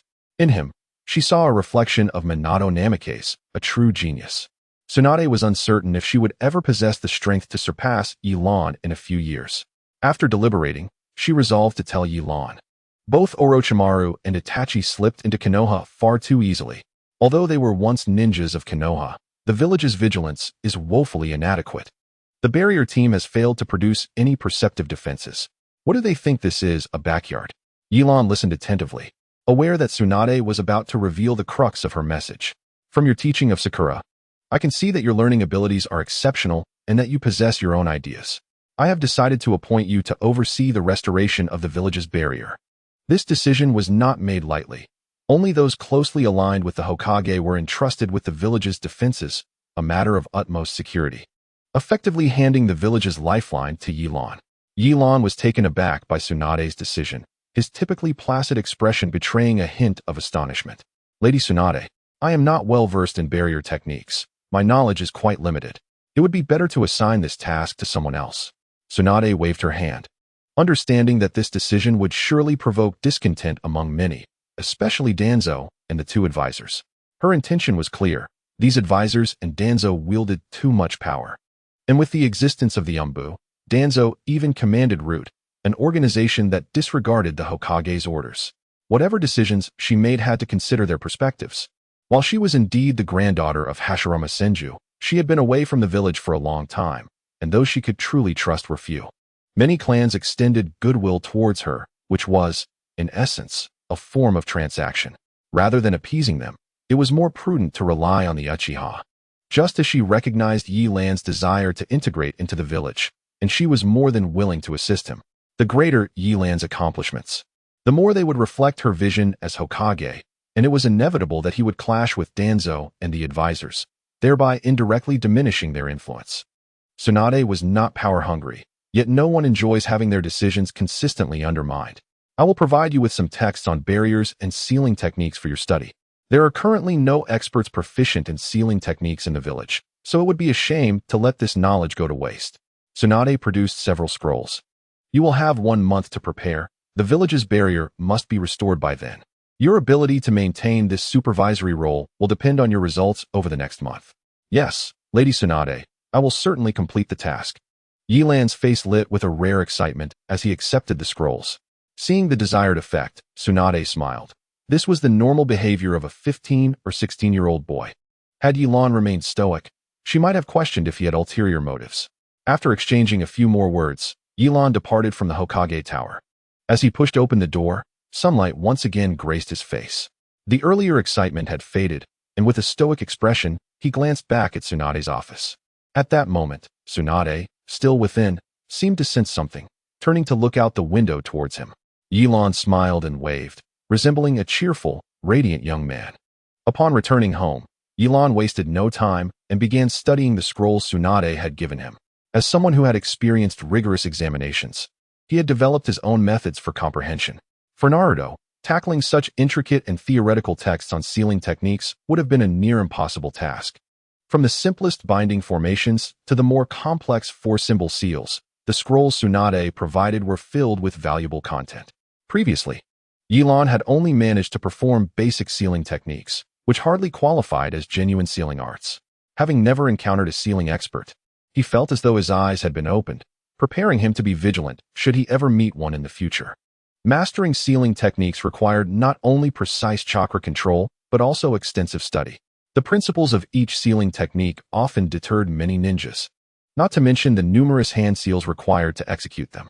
Beginners found it difficult to apply them in practical combat, and reaching the level of a jonin without ample time to learn would inevitably alter one's fighting style, leaving them uncertain about whether it would enhance their strength or merely waste time. Only those who had consciously pursued sealing techniques from a young age could fully incorporate them into battle. Yilan did not expect sealing techniques to provide a significant enhancement. He would be content if they merely increased his margin for error in combat. Tsunade did not anticipate him becoming a sealing master in a month. But if he could reach a competent level, he would undoubtedly retain his supervisory position. In his spare time, Yilan revisited the forbidden technique of Edo Tensei, which he had once used to extort Orochimaru. However, this technique required extensive experimentation, and conducting live experiments was impossible within the village. As a jonin, he could not leave the village without cause, fully aware that his every move was likely being monitored. Any unusual behavior would surely attract the attention of Konoha's higher-ups. If the task of repairing the barrier is accomplished, he will create a loophole for himself, allowing him to enter and exit the village at will. The experiment of Edo Tensei can then commence, and he plans to use some nefarious bandits as materials. He does not require the Edo Tensei technique to be flawless. He merely needs to resurrect the deceased members of the Uchiha clan to obtain most of the information. Although Yilan does not find his studies particularly engaging, he perceives a sense of monotony. However, knowing the weight of his responsibilities alters his approach to learning. He has already gained Tsunade's trust, and with one or two more significant missions completed, he will be entrusted with greater responsibilities, drawing ever closer to the village's core secrets, gradually unveiling the truth behind the Night of Annihilation. Chapter 55. The Sealing Jutsu. Tsunade. How could you make such an absurd decision? Zongqin Xiaochun and Mito Minyan have learned of Yi Lan's impending role in the restoration of Konoha's barrier and confront Tsunade directly. Absurd? I fail to see it, Tsunade thought. Already prepared. As long as she remained resolute, these two advisors would have no leverage against her. We must maintain vigilant caution regarding the Uchiha clan. 12 years ago, during the Nine Tails incident, many witnessed the Sharingan in the eyes of the beast, Mito Minyan reminded. At that time, Tsunade was not in the village, and the devastation caused by the Nine Tails led the Konoha higher-ups, who were already wary of the Uchiha clan, to harbor doubts. You know that was 12 years ago. How old was Yilan then? Did he possess the ability to control the Nine Tails? Tsunade dismissed those ancient matters, asserting that they could not possibly relate to Yilan. One cannot be so certain. Even if he did not directly control the Nine Tails, he might still have connections to those who did. You must remember, that boy possesses eyes akin to Uchiha Madara's. We saw it just recently. Zongqin Xiaochun's eyes widened, her fear of such power evident. Tsunade, having only heard of the Susanoo, remained indifferent. She sighed, observing the bias of her advisors toward the Uchiha clan. Konoha was founded by my grandfather and Uchiha Madara. Now, I am the last of the Senju clan, and the Uchiha clan consists of merely 2 children. Even if the Uchiha clan has made past mistakes, they bear no responsibility for them. Have you lived so long without any capacity for tolerance? The 2 advisors felt their faces flush with embarrassment, unable to counter Tsunade's admonishment. They could hardly reveal their past instigation of Itachi's massacre of the Uchiha clan, which would expose their own misdeeds. Very well, this matter is settled.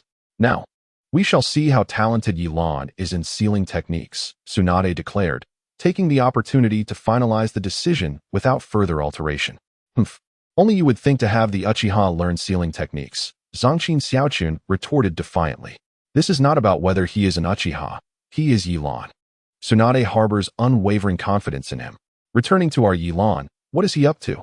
Shifting the focus, he is leisurely strolling through the streets. It is not idleness, but rather a necessary reprieve from his relentless self-imposed isolation as he seeks to unwind. Yilan. He encounters a familiar face on the street, his team leader from the Chunin exams, Itachi Red Bean, who is currently savoring a large skewer of sweet dumplings. Crumbs adorning her mouth. You should cut back on the sweets. Otherwise, you might end up weighing 200 pounds, Yilan remarked, observing her unrestrained eating habits. No problem. I never gain weight. Red Bean cheerfully patted her chest. Yilan found himself at a loss with Red Bean's carefree nature, yet she was a familiar presence in Konoha. So he casually inquired, I haven't seen you lately. Have you been on a mission? Lord Hokage summoned me to investigate the murder of a noble. I struggled for quite some time to find any leads.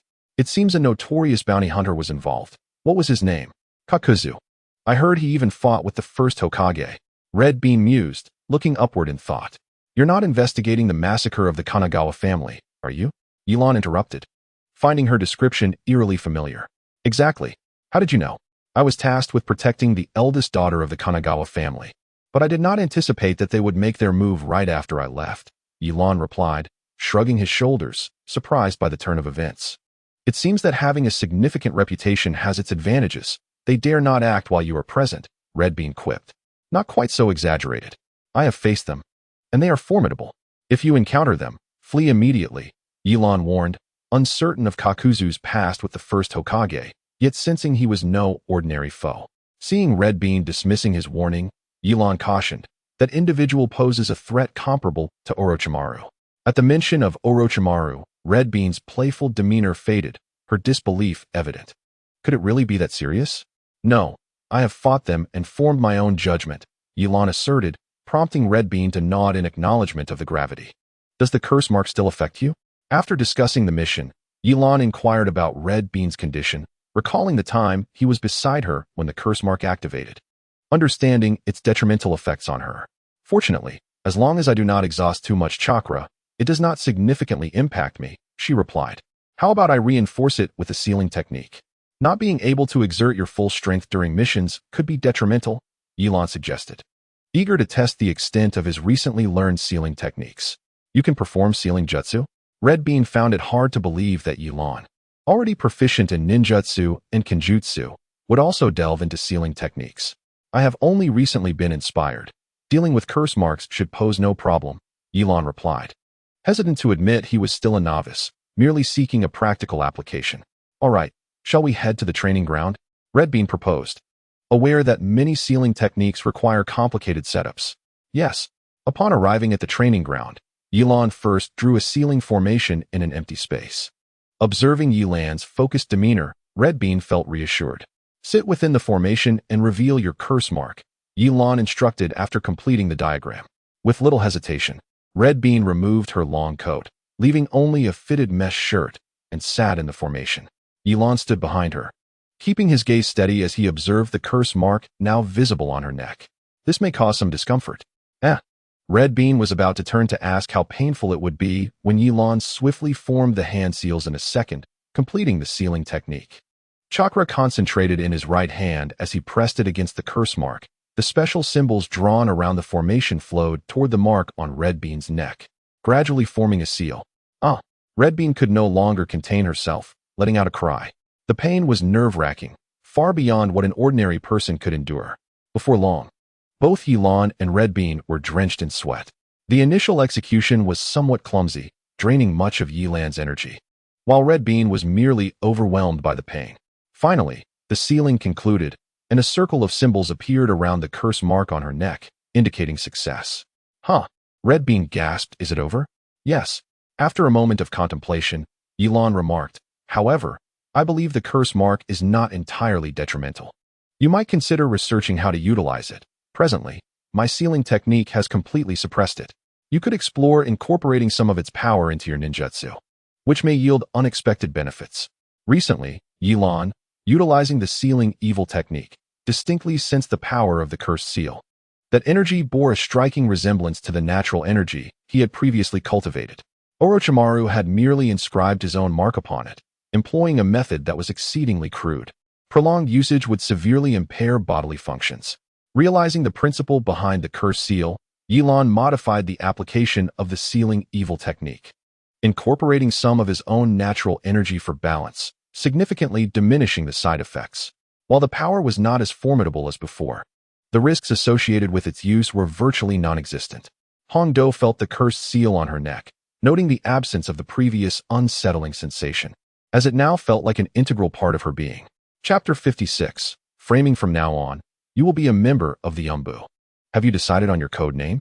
Tsunade inquired, observing Sasuke, who was already clad in Umbu attire. Sasuke picked up a mask adorned with a design resembling an eagle, declaring, my code name will be Eagle. Humph, that name is rather unimpressive, Tsunade remarked, resting her chin on her hand. Kinzong, Eagle will be under your supervision from now on. Sasuke was momentarily taken aback as a robust man, wearing a cat-faced mask, appeared beside him. The expression behind the mask was obscured, yet Sasuke felt the weight of Tianzong's gaze, as if he were appraising him, which made Sasuke somewhat uncomfortable. Remember, while in the Umbu, you must not disclose any details to non-Umbu members, including Kakashi and Yilan. You are to follow the Hokage's orders exclusively, understood? Tsunade reminded Sasuke, ensuring he grasped the gravity of the situation. Yes, Sasuke replied with a slight bow, understanding that Tsunade was not like Kakashi. She would be his direct superior. And he could not refuse her commands. Even if she ordered a group of Umbu to their deaths, they would not flinch. He was prepared for the challenges ahead. Tianzong then led Sasuke to the Umbu headquarters, where after assigning Sasuke to a squad, he excused himself to attend to other matters.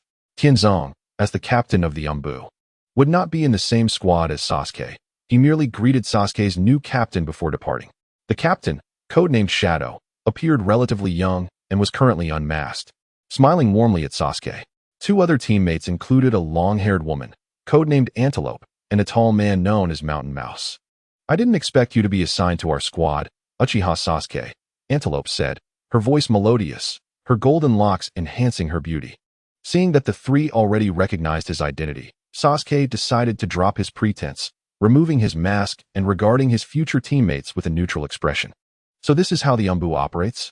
Shadow whistled at Sasuke's words, saying, "What do you think the Umbu is like? We are still human, when not on missions. We have our own lives." However, before Sasuke could respond, Shadow suddenly struck, delivering a blow to his abdomen that nearly caused him to regurgitate his previous meal. Observing Sasuke's disheveled state, Shadow casually remarked, "I don't care if you're a genius. In the Umbu, only strength matters. Everyone here is your senior, so as the newcomer, you should show respect. Neither your teacher Kakashi nor your clan brother can intervene in Umbu matters." All right, Shadow, there's no need to be so harsh. Sasuke is still quite young, Mountain Mouse chimed in cheerfully, stepping forward to help Sasuke. Sasuke pushed Mountain Mouse's hand away with determination, slowly rising to his feet. Strength speaks for itself. I will remember that. Watching Sasuke's departing figure, Shadow shrugged helplessly, while Antelope remarked, "Look at what you've done. Aren't you afraid Kakashi will come looking for trouble? Please, I only followed Kakashi's advice to teach this kid a lesson. Is that so wrong?" Shadow reverted to his more carefree demeanor, pondering whether Sasuke might report him. "What will we do about tomorrow's mission?" "I'll handle it," Mountain Mouse said with a friendly smile, taking on the responsibility. As the oldest in the group, he was not the strongest but had the best temperament, having experienced enough to harbor no ill will toward Sasuke. Before Sasuke could grow stronger, he needed to adapt to life in the Umbu. In the past, while interacting with peers, he would inadvertently showcase his brilliance. But in the Umbu, such brilliance was insufficient. Only through personal growth could he alter the existing rules. This was something that neither Yelan nor Kakashi could teach him through words. He had to experience it himself, allowing him to gradually settle down and continue to evolve. 5 people to reinforce the barrier in Zone B3, 3 to set up some distractions in Zone C1. Yelan had become the director of the barrier restoration in Konoha and was methodically assigning tasks to the barrier team. Initially, the members of the barrier team regarded Yelan with skepticism, doubting that he, despite his impressive strength, could possess expertise in barrier sealing, given his age and presumed lack of time to study sealing techniques. However, after Yelan casually demonstrated his skills, the team was promptly subdued, awed by his chakra control and fluid execution. Realizing they had much to learn, Yelan observed the work of the barrier team, occasionally patching up gaps. At that moment, several figures clad in dark vests appeared before him. "Umbu, what brings you here?" Yelan recognized the attire, having encountered some Umbu from other villages, and remained courteous towards Tsunade's direct team. "In accordance with Hokage-sama's orders, we require you, Jonin Yelan, to provide a barrier deployment plan. Please prepare it at your earliest convenience," the leading Umbu stated coldly, his tone leaving no room for dissent. Noting the intricate patterns on the white mask of the Umbu, Yelan felt uncertain. Was it truly necessary for Tsunade to send Umbu to retrieve a mere blueprint? This did not align with her usual methods. Yelan replied nonchalantly, "I submitted the plan to Lady Tsunade yesterday. Who are you?" In an instant, Yelan's black pupils transformed into Sharingan, his gaze fixed intently on the movements of the Umbu. He had not yet submitted anything to Tsunade. The work had only just commenced, and many plans required on-site adjustments. He had not prepared a blueprint at all. Upon hearing Yelan's response, the Umbu appeared flustered, and the leader stammered, "Perhaps Hokage-sama misremembered. We will return to report this." "Stop." Yelan would not let the suspicious figure escape. A flash of light appeared in his hand as he brandished a newly forged ninja blade, intending merely to capture the individual. However, the Umbu seemed to slip, lunging toward Yelan's blade, a move Yelan had not anticipated. The blade pierced the Umbu's chest. Blood splattered onto Yilan, leaving him momentarily bewildered by the other's actions. Both the barrier team and the remaining Umbu turned their gazes towards Yilan. You have slain a comrade from the same village. I knew it, Uchiha Yilan. Your heart is wicked, disregarding the rules. What do you have to say for yourself? Danzo finally emerged before the crowd, flanked by several Umbu, encircling Yilan. Huh, framing me, are you? Well played, old dog. Yilan's simmering rage was no longer concealed. Danzo had become his primary suspect. Previously, Yilan had considered that the Uchiha clan, as a founding family of Konoha, would never turn against their own. However, it now appeared that the events surrounding the clan's massacre ran deeper than he had imagined. Chapter 57. The Roots. Even the seasoned root ninjas felt a tremor of apprehension in the face of Yilan's imposing presence. Yilan scanned the room, and even those masked ninjas dared not meet his gaze. In this manner, Uchiha Yilan, hasten your actions. Once you do, I shall ensure your expulsion from Konoha. Danzo desires precisely this outcome, lurking at the rear of the root ninjas, fixated on Yilan. Just as Yilan's aura reached its zenith, he suddenly found tranquility. Though wreaking havoc might prove exhilarating, it would not resolve the matter, instead serving the agenda of that old cur. The thought that such an old dog could find satisfaction only deepened Yilan's discomfort. Uchiha Yilan, it appears you concede and accept the reality? Danzo, feeling perturbed by Yilan's calm demeanor, incessantly provoked him, signaling the root operatives to apprehend Yilan. What is the nature of this situation? I shall clarify it to the Hokage. Without the Hokage's order, I am not obliged to comply with your investigation. Yilan sidestepped the advancing root operatives. Are you refusing arrest? Danzo, taken aback by the resilience of this young Uchiha, had anticipated that the Uchiha clan were mere hotheads, yet his provocations proved ineffective, inciting Konoha's ninjas to undermine fellow villagers. I will report this to the Hokage. Yilan's words resonated as if he were informing a guardian, yet this was indeed the most effective course of action. He doubted Tsunade would overlook any discrepancies. Uchiha Yilan, cease your sophistry. As an advisor to the Hokage, I possess the authority to detain you. Everyone advance. Resistance will lead to dire consequences. Danzo disregarded Tsunade's position, believing her demeanor showcased immaturity. Only he acted for the greater good of Konoha. Danzo, what is your intention? Just as the root operatives were poised to act, Kakashi arrived, accompanied by Guy. It was fortunate that Yilan had refrained from attacking earlier, otherwise, even Kakashi's arrival would not have sufficed to defend him. He harbored a poor impression of Danzo. Recalling the time he had ordered the assassination of the third Hokage and later learned of the inner workings of the root as the leader of the Umbu. This matter does not concern you, Kakashi. Uchiha Yilan has murdered his fellow villagers.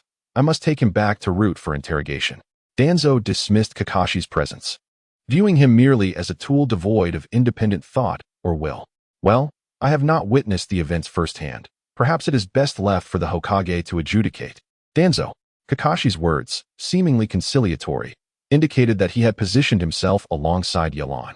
The body of the recently deceased root member likely still lay warm. For Kakashi to utter such a statement garnered Yilan's attention. Danzo, I possess some understanding of Yilan's character. Should he indeed have committed the act of murdering a comrade, my Guy, would never let him go. Guy approached, giving a thumbs up to Danzo, his signature grin causing the latter's face to twitch in irritation. Do as you wish.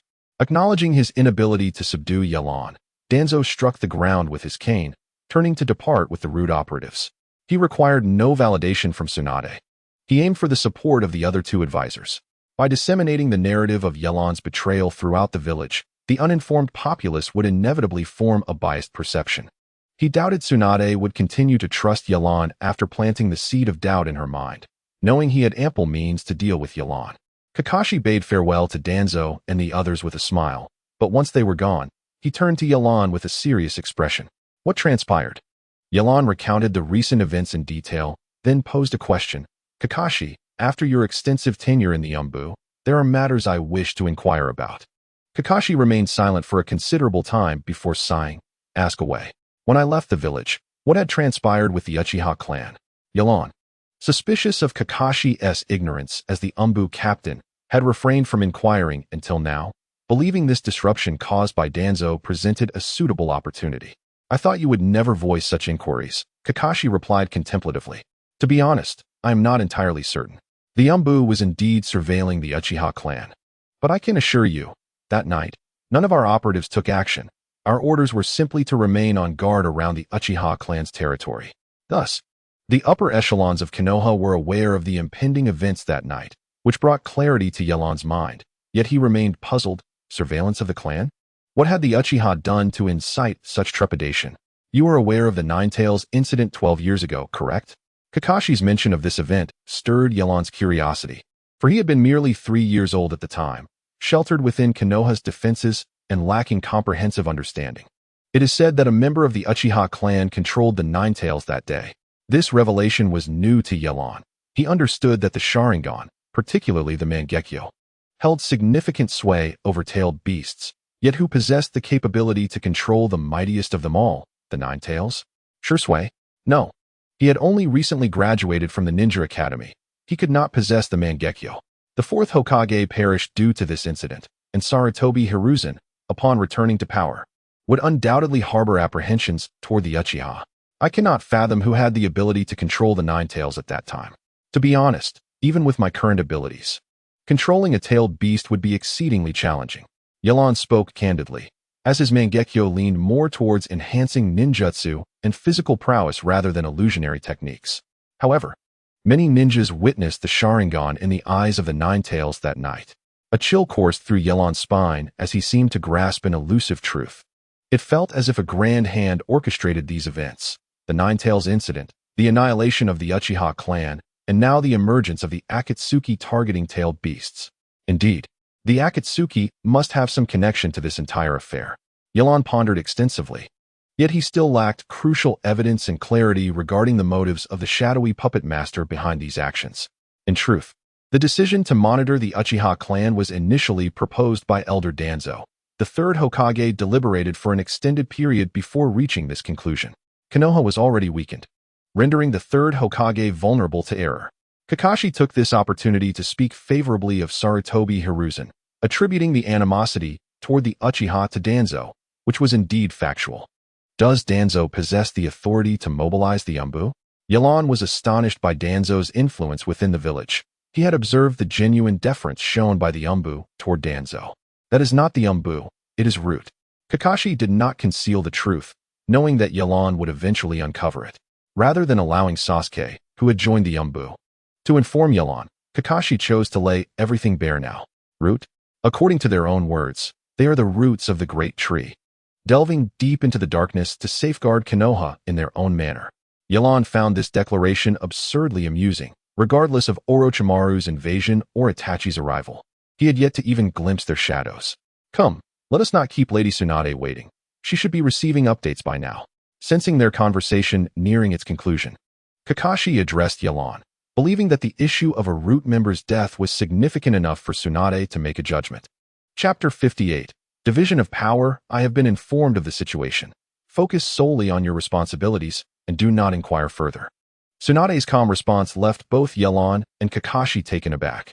Yelan possessed no evidence to substantiate his claims, and Tsunade, as Hokage, regardless of her faith in Yelan, would not hastily render such a decision. Tsunade regarded the two with a discerning gaze, stating, "Do not overthink. I trust my judgment will not prove flawed. I can discern the weight of matters at hand." With no reason to linger, Yelan departed, as he had further duties to oversee concerning the barrier's restoration. Once Yelan and Kakashi had exited, Tsunade opened the drawer of her desk, revealing a box of videotapes. Tsunade's trust in Yelan is genuine, yet it hasn't reached a level of complete openness.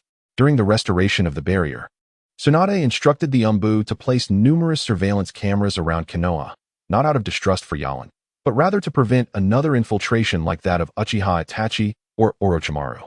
Unexpectedly, a confrontation between the two sides was captured on film. Although the footage lacked sound, it clearly depicted the desperate state of the Root member pleading for death. Tsunade, familiar with the character of Danzo, found herself reassured by Yelan's decision to refrain from violence, which provided her with a reason to support him. Ironically, the very team that provided the footage was led by Uchiha Sasuke, who promptly reported the incident to her.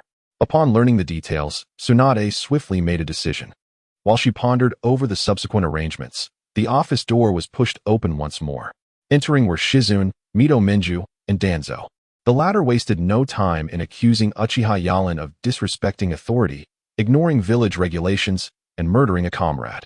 Tsunade rested her chin on her hand, silently observing Danzo's performance. Enough is enough, Tsunade. Uchiha Yalan has gone too far this time, and he must not be let off lightly. He has killed a member of Root. And who knows who it might be next? Seeing Tsunade's indifference, Shizun began to fan the flames, while Mito hesitated to voice his opinion, sensing Tsunade's barely contained amusement. Danzo, I believe you've exhausted your arguments. Tsunade finally spoke, her words devoid of repetition as she shifted the topic from Yalan to the inherent evil of the Uchiha clan, which only served to give her a headache. Rising, she poured a glass of water and offered it to Danzo, saying, after all this talk, you ought to hydrate. Danzo, encouraged by Tsunade's seemingly amicable demeanor, felt a flicker of hope, believing that his words had found an audience. He accepted the glass with both hands. Thirst now a legitimate concern. Let's watch this tape together, Tsunade announced, activating the television in the corner of the office and inserting a videotape. As the video began to play, showing the conflict between Yalan and the Root member, who lunged at Yalan's kunai with a desperate plea for death, the room fell silent. The footage captured Yalan's initial instinct to retaliate before he regained his composure, while Danzo's relentless pursuit of Yalan's downfall became evident. The sound of Danzo's glass shattering in his grip echoed through the room as he felt like a clown, having unwittingly performed a farcical act for all to see. Danzo. Mito Minju stood tall, exclaiming, I never imagined you to be this kind of person. You are undermining our comrades and disrupting the Hokage's mission for personal gain. What are you trying to achieve? Danzo stared in disbelief at Mito's fervent demeanor, bewildered by the sudden shift in tone. You know me well enough, don't you? He retorted. Incredulous. I can't believe I was deceived by you. Shizun, without a hint of embarrassment, turned her ire towards Danzo. This is outrageous. I've never seen you so enraged, Danzo. Last time you faced Tsunade, you didn't react like this. I thought we were united in our cause. Danzo, feeling cornered, realized that his former allies had turned against him. And he had not anticipated such betrayal. You've harmed the unity of our village. Regardless of how the Hokage chooses to handle this matter, I will support her. Mito asserted, relieved he had remained silent earlier. I agree. Shizun chimed in eagerly. This is unwise. After all, Danzo has made significant contributions to the village, Tsunade interjected, her expression betraying her hesitation. There's nothing wrong with it. Mito and Shizun countered in unison. Very well. It is decided then, Tsunade proclaimed, relishing the effect of her words. From this moment on, I declare the removal of Danzo from his position as the leader of Root. Impossible. The two former allies immediately protested. The Root was the last bastion of their influence, and they would not relinquish it easily. Danzo felt a flicker of gratitude towards them, recognizing that old comrades could still discern right from wrong, standing by his side in this moment of crisis. Tsunade, aware that this matter would not be resolved so easily, shifted her approach. How about this? Given Danzo's age, he will retain his position as leader, but his numbers will be halved to lessen his burden. And we will appoint a deputy. I believe Mito would be an excellent choice for this role. I agree. Mito eagerly accepted, feeling vindicated. During the reign of Hiruzen, his authority had been stifled, but now he finally had a chance to rise. Shizun, feeling somewhat disgruntled, found herself at a disadvantage, having lost face while Mito gained stature. Tsunade's soft voice cut through her thoughts. Shizun, I recall your earlier comments. Shizun jolted, realizing she had instigated the situation and recognizing the need to preserve her standing. She nodded in agreement. Danzo, feeling betrayed by those he once considered allies, regarded them with a mix of indignation and resignation. He understood that he could no longer fight against the tide, and with a heavy heart, he finally acquiesced. Let it be done as the Hokage wishes. These words seemed to drain him of energy, spoken with a finality that echoed in the room. With a loud slam, he exited in frustration. That old man is truly insufferable, Mito remarked, brimming with confidence. I will ensure Root is managed with stability. Then go and take charge of Root. If any issues arise, we shall discuss them, Tsunade responded, suppressing a smile. She had successfully navigated the complexities of her advisors' personalities, effectively diminishing Danzo's power. Had Yalan acted differently in that moment, the outcome could have been vastly different.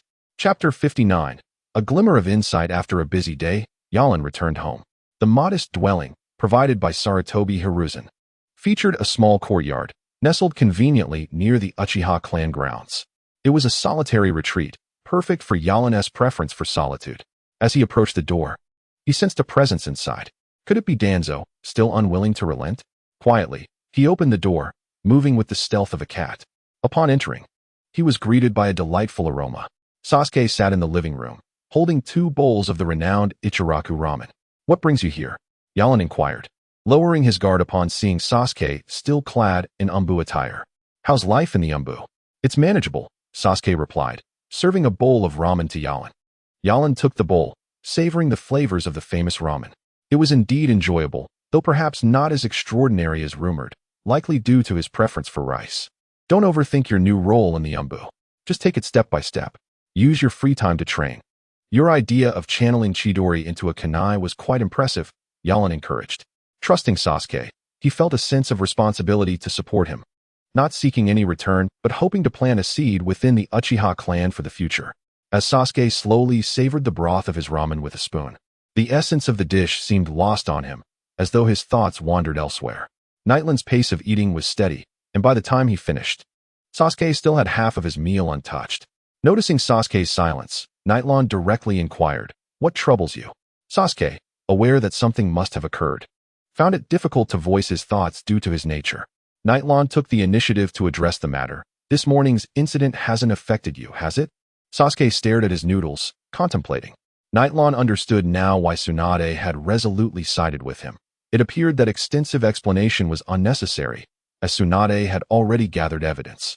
"Rest assured, I will handle this matter. It is no longer an issue." Nightland refrained from probing further into Sasuke's affairs, recognizing that it likely pertained to his mission. Inquiring about the activities of the umbu could alter Tsunade's perception of him, and since she chose not to disclose anything, Nightland opted to remain uninformed. Moreover, considering Sasuke had just joined the umbu, it was unrealistic to expect him to acquire significant intelligence. Nightland could not afford to jeopardize his standing over trivial matters. Upon hearing Nightland's reassurances, Sasuke felt a weight lift from his shoulders.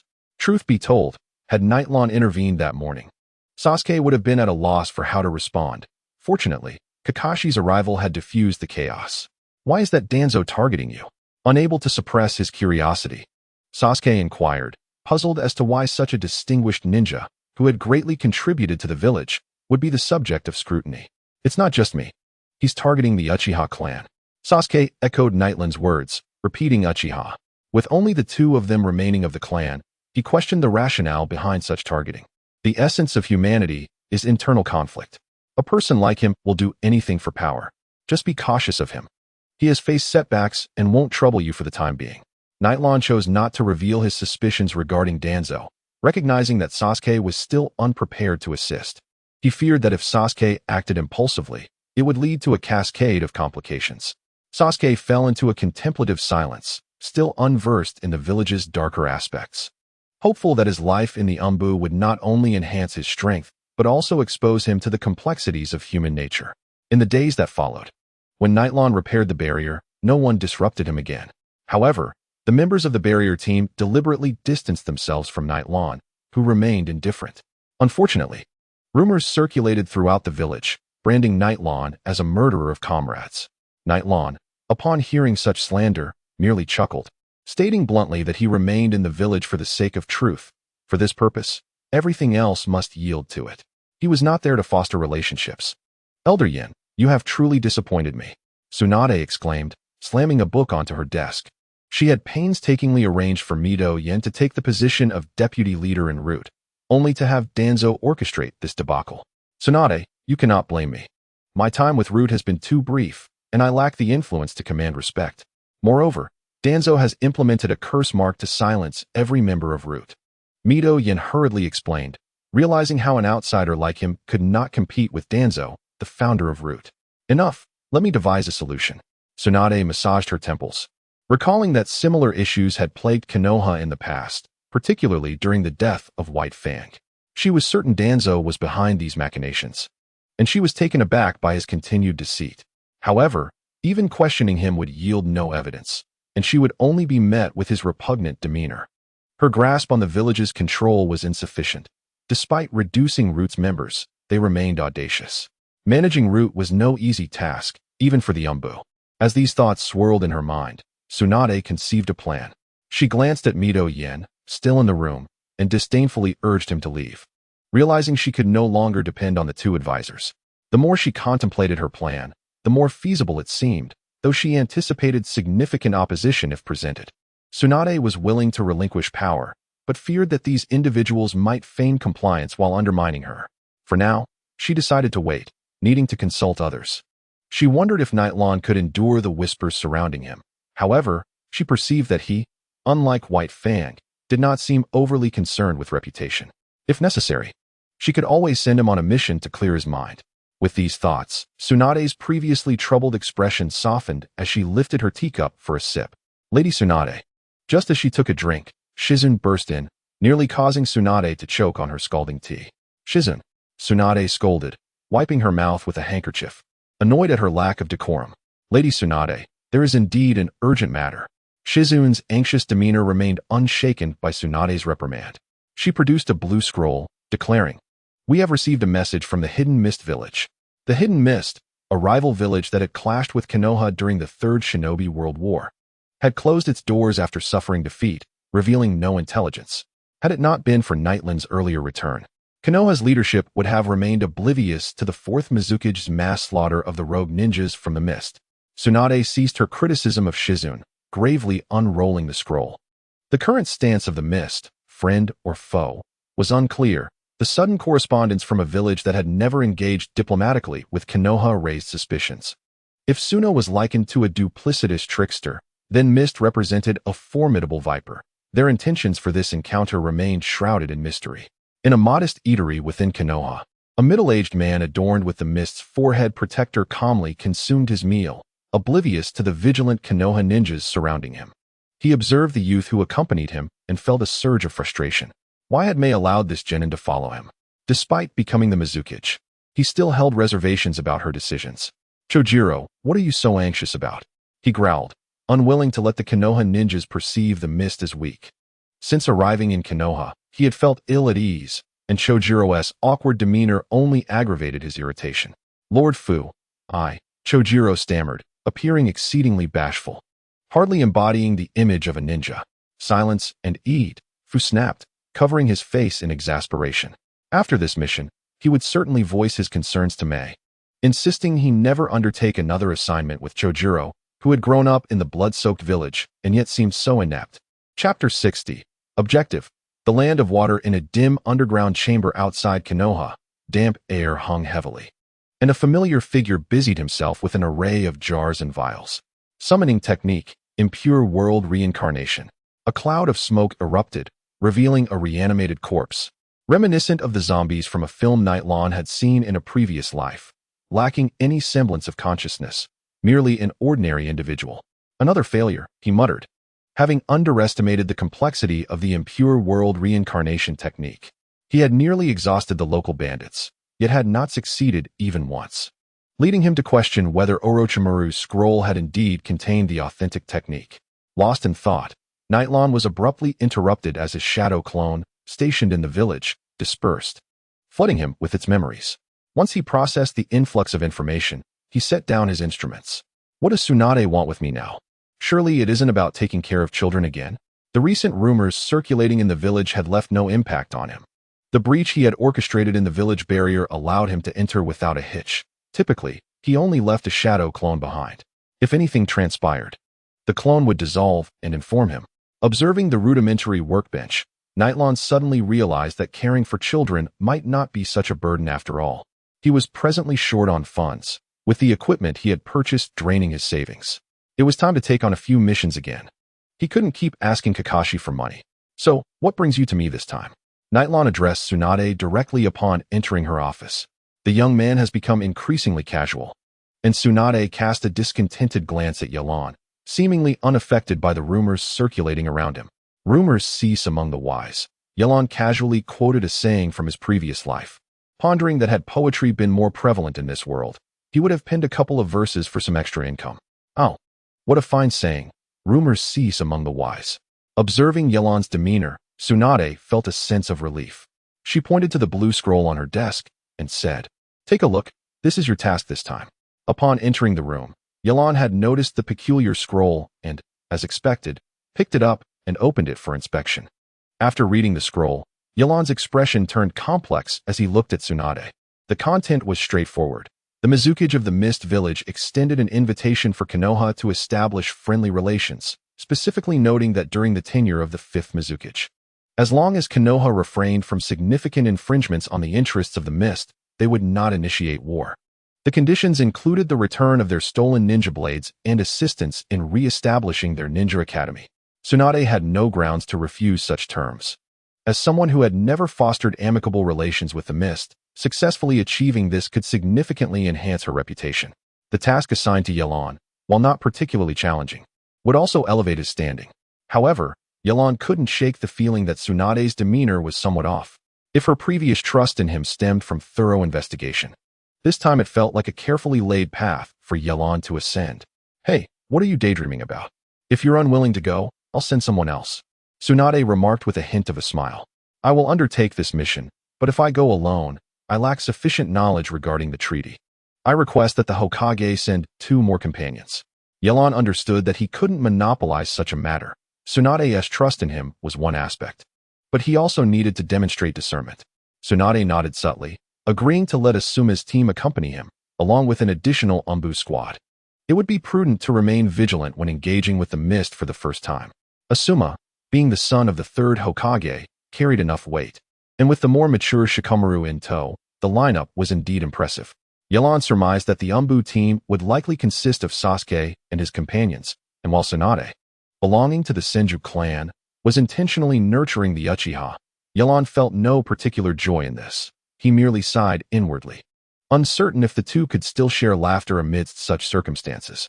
In the Mist Village, a gentle drizzle persisted, not the result of Nagato's Rain Tiger Freedom technique, but rather the area's long-standing climate. Seated in a large wheelchair, Nagato felt the cool breeze in the air and couldn't help but cough a couple of times. "Nagato, you should go inside and rest," Konan said, stepping out from the shadows, concerned for his health.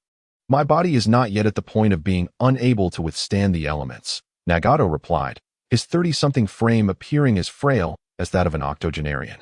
"Obito has returned," Konan finally revealed after a lengthy silence. "Obito, so be it. He wreaked havoc in the land of water, leaving a mess behind before retreating," Nagato scoffed. Never believing that the masked man was truly Obito, he now placed his faith solely in Konan and the ideals they shared. For that vision, he was willing to sacrifice everything. Despite the formidable strength within the Akatsuki, few were entirely obedient to his commands, and if they were to witness his current state, many would likely flee. "Nagato, I believe it's too dangerous to go to the land of water. Perhaps we should send Kakuzu instead," Konan suggested, her expression laden with worry. She understood Nagato's aspirations, but cared more for his well-being. Nagato remained silent, fully aware of his deteriorating health. Every use of the Rinnegan grew increasingly taxing, and he was uncertain when he might collapse. Fueled solely by sheer determination, he insisted, "Kakuzu is capable, but he cannot secure that person. Only I can ensure absolute success." Seeing Konan still unconvinced, Nagato added, "This time, we only need to take the Deva path. That person has already left the village, and we merely need to ambush them en route."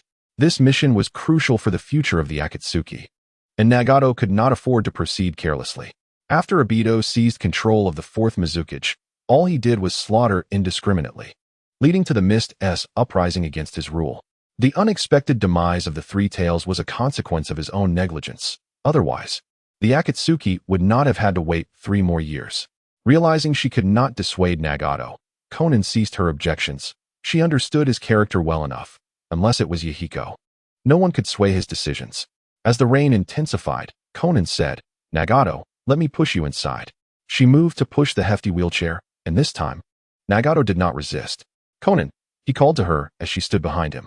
He slowly turned, his gaze fixed upon her, then parted his slightly dry lips to softly declare, "I will safeguard this nation, ensuring it suffers no further harm, and I will never allow it to weep again." Konan paused briefly, but she did not stop, continuing onward. In that moment, their thoughts intertwined, and their intentions fused into one, rendering words unnecessary. Konan harbored no grand ambitions. As a girl, she simply wished to support her comrades quietly. She cared little for the judgments and prejudices of others. She only knew that if their goal was achieved, both Nagato and Yahiko would surely find joy. Chapter 61. Hostility. Unexpectedly, we find ourselves on this mission together. I still owe you a meal from before. A group had already departed from the land of fire and were now aboard a vessel heading to the land of water. Asuma, feeling idle, approached Yelan and lit a cigarette. Yelan had no objections to others smoking. Given his body had been honed by natural energy, secondhand smoke posed little threat to him. Be cautious on the way, Yelan advised, leaning against the railing on the deck, the sea breeze tousling his bangs, causing them to flutter and partially obscure his eyes. Why do you say that? I sense the Mizukage has genuine intentions, Asuma replied, not as rough as he appeared. His thoughts were quite astute. Otherwise, he would not have formed a romantic relationship with Kurenai. Yelan slightly raised his chin, indicating a direction. Asuma looked over to see a mist ninja at a distance. The same one named Shimo from before, who did not shy away from their gaze and continued to observe Yelan's every move. Even a fool could perceive the animosity Shimo harbored towards Yelan. Asuma remarked, "What is up with that guy?" Yelan also felt puzzled. He was certain he had never encountered that ninja before. Throughout the journey, Shimo had never concealed his hostility towards him, leaving Yelan to wonder what he had done to earn such disdain. Yet, in the face of such overt antagonism, Yelan found himself unafraid, merely surprised. The only plausible explanation I can think of is that during the Third Great Ninja War, an Uchiha must have killed one of his comrades, Yelan speculated. That seems possible. Asuma recalled that during the Third War, the Uchiha were indeed the main force at the battlefield in the Land of Water. Even if fire techniques were suppressed by water techniques, the Uchiha's performance on the battlefield had been remarkable, and many of the Mist's elite had perished at their hands. Sasuke, I heard you've joined the Umbu. How is life there? Ino Henti anticipated the opportunity to execute a mission alongside Sasuke and had been incessantly asking him questions throughout the journey. Sasuke and his team were not wearing Umbu attire, but rather their usual casual wear, as donning Umbu clothing in other villages could potentially provoke unwanted situations. The other members of the team stood by, observing the interaction. These kids, do they think being a ninja is a game? Asuma remarked. Konoha has truly fallen.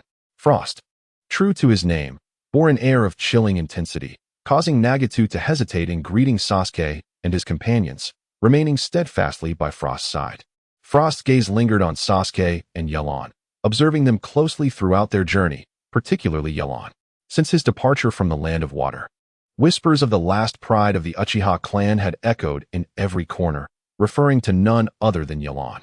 However, he was taken aback by Yelan's youth, and a previously healed scar on his back began to throb with pain, having endured the blood mist. Frost possessed a heart hardened by experience and a will forged in resilience, maintaining strict discipline over himself and his subordinates. Witnessing the lower ninjas of Konoha engaged in light-hearted banter left him with little fondness. As a jonin from another village, he felt no authority to critique them. Instead, he turned and walked to the bow of the ship, preferring to keep his distance from their merriment. Rest assured, Asuma, that mist ninja named Frost is not our enemy for the time being, Yelan remarked, observing Frost's retreat. Personal vendettas paled in comparison to the interests of the village. If Frost could not discern this, Yelan would genuinely question the competency of the Mist Jonin examination system. Well, let us hope this endeavor proves less troublesome, Asuma said, discarding his cigarette and moving away from Yelan. Shikamaru found a spot on the deck, reviewing the materials in his hands with a sense of dread, wondering why he had to deal with such troublesome matters. Shikamaru, have you finished perusing the materials? Asuma inquired, clapping him on the shoulder. This is such a hassle. Is this not the sort of task suited for you as a jonin? Why must you leave it all to me? Shikamaru grumbled. These materials were prepared for negotiations with the Mist, initially assigned to Asuma by Tsunade, only for Asuma to pass them to Shikamaru as soon as they left the village. I will handle the negotiations with your intelligence in mind, Asuma said with unabashed cheer, believing that his subordinate should shoulder the burden of such tasks. After all, he doubted he could manage them effectively by the time they reached the Mist. I shall lend a hand as well, said a voice as Antelope approached, picking up some documents to review. As a member of the Umbu, she was accustomed to such paperwork, and among Sasuke's team, only she had the capability to assist in this regard. I appreciate your help, Shikamaru said, feeling a bit bashful despite his usual inclination to avoid work.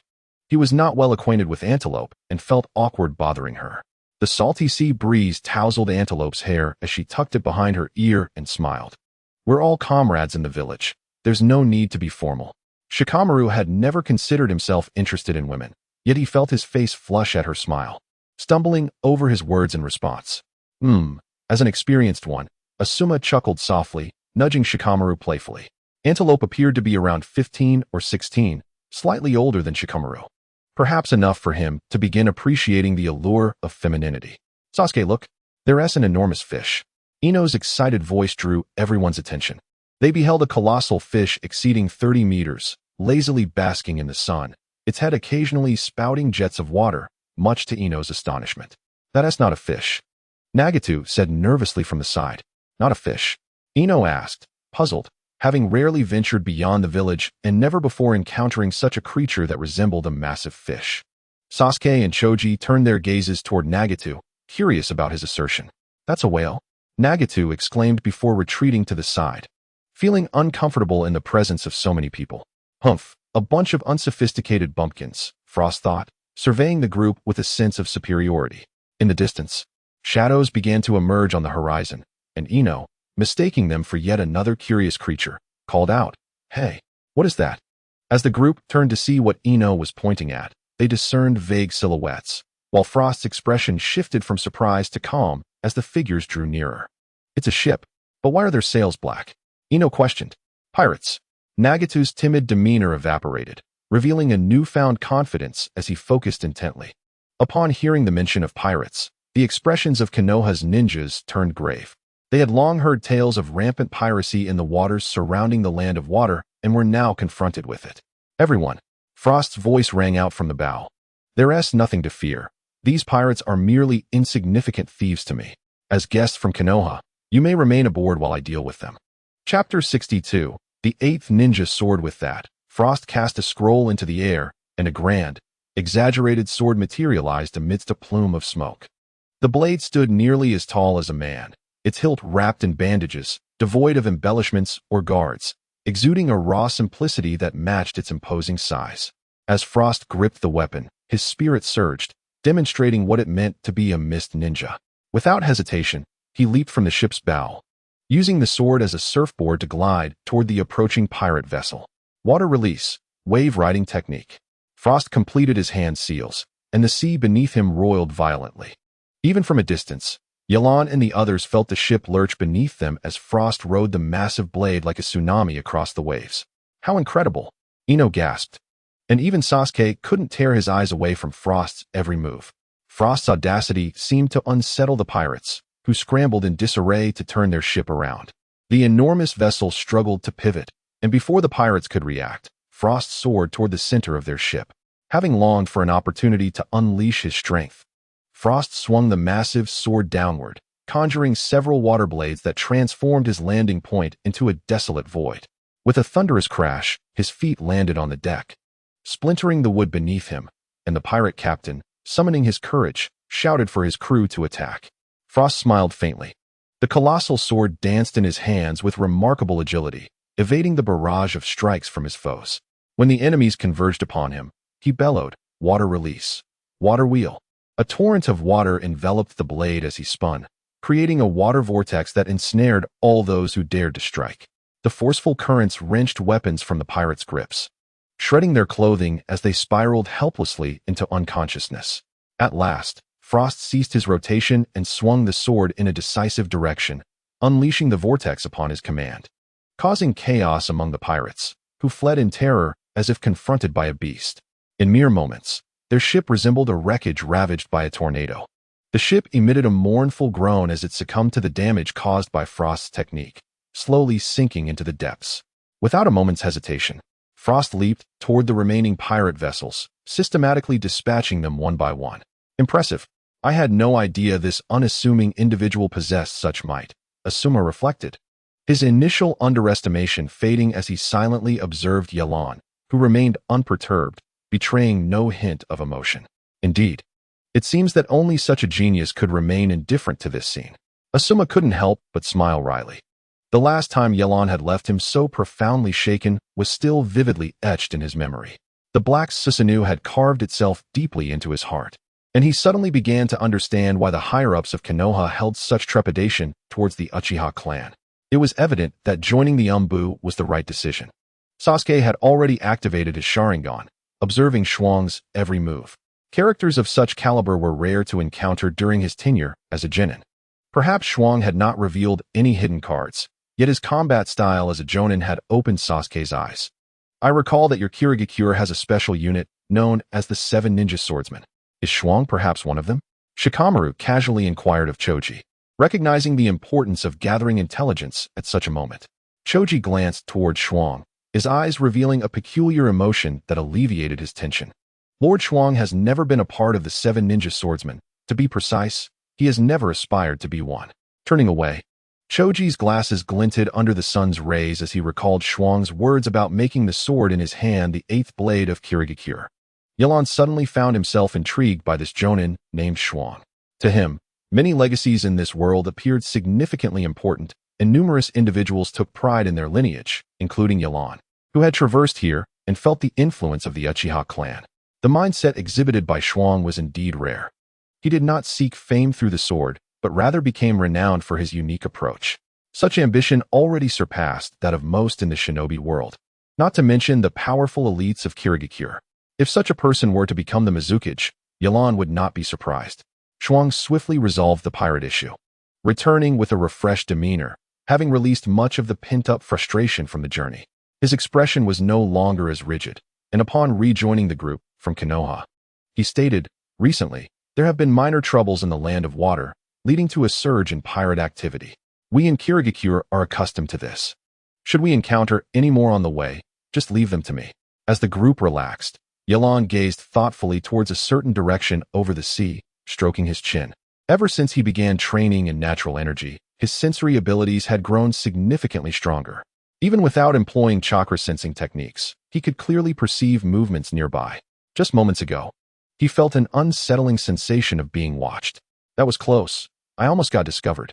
Hey, and Bai had concealed themselves for several kilometers before daring to reveal their presence. How can Uchiha Yelan's sensing abilities be so formidable? I almost got caught. We must inform Nagato and Obito. Our adversaries this time are not to be trifled with. Hei murmured, continuing to stealthily proceed. In a coastal village of the Land of Water, the sunlight was warm yet gentle at this time of year. Nagato rarely enjoyed basking in the sun, as the Land of Rain never presented such a climate. A shadow cast by Conan emerged, seemingly averse to sunlight, opting to hide in a corner. Upon seeing Nagato basking, she slowly remarked, "Madara and the others have arrived."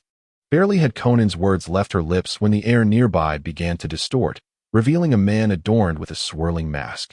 They are almost here, but this time, a troublesome individual has appeared. Obito's expression under the mask was far from pleasant. The emergence of Kirigakure was inextricably linked to his troubles. Reluctantly, he found himself seeking Nagato's assistance, a blow to his dignity as Madara. Is there truly a presence that even Uchiha Madara finds troublesome? Nagato asked with a hint of derision, though his gaunt visage bore a certain eeriness. Humph, my current strength is less than a tenth of what it once was. Otherwise, I wouldn't seek your cooperation. Obito replied, his tone laced with dissatisfaction, attempting to mimic Madara's demeanor as he remembered it. Then let the divine take care of it, Nagato declared, revealing the Rinnegan hidden beneath his bangs. Before the power of the Rinnegan, none were worthy of mention. Obito fell silent, sensing that Nagato did not truly believe he was Madara. However, Nagato was not in a much better position. He was nearing his end, yet still fancied himself a god. Oblivious to the fact that the Rinnegan was not his own, but merely a tool of a pitiful puppet. I should inform you that accompanying that man is Uchiha Yelan, a promising younger generation. Be cautious not to underestimate him, Obito warned, hoping Nagato would not fall too soon, as Yelan's chances of triumphing over Nagato were slim. But he worried about unforeseen complications. Uchiha Yelan, Nagato repeated, having heard the name several times, recalling that Kakazu had mentioned encountering him. He was surprised to learn he would meet this individual, indicating a certain fate between Yelan and Akatsuki. No matter who it is, before the divine, all must submit. Nagato stated confidently, but you, Madara, do not disappoint me again. You have already failed once. Obito clenched his fists, hiding his inner turmoil. Previously, He had covertly manipulated Yagura, promoting the commoner Shuang, only to be met with betrayal. Furthermore, the secret of the outer path had been overheard by the enemy. Yagura's original form had been slain by Shuang, and faced with the assault from Terumi Mei and a host of Kirigakure Zumbu, Obito had no choice but to flee the land of water. Having suffered such a significant loss at the hands of his former teacher, the fourth Hokage, Minato Namikaze, who merely saw through his techniques without grasping his true intentions, Obito prayed that Shuang had not revealed the secret of the outer path's ability to seal-tailed beasts. Otherwise, the ensuing troubles would be insurmountable. I will personally eliminate that traitor. There will be no unforeseen circumstances. Obito's exposed Sharingan began to spin, transforming into the shape of a shuriken, before his entire being vanished before Nagato. Chapter 63 encounters. The ship finally docked, having avoided any further encounters with pirates, and Yelan and his companions safely reached the territory of the land of water without incident. Typically, a village with a harbor would exhibit some prosperity. However, the faces of these residents bore no trace of joy, only a sense of numbness. Is this what the land of water has become? It seems no different from the land of hot water we visited before, Ino whispered to Choji. How could the land of water, one of the 5 great nations, have fallen to such a state? What had Kirigakure, previously closed off from the world, experienced to render the entire nation devoid of vitality? Shuang, who had been leading the way, suddenly halted, and Asuma nearly collided with him, lifting his gaze to find Shuang scrutinizing a particular spot. Asuma, we have enemies. Yelan had already sensed something amiss and warned them. Upon hearing this, the others readied their weapons, and the nearby residents, witnessing the ninjas drawing their arms, hastily retreated into their homes. Even those who had grown numb to the world still valued their lives. Who are they? Asuma asked, casting a wary glance at Yelan. Sensing the heavy atmosphere that weighed upon him, Yelan closed his eyes, maximizing his chakra sensing technique. 1, 2, there are 2 of them. No, there's another one approaching quickly. With his eyes now open, his Sharingan whirled as he scanned the area for traces of the enemy. Is there no one who can use invisibility techniques? Yelan mused aloud, detecting a faint chakra fluctuation that eluded him. Everyone, spread out and conceal yourselves. Upon hearing his command, the Konoha ninjas swiftly took action, and as they began to search for hiding spots, a distortion in the air appeared in the center of their formation. A man wearing a swirling mask emerged into view. Invisibility? Space-time ninjutsu. How did he appear here? Yelan exclaimed in astonishment, staring at the figure who had materialized in the center. Obito slowly turned, revealing the one eye exposed beneath his mask, now transformed back into the 3-tomo pattern. Uchiha? One eye? Who is he? Not only Yelan, but Sasuke, standing beside him, also recognized the likelihood that this individual belonged to the Uchiha clan. Akatsuki? Gazing at the figure clad in the same black and red cloud robe as Akatsuki, Yelan realized that trouble was brewing. The strength of Akatsuki would not be trivial, and the opponent might very well be a member of the Uchiha clan, evidently well prepared. However, their team lacked a Jinchuriki, leaving Yelan uncertain of Akatsuki's true intentions. Is it you? Shuang's face twitched involuntarily upon seeing Obito, an expression of excitement evident. Asuma looked at Shuang in surprise, not expecting that Mist Village had any ties to Akatsuki, and it seemed that Akatsuki had inflicted considerable damage on Mist. It has been a while, Shuang, came a voice laden with the weight of experience from beneath the mask of the vortex.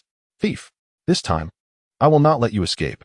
Shuang brandished the large sword from their previous skirmish, pointing it directly at Obito. Yelan felt a twinge of confusion. Having attained the rank of Jonin, one would expect a significant improvement in both strength and mentality. Why, then, was Shuang so emotionally charged upon meeting this masked man? Had he perhaps murdered Shuang's entire family? Shuang, there are still 2 enemies. Do not let your guard down, Yelan cautioned, his mind preoccupied with another matter. Previously, encounters with Akatsuki members were typically in pairs, yet now, an unprecedented trio had emerged, prompting a sense of unease within him. Oh, as expected of my junior. You've already noticed our numbers, Obito remarked, casting a glance toward Yelan, a hint of admiration in his tone. Junior? Yelan pondered, suspecting that this might be an elder who had departed from the Uchiha clan. In his memory, there were no notable Uchiha ninjas who had left the village. Today, I had intended to assess your abilities, but first, I must deal with this mist ninja, Obito stated nonchalantly, betraying no hint of being surrounded. "Who are you? Lurking in the shadows?" Sasuke exclaimed, his excitement palpable upon seeing Obito's Sharingan. This man appeared to be an accomplice of Itachi, who had dispatched him without a chance to engage in battle. Now, Sasuke felt his strength had somewhat increased. The ninja blade in Sasuke's hand glimmered with a blue hue, the familiar sound of Chidori resonating around him as electricity crackled along the blade. Lightning release, Chidori blade. Under Sasuke's command, the electrified blade lunged toward Obito. Before Yelan could utter a warning, the scene before them defied the understanding of any ordinary ninja. Obito made no attempt to evade. He allowed the blade to pierce his body, causing Sasuke to pass right through him. Had it not been for the crackling electricity, one might have thought Sasuke had failed to strike. What technique is this? Asuma gasped, astonished that Sasuke's attack had effectively been rendered useless. "I have no time to indulge you in ninja games, Sasuke," Obito declared, directly addressing him before turning his gaze back to Schwang. "Wait." Sasuke had a multitude of questions to pose concerning the origins of this wielder of the Sharingan and the whereabouts of Itachi, when suddenly, a powerful gust of wind swept through. The forceful wind compelled everyone to retreat, and for the sake of the lower-ranked ninjas, Yelan and the Jonin had to regroup. He sensed a new enemy approaching, and previously, one of the chakra signatures had felt peculiar. Once the wind ceased, a blue-haired woman with paper wings descended from the sky.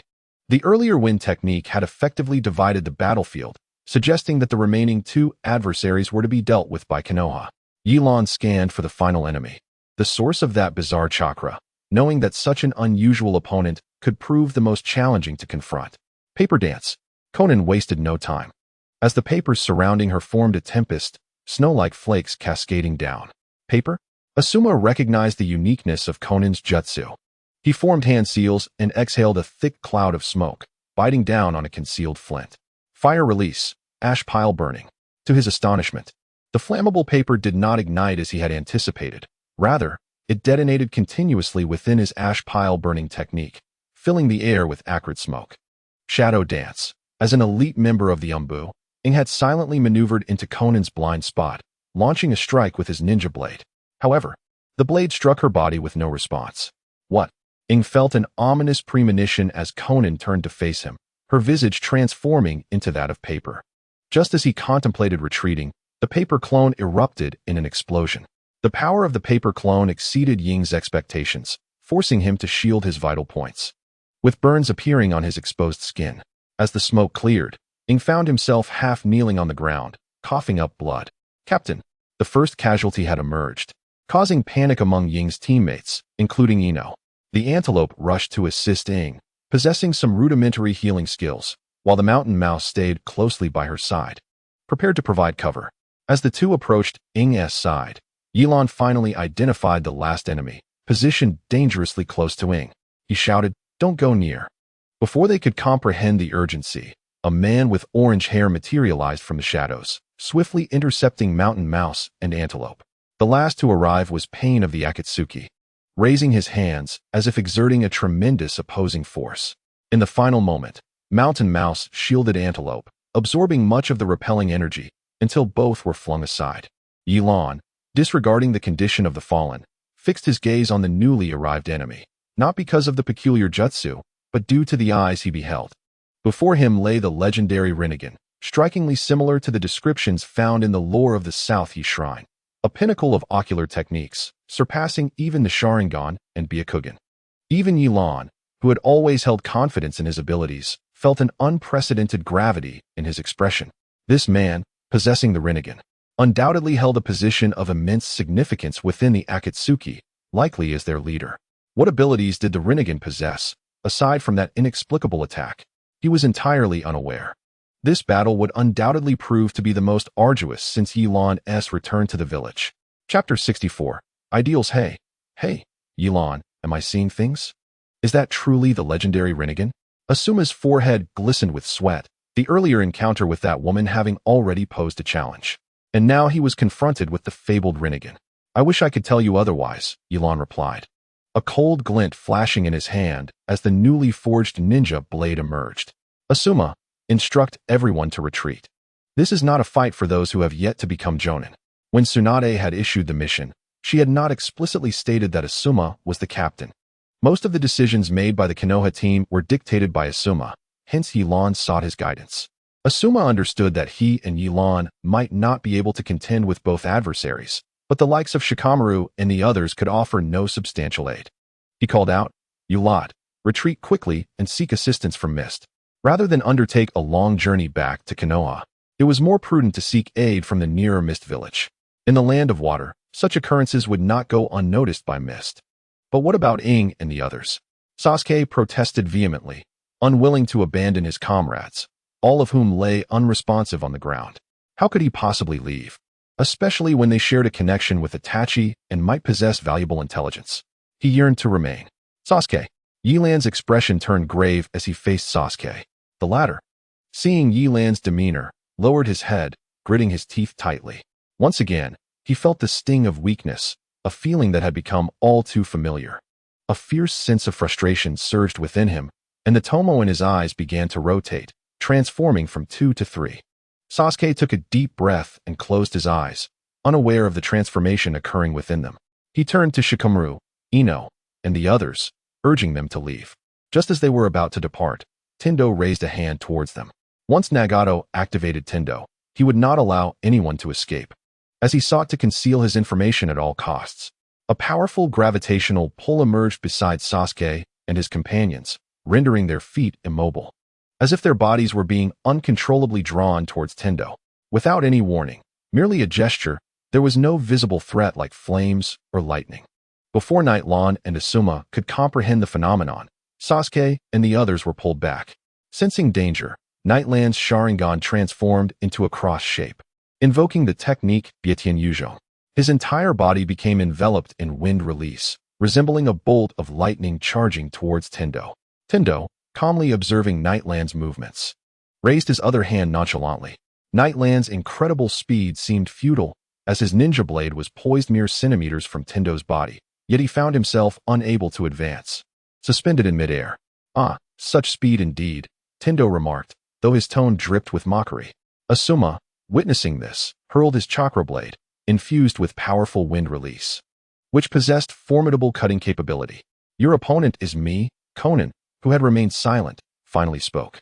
A whirlwind of paper enveloped Asuma's ninja blade, gradually dissipating its cutting force. Shinra Tensei. The suspended Nightlawn and Sasuke's group suddenly felt an immense repulsive force pushing against their bodies, akin to being struck by a heavy vehicle, launching them away. Those with lesser physical endurance, like Ino, fell unconscious, while Sasuke struggled to rise, realizing he had no strength left, his body racked with pain, possibly with numerous bones broken. Nightlawn regained his composure, his body restored by natural energy, possessing physical capabilities rivaling elite Jonin. His kaleidoscope Sharingan remained active, and upon glancing at the fallen Sasuke, he felt a sense of relief knowing he still drew breath. "Indeed, no wonder you have faced us in the Akatsuki." Tendo appeared as an emotionless puppet, devoid of any expression. Gravitational and repulsive forces. Is this the power of the Rinnegan? Nightlawn discerned the essence of Tendo's technique. Yet deciphering such a skill was no simple task. Confronting Tendo one-on-one was exceedingly challenging. "Can you see through my technique? Or is it your Sharingan's ability?" Tendo recognized Nightland's unusual prowess.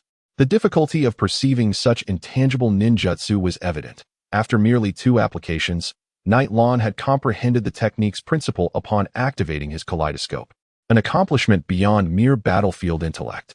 "If I recall correctly, your organization's goal pertains to the tailed beasts, does it not? What is your objective this time?" "Our team lacks a Jinchuriki." Nightlawn sought to extract information, his tone shifting to one of certainty. "Moreover, it's peculiar that you dispatched 3 individuals. If I'm not mistaken, the Akatsuki typically operates in pairs." Nightland's inquiry bore the weight of certainty, prompting Tendo to finally display an expression, a hint of disdain gracing his lips.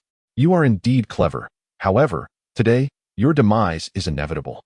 Tendo, unwilling to engage in further dialogue, extended a hand, and a significantly stronger gravitational force enveloped Nightlawn, who found it impossible to stabilize himself. The cross-shaped kaleidoscope spun wildly as Nightland's aura began to surge, a dark chakra coalescing around him. Susanoo. At this juncture, conventional ninjutsu proved ineffective. Nightlawn had no choice but to reveal his trump card.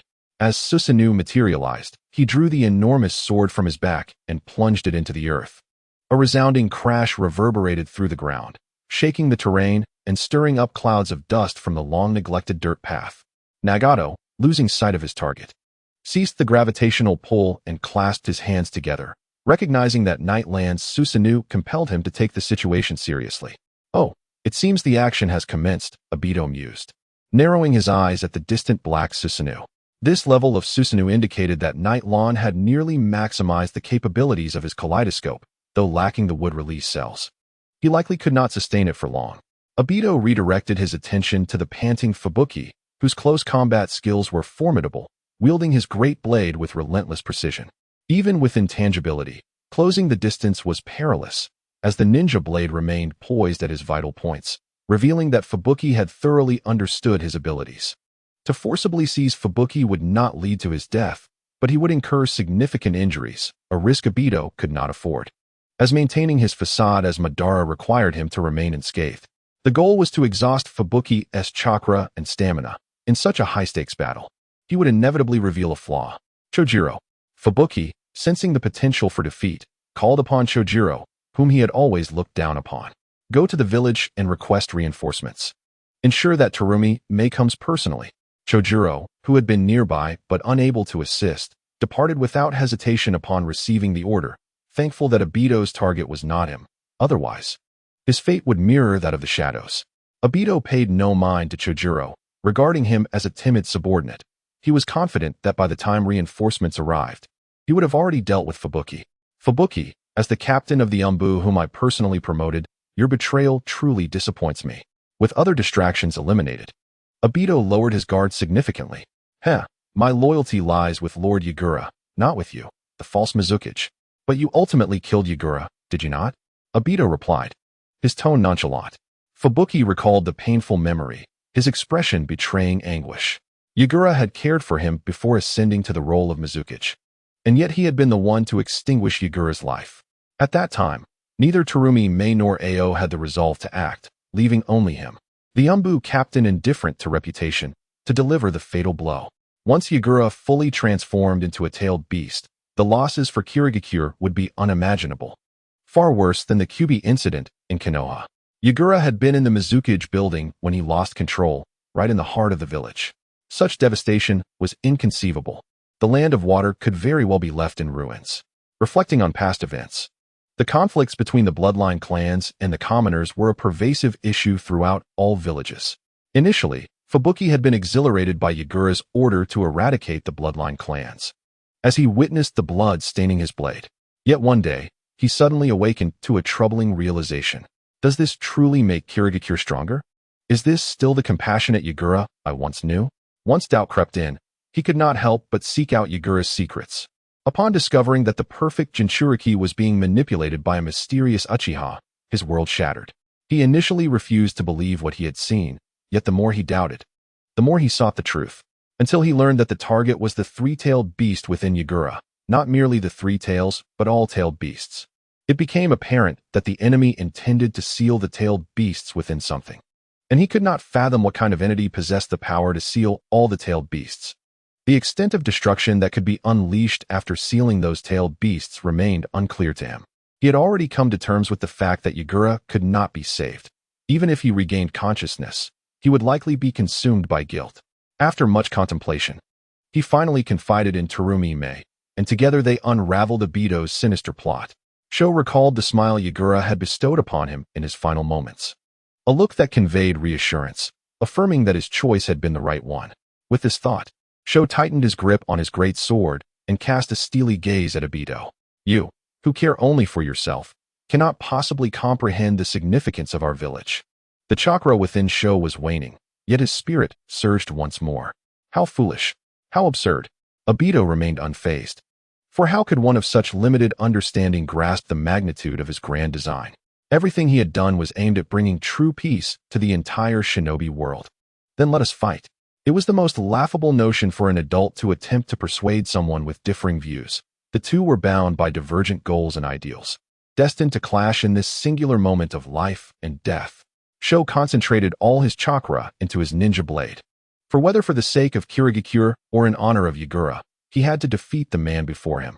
No longer would he dwell on the past or ponder the future. He infused his entire chakra into the blade, a final gambit for his life.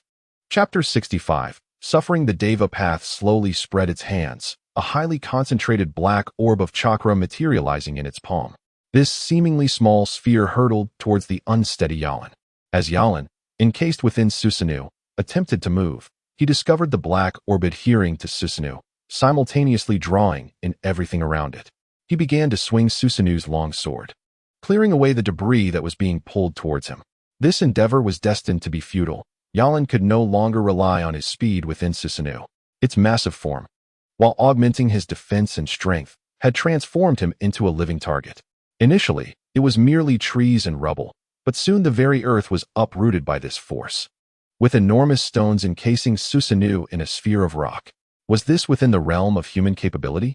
Asuma, still holding a cigarette, had retreated to the side, carrying the unconscious Ino and others, his mouth agape as the cigarette slipped from his lips. Nagato, employing such a tactic is risky. Conan had returned to the Deva path side, aware of Nagato's frail condition. Excessive use of the Rinnegan would take a toll on his body, and concern creased her brow. Fear not. I have diminished the Rinnegan's usage. Its power has lessened significantly, and it poses little threat to me. The Deva path's expression remained impassive, betraying no sign of distress. Crack. Chunks of the massive rocks formed by the Deva path began to plummet from the sky. For the first time, a flicker of emotion crossed the Deva path's face, eyes filled with uncertainty as he gazed up at the dislodged boulders, which fell in great quantities. A blinding white light seeped from the rocks, resembling a miniature sun. With a thunderous roar, a colossal light blue hawk emerged, revealing that Yalan had summoned the breakthrough at the last moment. He now found himself precariously perched upon it, as the previous attack had nearly obliterated Susanoo. Despite the infusion of natural energy, his physical state was dire. Moreover, the continuous use of both eyes' abilities alongside Susanoo had begun to inflict pain in his eyes. Had he been saved by this unusual summon? The Deva path remained indifferent. In his eyes, Yalan's trump cards were nearly exhausted.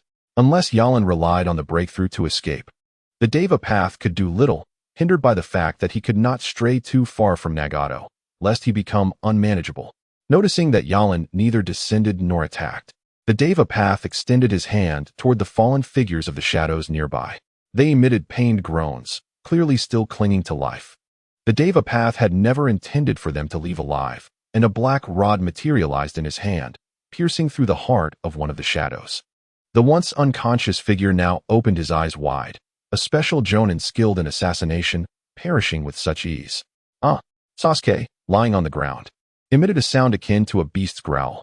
Asuma held him down firmly, preventing any movements. Although their time together had been brief, Sasuke regarded his fallen comrade with a sense of camaraderie.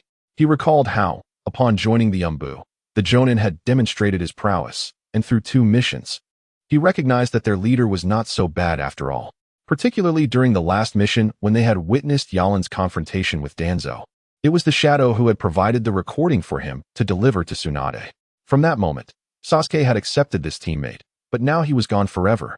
The roar seemed to awaken Shikamaru from his stupor. He blinked awake to find Sasuke staring intently ahead, while Asuma restrained him. Curious, he followed Sasuke's gaze. The scene before them caused his eyes to widen in disbelief. The robust form of the mountain mouse was cast aside by the Deva path, its once small eyes now reflecting shock. Next, the Deva path seized the hair of the antelope and lifted her, her once resplendent golden locks now dulled, issuing cries of agony. Is Yalan still not ready? The breakthrough, possessing human emotions, could no longer bear the sight, and pressed Yalan to act. Sitting atop the breakthrough, Yalan, who had kept his eyes shut tightly, finally opened them, revealing an uncanny blue hue. His Sharingan, once deep and inscrutable, now sparkled with a newfound brightness. He had fully harnessed the natural energy within his body, the first time he had applied it in battle. Without the breakthrough, he could only wonder how long it would have taken to achieve this. Witnessing this transformation, Yalan leaped from the breakthrough's back. His body, now amplified by natural energy, was several times heavier than before, plummeting to the ground and stirring up clouds of dust. He fixed his gaze on the Deva path, his expression betraying no hint of joy. The Deva path, poised to thrust the black rod into the antelope, halted, regarding the expressionless Yalan. Do you feel pain? Yalan was momentarily taken aback by the Deva Path's nonsensical inquiry. The Deva Path, unfazed, discarded the antelope aside. Killing a woman posed complications he wished to avoid unless absolutely necessary. It seems your suffering is insufficient. The Deva Path continued, uttering words that Yalan could not comprehend. Who are you truly? Yalan struggled to fathom the intentions of this neurotic individual. He feared not the madman, but rather the madman with formidable power. The Deva Path now appeared to him as a powerful lunatic. I am a god. The Deva Path began to levitate slowly, chakras surging from his body in waves. A god? Yalan chuckled with a hint of skepticism, recognizing that only those lacking confidence in their strength would claim such titles.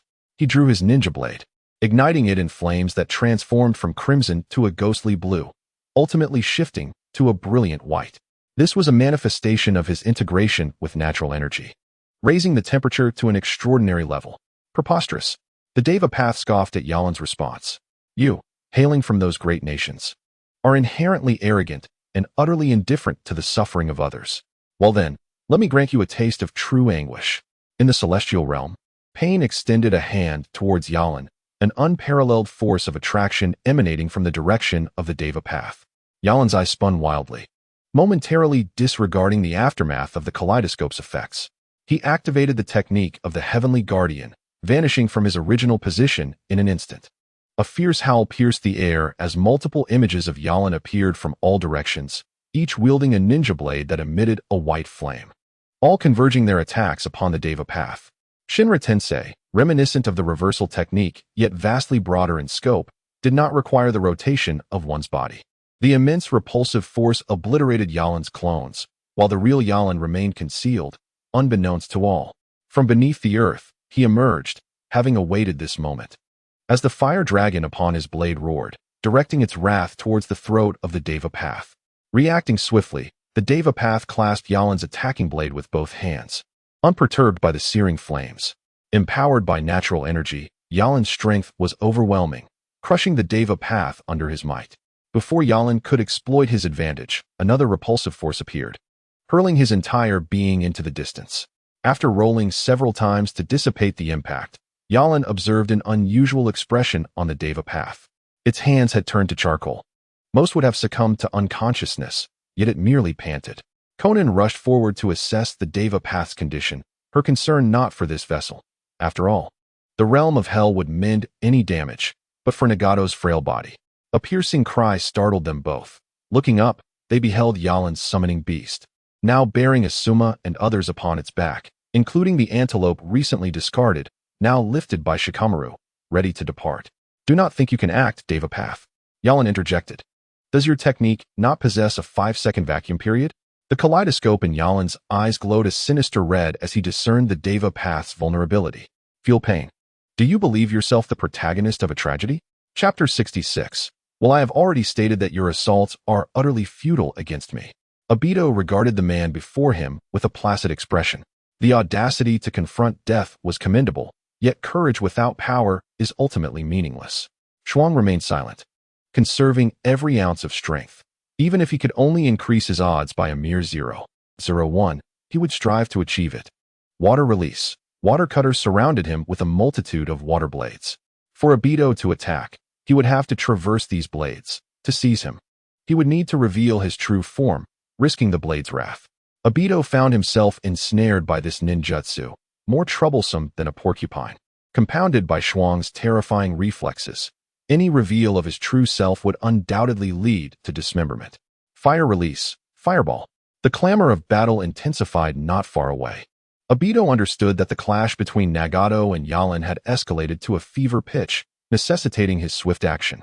He unleashed fireballs, simultaneously attacking while concealing his own movements. Flames met water blades, extinguishing one another, yet water too would evaporate. As Obito continued his onslaught, Chuang's defenses finally revealed a gap. In that moment, Obito's ethereal form darted past Chuang's offense, grasping his shoulder directly. Success! Obito's form once again became tangible as Chuang's large blade, encased in swirling water, slashed towards his waist. How could I possibly fall so easily? Obito remained vigilant against Chuang's blade, aware that this weapon posed a genuine threat. A singular strike would surely result in grievous injury. The blade passed through Obito's incorporeal body, allowing him to solidify once more. All he needed to do was activate Kimui to sever Shuang's arm. Seeing his blade miss, Shuang grinned, his left hand, still gripping the blade, exerting force.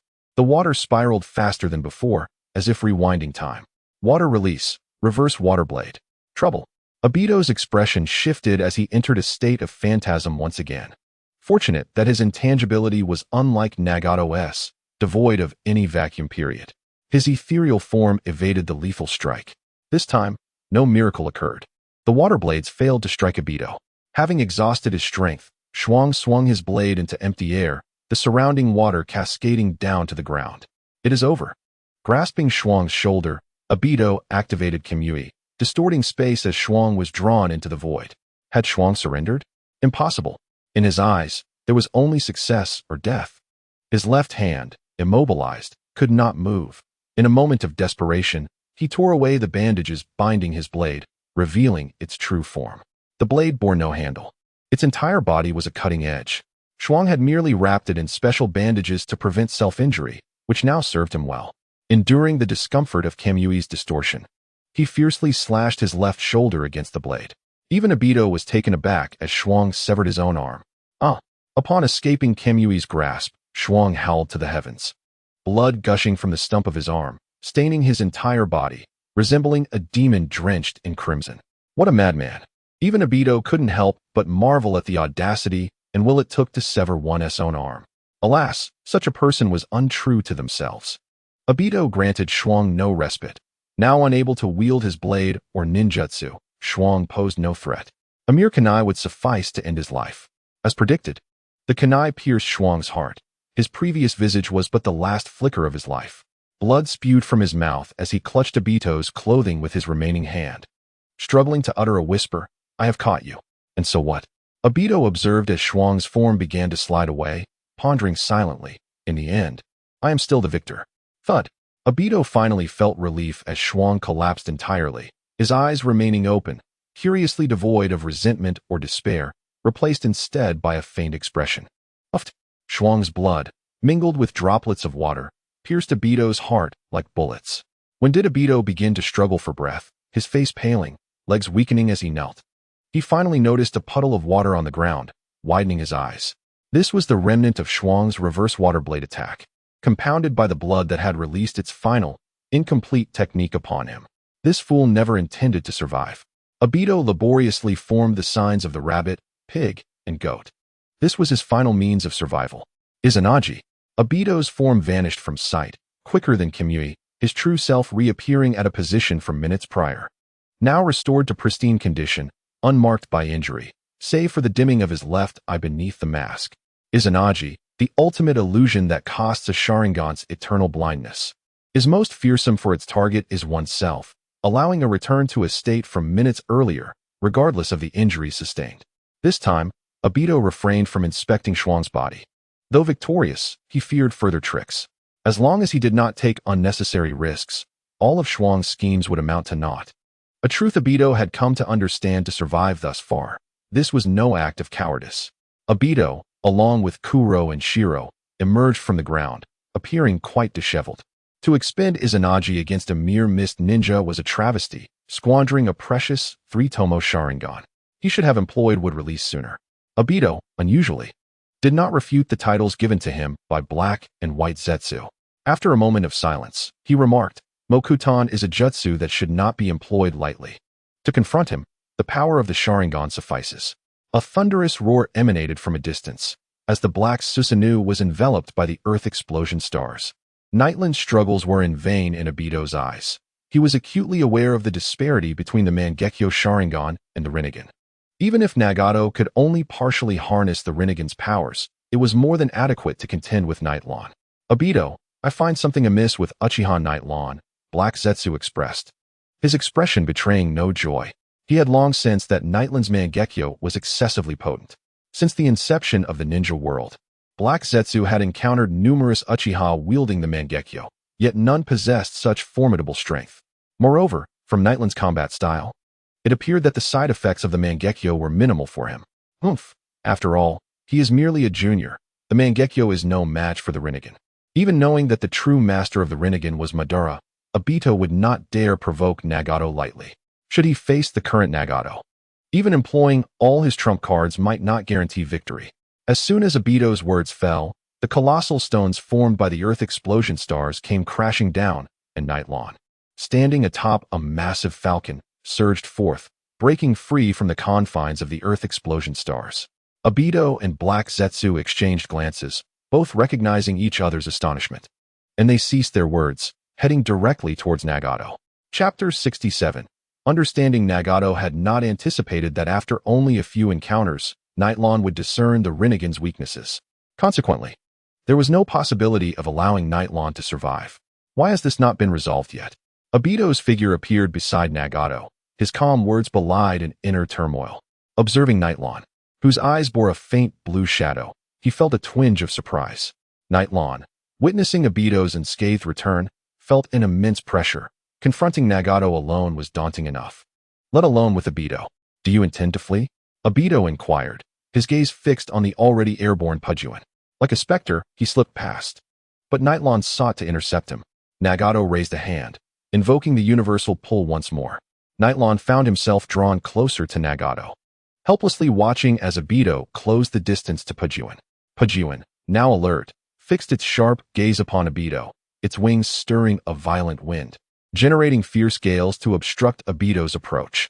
With composure, Obito phased his body, navigating through the tempest, reaching for Pudgeon's claws that had already lifted from the ground. At that moment, lightning flickered upon Pudgeon's claws, forcing Obito to abandon his attempt, watching helplessly as Pudgeon evaded his grasp. Do not even think about escaping. Obito's pursuit proved futile. Ahead, Conan, wielding paper wings, reached Pudgeon, unleashing a barrage of explosive tags that detonated before it, illuminating the air with brilliant fireworks. A radiant aura enveloped Pudgeon, safeguarding Asuma and his companions as they traversed the explosion, departing with a parting remark. Little girl, I have no time to play. You can scratch yourself here. Ignoring Conan's astonished expression, they sped away. Indeed, Uchiha Nightland's summoning beast, much like that old toad, was an entity well-versed in the ways of natural energy. Black Zetsu, having observed the battlefield closely, remained vigilant. Do you sense danger? Should we have Obito and Nagato work together to eliminate him? White Zetsu suggested. The hope is slim. Uchiha Nightlawn, devoid of concerns, will not engage recklessly here. Black Zetsu harbored similar thoughts, having witnessed Nightland's speed firsthand. He understood that neither Nagato nor Obito could hope to detain him, unless powerful barriers were preemptively established. Finally. No one to disturb me. Nightlawn stood upright, feeling relieved as Pudgeon had successfully escorted him away. As Black Zetsu had indicated, he could have fled from the beginning.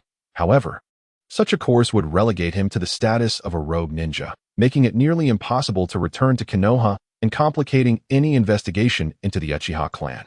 To be honest, I have never comprehended your motives. Now, I realize you aim to silence witnesses. What secret does this Frost ninja hold that provokes your involvement? Nightlawn had observed Frost. Undeniably strong, yet not a bloodline ninja, he belonged to a level just shy of the typical ninja apex. Yet, for such an individual, they had dispatched 3 of their own, 2 to stall Konoha's forces, while 1, suspected to be of the Uchiha clan, targeted Frost alone. Revealing our intentions to you poses no harm.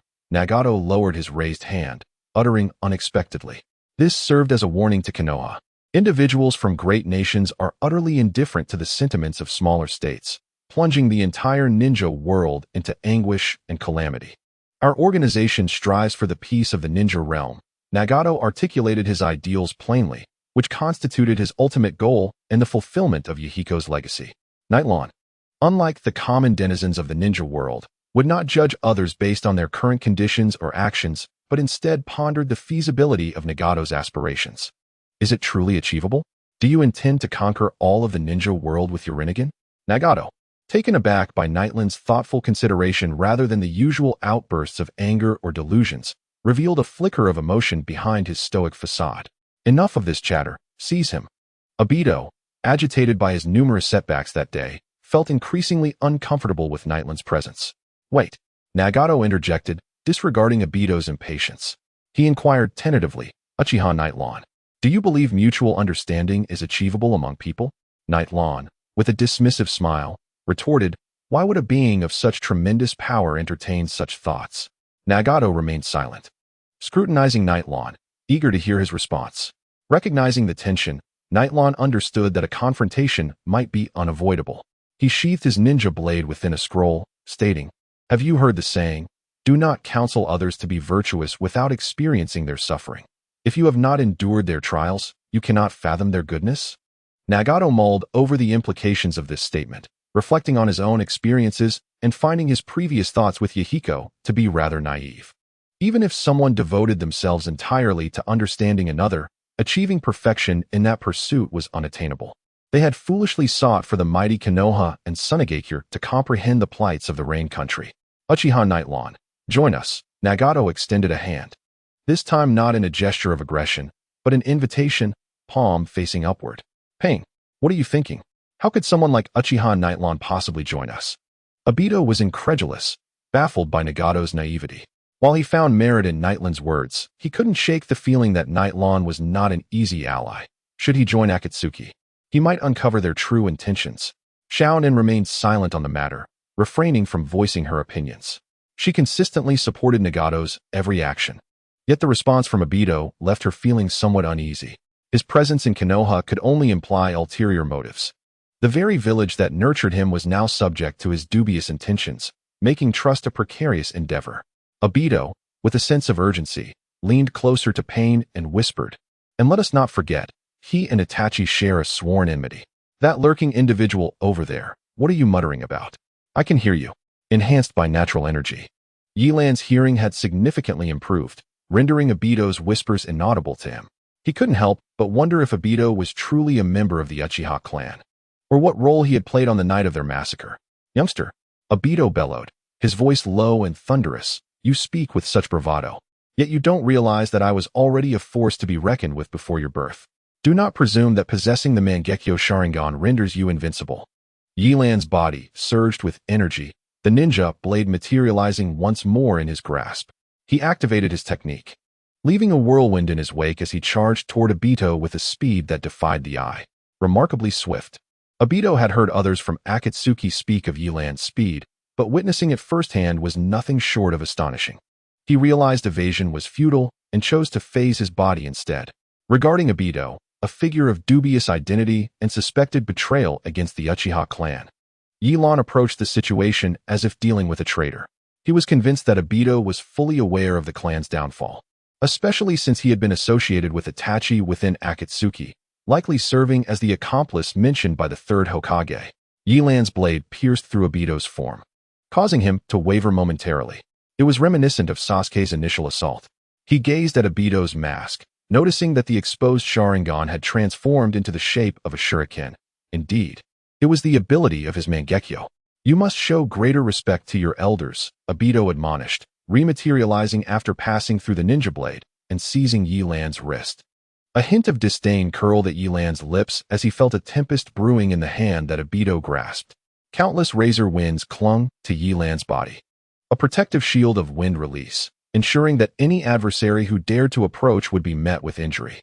Realizing his palm had been lacerated, Obito retreated several steps, recognizing that Yilan was a far more formidable opponent than he had anticipated. Inform Itachi that I shall one day offer his head as a tribute to the spirits of the Uchiha clan, Yilan declared, pointing his blade at Obito. Throughout their confrontation, Pain observed without intervening, prompting Yilan to regard him with curiosity. I cannot join you. While your ideals are commendable, they are excessively ambitious.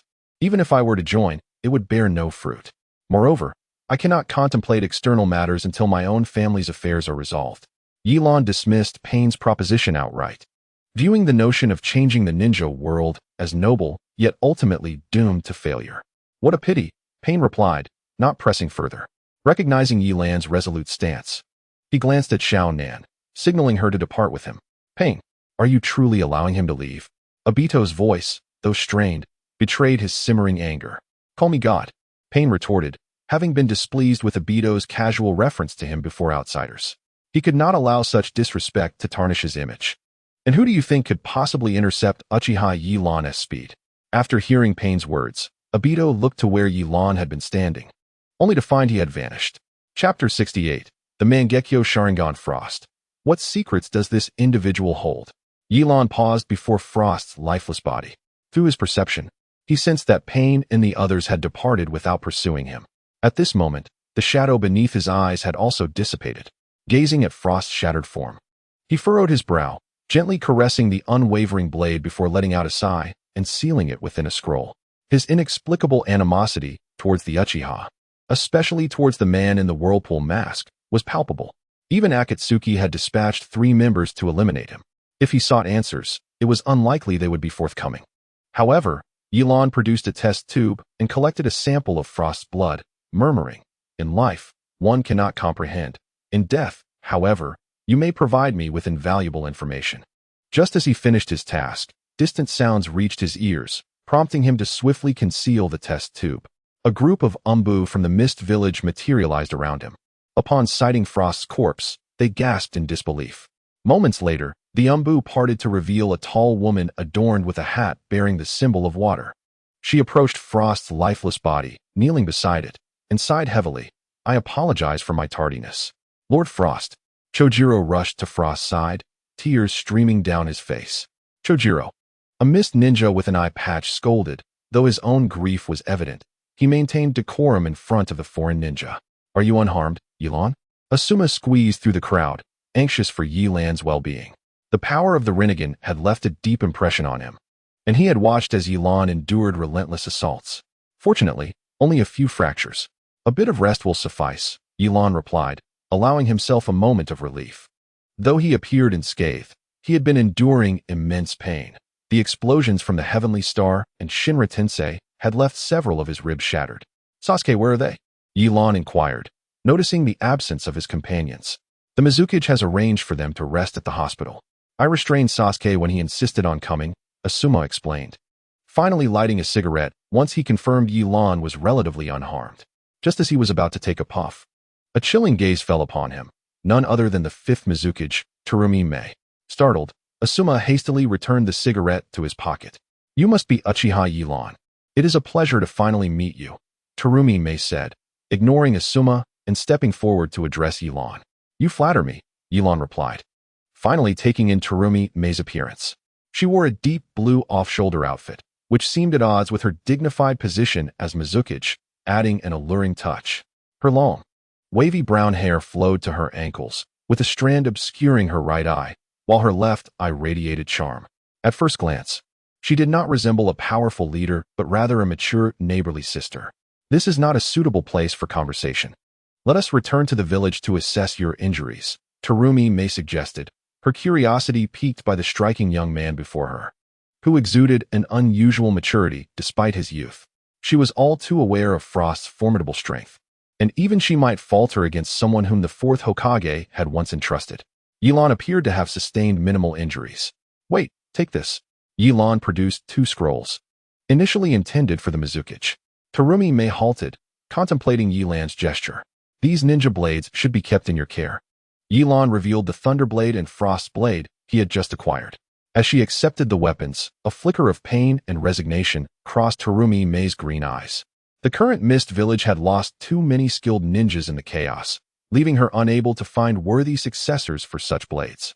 "Thank you, Uchiha Yilan, for safeguarding these. Please convey my gratitude to Lord Hokage," Terumi Mei said, bowing slightly to Yilan, who did not shy away, understanding that the gesture was meant for Tsunade. "How are your injuries faring?" After undergoing a brief treatment, Yilan arrived at Sasuke's hospital room. While Asuma had gone to discuss matters of alliance with Terumi Mei, he did not need to meet with her today. He would only make an appearance when the alliance was close to being formalized.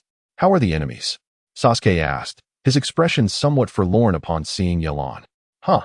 The fact that I am alive is quite enough," Yilan replied with a hint of self-deprecation. "Are they that powerful? The Mangekyo Sharingan couldn't he handle them?" Sasuke inquired, having gathered some information about the Mangekyo from Yilan. "Do you think they are mere ninjas? That pair of eyes is akin to those of the legendary Sage of 6 Paths, the Rinnegan."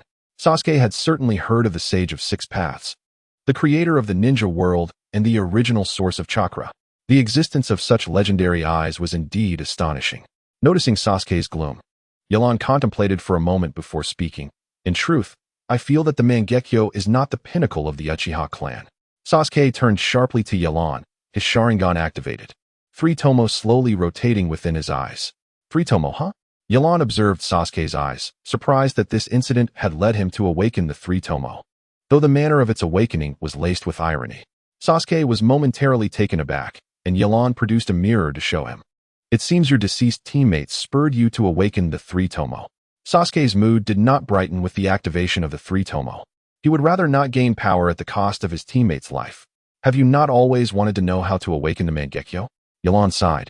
Hoping that Sasuke would not take an extreme path, the current Sasuke was beyond his simple words of guidance. Seeing Sasuke, who had been silent, finally react, Yelan continued. The conditions for awakening the Mangekyo are similar to those for awakening the Sharingan. They require a powerful emotional stimulus. However, if the intensity required for evolving into the three tomo is 1, then the stimulus for the Mangekyo is 10. 10 times the current pain? Sasuke exclaimed, finding that utterly impossible to achieve. Do you know why there is so little information about the Mangekyo within our clan? Yelan approached the window, gazing into the distance. For there existed another rumor concerning the Mangekyo. Sasuke perked up, eager to absorb this information without missing a detail. It is said that one must kill their most beloved person. Only under such trauma can the Mangekyo be awakened. Sasuke's eyes reverted to black, his pupils narrowing like needles as he exclaimed, so Itachi's purpose in slaughtering our clan was this? No. Yelan immediately denied. If Itachi had not awakened the Mangekyo, he could not have dealt with so many Uchiha clan members, even with a surprise attack.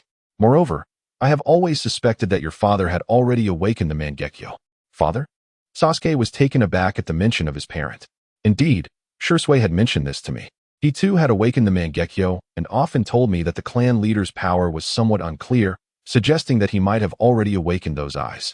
The Uchiha clan's concealment of the truth about the Mangekyo likely stemmed from a fear that some frenzied clan members might kill their relatives for the sake of its power. Yelan continued, however, in my view, simply desiring the power of the Mangekyo will not lead to its awakening, regardless of how many lives are taken. Sasuke. Yelan turned to face him, his Sharingan morphing into the cross-shaped form of the Mangekyo. If one day I discover that you harm those around you to awaken the Mangekyo, I will personally end your life. Such an act is beneath me, Sasuke replied, enunciating each word. Even in revenge, I must rely on my own strength, not become a slave to power. Observing Sasuke's serious demeanor, Yelan closed his eyes, revealing a barely perceptible smile, then said, while I cannot facilitate your immediate awakening of the Mangekyo, I possess a training method that, if successful, may rival the power of the Mangekyo Sharingan. What is it? Sasuke asked, intrigued by the prospect of a power that could stand alongside the Mangekyo, having come to understand the difficulties of awakening it. Such power could not be forced but awaited in due time. Yelan extended a finger, gently approaching a wall. To Sasuke's astonishment, his finger effortlessly penetrated it, withdrawing to reveal a tiny circular hole. This power is not chakra, but rather a phenomenon known as natural energy. This is merely a small application of natural energy. Yelan raised his finger, devoid of any chakra fluctuations. Do you remember that magnificent bird that brought you back? Sasuke recalled the majestic bird with envy. Not only was it powerful, but its speed in flight was remarkable, making it a perfect summoning beast. Natural energy is what those birds taught me. After training in natural energy, one's physical abilities can be enhanced several-fold. If natural energy is infused into ninjutsu, both its power and range are significantly augmented. However, prior to awakening the Mangekyo Sharingan, prolonged training in this natural energy may hinder its awakening. This is not mere speculation. To cultivate natural energy, one must empty their mind, achieving a state of tranquility. The Mangekyo, however, requires intense emotional stimuli. Excessive training could undoubtedly impact its awakening. Conversely, if, after training in natural energy, you manage to awaken the Mangekyo, it would certainly surpass the average Mangekyo. One more thing, given your current mindset, I must admit I am not overly optimistic about your ability to train in natural energy. Sasuke bristled at this, for those labeled as geniuses often possess their own pride. Training requires some innate talent, but the most crucial element is a peaceful mindset. Your heart is currently too tumultuous. It is not suitable for such practice. Sasuke wished to argue, But Yelan's expression suggested that he had anticipated this response, effectively silencing him. Yelan approached Sasuke, placing a hand on his shoulder. Take the time to adjust. Just give me a response before we return to the village. Yelan would not impose his influence on Sasuke's choices. He laid out the pros and cons of training in natural energy, pointing out that Sasuke was currently ill-suited for such endeavors. The decision now rested with him. Meanwhile, Shikamaru pondered at the door to the hospital room for a long while, finally sighing, "What a hassle," before pushing the door open. A blonde woman sat on the hospital bed, lost in thought, showing little reaction to Shikamaru's arrival. "I brought you some food. I hope the Mist Village cuisine suits your palate," he said, unconcerned as he settled into a chair beside the bed. The woman remained unresponsive, prompting Shikamaru to continue speaking to himself. What a bother. How did we end up executing such a perilous mission, given their level of strength? It is pure luck that we survived. We should hurry back to Konoha. He opened the lunchbox, revealing an array of seafood. As a native of the Land of Fire, he found it somewhat challenging to eat such fare. Tentatively, he offered it to the woman. "Here, have something to eat." Her eyes showed some reaction as she slowly accepted the lunchbox and began to eat. Shikamaru felt relieved that she could still consume food. He feared she might refuse to eat altogether. The agony of witnessing a longtime companion's death must have been unbearable. Thoughts of the still unconscious Choji and Ino made Shikamaru clench his fists. For the first time, he felt utterly powerless. Previously, with Asuma and Yelan, he had always felt secure with powerful Jonin backing him. But when both Asuma and Yelan could not intervene, he felt like a lamb awaiting slaughter. And this sense of helplessness left him deeply unsettled. "Thank you, Shikamaru," the woman said, finishing her meal. Her cool voice was still melodious, prompting Shikamaru to smile, only for her next statement to leave him feeling embarrassed. "However, I do not seek solace from children, as a member of the Umbu. The death of comrades is merely an everyday occurrence for me." The gazes of the antelope regained clarity, as if conveying a trivial matter, urging not to always complain.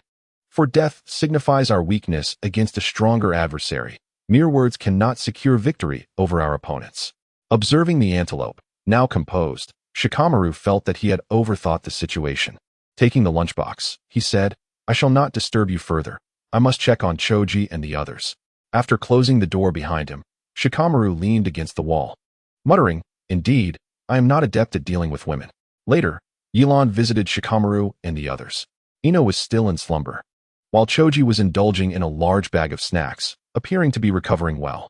Noticing Shikamaru's contemplation, he seemed to be struggling to articulate a thought, which somewhat tarnished his genius image. Suspecting that this encounter might have affected him, Yelan refrained from probing further and eventually proceeded to the antelope's room. Upon entering, the antelope attempted to sit up, eager to inquire about certain matters. "Rest well. I have arranged for the bodies of Aang and the others to be transported back to Konoha," Yelan assured, gesturing for her to lie back down. Had Kakashi known this would transpire, he would likely feel immense guilt.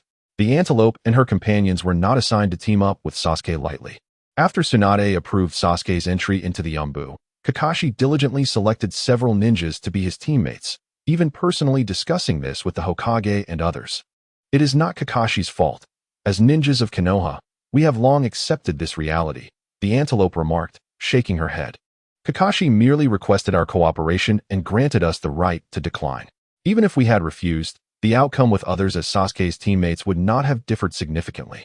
"Do you require me to discuss this with Lady Tsunade to facilitate your transfer from the Umbu?" Yelan offered, remaining principled and willing to extend his assistance to those with good intentions. "No, I have grown accustomed to life in the Umbu, and I am uncertain of what else I could do," the antelope confessed, the latter part of her statement left unspoken. As a commoner, she struggled to find avenues for advancement, currently just a chunin, likely only reaching special jonin status in a few years. Apart from combat, she possessed no notable skills, and leaving the Umbu left her uncertain of her future. Yelan discerned her unspoken struggles and chose not to pry further, offering a few words of comfort before exiting the room. Chapter 70. The Secret of the Mist. In the spirit of mutual development and progress, the Mist Jonin, previously encountered wearing an eye patch, began his speech regarding the alliance agreement. Yelan recognized this individual as Ao, the sole bearer of the Byakugan outside Konoha. With fervor, he delivered his address, his voice rising and falling at crucial moments, stirring even Yelan, who was nearly dozing off. as he transformed the mundane script into a stirring declaration reminiscent of a pre-battle speech. Even the most impassioned performance, however, grew tiresome for the seasoned attendees. Fortunately, the speech was brief, though Ao expressed lingering dissatisfaction, lamenting the brevity of the script which left him wanting more. Now that the agreement is signed, we must address some important matters. Terumi Mei, the Mizukage, initiated as Ao took his seat. Konoha is willing to assist Mist in reconstructing the Ninja Academy, though we are unsure of your village's intended investment. This point had been previously mentioned in the agreement, and during earlier discussions between Asuma and Terumi Mei. She had indicated that she needed to consult the Elder Council for their opinions, hence the lack of response. To be frank, our current financial state does not allow for significant expenditure. We plan to allocate 10 million Ryo for the school's reconstruction. This amount was a result of Terumi Mei's advocacy, as the Elder Council initially intended to offer only 6 million Ryo. Upon hearing that they intended to establish a ninja academy with such limited funds, Yilan perceived Terumi Mei's expectations as somewhat unrealistic. 10 million Ryo might suffice to establish the school, but what about the teachers' salaries? With such a budget, what caliber of instructors could be hired? Teaching tools, textbooks, and training facilities all incur costs, and many of these are consumables, necessitating annual investments. Achieving results would take a decade or more. 10 million Ryo was insufficient, as even Sasuke's ninja blade was worth more. With all due respect, Mizukage, 10 million is far too little. Even with Konoha's resources, it would barely cover the establishment of a school, with much more funding required thereafter. Asuma, who had little teaching experience, felt that the Mizukage's views were somewhat naive. It was not surprising that she lacked knowledge of budgeting. Since the second Hokage promoted the establishment of ninja schools, few other villages had followed suit. The previous academy in the Mist had merely served as a training ground for assassins, resulting in vastly different costs. Must such a large sum be necessary?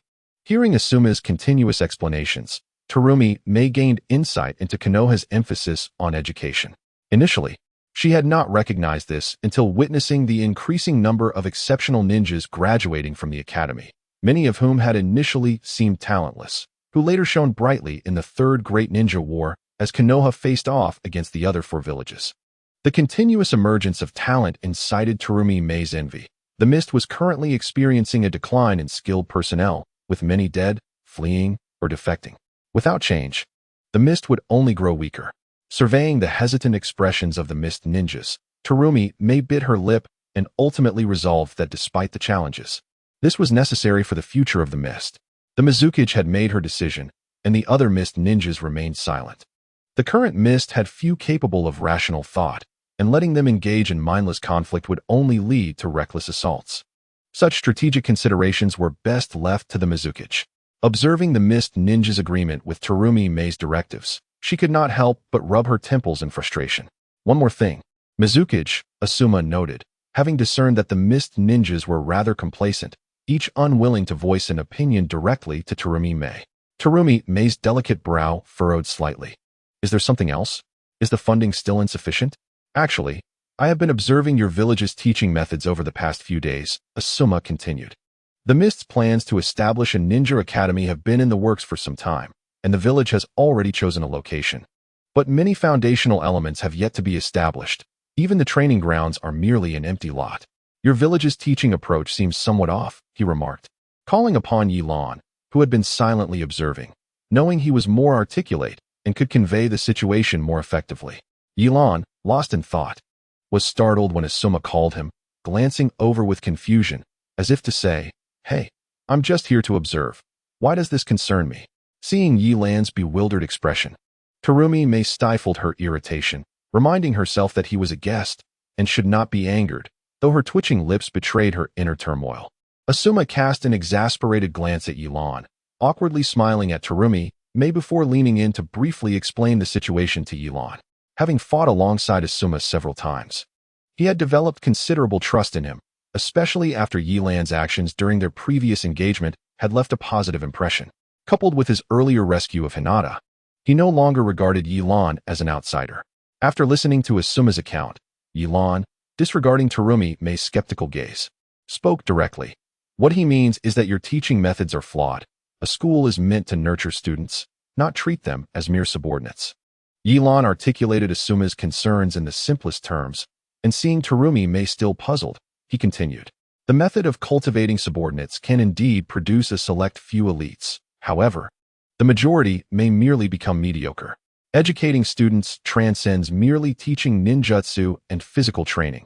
The essence lies in promoting ideals and fostering emotional bonds among them. Whether it is the bond between teacher and student or the camaraderie among peers, these seemingly insignificant connections can sometimes unleash unimaginable strength at critical moments. Yilan understood the importance of restraint, choosing not to elaborate excessively, just as the disparity between an army with will and one without is stark. Konoha's persistent promotion of the so-called will of fire, which he found contemptible, was undeniably effective. Too many children, freshly graduated from the ninja academy, had transformed into mere cannon fodder, driven by this very will of fire. If a small spark ignites, even a couple of chunin would be a significant gain. It was this very principle that enabled Konoha to withstand the relentless bombardment from the other 4 ninja villages and ultimately triumph in the war. Asuma, upon hearing Yilan's narrative, could not help but mentally commend him. How could he not have thought of such insights? Calling Yilan was indeed the right decision. Terumi Mei pondered for a moment, but did not dwell too long. Konoha had considerable experience in this regard. It was rare for someone as young as Uchiha Yilan to possess such understanding. After further inquiries, she concluded the topic. With the school's issues nearly resolved, Yilan addressed the Mizukage, expressing some personal doubts. Initially expecting the conversation to conclude, Asuma was taken aback, staring incredulously at Yilan, who had seemed indifferent just moments before, now raising questions.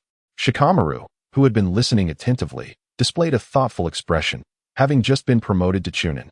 He had yet to find an opportunity to contribute, making his presence feel somewhat perfunctory. Young man, feel free to ask your questions. As long as I am able to answer, I shall, Terumi Mei said, placing her palm over her mouth, smiling amiably. I wish to inquire about the events occurring between the Mist and Akatsuki, Yilan stated, his curiosity piqued regarding Akatsuki's motivations for their aggressive actions against the Mist. Perhaps this woman before him could provide answers. Regrettably, such matters pertain to the privacy of the Mist. I cannot divulge them. Terumi Mei's demeanor shifted from a smile to a serious expression. Mizukage, you are aware that Konoha has also established an alliance with Sunagakure, correct? Yilan remarked, unfazed by her sternness. The more Terumi Mei reacted, the more it indicated that Akatsuki's actions in the Mist were far from simple, especially with the mention of Sunagakure. Yilan, what are you implying? Are you attempting to threaten me? Terumi Mei's voice turned icy. The relationship between the Mist and Sunagakure was tenuous, and Konoha's simultaneous alliance with both villages raised concerns about potential collusion against one another. Yilan, Asuma, now sweating profusely, stepped in to grasp Yilan's arm. Should the Mist village truly become enraged, their departure would not be easily facilitated. Mizukage, please do not take offense, that is not my intention. I merely wish to discuss the intelligence regarding Akatsuki, Sunagakure, and Konoha, which is public knowledge. Yilan maintained his composure, revealing information that caused Terumi Mei's expression to shift dramatically. Additionally, I have encountered Akatsuki's operations on 2 occasions, targeting the 9 tails and the 1 tail. Are you speaking the truth? Terumi Mei, no longer composed, stood up, only realizing her lapse in decorum when Ao subtly reminded her. I would not lie about such matters. And one of those who targeted the 9 tails was indeed a rogue ninja from your village, Yilan disclosed, unperturbed by the revelations he shared. Asuma, now beside Yilan, tugged at his sleeve. Is it wise for us to share such intelligence with the Mist?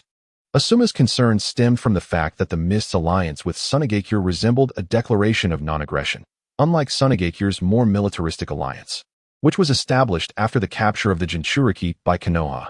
Moreover, they had not anticipated encountering members of Akatsuki, particularly one possessing the Rinnegan, who was likely the leader of Akatsuki. Yilan's conviction was based not only on the prowess of the individual known as Pain, but also on his self-proclaimed divinity. Such a person would hardly settle for being a subordinate. Rinnegan, are you certain you did not misjudge? Terumi Mei, having never encountered Nagato, found it difficult to believe in the existence of such legendary powers. Indeed, it was that very individual with the Rinnegan who intercepted us. And the one who killed the Frost Ninja was a man wearing a whirlpool mask. Yilan recounted the events he had witnessed. Was the one wearing the whirlpool mask not adorned with a Sharingan? Terumi may unexpectedly described Obito's appearance, deepening Yi Lan's belief that this individual bore a significant connection to the mist. Nodding in affirmation, Terumi May sighed. It appears I truly arrived too late. Yi Lan refrained from responding, patiently awaiting Terumi May's decision regarding the occurrences in the mist and whether she would divulge them. Ao, Terumi May, appearing somewhat fatigued, summoned her assistant. Ao quickly approached, leaning in to listen. Convey my orders. No one is to approach this room. Everyone else is to leave. Mizukichi, are you truly intending to adhere to the most traditional practices of a ninja? Ao, with a somewhat conservative mindset, questioned the propriety of discussing such family matters with outsiders. No need for further discussion. I have made my decision, Terumi May asserted, disregarding Ao's concerns.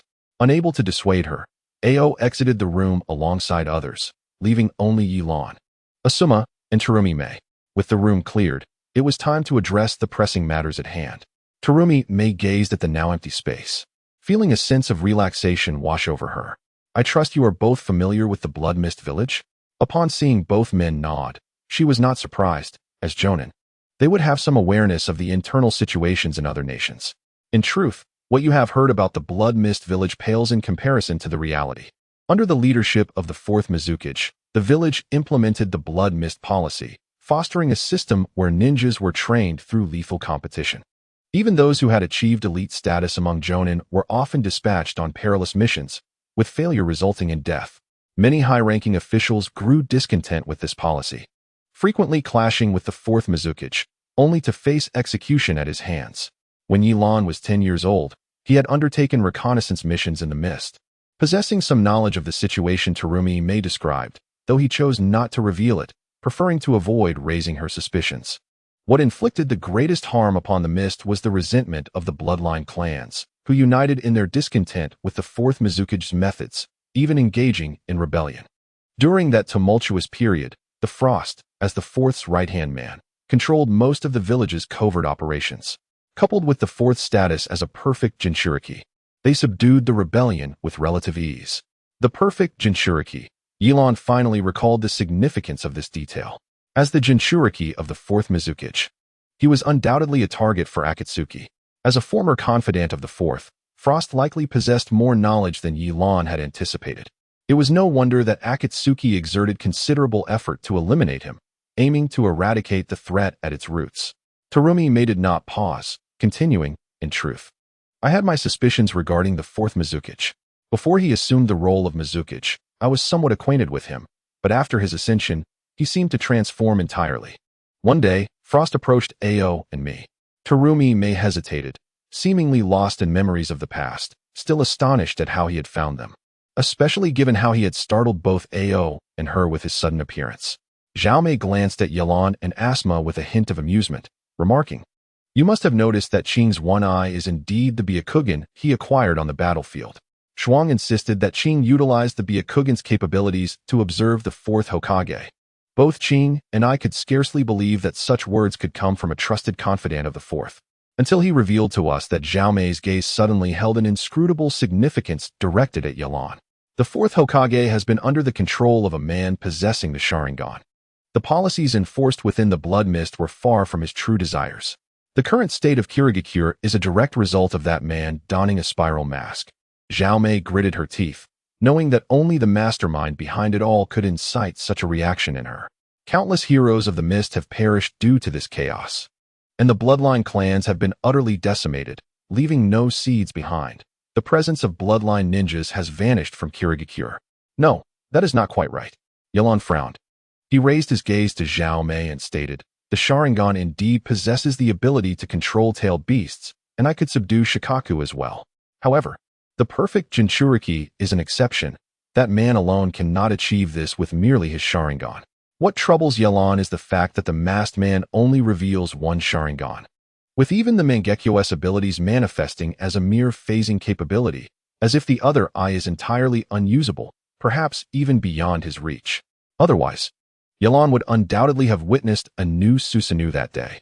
I am unfamiliar with this ability. It is simply a fact. Had it not been for Shuang's keen perception, the policies of the Blood Mist would have continued to reign unchallenged, and I would not have ascended to the position of 5th Mizukichi.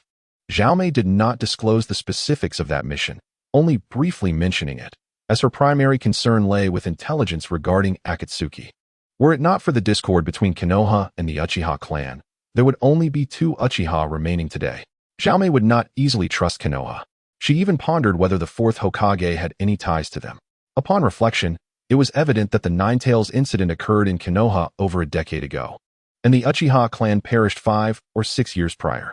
During that time, Kirigakure remained firmly under the 4th Mizukage's control.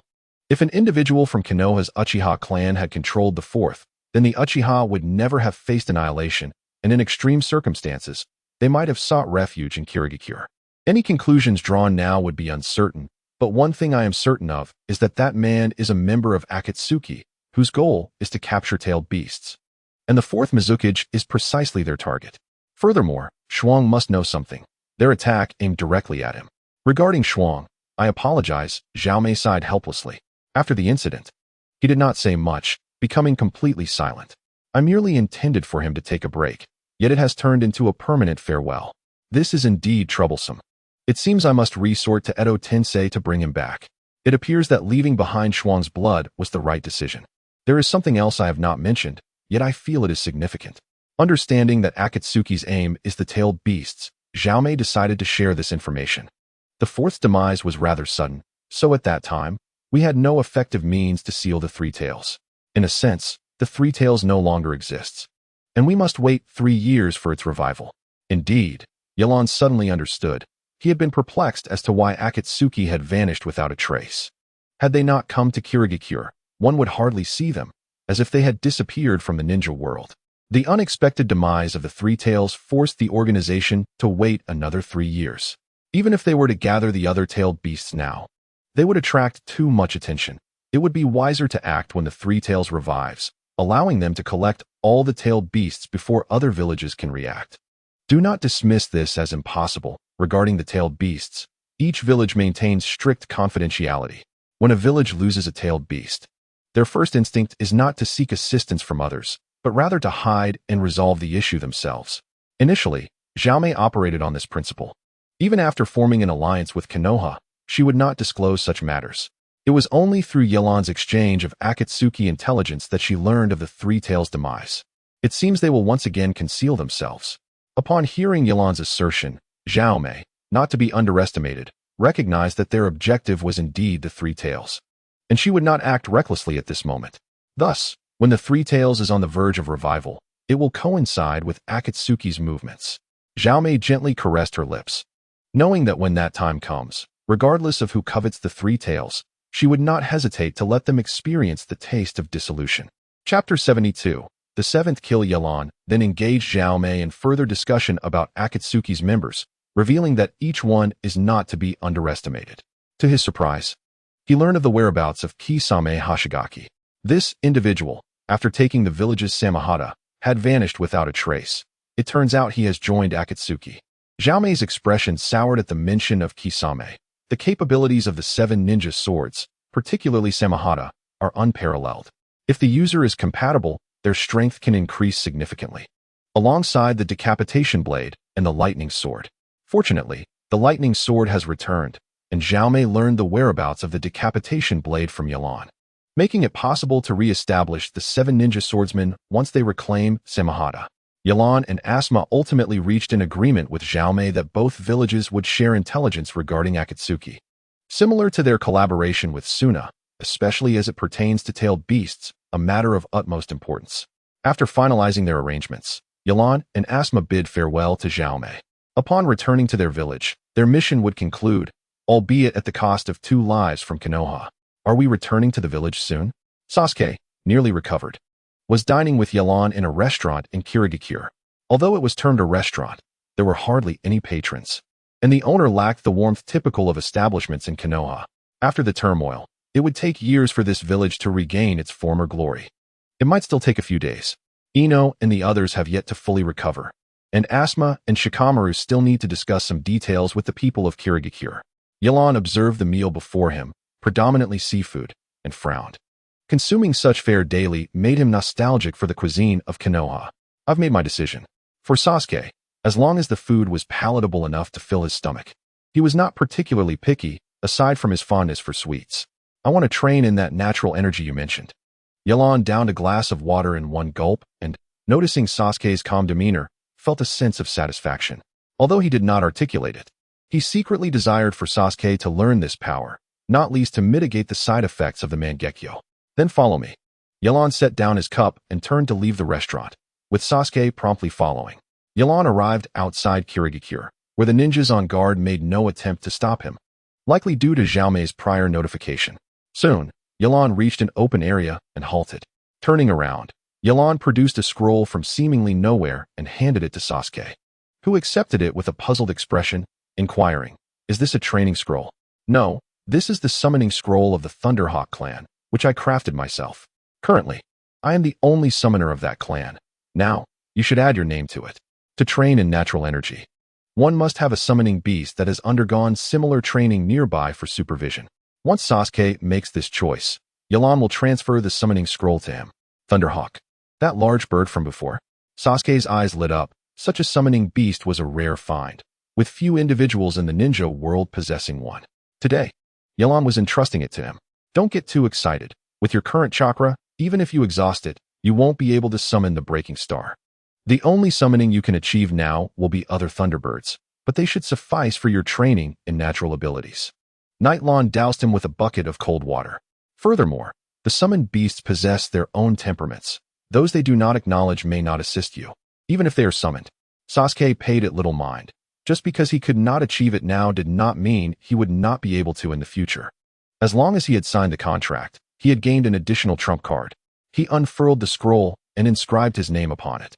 "Now, test your summoning abilities without reservation. Use as much chakra as you have." After Sasuke signed his name and pressed his handprint, Nightlon carefully stored the scroll away, understanding its potential significance as a family heirloom in the future. Sasuke had witnessed the summoning technique multiple times. Having the Sharingan, he had long since copied the hand seals. However, without a suitable summoning beast, he had never utilized it. Now, having finalized the contract, he bit his finger and pressed it against the ground. Black markings rapidly spread, and a plume of smoke obscured his vision, rendering it difficult to discern what was materializing. The sudden extraction of chakra left him feeling slightly unwell, causing the ground beneath him to sway precariously, almost making him stumble. The tremor of the ground? Sasuke sensed something amiss. As the smoke dissipated, he beheld a thunder falcon, its size comparable to 2 or 3 adults, smaller than the colossal Break Army. Its blue fur was darker than that of Break Army, and its sharp gaze fixated on Sasuke, scrutinizing him. Sasuke, refusing to show weakness, activated his Sharingan, focusing intently on the Thunder Falcon before him, aware that he could not afford to appear feeble at this first encounter. Upon noticing the Sharingan in Sasuke's eyes, the Thunder Falcon expressed an unmistakable human-like demeanor, its voice echoing with words. "Nightlon, how could you so carelessly allow someone else to sign a contract? Have you forgotten the conditions promised to our clan?"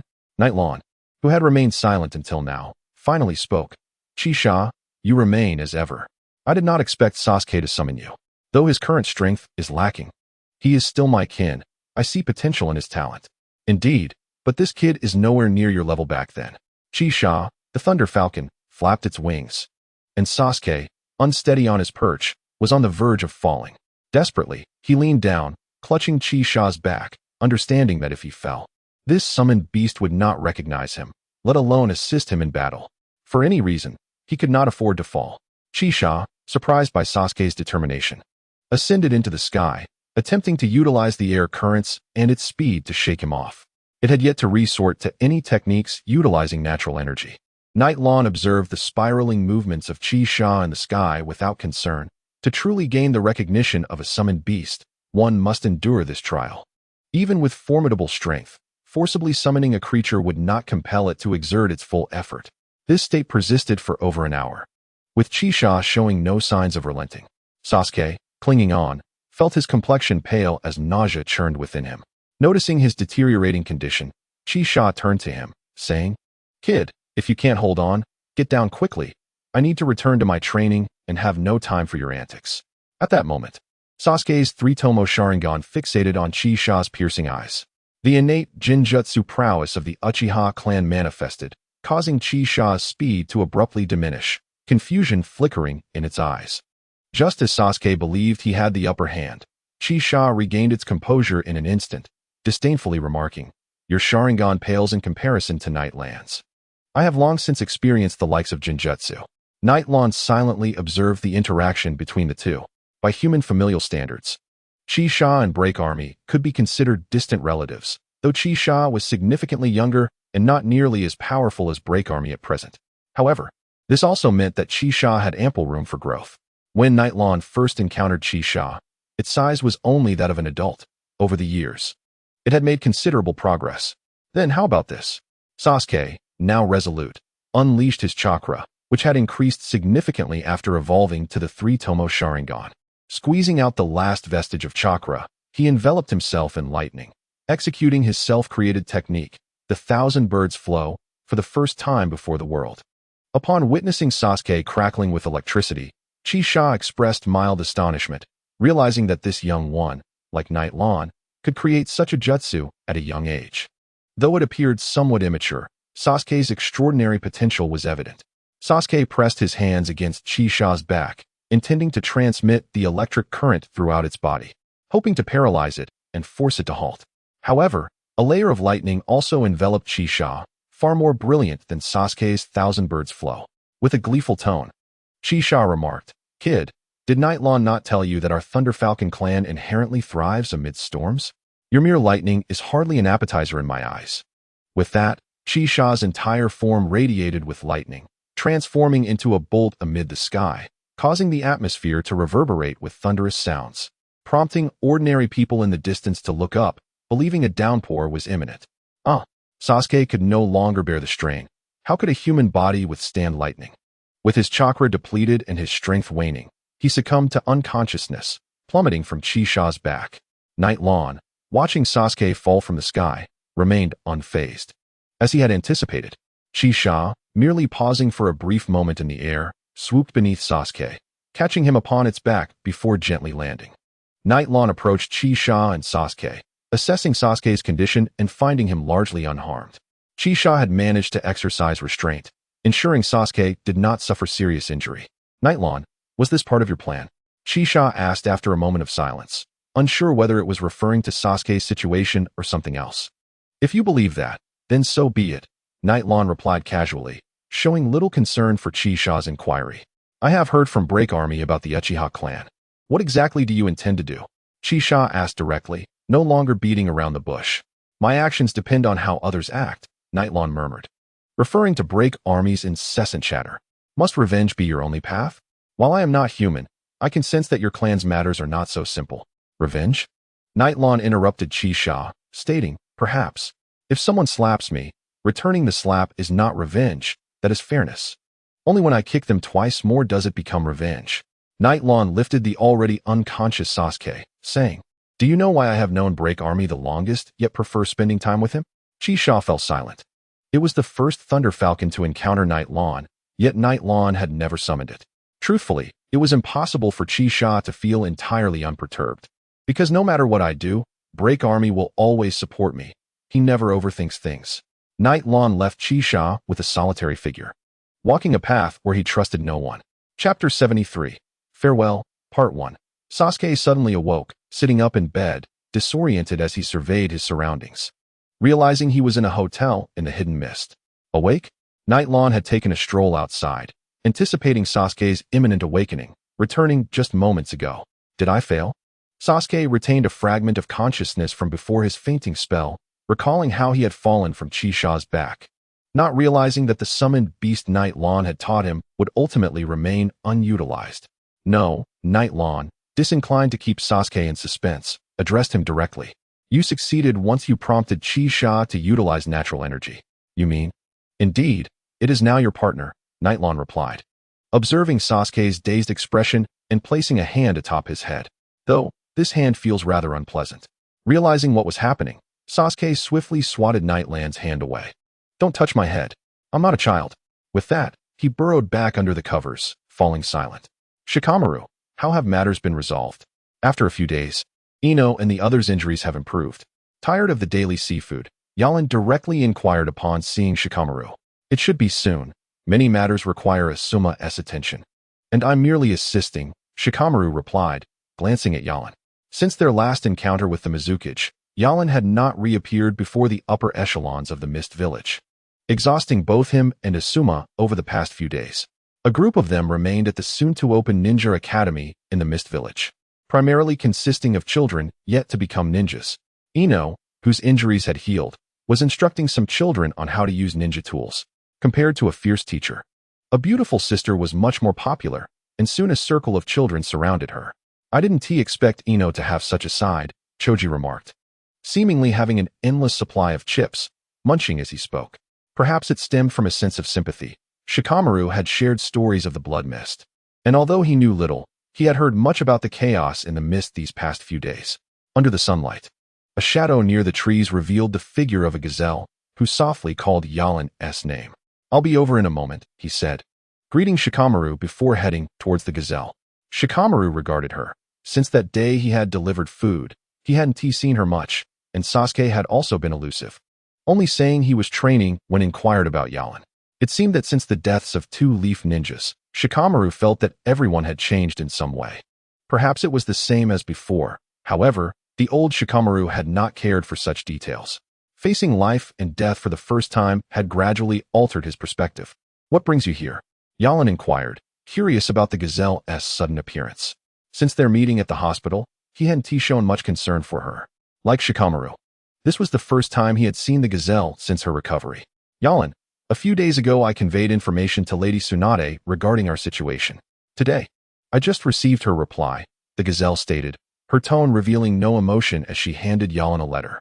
He didn't question how she had transmitted the information, nor why she hadn't contacted him beforehand. After all, she was a member of the Umbu, and only the Hokage had the authority to command her. What about Asuma? Yalan asked, reasoning that the gazelle should have informed Asuma first before reaching out to him. No matter how much Tsunade trusted him, Yalan did not consider himself more important than Asuma. Asuma is still discussing matters with the higher-ups of the mist. I didn't want to interrupt him, the gazelle replied, her demeanor unfazed. Upon understanding, Yalan ceased his inquiries and began reading Tsunade's letter. The content was minimal, merely commending Yalan and informing him that she would send support. He was instructed to meet the reinforcements before departing the mist.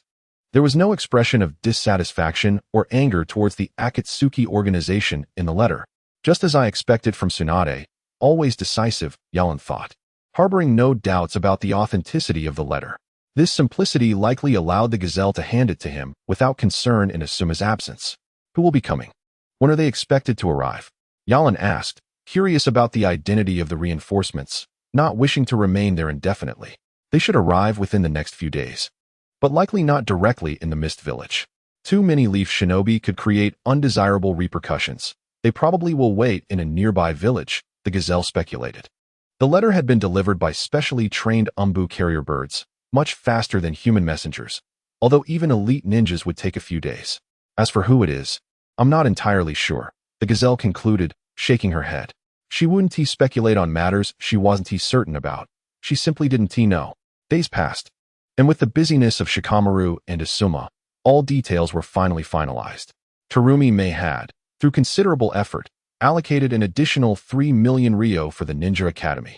This was the most frustrating task she had undertaken since becoming Mizukage. Each time she thought about having to bow to the elders after assuming the role, she felt a deep frustration, as if her wrinkles had multiplied in recent days. Have they all departed?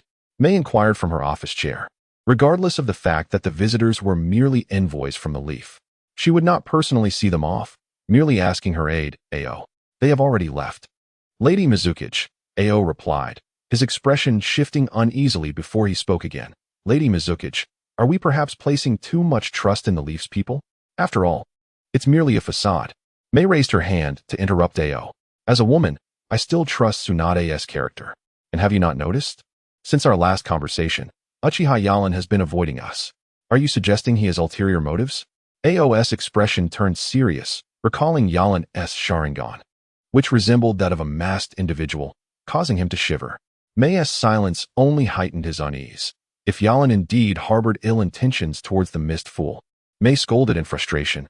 Can't you see he is extending goodwill? Have you ever seen a malicious ninja consistently outside the village gathering intelligence? Yalan and Sasuke swaggered in and out of the village. Any observant individual in the mist could see his intentions were benign, regardless of any schemes.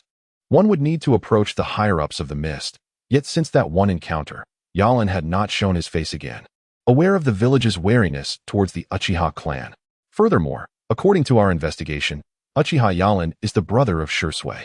This information was not particularly secretive. Anyone who had spent time in the Leaf would know. However, it caused Ao's face to change. Now it makes sense. No wonder I felt a sense of familiarity. Ao murmured, touching his sealed Byakugan, feeling a faint ache. He had witnessed Shursui's terrifying prowess firsthand. Meanwhile, Yalan and his group had not been out of the mist for long before they arrived at a small fishing village. What are we doing here? It's not time for a break yet, Ino asked curiously, having just left the mist half a day ago. Well, a familiar, irritating voice echoed around them. And as Yalan had anticipated, it was indeed that individual. A white-haired leaf ninja emerged from a corner of the fishing village, holding a novel marked with an 18 label. Kakashi-sensei? Ino exclaimed in surprise upon seeing him, with the expressions of Sasuke and the others reflecting similar bewilderment, as they were unclear about why Kakashi was present there. Just like old times, Kakashi, Asuma greeted, stepping forward with a smile upon encountering the familiar face. I'm not the only one here, Kakashi began. But before he could finish, a loud voice interrupted. Everyone, it's been a while since the Chunin exams. A figure clad in a brown coat leaped down from a rooftop, accompanied by another wearing sunglasses, Aoba Yamashiro. What is he doing here? Yalan thought, surprised by the unexpected appearance of the exuberant Red Bean. He had anticipated Kakashi's presence, for he was truly Tsunade's right-hand man. But the arrival of Red Bean was entirely unforeseen. Chapter 74, Reunion, Part 2. So you're here too? Yalan remarked, eyeing Red Bean, wondering why he had come to this fishing village after investigating the murder in Kanagawa. Why the cold welcome? Red Bean teased, yet he casually threw an arm around Yalan. It has been confirmed that notorious bounty hunter is likely a member of the Akatsuki. After the underground bounty office saw him wearing that black cloak with red clouds. Lady Tsunade instructed me to cease my investigation, Red Bean continued. Upon hearing this, Yalan halted his instinctive movements, realizing he had now encountered 9 members of the Akatsuki. It seemed the man named Pain had expended considerable effort. What are you doing? Let go of my brother, Yalan. In the midst of a heated moment, Jinnya observed the intimate interaction between Hongdo and Yalan, which stirred a pang of anger within her. For someone as infatuated as Jinnya, this was an unforgivable act, prompting her to approach and attempt to separate the two. Alas, I didn't expect you to be so popular, Hongdo remarked, releasing Yalan with a playful smirk. If I recall correctly, aren't you interested in Sasuke? What's this? Now you fancy Yalan as well? Indeed, I have a liking for Sasuke. But that does not preclude my affection for brother Yalan. Jinnya boldly confessed, unlike other girls who would shy away. She believed in taking direct action to attain what she desired, casting a challenging gaze at Hongdo. Unfazed, Hongdo deliberately straightened her posture, causing Jinnya to glance down at her own flat figure, lost in contemplation. What is so impressive about it? Just give it a few years. She huffed, turning away dismissively, convinced that such an older woman held no advantage. Meanwhile, Yalan had long since retreated from the quarrel, knowing full well that one should never interject during a dispute between women. Youth is truly a blessing, Kakashi sighed as he observed the seemingly unscathed Yalan and others. Don't adopt that experienced demeanor, Kakashi. You still hold on to that intimate paradise. Yalan silently approached Kakashi, having seen through his reserved nature. Cough, cough. Kakashi nearly choked on his words at Yalan's statement, maintaining a composed facade as he tucked away his cherished intimate paradise. The contrast between Kakashi's demeanor and the lively atmosphere was stark, as the ethereal presence of the antelope approached him. It's my fault, antelope. If it weren't for me, you wouldn't have encountered such a perilous situation. Kakashi revealed, his rare expression of dejection surfacing due to the guilt he felt over the demise of their comrades. But we survived, and that's what matters, Asuma said, finally able to light a cigarette after leaving the hidden mist. Is the Akatsuki truly that terrifying? Yamakawa Aoi, a skilled special jonin, inquired, having never encountered them before. It's not merely a question of fear. Even now, reflecting on it feels surreal. It's beyond human capability, Asuma admitted, a flicker of fear crossing his gaze as he contemplated Pain's overwhelming strength. Isn't that a bit exaggerated? Aoi adjusted his sunglasses, having some understanding of Asuma's capabilities and never having seen him exhibit such a reaction. Is it truly the Rinnegan spoken of in the intel? Kakashi recalled Tsunade briefing him on the situation prior to his arrival, finding it hard to believe that such a legendary eye existed, especially in the hands of the Akatsuki. The abilities of that eye exhibited a peculiar force of repulsion and attraction, coupled with a wide-range sealing technique. Such a brief description could leave one utterly bewildered. So Yelan proceeded to elaborate on his encounter with the Deva Path. Understanding the Deva Path's attack style was akin to a whimsical dance, one that no ordinary ninja could approach. Kakashi's expression shifted when he learned that Yelan's Susanoo had been sealed almost effortlessly. Is there truly no weakness? Kakashi mused, convinced that every ninja possesses vulnerabilities, merely a matter of whether one has the skill to exploit them. There is, but it's quite difficult to seize. Yelan reflected before deciding to disclose the Deva Path's 5-second vacuum period. This was a detail unknown even to Asuma, who had already embarked towards the hidden mist at that time. Don't assume that this will lead to their defeat. Their physique is robust, and I sensed they weren't fighting at full strength. The Deva Path's target was not me. Furthermore, they even extended an invitation without showing any intention to strike again. Moreover, Yelan turned to the silent group. That individual might be the leader of the Akatsuki. Yelan, how did you deduce that? Asuma asked, puzzled. Have you ever seen someone who claims to be a god serve as a subordinate? Yelan's explanation cleared Asuma's confusion. He had previously focused solely on the opponent's formidable strength, neglecting other factors. Now he recalled how the adversary had persistently referred to themselves as a god. Not only are they powerful, but they are also quite arrogant, Kakashi remarked seriously, before posing another question. What was their objective in obstructing you? Asuma, why don't you address that? Yelan felt he had spoken too much and was beginning to dry out. Thus he entrusted the matter to Asuma and sought a nearby spot to rest. As Yelan settled on the ground, a shadow fell before him. He looked up to see Jingya, who had just been bickering with Hondo, smiling brightly as she presented him with a water bottle. Unable to refuse her cheerful demeanor, Yelan accepted the bottle, uttering a quiet thanks. Apart from the engaged Jonin, the others sought shaded areas to rest. Sasuke sat alone beneath a tree, seemingly engrossed in some form of gesture. Yelan recognized that the boy had begun his training in natural energy and was likely struggling to sense it. Yelan shifted his gaze back to Jingya, who continued to sit beside him, her smile somewhat awkward. Could it be that this girl truly has feelings for me? He mused, having lived 2 lifetimes and finding no interest in someone so young. His current situation demanded that he avoid any entanglements, as he wished not to reveal any vulnerabilities in personal matters. I'll go ask Kakashi. Once we're ready, we'll set off, Yelan declared casually, standing up and distancing himself from Jingya. Oh, Jingya's expression fell slightly. In truth, she held affection for both Yelan and Sasuke. Yet her feelings for Yelan were more akin to admiration. Compared to Sasuke's aloof demeanor, Yelan felt more like a protective older brother. And she too had taken to calling him as such, akin to Sakura. Yelan seemed amiable to all, devoid of the arrogance often associated with prodigies. His youth belied a maturity that, combined with the aesthetic appeal inherent to the Uchiha clan, naturally drew Jingya to him. Yet, the moment he stood, she felt as though she had lost something significant. Chapter 75, Farewell, Part 3. The group did not linger any longer and promptly set out. After several days of travel, they departed from the land of water, experiencing no significant disturbances along the way, successfully navigating the ocean. Ahead lay the land of whirlpools. How about we take a break somewhere? Yamakawa always suggested, feeling a bit restless. The urgency of this mission had left him feeling unfulfilled, and the seasickness he experienced during the journey had been quite uncomfortable. All right, what do you all think?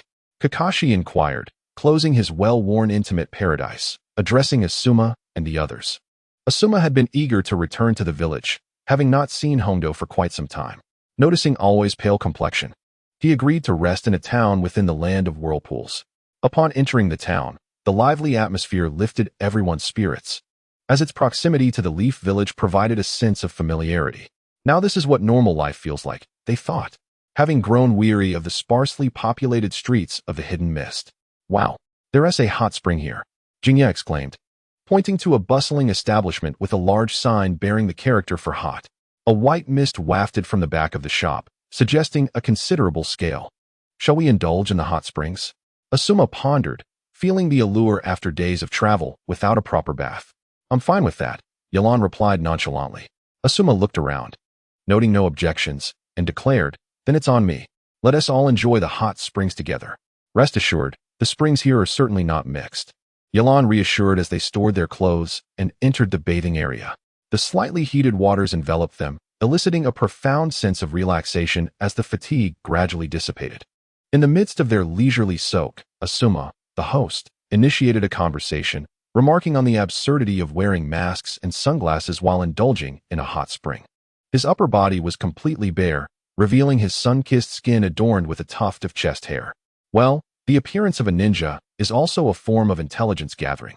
And I have grown accustomed to it, Kakashi replied, maintaining his nonchalant demeanor with one eye closed. Aoba nodded in agreement, pondering the utility of Kakashi's sunglasses in such a misty environment. Nightland's gaze fell upon Kakashi's continuously closed eye, and an idea struck her. Left eye, right eye? Kakashi. Sitting up straight, she noticed Kakashi's long sleeves, and upon closer inspection, realized his body was smooth and unmarred, devoid of any scars. What is it? Kakashi asked, his head barely above the water, his unblinking eye fixed on Nightland. Do you recall the man in the swirling mask who controlled the fourth Mizukage? Asuma had previously informed them of the Akatsuki's manipulation of the Mizukage, including a mysterious man possessing a Sharingan. Reflecting on that encounter, Nightland noted that the masked assailant had revealed only his right eye, while Kakashi's was the left. Kakashi, your Sharingan is merely a 3-tomo variant, while that man's was a kaleidoscope. I've never heard of a kaleidoscope being activated singularly. Kakashi contemplated this notion, recalling his past with Obito, whose demise he witnessed firsthand. Perhaps it is merely coincidence, he mused. Coincidence? Nightland pondered. Her knowledge of Obito's legacy as a war hero in Konoha gave her pause, especially considering the Uchiha clan's attempts to recover his remains, which had mysteriously vanished. It is possible that someone possesses that eye and has evolved it to a kaleidoscope level, she proposed, intrigued by the mysterious man's casual use of his abilities, seemingly unperturbed by the associated drawbacks. Regrettably, without Obito's cells, we may never ascertain the truth. If only we could ascertain the outcome post-reanimation. Does the Akatsuki truly seek to gather all 9-tailed beasts to achieve peace in the shinobi world? The mysterious man's indifference towards the tenets of the Akatsuki suggested internal discord within the organization. Suddenly, a voice from the adjacent women's bath interrupted Nightland's thoughts. You want to die? Red Bean's alarmed shout indicated trouble.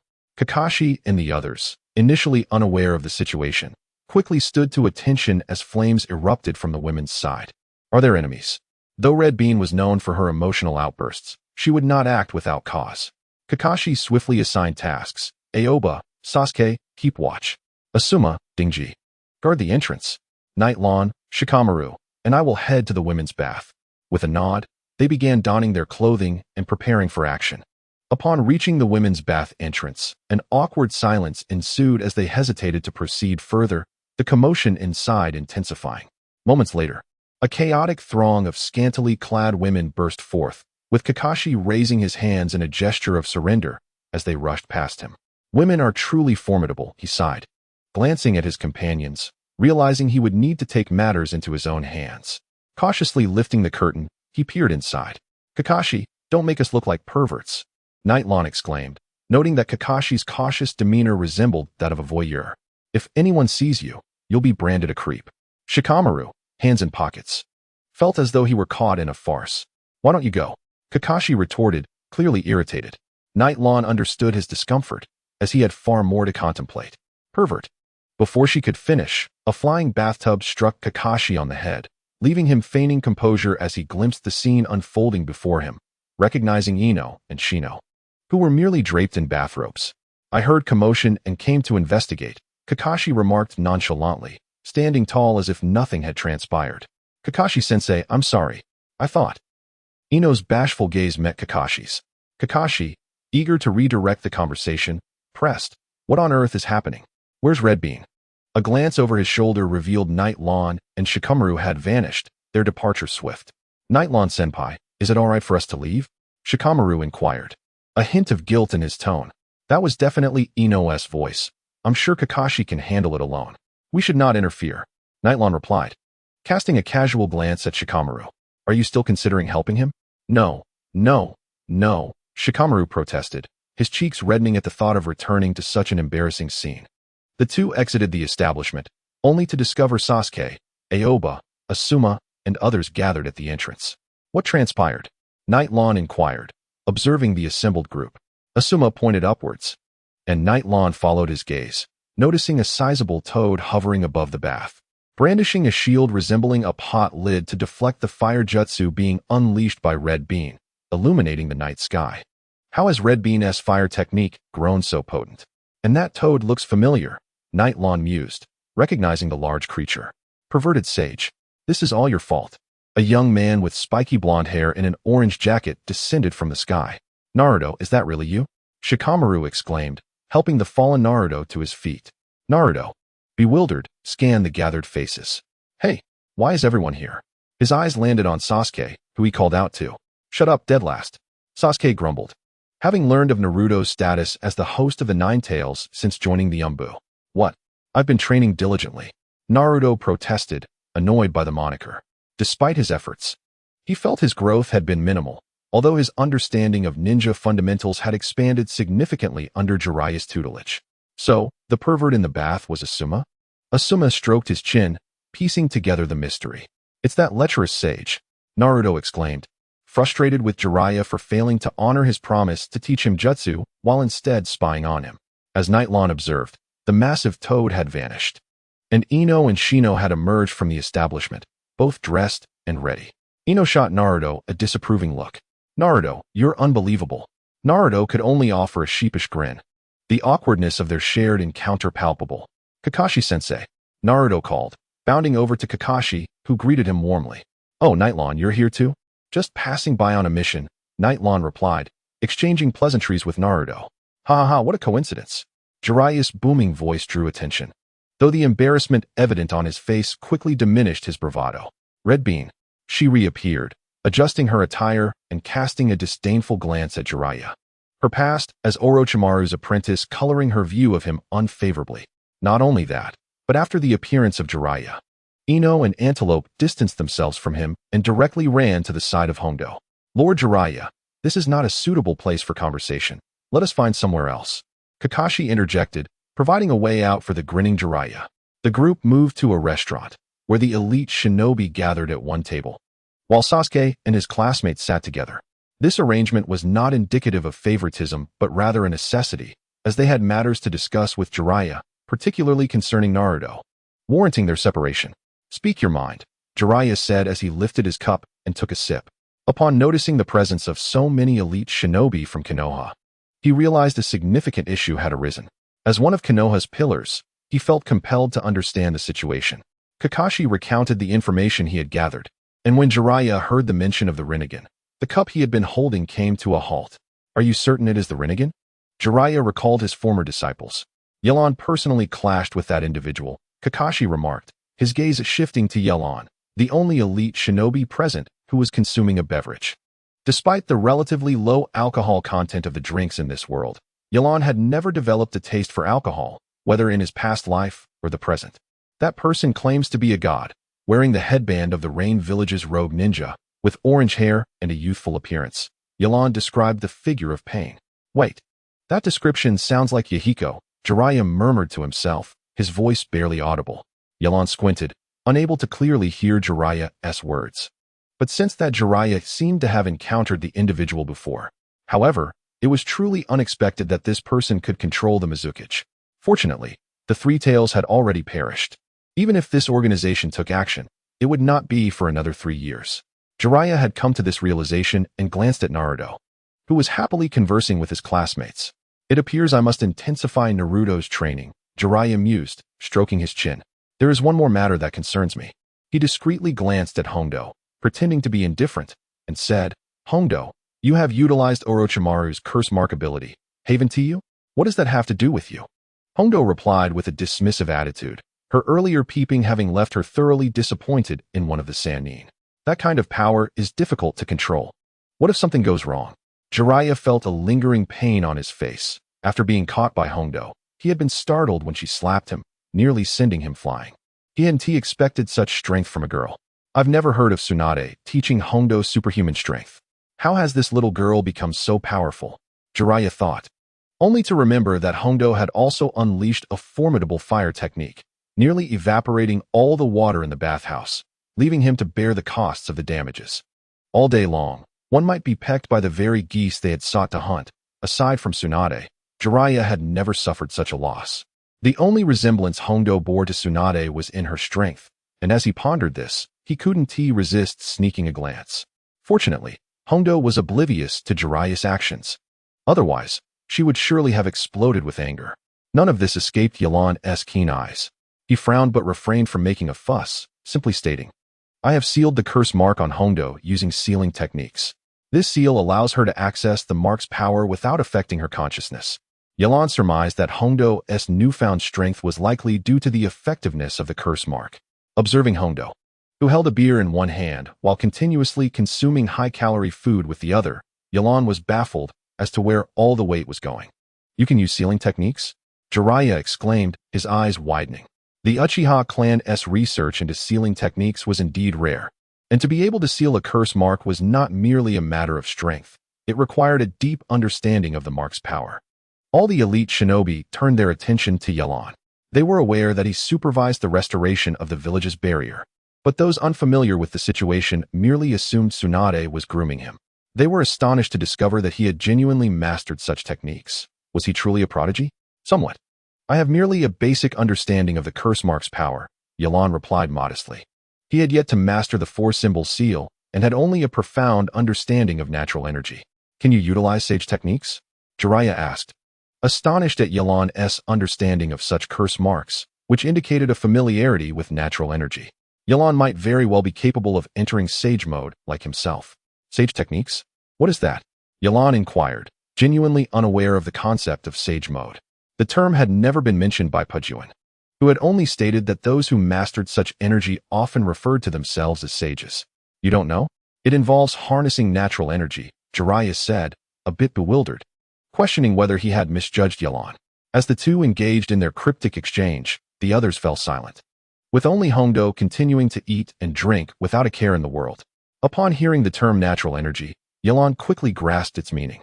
He extended a finger, inquisitively stating, "Are you referring to this?" He poked the table with a finger, executing a slow and casual motion, to everyone's astonishment. Despite the absence of any visible chakra fluctuations, Yelan's finger punctured a hole in the table. "You still claim you don't know? Your application of natural energy is only slightly inferior to mine." Jiraiya's eyes widened in disbelief. While the others had felt nothing, Jiraiya, being familiar with sage mode, realized Yelan's mastery over natural energy surpassed his own, even if he claimed otherwise. "Sage, I am not particularly fond of that title," Yelan said, disliking the label. It wasn't he that the title diminished his worth. Rather, he felt unworthy of such a designation, as he remained a mortal bound by worldly constraints and could not claim to be a carefree sage. If the sages of this world were like Jiraiya, he would prefer not to be one. Ultimately, power exists for practical use, and only those who lack confidence in their strength feel compelled to adorn themselves with titles. Chapter 77. Confrontation. Where did you learn to wield such power? Jiraiya stroked his chin, having heard of no place besides the three great sanctuaries that taught such abilities. Yelan fell silent, lifting his drink instead, unwilling to answer the inquiry. Noticing Yelan's demeanor, Jiraiya quickly realized his faux pas, scratching his head and apologizing. "My apologies. I was merely curious. I did not expect another young talent to emerge in the village. Inquiring about someone's hidden strengths is quite taboo in the ninja world." Regardless of Jiraiya's intentions, Yelan had every right to refuse to disclose anything. "Lord Jiraiya, how is Naruto progressing in his training?" Kakashi interjected, shifting the focus away from Yelan. As friends familiar with each other, he sought to ease any potential tension between them, and from another perspective, Jiraiya was also a high-ranking member of Konoha. Naruto has made some progress," Jiraiya replied, recalling Naruto's foolishness. Many concepts required repeated explanation for him to grasp, especially as he had recently been catching up on fundamental knowledge that should have been acquired in the Ninja Academy, yet he remained oblivious to it all. Jiraiya truly questioned how Naruto had become a ninja. "Sasuke has matured significantly since joining the Umbu," Kakashi said, feeling a sense of relief. Coupled with Sakura, who had been diligently learning from Tsunade, the three had found their paths and continued to improve. At that moment, A tense atmosphere suddenly enveloped the table where Sasuke and Naruto were seated. The two began to bicker, their voices growing louder. "You're still as weak as ever." Hanging back at the rear, you haven't changed a bit. Sasuke, now possessing the three-tomo Sharingan, had seen considerable growth. And despite their brief separation of only a few months, the gap between them had widened once more. "Damn it, Sasuke. You're still so arrogant." Naruto's face flushed red. The initial joy of seeing Sasuke had dissipated, and he felt regret for not encountering Sakura. Instead, he found Sasuke throwing jabs at him. "Enough. Enough. You two shouldn't start arguing the moment you meet. It's quite bothersome," Shikamaru interjected from the side. "Naruto, you should apologize to Sasuke." Ino, indifferent to the rights and wrongs of the two, found herself swayed by appearances. Whatever the handsome boy said was deemed right. Sasuke. I'm so tired of hearing about Sasuke." Naruto sulked on the side, looking aggrieved. He sensed that the Uchiha boy had changed somewhat since their last encounter. Jiraiya, astute as ever, noted that if Sasuke had previously been akin to a fledgling bird, he had now transformed into a young eagle eager to soar. This mission had taken a toll, claiming many lives, which would surely affect Sasuke, yet it was undeniable that the boy was growing stronger. Kakashi reflected on the inevitable path that came with joining the Umbu. The darkness of the ninja world would gradually unfold before him, and this was merely an appetizer. "Be careful, Kakashi. You might find yourself outmatched by Sasuke, who has already awakened his three-tomo Sharingan," Nightlon remarked, knowing that Kakashi's forte lay in tactical combat. Those who truly understood him would find it not particularly difficult to defeat him, for aside from Raikiri, he lacked any decisive jutsu. One simply had to be wary of Kakashi's Sharingan. A person of his caliber could tire out even the most formidable opponents. The three-tomo, has he truly been provoked? Kakashi took Nightlon's earlier comment as jest, understanding that overcoming him required hundreds of battles of experience, and Sasuke, still quite young, awakening the three-tomo was unexpected. "Why not test his mettle?" Nightlon suggested. "Me?" Kakashi pointed at himself. Nightlon shook his head and gestured toward Sasuke. The two seemed to be at odds. "Why not allow them to face off?" Kakashi exchanged a glance with Jiraiya, hesitating before ultimately consenting. "All right, but ensure their safety," Jiraiya added, not wishing to witness either of them truly harmed. The group exited the restaurant and found an open space. Asuma and the others gathered in a circle, enjoying the spectacle after their meal. Sasuke and Naruto agreed to Nightlon's proposal. Naruto was eager to show Sasuke a thing or two, while Sasuke sought to gauge the results of his training. "Go, Sasuke!" Ino cheered from the sidelines, further aggravating Naruto, who was already feeling resentful that girls seemed to favor Sasuke no matter where he went. "Don't lose too badly, Blondie." Karui chuckled, having a good impression of Naruto. Yet her association with Jiraiya had somewhat soured her perception. "Karui, you're about to become a jonin, aren't you?" Nightlon inquired, referring to a proper jonin, not the half-baked special jonin status. With the enhancement of her cursed seal, Karui had indeed improved significantly. "Not quite yet, but if I do become a jonin, I'll treat you to drinks," she replied, almost saying alcohol before remembering Nightlon was still underage and quickly corrected herself. Nightlon shifted his focus back to the impending battle between Sasuke and Naruto, understanding Sasuke well, yet still curious about Naruto's ability to wield the power of the Nine Tails. He proposed this exercise, knowing that in the future, Jiraiya would not always be by his side, and Naruto must develop the capacity to confront the Akatsuki. The two stood in opposition, forming the familiar stance of rival ninjas, while Kakashi stepped in as the referee. After a brief glance at both, he brought his hand down. "Begin. Take this," Naruto exclaimed, launching into an assault with shadow clones, his signature move, leveraging their distraction to engage in battle. "Too slow," Sasuke countered. Not even requiring his kunai, he swiftly kicked Naruto's hands apart, rendering him incapable of forming the necessary seals for his jutsu. But that was merely the beginning. Sasuke continued his relentless assault with taijutsu, leaving Naruto unable to gather chakra or form seals, forced to endure the blows. With strikes to the neck, knee, and elbow, he thwarted Naruto's attempts to regain composure, culminating in a powerful punch to Naruto's chest that sent him sprawling to the ground, unable to rise for several moments. There were no grand ninjutsu, no intricate jinjutsu. Through the sheer simplicity of taijutsu, Sasuke had delivered a formidable lesson to Naruto. "The disparity is astonishing," Shikamaru remarked, having witnessed Naruto's previous triumph over Neji. How could he be so easily subdued by Sasuke? Just how far had Sasuke progressed? It was not over yet, Kakashi mused. Recognizing Sasuke's growth, but also knowing Naruto would not concede so easily, especially against Sasuke. True to form, Naruto rolled over, dusted himself off, and stood once more. Sasuke. That was just the warm-up. Sasuke smirked slightly, denying Naruto any respite as he lunged forward once more. Caught off guard by Sasuke's fierce onslaught, Naruto raised his hands defensively. But Sasuke, abandoning a frontal attack, slid behind him and delivered another kick.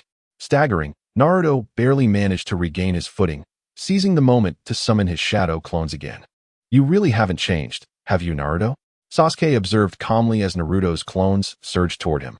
Leaping into the air, Sasuke formed seals, unleashing a fireball that obliterated the clones into smoke before they could pose any threat. Curse it! Again, Naruto cried defiantly, forming seals once more, undeterred by the earlier failure. Confident in his abundant chakra reserves. With a swift motion, Sasuke appeared behind Naruto like a wraith, having closed the distance while executing his great fireball technique. It's over, Naruto. Hearing Sasuke's voice so close, Naruto felt not fear, but an overwhelming pressure. How had Sasuke's strength escalated to this level in such a short time? Sasuke locked his elbow around Naruto's neck, knowing that Naruto's unwillingness to concede would mean he would not surrender easily. This method allowed him to subdue Naruto without inflicting significant harm. Let go of me, Naruto gasped, his face turning crimson as he struggled futilely against Sasuke's grip. Knowing that with his taijutsu lagging behind, escape would not come easily. Seeing this, Kakashi sighed, recognizing the outcome was clear, and moved to intervene. While the others understood the match had reached its conclusion, only Jiraiya wore a long face. Just as Naruto felt on the brink of unconsciousness, he finally erupted. His strength surged, a red chakra enveloping him. Initially, a friendly spar had escalated into something much more serious, as he unleashed the power of the Nine Tails. Naruto. Kakashi attempted to intervene, but Nightlon blocked his path. What are you doing, Nightlon? Kakashi frowned at him, fully aware that Naruto was becoming frantic. Things could spiral out of control. Kakashi, you coddle your students too much, Nightlon retorted, glancing back to see Jiraiya remaining unmoved. A mere hint of the Nine Tails chakra was far from the point of losing control. With newfound strength, Naruto broke free from Sasuke's hold. His injuries seemingly healed by the chakra's influence. Sasuke, feeling the sting of the Nine Tails chakra, quickly distanced himself, his eyes now transformed into the Sharingan, keenly observing Naruto's every move. Is this the power of the Nine Tails? Sasuke mused, no longer the naive boy he once was. As a Chunin, he understood the magnitude of Naruto's existence. This ends here. Sasuke. The power flowed through Naruto, bolstering his confidence. His speed exponentially increased as he charged at Sasuke. The Sharingan, now 3 Tomo, meticulously tracked Naruto's movements, providing Sasuke with a comprehensive enhancement. Yet to him, Naruto's actions seemed merely trivial. Sasuke skillfully evaded Naruto's attacks, for at this moment, Naruto's power had significantly increased compared to before. Enduring the blows would only serve to deplete his own stamina and chakra. Frustrated by his inability to land a hit on Sasuke, Naruto, bolstered by the chakra of the Nine Tails, summoned a multitude of shadow clones. This time, the number was drastically higher, filling almost half the open space with Naruto's doppelgangers.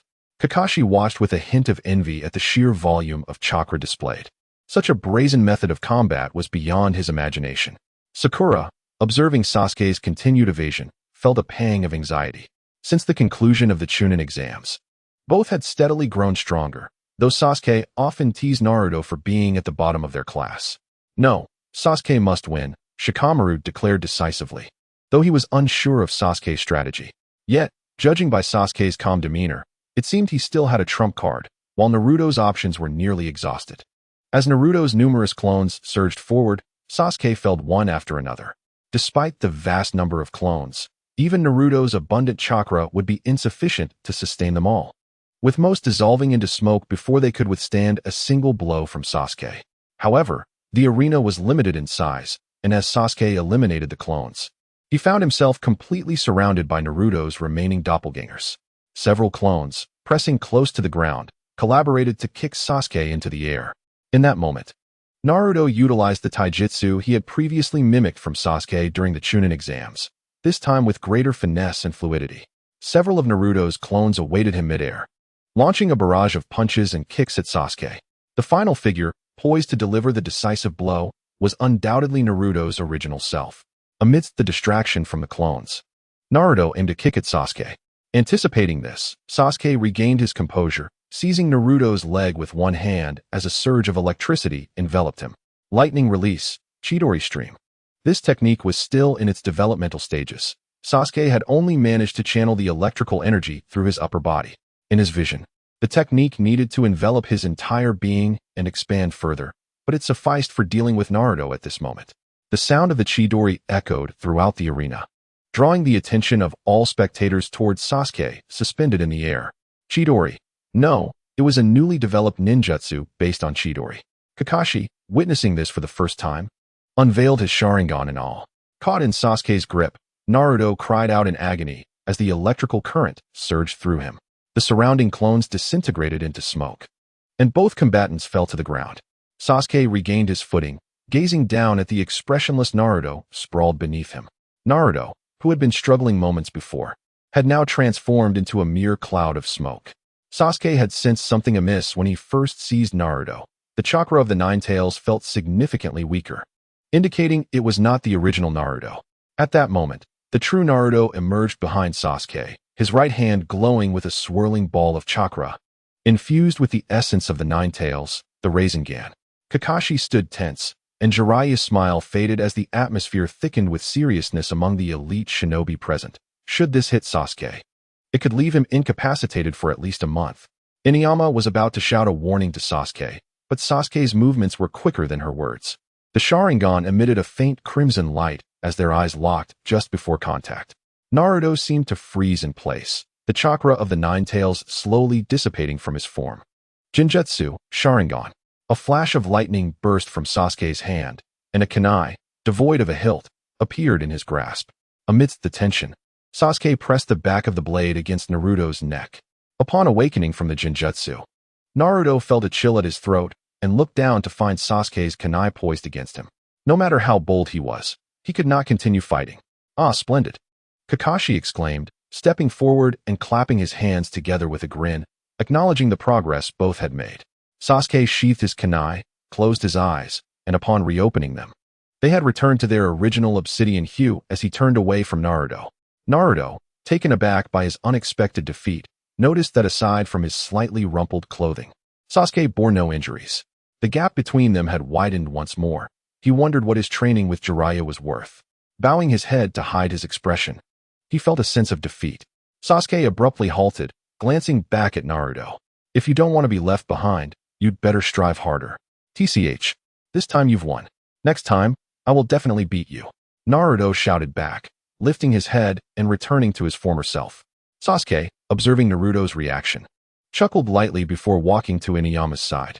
Not bad. Inuyama, somewhat disappointed in Naruto, noted his inadequate control over the Nine Tails' power. Had Jiraiya not trained him in this regard? She cast a discreet glance at the man who claimed to be the sage of the toads. Jiraiya, sensing something, ruffled Naruto's hair before turning to face Inuyama, offering an endearing smile. In some respects, he saw a reflection of himself in Naruto. Jiraiya was also astonished by Sasuke's prowess. The surviving members of the Uchiha clan were formidable, each a prodigy in their own right. The pressure of being around such individuals was immense, and despite Naruto's diligent training, the gap between them had not diminished. Originally intending to slowly bolster Naruto's foundational knowledge before teaching him how to harness the Nine Tails' power, it seemed he would now need to accelerate the pace. At the very least, he wanted Naruto to see a glimmer of hope and not be rendered helpless by a mere genjutsu. Upon hearing Inuyama's praise, Sasuke dismissed it nonchalantly. There's nothing noteworthy about defeating someone like that. Indeed, Sasuke is the strongest. Inuyama chimed in, congratulating him. She had always believed that there was no way Sasuke would lose, and the way he drew his kunai was simply impressive. Hearing Sasuke's words, Inuyama couldn't help but laugh. It was clear he had cared about Naruto's feelings earlier. Had he not said that final remark, Naruto would likely have been disheartened for quite some time. Chapter 79. Indra observing the lifeless body before him gradually losing its vitality. Nightlon clicked his tongue in dissatisfaction. He had confirmed that Orochimaru's technique of impure world reincarnation was partially flawed, failing to achieve the desired effect. It had been over 2 months since their mission in the Land of Water, and the village's assignments were nearly completed. The Jonin had begun to find some leisure time, and Nightlon would often sneak out of the village to study the impure world reincarnation technique. Yet, he had yet to achieve a single successful outcome. He had followed the scroll's instructions to the letter, but the results were completely ineffective. What a troublesome snake. Nightlon exited the underground laboratory, where snowflakes had begun to gently fall from the sky, and the nearby villages were adorned in festive decorations. The new year was approaching. Nightlon suddenly recalled that this world celebrated the new year as well. Konoha had started to bustle with excitement. Having lived near the Uchiha compound, he only now realized the significance of the season. Strolling through the streets of Konoha, he encountered smiles of joy on every face. Nightlon greeted each person with a friendly smile, wandering aimlessly until he arrived at the training ground he frequented. Upon arrival, he spotted Sasuke, who was seated on the ground in meditation, with Shichikatsu by his side. The dog merely glanced at Nightlon before returning its focus to Sasuke's state. Despite the frigid winter, beads of sweat occasionally appeared on Sasuke's forehead, and a plume of white steam rose from atop his head. Nightlon discerned that Sasuke was diligently mastering the art of natural energy. Suddenly, a faint blue eyeshadow appeared at the corners of Yilan's eyes. After extensive training, he no longer required prolonged concentration to enter this state. However, this rapid transition came with its drawbacks, as its duration was significantly shorter. At this moment, Yilan did not need to engage in battle. He merely sought to observe Sasuke's condition more effectively. He noticed that the natural energy, which was imperceptible to the naked eye, was continuously being absorbed by Sasuke, who seemed to exert considerable effort to control it. As the influx of natural energy increased, it began to swirl chaotically within Sasuke's body. Sasuke was unable to manage the surging natural energy, and feathers reminiscent of birds began to manifest on his face. Before Yilan could approach, Chisha flapped his wings and struck at Sasuke's head, dispersing the tumultuous natural energy within him. Sasuke collapsed onto the ground, gasping for breath. His expression one of bewilderment. Initially, his training had progressed smoothly, so why did he always falter at the final hurdle? It felt as though the chakra and natural energy within him were on the verge of conflict. Yilan approached Sasuke, placing his hand on his shoulder to inject his own natural energy for observation. He had just noticed that when Sasuke's chakra fused with the natural energy, it seemed to develop a consciousness of its own, beginning to repel the natural energy. This abnormal rejection was certainly not something Sasuke would initiate. It indicated a problem with the chakra within him. As Yilan's natural energy came into contact with Sasuke's chakra, the latter reacted as if sensing an intruder in its territory, attempting to expel Yilan. However, Yilan's mastery over natural energy was far superior to Sasuke's, and he instructed him to clear his mind. Sasuke recognized that something was amiss within his body and began to empty his mind. His chakra entered a state of dormancy, allowing Yilan's intrusion. Deep within Sasuke's being, Yilan discovered a peculiar chakra that bore a striking resemblance to Sasuke's own, yet had subtle differences. This chakra seamlessly integrated with Sasuke's, and without the perception of natural energy, it would have gone unnoticed by anyone else. Yilan, intrigued, had never encountered such a manifestation of chakra and had never heard of anyone possessing such a technique. Moreover, this chakra appeared to harbor no malice towards Sasuke. Its presence seemed to facilitate his more proficient use of chakra. Yilan recalled Sasuke's innate talent for developing ninjutsu, realizing that this was likely Indra, the ancestor of the Uchiha clan, who was said to have inherited the chakra and spiritual energy of the Sage of Six Paths, and was also the origin of the Uchiha clan Sharingan. This was a legendary tale, yet having witnessed the Rinnegan, Yilan began to reconsider whether this was a genuine historical occurrence. Additionally, he pondered why Indra had chosen Sasuke, as he, also an Uchiha, had not experienced such a phenomenon within himself. Yilan withdrew his hand, and upon seeing Yilan's contemplative expression, Sasuke inquired, "Is my control insufficient?" Sasuke had indeed made significant progress in mastering natural energy, yet the enigmatic chakra resembling Indra's was likely impacting him. To resolve this dilemma, they would have to address the chakra within him. Yilan extended his hand again, which now bore a mixture of chakra and natural energy, and then instructed, "Lift your clothing slightly." Sasuke, confused but refraining from further questioning, understood that Yilan must have found a solution. He unfastened his outer garment, exposing the skin on his shoulder. Yilan placed his hand upon Sasuke's bare shoulder, and a mark formed on it, a fusion of chakra and natural energy, taking the shape of Yilan's cross-shaped Mangekyo. This is a seal created by the amalgamation of my natural energy and chakra.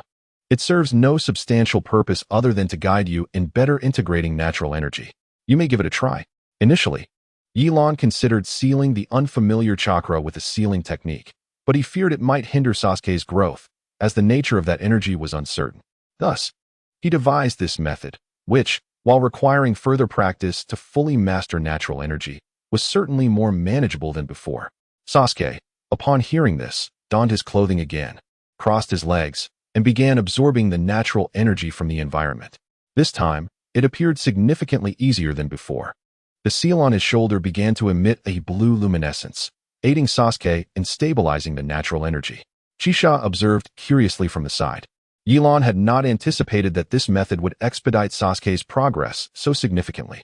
As he glanced at Sasuke, he noticed the faint blue eyeshadow beginning to manifest at the corners of his eyes. Just as he was on the verge of complete integration, the energy within Sasuke started to spiral into chaos once more, causing the seal to falter. Sensing the disturbance, Chisha struck him down again with a wing. "I feel like I am close to succeeding," Sasuke remarked, undeterred. This attempt was far more complete than the previous ones. Before, there had been no hope at all. But now he believed that with a few more practices, he would be able to control natural energy.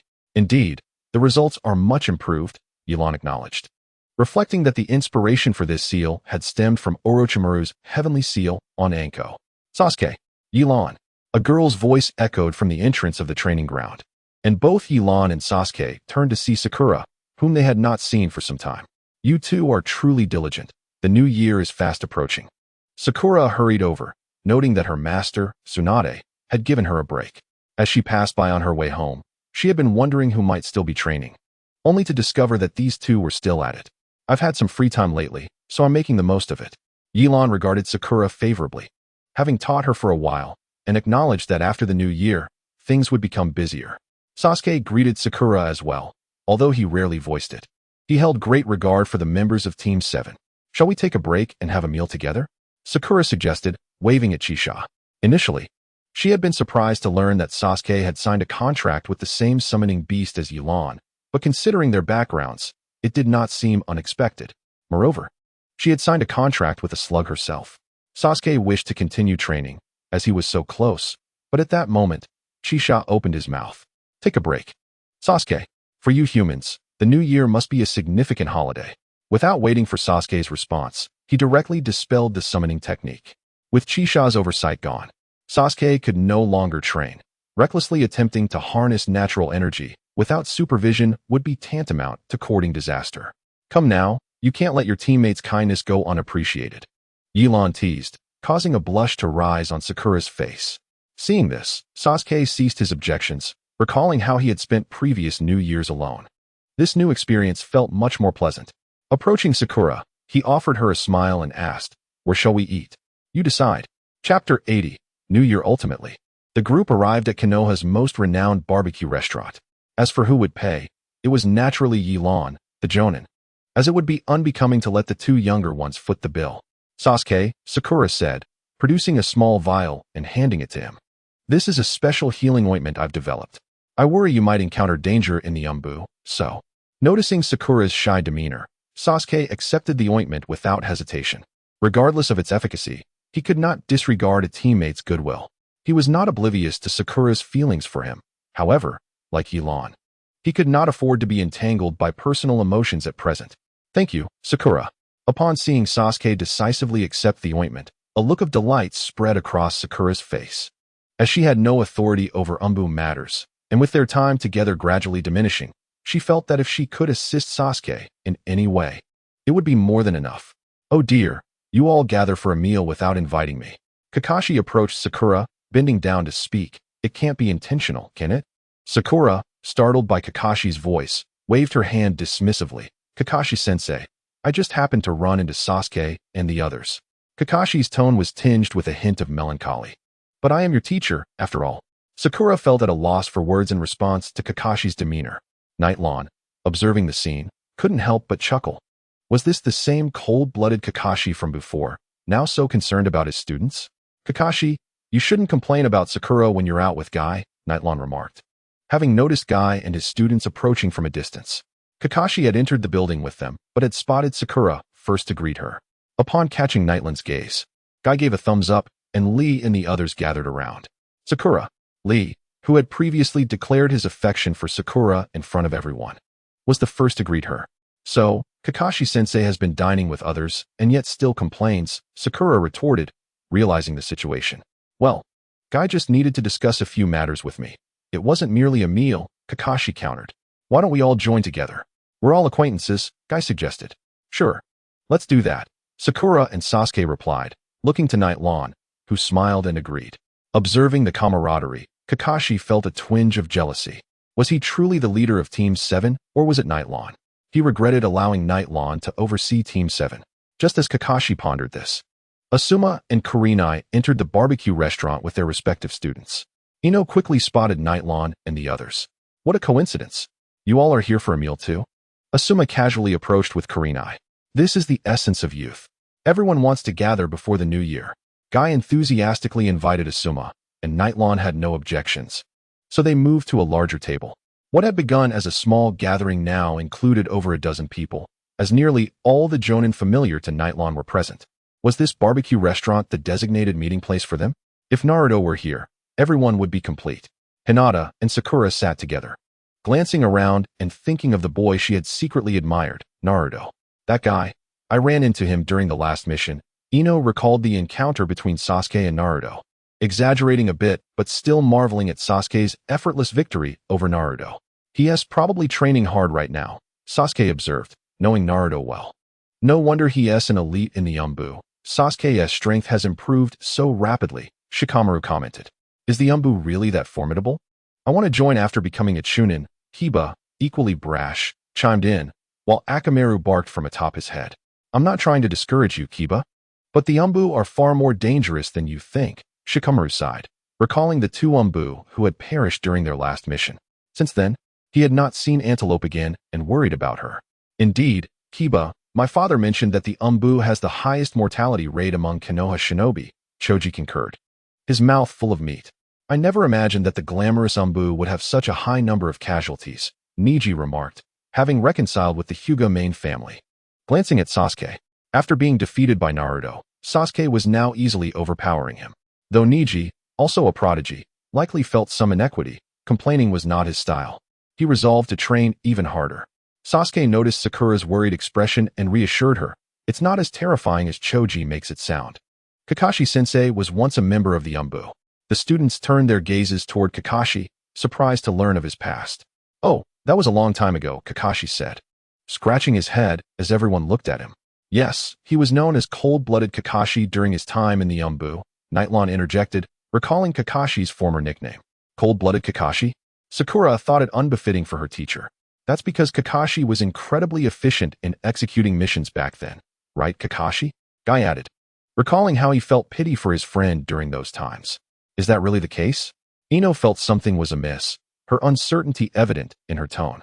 All right, enough about the past, Asuma interjected, casting a disapproving glance at Nightlawn, questioning why he had to bring it up. However, Kakashi, though slightly embarrassed, was not overly concerned. Those aimless days felt like a distant nightmare, and he was determined to look ahead. Fortunately, the students did not dwell on it too long, and the matter was brushed aside by the Jonin's light-hearted banter. Kakashi approached Nightlawn, a hint of displeasure in his voice. When did you hear about my time in the Umbu? My brother was once a member of the Umbu. You don't remember, do you? The former captain of the Umbu? Nightlawn replied, having heard snippets about Kakashi from Shursui. He also knew that Kakashi was once the student of the fourth Hokage. Kakashi intended to clarify that Shursui had not truly been part of the Umbu, but was under the direct command of the Hokage's higher-ups. However, he kept this to himself. By the way, someone still owes me 10 million Ryo, Kakashi quipped, feeling somewhat awkward due to Nightlawn's comment. Nightlawn became uncomfortable, realizing that the expenses for the Edo Tensei experiment had drained his wallet, and he had no idea when he could repay Kakashi. Wow, there's fireworks outside, Ino exclaimed from her spot by the window, as vibrant fireworks lit up the village sky. They always have fireworks around this time of year. Kurenai smiled at the display, knowing that after tonight, the new year would commence. In the new year, you all must work harder. Asuma raised his glass, signaling everyone to toast. Everyone stood up, lifting their glasses in unison, proclaiming, Happy New Year. Chapter 81. Experiment subject. According to intelligence reports, the target lies ahead. A team of Umbu members swiftly navigated through the forest. The Umbu member speaking wore a mask adorned with intricate patterns, setting him apart from the others. Alpha. Scout ahead for any potential dangers, a familiar voice instructed. It was Sasuke, donning an eagle-patterned mask. Time was scarce, and following the New Year festivities, the village plunged back into busyness. Sasuke had been continually engaged in Umbu missions. This team, having reformed after the loss of 2 teammates, now had Sasuke as its leader. Alongside the veteran member Antelope, the team had 2 new recruits, codenamed Alpha and Grey Wolf. Grey Wolf was a Chunin skilled in taijutsu, while Alpha's background was mysterious, possessing unique abilities that allowed him to bring his drawings to life for combat, proving invaluable for reconnaissance and intelligence gathering.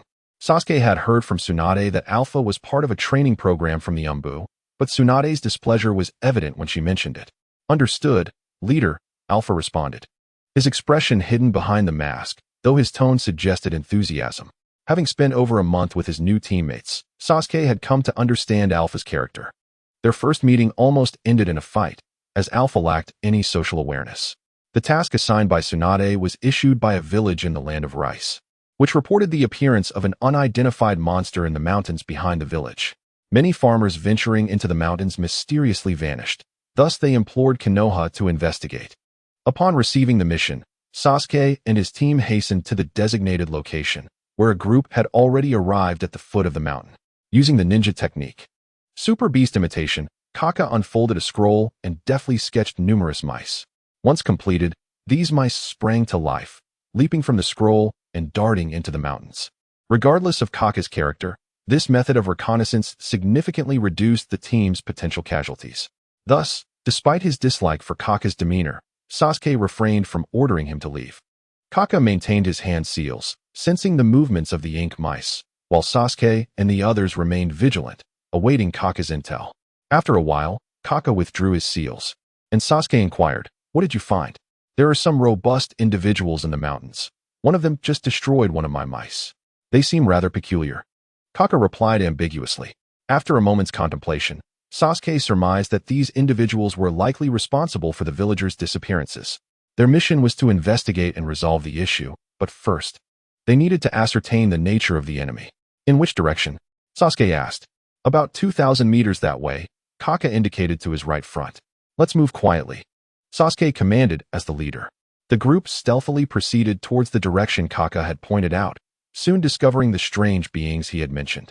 From their vantage point among the trees, Sasuke and his team observed a group of humanoid monsters with ashen skin, aimlessly wandering the forest. They appeared monstrous, as their bodies retained a human shape while possessing animal-like limbs. These creatures resembled lost children, dazedly meandering through the woods. Scattered around them were remnants of villagers, evidently the ones who had vanished, now slain by these mindless experimental subjects. Experimental subjects, perhaps? Sasuke pondered. Having joined the Umbu, he had come to understand the darker aspects of humanity. There were always a few deranged individuals conducting various experiments in this world. It was clear that the beings below were discarded test subjects. Shall we engage? Antelope whispered. Sasuke activated his Sharingan, silently counting the 13 experimental subjects, neither too many nor too few, and they should be manageable. Kaka, stay here and provide support with your jutsu.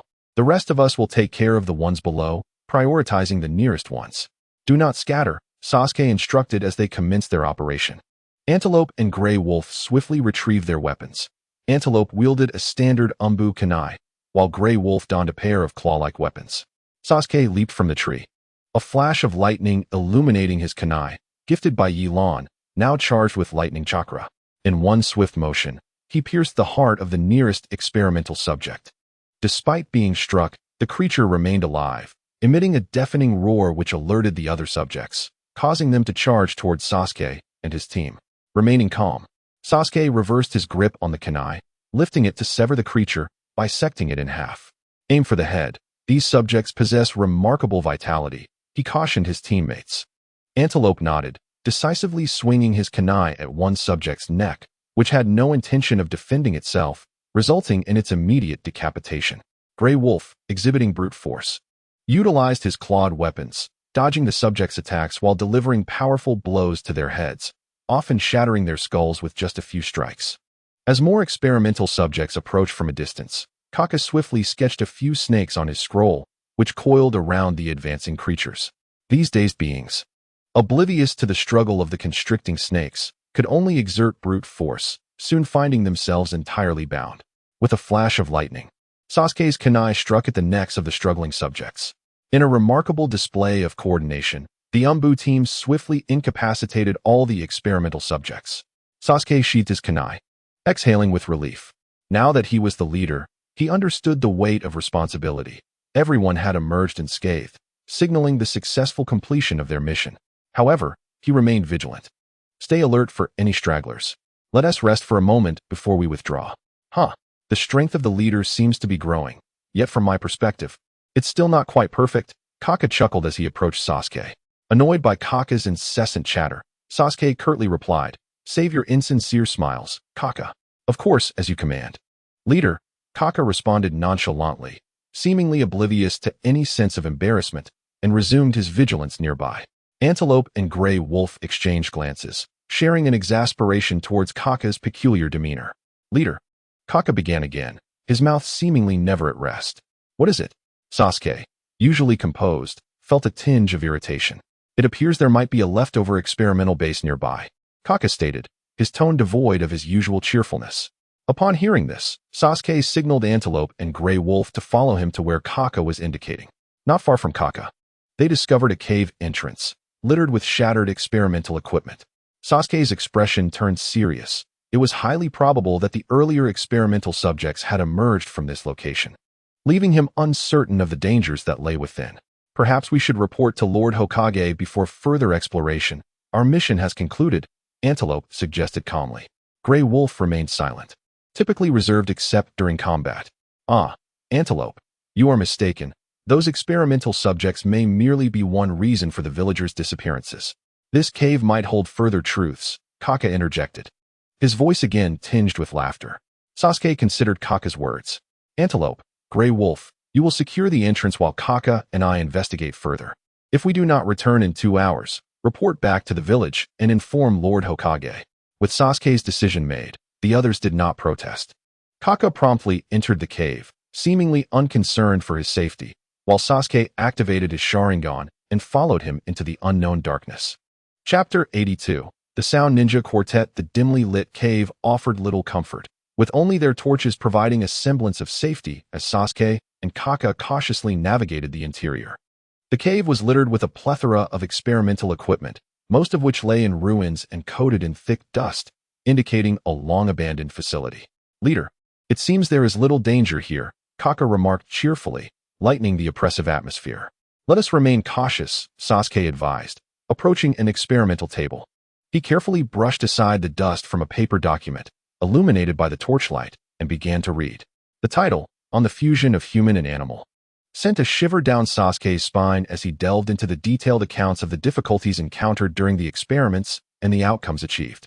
Experiment 7 revealed a savage phenomenon in the test subject after directly grafting bare limbs, resulting in an inability to distinguish friend from foe, thus rendering further experimentation futile. Experiment 14 involved utilizing fish cells to grant the subject rapid aquatic movement. However, this came at the cost of the fish's inherent weaknesses, leading to a decline in strength when out of water, making continuation of the experiment pointless. Experiment 26 demonstrated that overly aggressive cells could impair the subject's mental state, while excessively weak cells could impart similar vulnerabilities. The use of insect cells in this trial yielded unsatisfactory results, significantly reducing the subject's lifespan, indicating a failure. Perhaps a combination of other energies should be considered to merge with the cells. As Sasuke reviewed the rows of experimental data, a chill ran down his spine. Even with mental preparation, encountering such aberrations for the first time made him question the sanity of the individual behind them. No, this person could hardly be regarded as human. Upon reaching the final page, he recognized the signature on the report, Orochimaru, causing his pupils to contract. At that moment, A swift sound cut through the air as a golden arrow shot toward Sasuke's back, aimed directly at his heart. With a swift motion, he tucked the document into his clothing, discarding the torch with one hand while drawing his ninja blade with the other, successfully blocking this seemingly unexpected ambush. Lightning flickered along the blade, illuminating the dark cavern, revealing an assailant resembling the previous test subject, but with 6 arms, each grasping a massive bow, and a gigantic spider web beneath its feet. A cunning glint shone in its eyes, clearly indicating it was an alert individual. "Where is Jiao?" Sasuke inquired, a hint of confusion in his voice. "Stop calling out. Your companion is already dead. Surrender quietly," the creature spoke, its voice surprisingly articulate, suggesting it was hardly different in age from Sasuke. Clearly, it was a sentient being. "Are you one of Orochimaru's subordinates?" Sasuke activated his Sharingan, on guard, aware that if Jiao had been dealt with, there must be more than one assailant lurking nearby. The enemy did not exude overwhelming strength. Perhaps they were marginally stronger than Jiao, but it was implausible that they could eliminate him stealthily. "You figured it out?" "Indeed, I am Jakumaru, a subordinate of Lord Orochimaru," Jakumaru boasted, lifting his chin with pride. "Staying in a place like this? It seems you've been abandoned by Orochimaru," Sasuke retorted. "How could I be abandoned? I am here on an important mission," Jakumaru said, frustration evident in his tone. "And what is your mission?" Sasuke probed. "Of course, Jakumaru. Even a fool like you realizes that Sasuke is simply trying to extract information," he said, drawing back his bow in anger. "Do you think I am a simpleton?" Sasuke clicked his tongue. He had hoped to glean more information, but it appeared Jakumaru had caught on. With no further words to exchange, the lightning on his blade blazed even brighter as he charged forward. Jakumaru had anticipated this, his third eye on his forehead opening as he drew back his bowstring, launching a massive arrow directly at Sasuke. The arrow spiraled, gaining momentum, but with the advantage of his Sharingan, Sasuke did not attempt to block it head-on. Instead, he utilized the spiral force to sidestep and deflect the arrow's power, successfully negating a significant portion of the attack. Seeing his arrow deflected, Jakumaru hastily notched another, but failed to land a hit. Unless he resorted to ambush tactics, he stood no chance against Sasuke's Sharingan in direct combat. As Sasuke approached closer, Jakumaru discarded his bow, puffing his cheeks as if chewing something, and when Sasuke was within 5 meters, he opened his mouth to release a vast net that enveloped Sasuke. Prepared for such an eventuality, Sasuke had already formed his hand seals, unleashing a torrent of flames from his mouth. Fire style, Fireball Jutsu, his first learned ninjutsu, executed countless times, conjured a massive fireball that illuminated the cavern, transforming it into a realm of daylight. At this moment, several figures emerged beside Jakumaru. A 2-headed creature with red skin stood in front, slamming its hands against the ground. Summoning technique, Rashomon. A colossal gate erupted from the earth, causing the tunnel to tremble precariously, with numerous rocks beginning to fall, threatening collapse at any moment. As the smoke dissipated, Sasuke gripped his ninja blade with renewed determination. His gaze fixed ahead. The demon mask adorned on the Rashomon gate showed no signs of cracking, easily withstanding the fireball's assault. "Jakumaru, that's why I am the leader. Your pitiful state brings shame to Lord Orochimaru," the 2-headed creature declared. Others emerged from behind the Rashomon, all bearing monstrous forms. One, burly with long hair, clutched an unconscious Jiao, while another, the smallest of the group with red hair and white horns, spoke with a coarse voice. "If you act on your own again, I will surely slay you." "Don't be so rough, Moya. We are all comrades here," remarked the largest monster, his voice surprisingly earnest. Sasuke surveyed the bizarre assembly before him and inquired, "Are you all subordinates of Orochimaru? What is your purpose here?" "We are the Sound Four, serving under Lord Orochimaru," they replied confidently, their expressions brimming with assurance. "And our purpose is, of course, to kill you," Jakumaru declared, feeling aggrieved by his earlier humiliation. "Enough talking. Let us get to the battle." The 2-headed creature shouted in unison, launching themselves toward Sasuke. Jakumaru readied his arrow once more, while Moya produced a flute, and Jirubu slammed his hands into the ground, causing rock fragments to rise and attempt to ensnare Sasuke entirely. Fortunately, Sasuke's reflexes were swift, allowing him to leap and evade the attack. The 2-headed creature had closed in, its 4 fists raining down upon him. Sasuke, having undergone rigorous training in natural energy, possessed physical capabilities far exceeding those of his peers. Coupled with the enhancement of his Sharingan, he could deftly block their onslaught. Despite their resilience, the two-headed beast began to falter, retreating in response to Sasuke's pressure. Moya, the creature cried out, unable to withstand the assault. Shut up, you worthless fools. Moya snapped, her tongue sharper than Jiao's. Jirubu attempted to interject, but was swiftly silenced by Moya. Be quiet. You're distracting me, you fat pig. With such audacity, even Jirubu fell silent. Summoning technique, Angry Demon. Moya commanded, summoning 3 monstrous figures reminiscent of those Sasuke had previously encountered, but these were evidently larger and more ferocious. Wielding massive clubs as they charged at Sasuke. As the two-headed creature sought to distance itself from Sasuke, he seized the opportunity to pursue, only to catch a glint of golden light in his peripheral vision, Jakumaru's arrow. Recognizing that he generally could not hit Sasuke, Jakumaru opted to provide cover. The arrow's target was not Sasuke, but rather his pursuit, forcing Sasuke to halt and cast a cold glare at Jakumaru in the distance.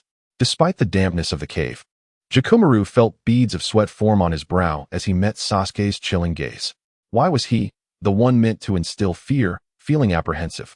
Sasuke, observing the approaching monstrous figures, felt the electric charge on his blade ignite anew. Very well, let us engage in this game.